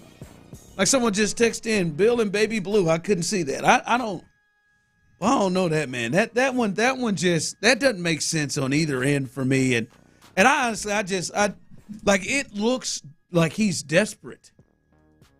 Yeah, man, just be like Rack. Be like Romeo Crennel. Like, be an advisor. Find a role where you're used with a team if you just can't leave the game. But I'm with you. Be like your boy Saban. Hire Matt Patricia as your offensive coordinator, and this is the best you can get. Middle of the pack, lower half of the ACC job. You put it that way. No matter how many Super Bowls you've won. Do you think he wants to coach so bad that he is concerned that if he waits for NFL openings that he will get left out again? Yes. Yeah. I think his pride couldn't handle that. I think you got. Look, so he's going to go to North Carolina? Let's be honest. We're talking about a guy here that when he quits coaching and when he gets completely out of the game, he's going to die shortly after that. Oh, God. Joe Paterno? This I mean, he's got Paterno written all over it, man. Clint's killing Bill. I guess there was a little something in between Joe Paterno stopping coaching and his death. Well, you know what I mean. There just ain't nothing else. Nothing's going on, man. He just can't. If he ain't in the middle of it, he can't stand it. So. I think there's North Carolina. and then you get to a point where I would imagine he finds it disrespectful that guys got hired last year and he didn't get hired, absolutely right. And I understand how he feels. And now you got college because I think there'll be colleges. I don't think unless he takes this before anybody else gets in the game. Now you're pursued. Now you're the hunted. Now everybody wants you. Now everybody's stroking you again. Yeah, I think he wants to get back into coaching and I don't know that he has a whole lot of faith that the NFL teams are going to come calling. Because there are options in the NFL. There are options. I mean, Jacksonville's going to come open. Dallas is going to come open. Yeah. There are options. But, my God, Bill, man, just can Nick Saban get to him? Nick, go talk to your old dude. Like, hey, man, come up here and watch and do this TV. And Bill's pretty good on TV. Yeah. And he's got options. He's got options on TV. But he sit over there and said, I got to get up here on Saturdays. I got to coach on Saturdays. It's going to be a Tar Heel. How did that? We're gonna win games. Every week. Hey man, he got to be at a borderline blue blood, man. Like, I mean, if I'm Nick if I'm Bill Belichick, like the A&M's is the floor of where I'm going. I'm not taking it as a shot at him. I'm just saying that's the floor of where I'm going. Yeah. I'm not like this got to be Florida. You got to come calling to me. Or an alma mater. Tennessee, he was born in Nashville, Tennessee. Maybe my man thinks that he went to a basketball school. Maybe my man thinks that Mac Brown left him a loaded roster, man. Maybe UNC's just going to be the new place these old head coaches go to. Somebody texted and said, he gonna have Bill's gonna have his ass at Jackson State. Right. Bill gonna be at an HBCU. That would be great. Over there at FAMU. Seriously though, right? I think there's a really good chance, again with this transfer portal, I think there's a real good chance that we're underselling the appeal. I am. I mean, look, if he don't win in the first year or 2 years, I think you're spot on. But I think he could field a team in 1 year with transfer portal guys and whatever Mac does have there. That could damn sure. We just saw SMU bump up to the ACC and win that damn conference. I bet he looks at Deion and thinks I can pull this off. Like the way that Deion goes about his business. Now Deion's forcing kids to play in this bowl game. Like I bet you Bill's thinking if Deion can pull that off. Yeah, I think I can do it. I don't know if that's the case. What you got coming up? All right, I know y'all watching Cowboys last night. There's three things.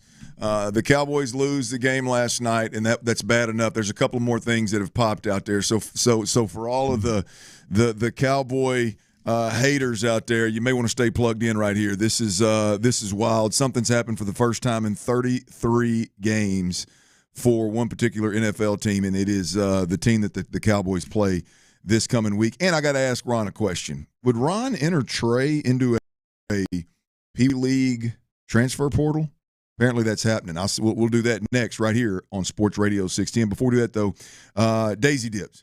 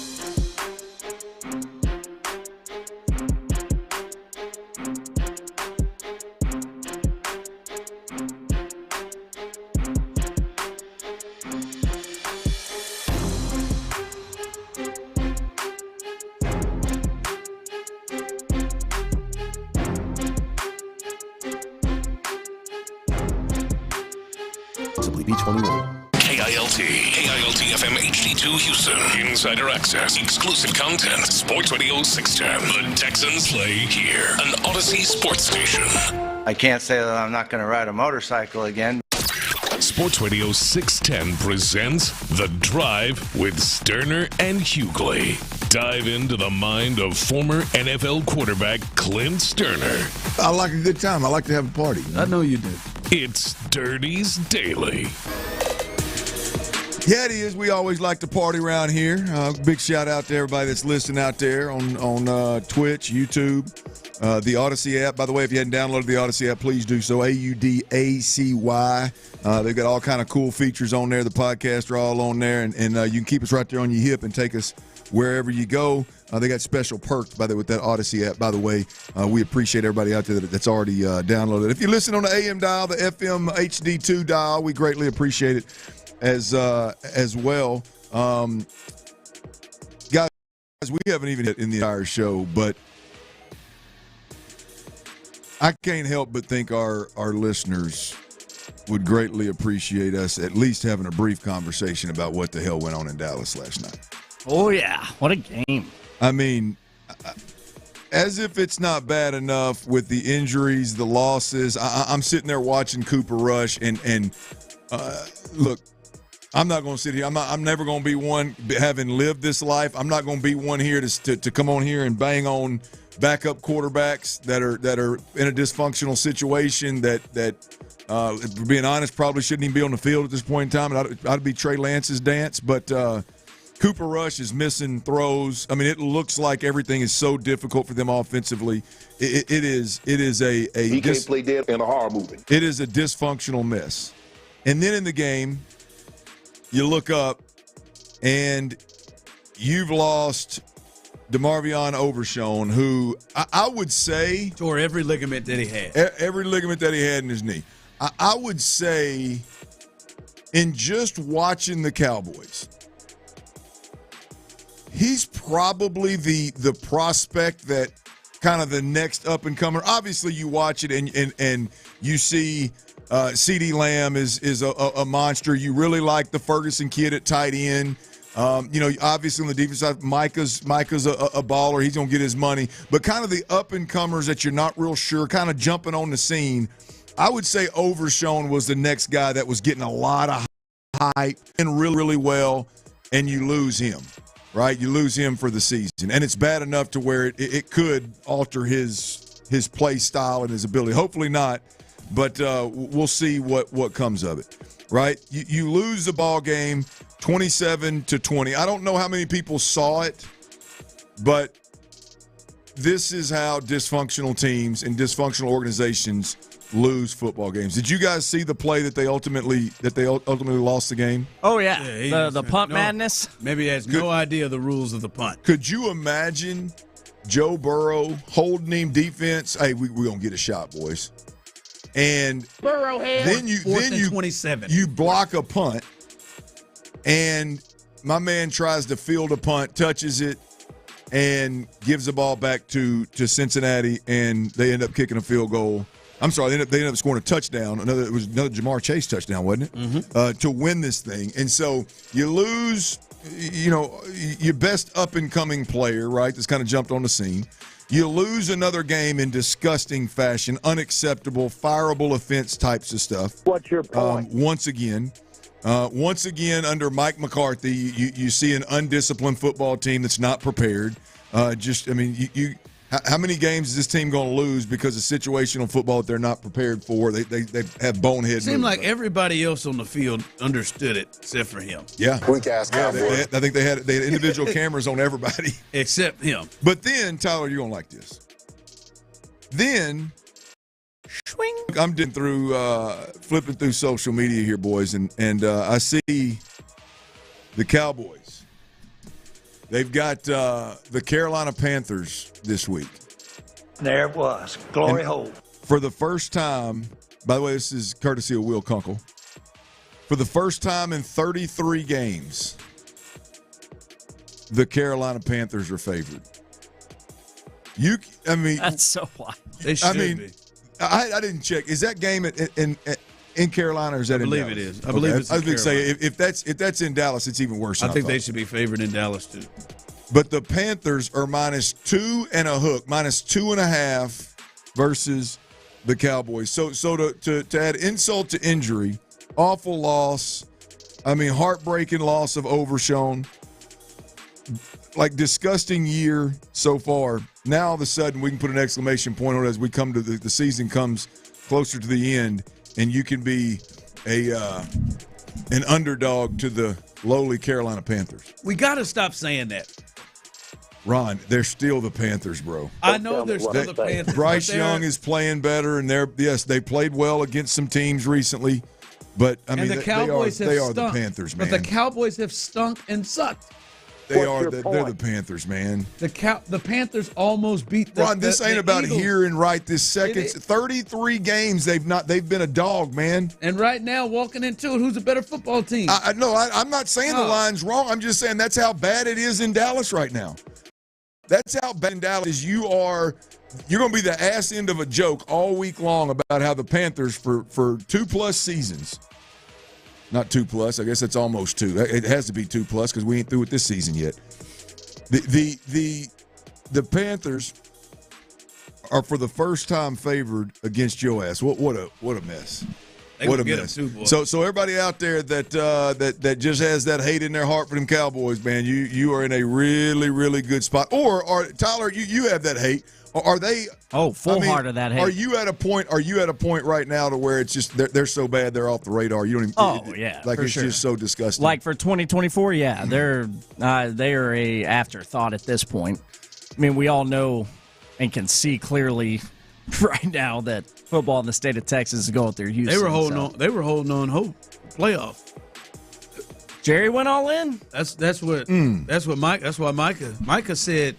Micah Parsons said, and I believe I quote, this loss was the hardest one of all season, maybe even harder than playoff.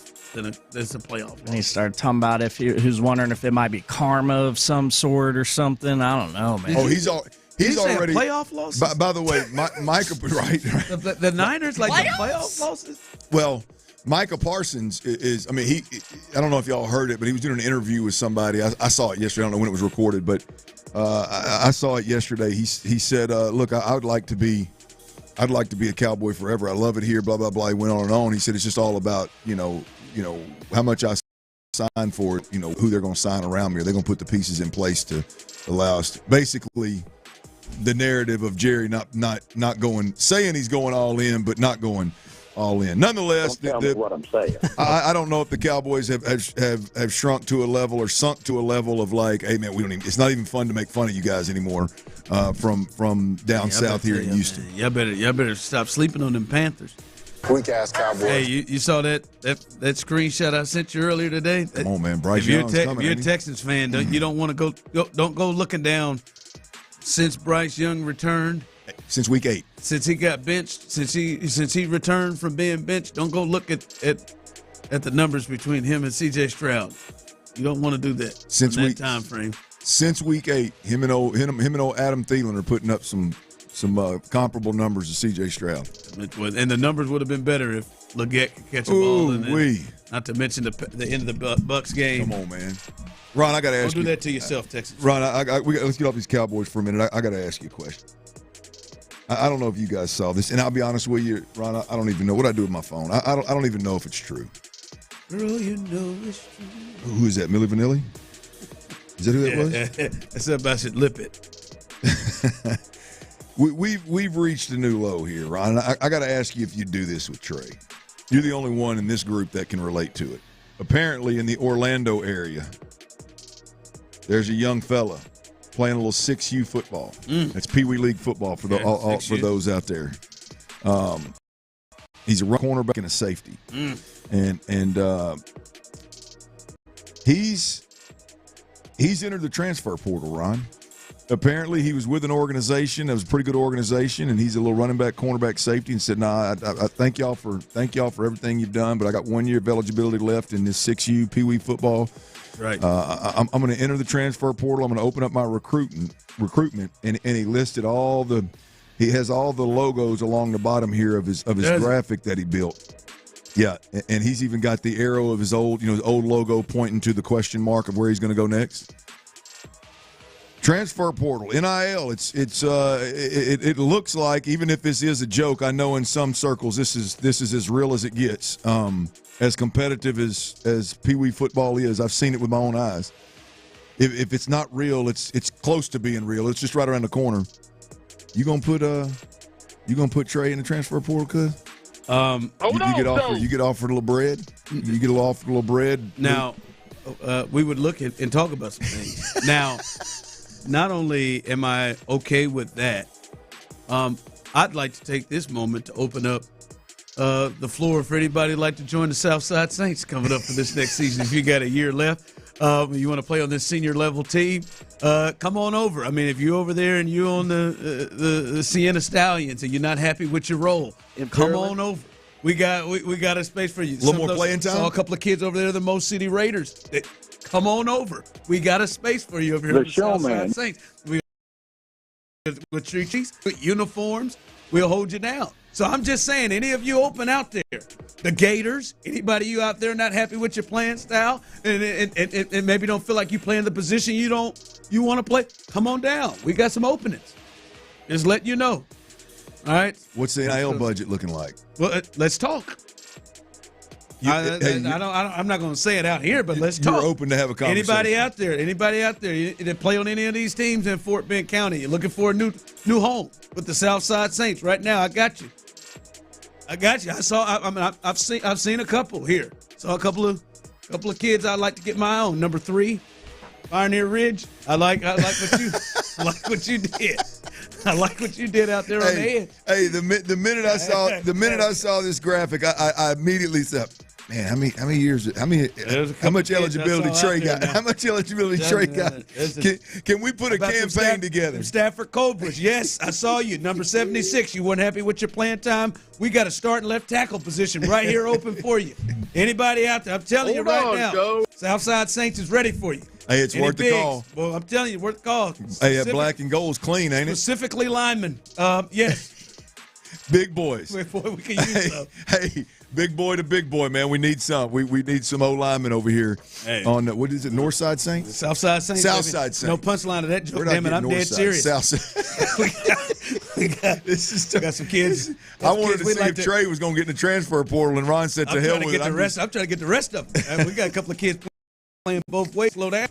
Richmond Oilers. Hey, that big kid number 14 from the Oilers, if you're not happy, come on over. That kid was coming off the edge. Clint, he had like 8 sacks. I mean, he was just coming off the edge. Couldn't do nothing about it. Hey, I got a text. I got a text. Somebody lives down there in your neck of the woods. Says, actually got a team down there. In Pearland? Not real sure what team it is, but said that they got 8 tickets to Baltimore Beyonce performance for Trey in the transfer portal. Ron will need 10. I need I need a 9. I mean, I don't know. Well, I'll do. Any drink vouchers? I need a 9. That's it. Trey is in the transfer portal. Southside Saints, you're out, and we're bartering with Beyonce tickets. Real talk out there. AKA Baltimore Ravens Texans tickets. You're out there in that Fort Bend County League and you're not happy with your home. I'm telling you. We got a spot for you. Just make sure you write that letter thanking them for your time. Great leadership. JB, Sterling, Josh, they ready for you. I'm telling you. They're ready for you. Take care of you. We got you. Oh, this is great. I figured you'd put Trey in it. Especially any tackles, any guards, anything, any big players. Anybody with a little size to you? These like medium size. We need you. All right. Coming up, don't forget it is a Texans Ticket Tuesday here. Your chance to win that in the 5 o'clock hour. Make sure you stay tuned and listen for that. And I do want to play this cut about Soto, and it is funny. It is hilarious to listen to one of the best Yankees fans lose his mind about losing Juan Soto, but he sneaks in a comment that I think this city needs to address and maybe prepare itself for. We'll let you hear that coming up next. All right.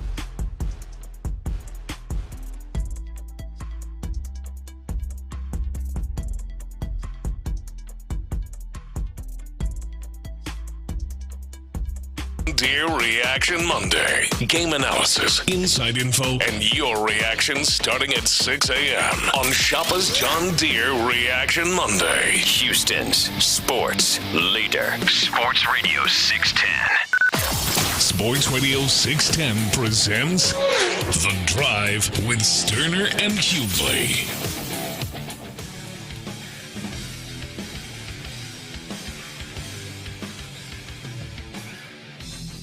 All right, again, coming up in about just over 30 minutes or so, 5 o'clock hour, be listening. Let everybody know, give yourself the best chance to win a pair of front row tickets to a huge game. Huge game between the Texans and the Dolphins at NRG. You got a chance to win those coming up in the 5 o'clock.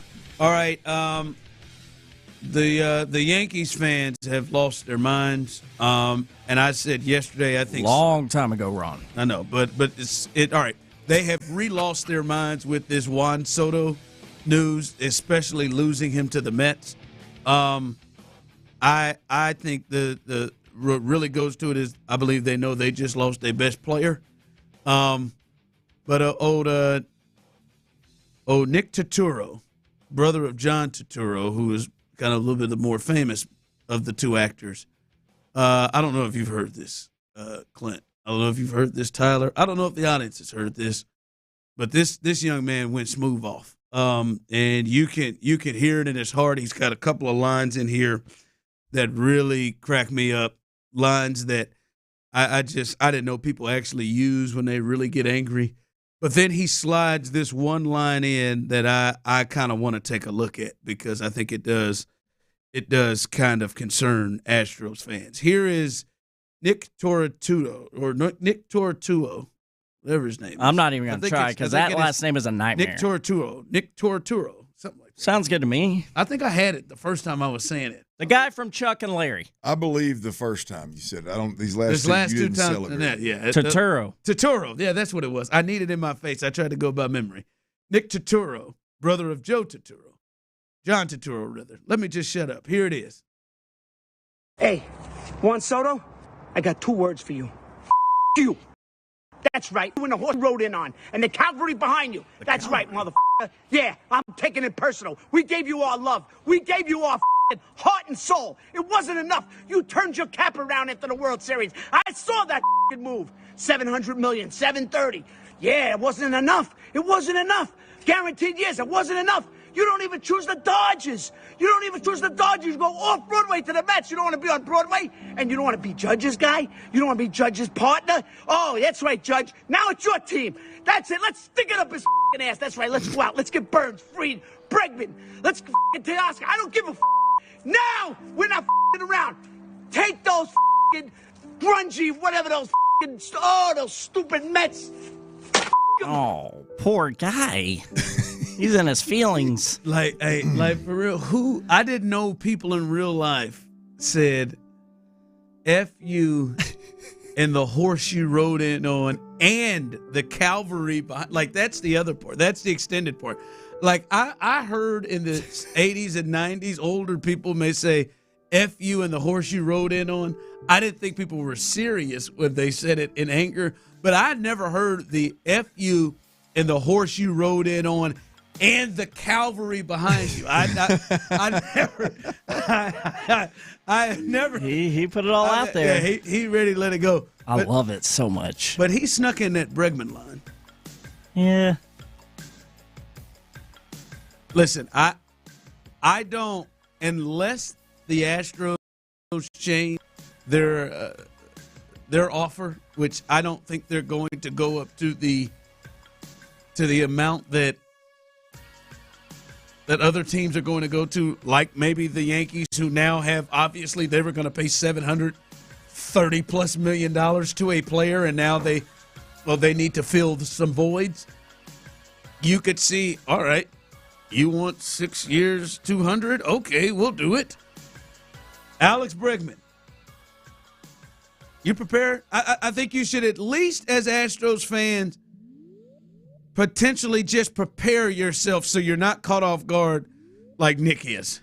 Like you're not caught off guard. Bregman wouldn't do this. And you're doing it. No, right I'm dead serious. Bregman wouldn't do that. Okay. I just wouldn't do what? He wouldn't join them loser-ass Yankee turds up in the Bronx that he hates as much as I do in his heart. I know he does. Tyler, if they offered him 6 years, $205, I think he may go. And I just want you to prepare. I just don't get your seat because you laughed at that. You could pull a Nick. If we gave you the stage, you could pull a Nick. What do you mean? Go off like this. If a Bregman bounced because I would think it was bullshit. See, yeah, you could do it. And I'm just telling you, I think there are many of you out there that need to prepare yourself that this is a potential possibility. Quite frankly, it's bullshit. I refuse to take that. No, Bregman ain't going to be wearing no damn pinstripes. Hell no. I would vomit all over myself, then I would have to kick my own ass, and then I'd be pissed at Bregman for the rest of my life. See, that was the next step. Is there any way that it would be acceptable if he decided to do that? During this crap that's gone down with that team? Like he would be dead to you. Like he would be dead to you. Like if the Yankees returned and there was a video, you're not standing up and clapping for Bregman. If he played for the Yankees, do that for anyone in pinstripes. You're not. You. This is a straight booing session. Yeah, but I'm not worried about it. Bregman would never do this. Bregman would never do this stage down. You don't think Bregman would go play for the Yankees? For $200 million. Like if they gave him the biggest they offer. He's got the hate in his heart. I do. I can feel it. You're right. He should probably go play with the Twins or something.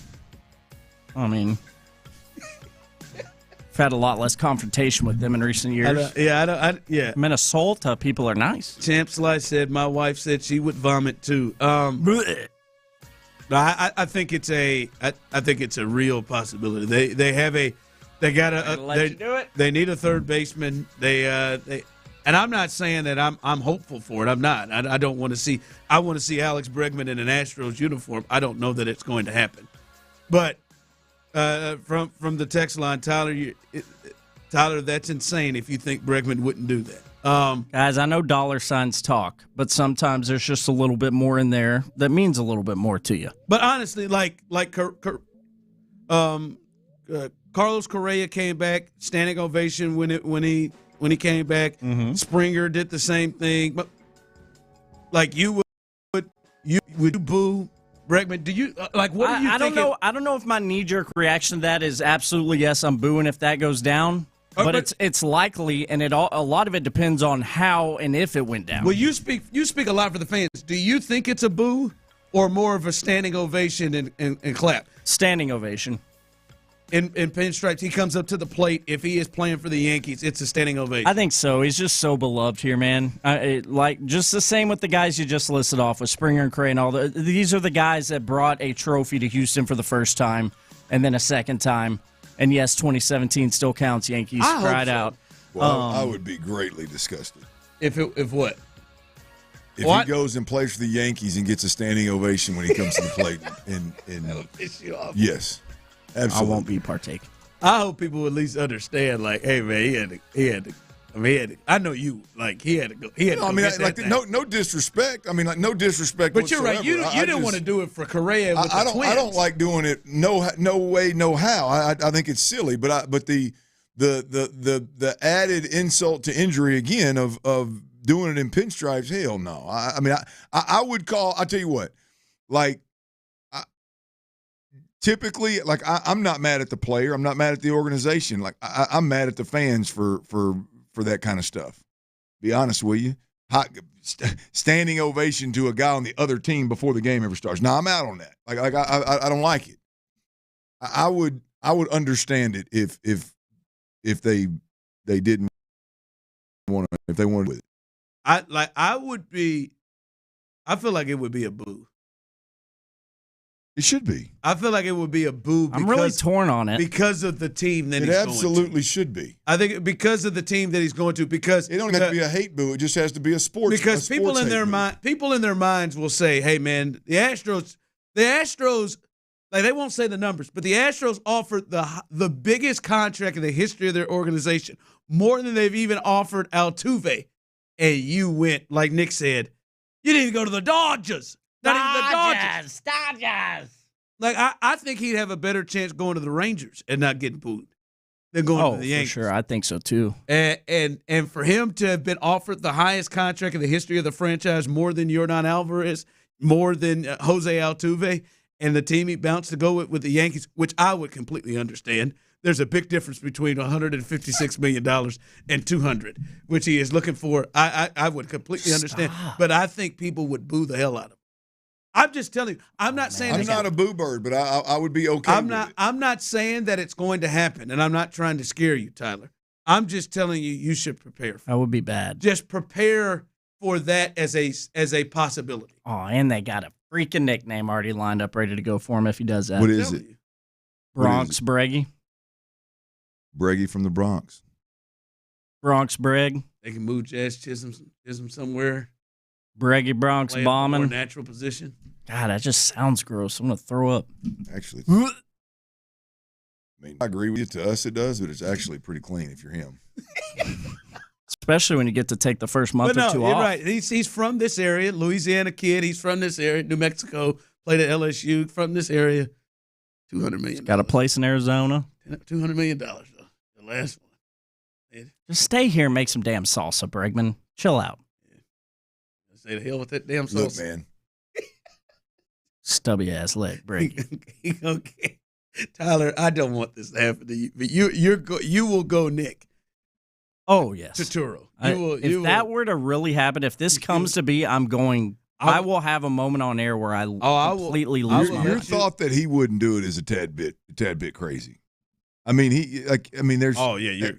I mean, whether we like, really, with the Cowboys or the Yankees in those two, it's kind of like the Lakers in basketball. Or, I mean, you come up and there's just something. If you're playing that sport, there's just something about.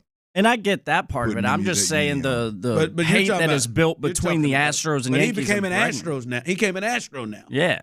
And he was shooting them glares at the Yankees all them times, just like that's fair. When he became an Astro, he lost the ability to ever put on the stripes. Correct. Fair. Or Dodger blue. And Roger became a Yankee. All right, coming up, comparing the Dolphins and the Texans. Do you look at these two teams? And feel like they're on the same level, or do you feel like it looks on paper that the Texans are a level above the Dolphins? We'll discuss that.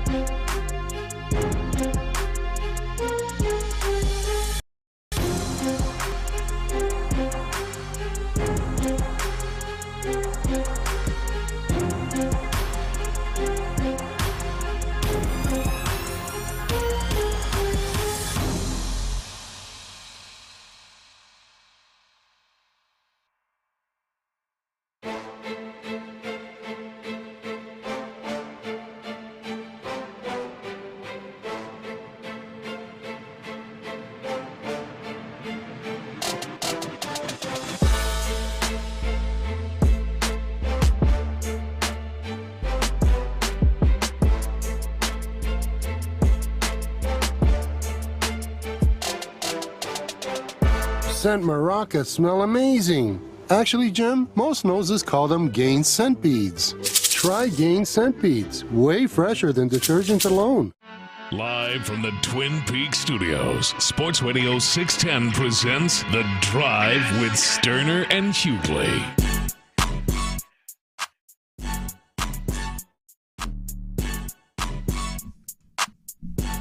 Coming up in the next segment, your chance to win a pair of tickets. Coming up in the next segment, little 5 o'clock fire, and along with a little of that fire, you got a chance to win a pair of front row tickets on a Texans Ticket Tuesday to see your Houston Texans take on the Miami Dolphins. That's coming up next segment, so stay tuned and be ready for that. All right, are the Dolphins? Is this a matchup Sunday of two teams that are on the same level? Is this a matchup of two teams that are like we got a game coming up on Sunday, right, fellas? The Lions against the Bills. I think many people think these are two Super Bowl caliber teams that are on the same level. They're facing up. I think if you're probably honest, many of you may disagree, but if you're probably honest with yourself, after Sunday's game against the Dolphins, their next two games will be against the Chiefs and against the Ravens. That those two teams, even though the Ravens have the same record as the Texans, those two teams are tiers above you, levels above the Houston Texans. But what are the Miami Dolphins? Texans 8-5, Dolphins 6-7. Now, with the caveat that they are 5-4 with Tua as their starter. Texans got a big win over Buffalo. Miami has a big win over the LA Rams, who we just saw beat Buffalo on Sunday.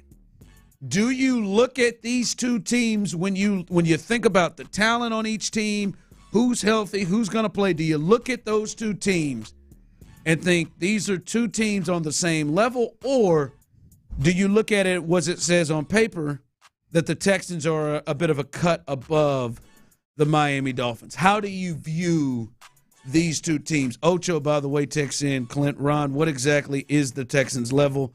I'd have to know that before I answer your question. To me, I would say that the Texans are in the second tier of AFC teams. To me, if the first tier is Kansas City, Buffalo, Pittsburgh, Baltimore, I think the next tier is like Denver, Houston, and the Chargers. And then after that, I think the Dolphins fit in that tier with the Colts and teams like that. So that would be how I would tier it. But do you disagree? What do you think these are evenly matched, similar tier type teams? I think yes. I think they're in the same tier. I think they are very, very similar teams. I think when they beat their signature win, if you will, they beat the Rams. I'm pretty sure that the Rams were missing some players.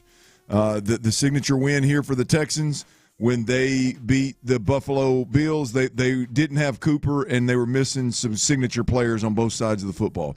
Otherwise, I think you're going to have a hard time finding a game on either schedule that is a W for the Texans or for the Dolphins that you're like, yeah, that's a good win right there. Yeah, that right there is a good win. When you look up and down the Texans schedule, you lose to Minnesota, you lose to Green Bay, you find a way to lose to Detroit. Obviously, the terrible loss to the Titans is tough to stomach as well. The Dolphins also lost. So I take it back. They beat the Jets, but it was a tight ball game. And they had to go overtime. Yeah, look, I think if you're looking at the season as a whole, the 2024 season as a whole, I would put the Texans and the Dolphins in the same tier. Now, if you want to call it the second tier and you want to really load up that first tier of football teams, and then that's fine. If you want to call it the third tier of AFC teams and really kind of, as you mentioned, bust up those top 5 or 6 teams and the Texans are in that 6 to 7 range, that's fine as well. I think wherever you put the Texans, I think it's fair to put the Dolphins. The Dolphins are the difference here for me with the Dolphins and the Texans is you got one team that's won 4 of the last 6. You got one team that's lost 4 of the last 6. You got one team that has a clear-cut identity of who they want to be with a pretty good defense. You got one team that I still don't know. I watch the Texans with a closer eye than damn near anybody that's not an NRG right now. And I don't know what the hell they want to be offensively. Like, I don't know what the playoff caliber, let's make a run to a Super Bowl Texans offense looks like. I don't know. I don't know who C.J. Stroud is right here, right now, as we speak. So, yeah, I would definitely have them on the same tier for me, Ron. And it's, I think if Tua would have been healthy the entire season, you think their record's more comparable to the Texans? I think it's very comparable. Maybe one game back. I mean, when he was out, they lost to Indianapolis, they lost to Arizona, they barely lost to Buffalo. They lost to. I'm sorry, I take that back. He played back. Indianapolis, Tennessee. He came back to Cardinals game. That's right. The Tennessee and Indianapolis games they lost, and they got trounced by Tennessee. But I think if he'd have played the whole season, I do think that they would be within a game of the Texans, if not tied with the Texans record. Yeah, I think the Texans are I think they are, as I said, at least a tier ahead of them. I would not be surprised if Miami came in and beat them. I would be surprised if anybody got blown out. That one would surprise me if it got away from either team.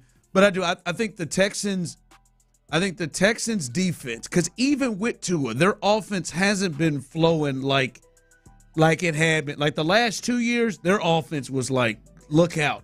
Like you're playing the Dolphins. You feel like unless it's 7 degrees, you're gonna have to deal with putting up a good 25 to 30 points, even with a good defense.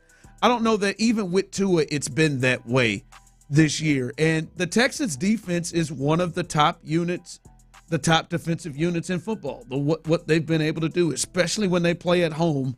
For some reason, they find a way to have teams go quarterbacks somehow throw for 40%, in some of these games. So I think that they are slightly, I would put them in a different tier from them. Some of the injuries have to do well with the Dolphins. So I can understand where some of you are coming from, because I see it from the text line. Someone said, yeah, Clint, what you said. I think both are in the overhyped tier. Yeah. Oh, my God. I don't know. I think I just had the Texans slightly above because of their defense. And I feel like I can depend more with what they've been doing this year on guys like Mixon and Nico than I can with some of the guys they have offensively. Outside of Tyreek Hill, and even Tyreek Hill, if you look at his numbers, not just because Tua's been out, he has not been the same player. And a lot of that has to do with injuries as well. Having too many babies. Yeah, look, I was just doing some quick. That's helped. I was just doing some. It means he's definitely blowing off some steam somewhere. I was just doing some. Ron, they've averaged 27.5 points per game since Tua came back. Now, again, look, they played Arizona, Buffalo. They played the Rams. They played the Raiders, New England, Green Bay. I mean, they played some good teams. New York, good defenses, and they've averaged 27 points a game. Scoring in the 30s twice, or 3 times. I'm sorry. So I don't know. I still just think there is some. There's some real. This offense with the Dolphins scares the hell out of me. I'll be honest with you. The speed, the number of just sheer weapons that they'll line Achane up. I'm sorry. They'll line him up outside and run a route with. How many running backs in the league are running dig routes? Right. I mean, 2 or 3 maybe. And so there's just so many different ways that they deploy these weapons. Jonnu Smith at tight end is an absolute blazer, man, and he's coming on recently. And, you get into the identity of their offense and what they're trying to get accomplished is it's going to be a great battle between what they do and what the Texans defense does, and see who gets the best of that. It's just the matchup I don't like either, man. So, I got Miami on the same tier, but they're hot, and that's why I like Miami. Yeah, we'll see. We'll see what happens. I do think, to me, I think the Texans should be favored. I think they're a little bit better than the Dolphins are this year. I do think the Dolphins' record would be different if Tua was there, but I do think they're a little bit better right now. All right, coming up, a little 5 o'clock fire. We'll catch you with the latest hits of the day in the sports world, including somebody just got paid in baseball. We'll let you know about that. And your chance coming up as soon as this next segment starts, 5 o'clock fire, your chance to win a pair of tickets to see the Texans, front row tickets, to see the Texans take on the Miami Dolphins. That's coming up next. All right, Academy Sports and Outdoors, y'all. Look, if you've lived around these parts for any amount of time, you know all about Academy Sports and Outdoors.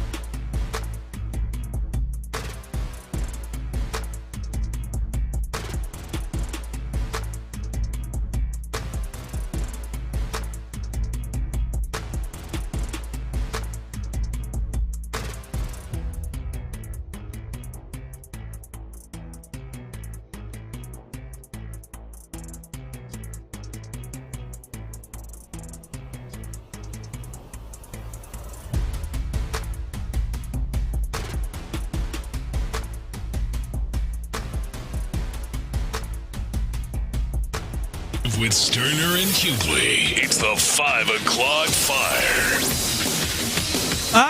It is 5 o'clock. Congratulations. Hopefully you're off work. Luckily for you, Old Dirty, and the blonde tip bomber, and Psycho T, a.k.a. T-Mill. We will hear from a very happy Moneybags coming up a little bit later.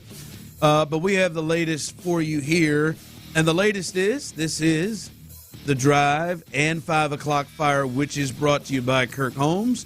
And coming up in this segment, but you got to stay tuned, Tyler will open up the phone lines and take care of you. But coming up in this very segment, you'll have a chance to win a pair of tickets to go see the Texans and the Dolphins. And those are front row seats, baby, in the bullpen. You'll have a chance to win those. All right, before we get to that, Clint, news coming out of Major League Baseball.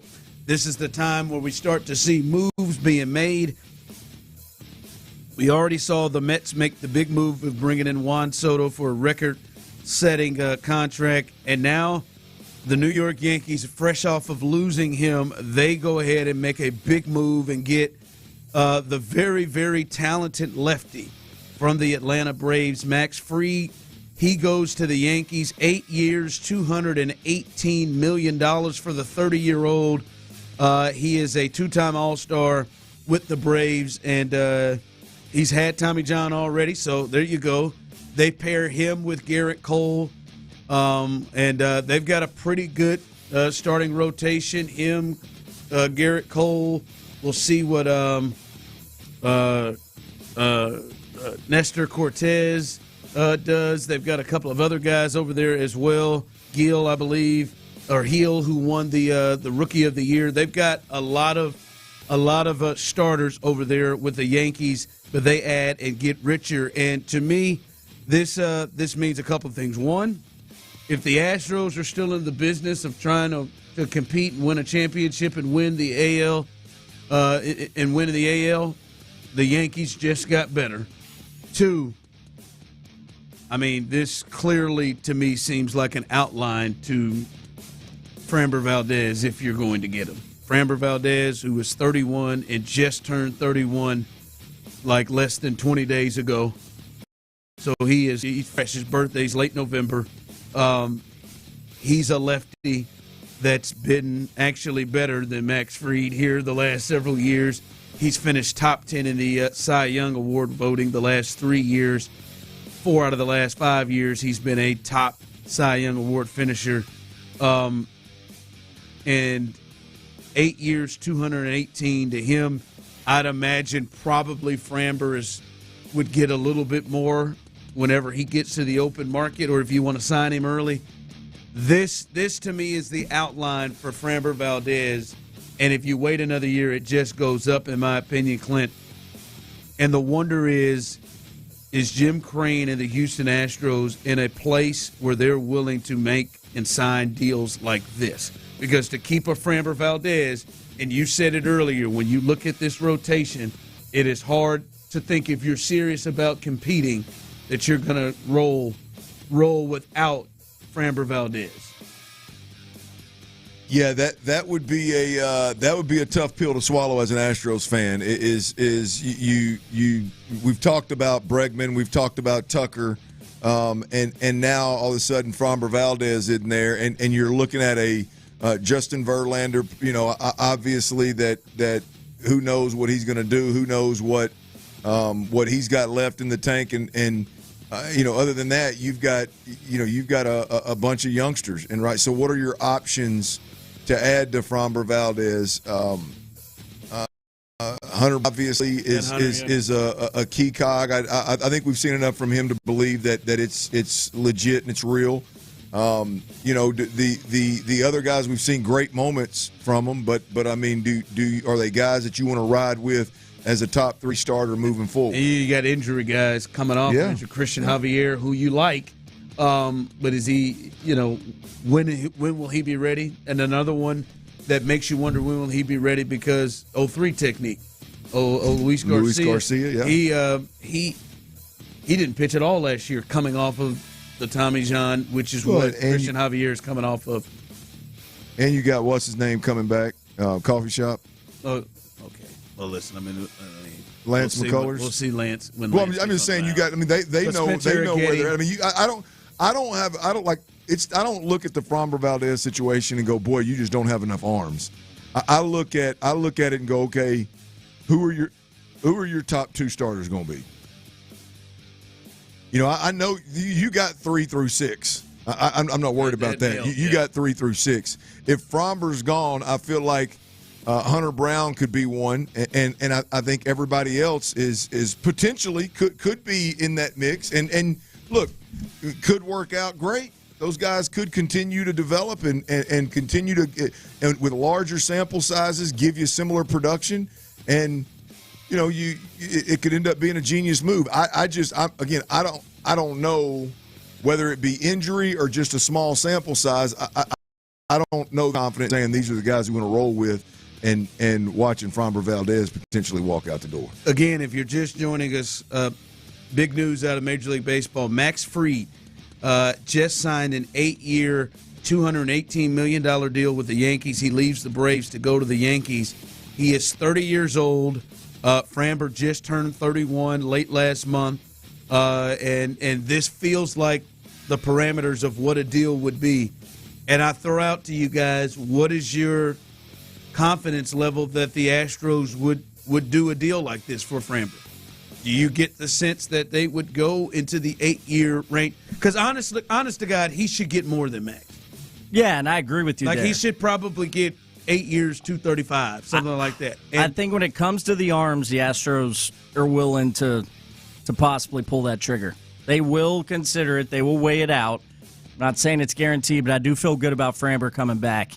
And the arms, man. The pitching, the Astros just don't play around with this pitching. Well, they're going to have to do something. Like, they're going to have to adjust how it is that they do business. Ron, look, I wouldn't be – this is like here's where I'm at. I would trust if they moved Framber, because all the trade conversation that involved Framber and Tucker, and obviously letting Bregman walk in free agency. I look at it as, from a pitching perspective, is I've just got to trust that they know what's best, because they got plenty of arms and several huge upside. I'm just going to be a little bit uncomfortable trusting to that degree, because Framber brings you over the long haul, pretty solid 1 or 2 starter. The text line coming through, history tells us Crane won't do it. 0 chance Crane does 8 years. And I'm inclined to agree with you, but at some point, like, you think that the Astros are going to have to shift to where the league is going, because they seem to be in all right, we'll pay big money just in a 3 to 4 or 5 year span, and generally that comes with older players like Verlander, who broke down, and like Jose Abreu, who, well, we know that story. Or they'll try to get you early, but they're also trying to bargain that thing too, like they tried to do with Kyle Tucker and what they did with Yordan Alvarez. It has worked. But the wonder is, can that continue to work? At some point, the Houston Astros are going to have to pay somebody more than $155 million. Yeah. It's like in today's game, I believe that's whatever Altuve got is the record. They're going to have to do that at some point. 5 o'clock fire. All right, this is the time. Caller number 7, C.J. Stroud. There you go, Vandy. Caller number 7 for the man that you need to be the man that we all believed he'd be. Caller number 7, 713-572-4610. Caller number 7, your chance right now to win a pair of front row tickets in the bullpen to see C.J. Stroud and the Houston Texans take on Jonnu Smith and the Miami Dolphins. Your chance to come check. Hey, shout out to him on my fantasy squad. That wasn't looking good. It had nothing through the first 4 quarters, and then just had a hell of an overtime drive. 3 for 44 and a touch. But your chance right now, caller number 7, Tyler will take care of you to win those tickets to see the Dolphins and the Texans. 5 o'clock fire. That's blocked and picked up by Cincinnati out across the 46. It was blocked by Nick Vigil. Yeah, the block is made, and then someone, I didn't see who exactly Ruling it was. on the field, on a kick play, the ball was touched by the receiving team beyond the line and then recovered by the kicking team. As soon as they recover the ball, it is dead. We ruled on the field, it's Cincinnati's ball, first down. So it was touched by Dallas. All right, as Clint continues with his right take of the Dallas Cowboys, this thing is just gonna get rough for them, and it is. This is now. They are at times pulling the opposite of the Chiefs. They are finding and hunting ways to lose games, and yesterday they were going to win this game. Yeah, I mean they have one of the best kickers in the game. Like the block and where it was going to stop. They were in Aubrey's field goal range. They were in his field goal range. And all they had to do was everybody run away from him, except for one gentleman. And that led to the Bengals keeping the ball, and then they score and take the lead. The Cowboys just can't get out of their own way. Yeah, it went from bad to worse, right? I mean, you lose a great player in Overshawn. You lose a game that you should have won 10 out of 10 times. You played well enough to win that game. I mean, it's just the wheels have come completely off in Dallas, no doubt about it. I don't know how Mike McCarthy still has a job. I don't know why he still has a job. I mean, it's just bad. It isn't on my schedule. And then, like, did you hear Jerry? No, I did not hear Jerry after the game. Did you hear Jerry? Tyler, did you hear Jerry? I did not catch Jerry. My man Jerry is losing it. My man Jerry said that they'd have been better off not blocking it. What's your point? He said they'd been better off not blocking it and just catching it, and not doing any kind of return. It's like, not blocking it. You'd have been better off just blocking it. No, and staying away from it. It's never better to not block the punt. Never. Like, it was just like, what's Jerry talking about? Like it was like he said, we'd have been better off not blocking it and just fair catching it. Don't tell me what I'm saying. I'm just telling you what you said, Jerry, and it caught everybody off guard. No, I'm not talking to these yahoos on the end of this phone. Yeah, it's rough. The bad thing is if you watch the play, I mean, the guy the defender that blocked the punt should have blocked it back the other direction and jumped. You know what I mean? But instead it.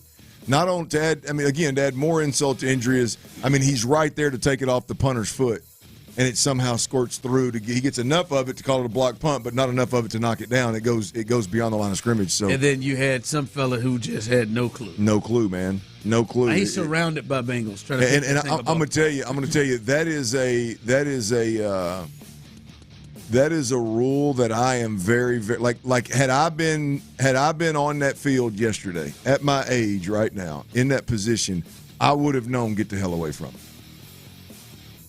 I mean that's and I only say that because hell I was a depth player that did a lot of scout team stuff for special teams, and I was around it enough to know that in that situation you get your ass away from the football. Why on God's green earth anybody would ever try to field that?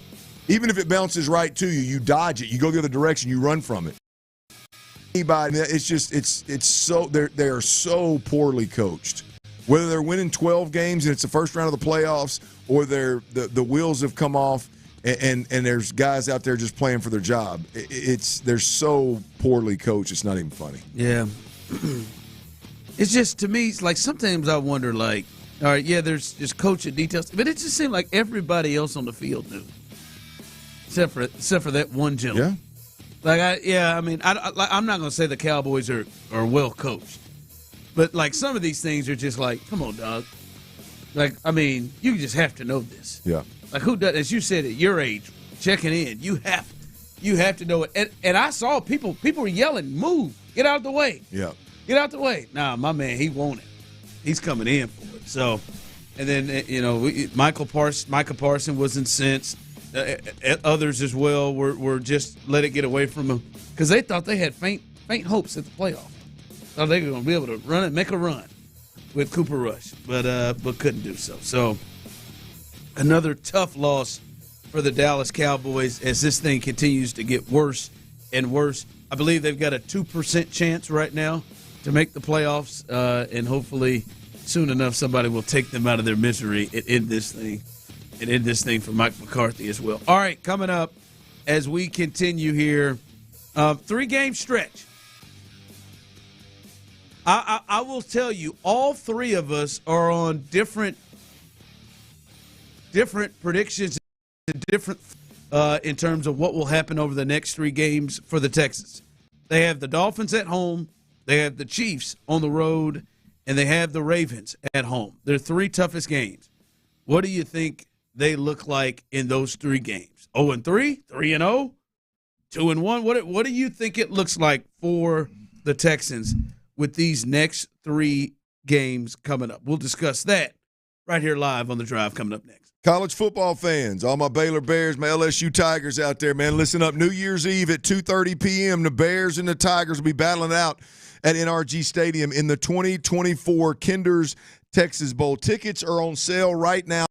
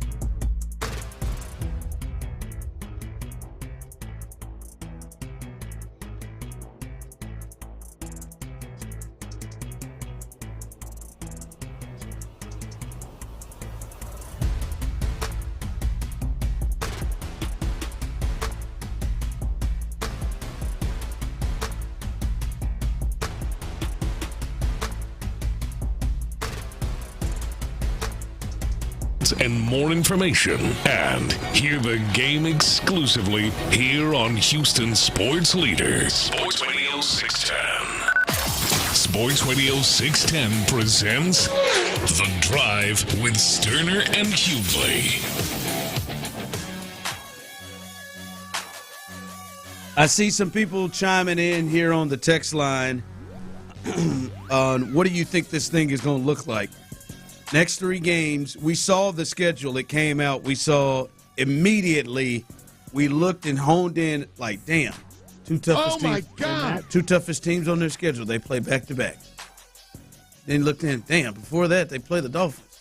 Damn, they got to do that in 11 days. We looked at that as soon as the schedule came out, and we thought, woo, boy. Luckily, they come right off a bye week, and now we're in that moment. And I said to some, how do you think this is going to shake out? How do you see the next 3 games playing out? They're 8-5 now. What do you get of where the Texans will be then? And as Tyler said earlier, yes, the Texans right now have a chance to clinch the AFC South and make their way into the playoff. Right? They look like they are zoned in on being the 4 seed right now. They got a chance to go ahead and close in and shut the door on the Colts. If the Colts lose at Denver and if the Texans are able to handle the Miami Dolphins at home, they get to put on hats and T-shirts. But I do want to get to that real quick. But as I was walking around getting some water, I looked around there and somebody had some gingerbread cookies with the icing on it. Mm-hmm. I got to admit, I've never had gingerbread cookies. What does that taste like? What are those? Are those any good? They're overrated. I don't know. I would assume gingerbread. Have you? You never had gingerbread cookies? You not banging? I've never had what that. I've walked past those in there and had the urge to grab one a couple times. But I didn't do it. I fought it. I wanted to. I kind of smelt it. The icing kind of. I bet it smells great. The icing probably, but I'm thinking gingerbread. I think the association, like with the holiday season, is really what makes the gingerbread. Oh, I understand. I just never eat. No. I'm just saying I don't think it tastes that good. Oh, you don't like it? It's not. It's not horrible you want, I guess. But I talked to Erin back there, and she said it's like a spice. Yeah, there's like a little spicy in there. Cookie. Yeah, like a whole, like if you got a whole mouthful of cinnamon, it's great. Like yes, that kind of spice. Absolutely, that I'm sure spice, it's tremendous. Ooh, with that icing. That's that. Hell yeah, spice and icing. Spice and icing. Well, spice and icing. You eat one, I'll eat one. That could be. No, I'm not doing it. I don't. Yeah, me either. I wasn't gonna do it either. I'm just saying. I've held off for 3.5 hours. I'm not going to let it get me this last 10 I'm just telling you, like, I'm not going to let you do it alone. Y'all split one. I won't let you do it alone. I'm just telling you. Don't want it. No, we're not doing it. I'm just letting you put it out there. I've got discipline, Tyler. Discipline. We're over here. I'm just putting it out there that if you grown-ass man. If you did want to do it, I won't have you do it alone. Yeah, I think I'm going to try a what's that mystery meat on McDonald's? The McRib.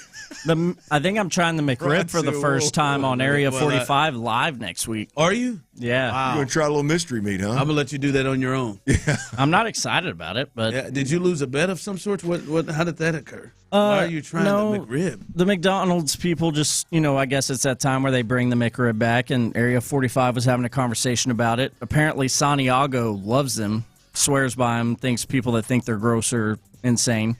And me and Bijani and I, we have not ever even had a taste of a McRib, so we're gonna venture into that world together on air sometime. I wouldn't agree to that. Not a chance. You got to eat it with all them damn onions they pile. Oh no, I won't get onions. I'll be honest with you, I'm just uncomfortable talking about just referring to it as mystery meat. Man, that's how I've always felt. You lost me when you started talking about trying mystery meat. I like gingerbread cookies. Hard to give a taste, but I would say similar to yams at Thanksgiving. That's not what that looked like. Damn, go get you one, man. No, I'm disappointed. If you really think of what it tastes like, you need to get you one. I can't. When I looked at that back there, it didn't seem like yams. They're overrated. All right, I see some people rolling through here. 2-1. They'll go 2-1. Someone said 4-0, so they've gone past the 3-game conversation we're talking about. It's just finished out the season. 2-1, 0-3. Someone says I'm an Aggie and a Houston fan, so the Texans will go 0-3. I feel you, brother. Yeah. Hey, Drive Men, strong chance Texans will go 0-3 for the next 3 games. O-line coach Slovic, not for prime time. And C.J. Stroud is in a slump.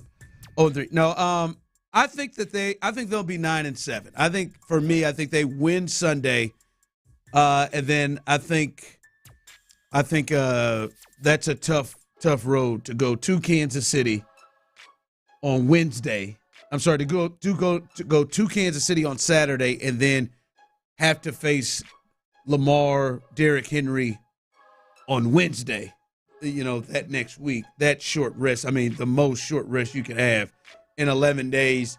And I think all 4 of those teams that are having to do that, the Steelers, the Chiefs, the Ravens, and the Texans, they are all going to probably have some struggles in there. I go 1-2 in this thing. I think they clinch the division in that time frame because I don't trust the Colts to just win. But I think that they have against the Chiefs and the Ravens. Although I do think the Chiefs game is winnable for them. But I think they go 1-2. Yeah, I'm going to go 0-3. I'm going to go 0-3. I think if they win one, it's got to be this Dolphins game. And look, I think the Dolphins with Tua back, they've won 4 of the last 6. I do think they're averaging since Tua came back. And I think 6 or 7 games are averaging almost 4 touchdowns a game. They've got a strong identity with weapons all over the place. A good defense. Are you shitting me? No, I'm not, Mom. I'm dead ass serious. I got them 0-3. I do. Right now, unless something changes over the next 3 days that we're on air, I feel like the Dolphins get the Texans in this game. And I think from a physicality standpoint and what Baltimore brings to the table, I can't pick the Texans over them. And then Kansas City, I think, is the second best team in football right now, even though they are playing close games and doing things in maybe, I guess, similar fashion to what they did last year, but not so sexy as they were when they first jumped on the scene, winning as much as they do. I still think they're obviously in a top tier where the Texans aren't. So I'm going 0-3, boys. I'm sorry. Gosh damn it, man. 0-3. Texans are lost right now, man. Lost 4 of the last 6. There's really not a signature on this entire schedule, if we're being honest. Who? They won their last one. Who? Coming off the bye, going into the bye, the Texans. They won their last one. Beat the Jags. Bring on the Jaguars. They won their last one. Yeah. Yeah, I mean, that's for the text line, Clint is finally right for once. Thanks, at bro. the 0-3, huh? I love the passive-aggressive text like that. Let that hate out, bro. I don't know. Someone said Clint is tripping. I don't know if – I just don't know anyway. Only way that I would say somebody is tripping if you're banging out the 3-0. I think maybe you're tripping on the 3-0. Honestly, I don't think any of those teams will get out of there unbeaten. The Chiefs, the Ravens, the Steelers, and the Texans. I think all of them probably. I'd almost be surprised if any of them just go 3-0 through those 10 or 11 days that you're playing those games. But someone did make a point here, texting in saying, you got to remember they're doing this without Jalen Petrie and without Azeez Alshire.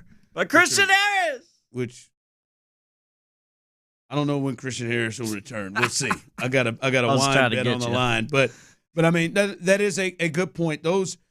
It's an argument that outside of the D-line, the Will Anderson and Neil Hunter, like those 2 guys have been as impactful to this defense as any. And I know they didn't put Jalen Petrie on IR, which was interesting, but it does feel like he's maybe a couple of weeks away. So I think those are 2 major losses, but yeah. I do think they can get the Dolphins. Are those guys on y'all's list of players with the Texans that you go, man, this, we're going to put an asterisk by this one if we lose? I think together. Yeah. Well, they ain't for me. Petrie's. I think together, like in the arena. If you say one of them, okay, but I think when you start to say both of them, like both of them are out, and now you're having to go to depth. I do. I think that's just when you start to build up and start to lose two guys that, I mean, I don't think they're going to make it, but I don't think it's a stretch to say that those guys have played at Pro Bowl type levels many times this year. Like, and when you lose two guys like that, I think that is a big hurt to them. But yeah, I go 1-2. Clint 0-3. Someone said no signature win. They beat the Bills. Yeah, they beat the half-cocked Bills. And a concussed Josh Allen. If the Miami Dolphins beat the half-cocked Rams. I mean, you want it's just the reality of it, man. If we're just talking Texans, it's a good win. When we bump these two teams up against each other, you caught the Bills at a weak moment, they caught the Rams at a weak moment. We got that's context that matters. So I'm giving them credit for the win. I just as we're comparing them to another team that's chasing them, or at least chasing a wild card, then I think we gotta dig a little deeper than just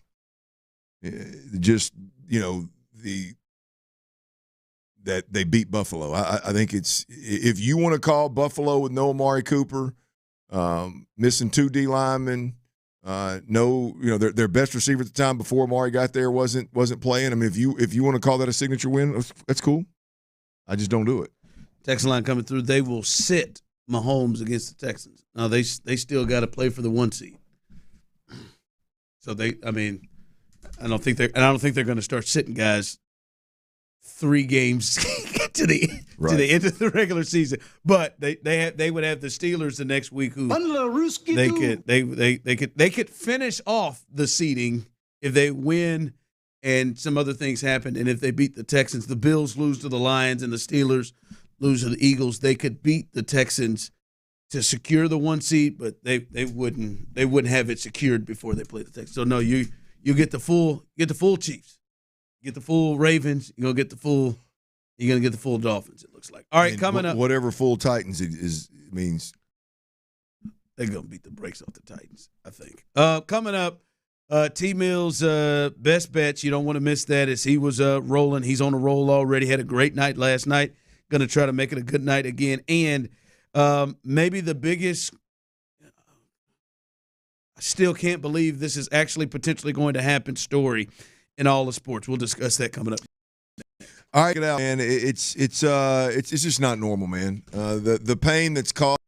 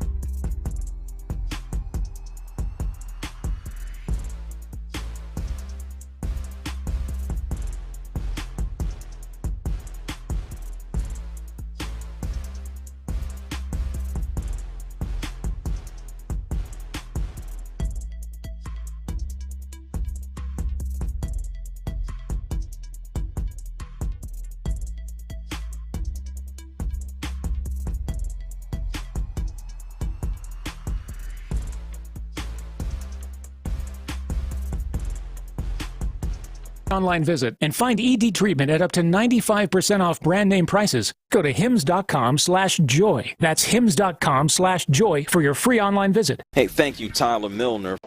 Live from the Twin Peaks studios, Sports Radio 610 presents The Drive with Stoerner and Hughley.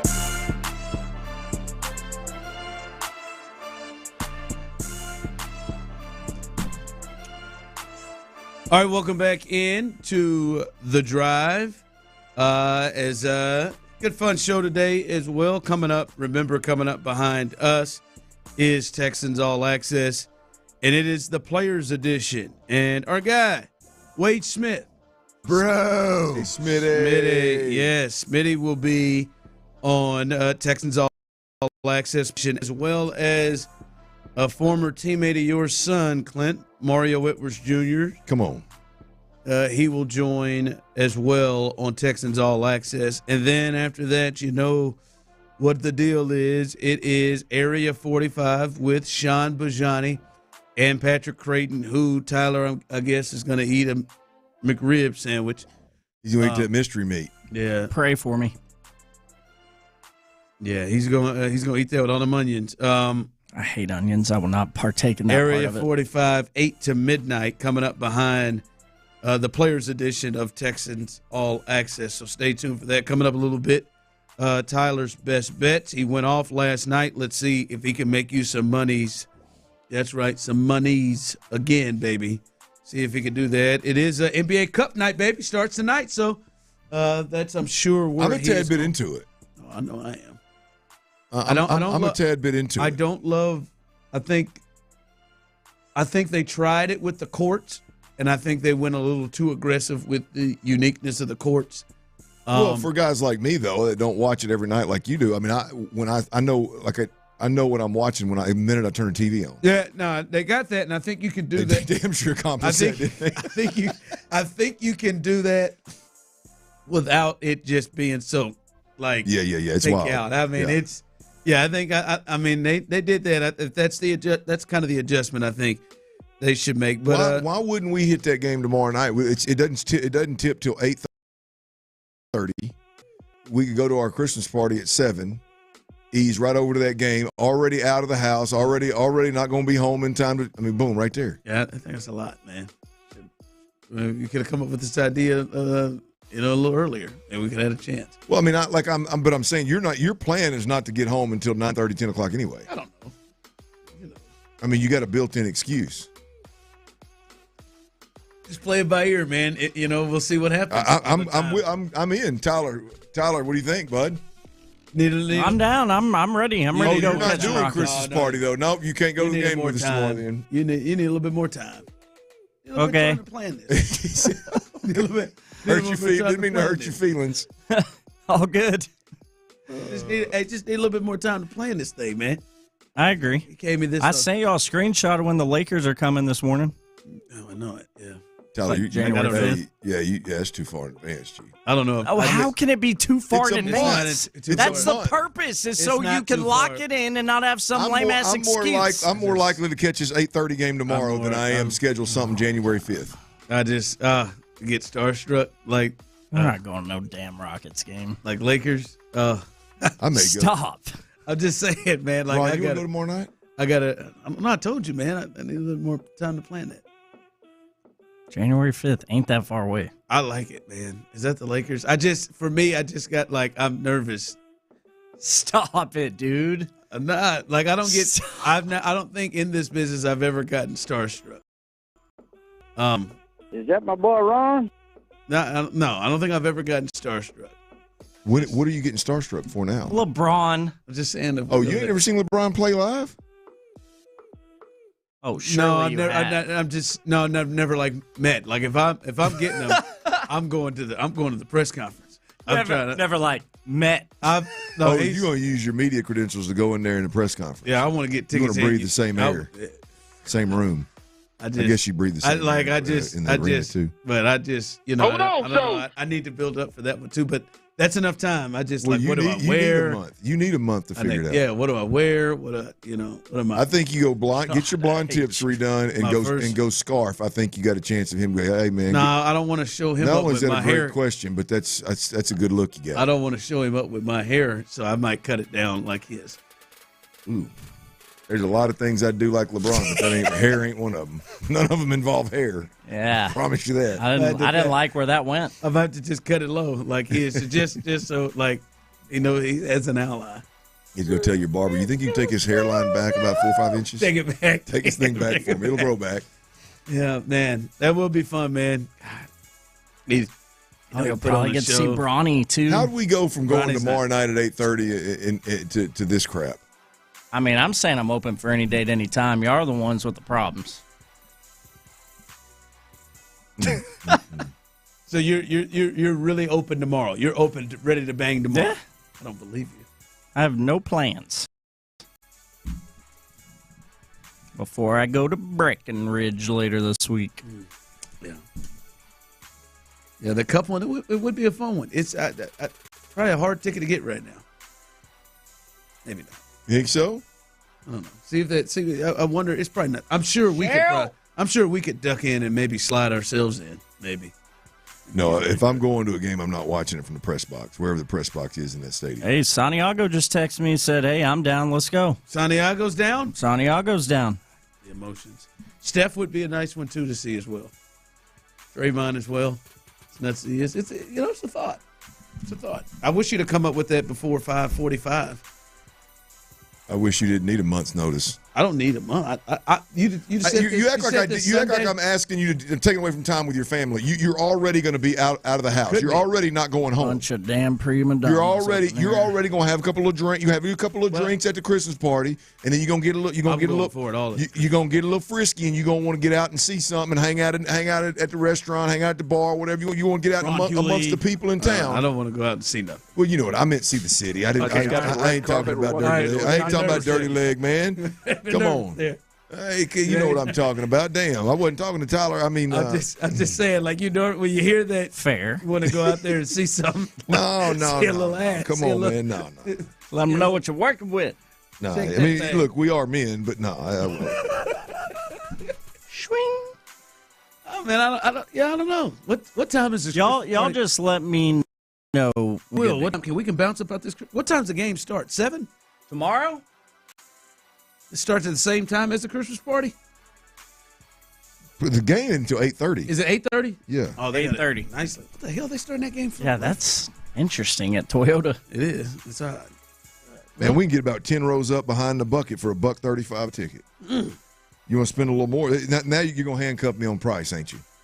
Well, you knew that. You're going to handcuff me on price. That walking in now. You might as well sit in the press box, man. We can get you about midway up section 8 108, about midway up for $1.79 a ticket. I'll be honest with you. I'm surprised that it's that good of a deal for this. The Warriors and this NBA Cup thing that they're trying to roll out here. I'm surprised you can get tickets that good for that cheap.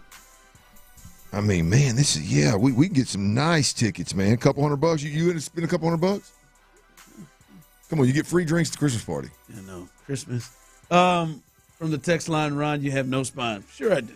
I have one, a long one, bunch of vertebrates, everything. Spine? I'm not sure that applies here. I mean, you didn't act cowardly. Say cowardly. I'm confused by that. My brain's in a pretzel. I feel like I did you a solid by saying, hey, man. I think it's a great idea. Just to kind of think it through. Y'all just let me know. I'll be here. I don't think you're going to be ready either. All right. All right, let's get it to T. Mill's best bets. He had a roll. He was on a roll yesterday with 5 of 6 winning bets. The only didn't win was at Joe Burrow, 9.5 rushing yards. Did he have any rushing yards? -1. Yeah, I was going to say, I don't remember seeing Joe moved in the wrong direction. He moved around the pocket and threatened multiple times like he was. How do you have a negative rushing yard if sacks go against passing yards? How do you have if it gets ruled as clearly you were trying to advance the ball on a run and then you get caught? Oh wow. Yeah, even if it becomes a scramble, and if it becomes a scramble where you're a clear runner and it's not a sack. And nobody gets the sack? Yeah. I did not know that. Mm-hmm. I thought if a defender got you down behind the line of scrimmage, it was a sack. Nope. So if you clearly are ball tucked and you're running, you're sprinting out towards the sideline, and you get sacked, you get tackled a yard short of the line of scrimmage, it's not a sack. I'll be damned. Yep. You are treated as a runner. I'll be damned, boys. Is that your rules then? All right, what's your bets tonight? Yeah, on a heater to start the week, 5 of 6 on Monday Night Football.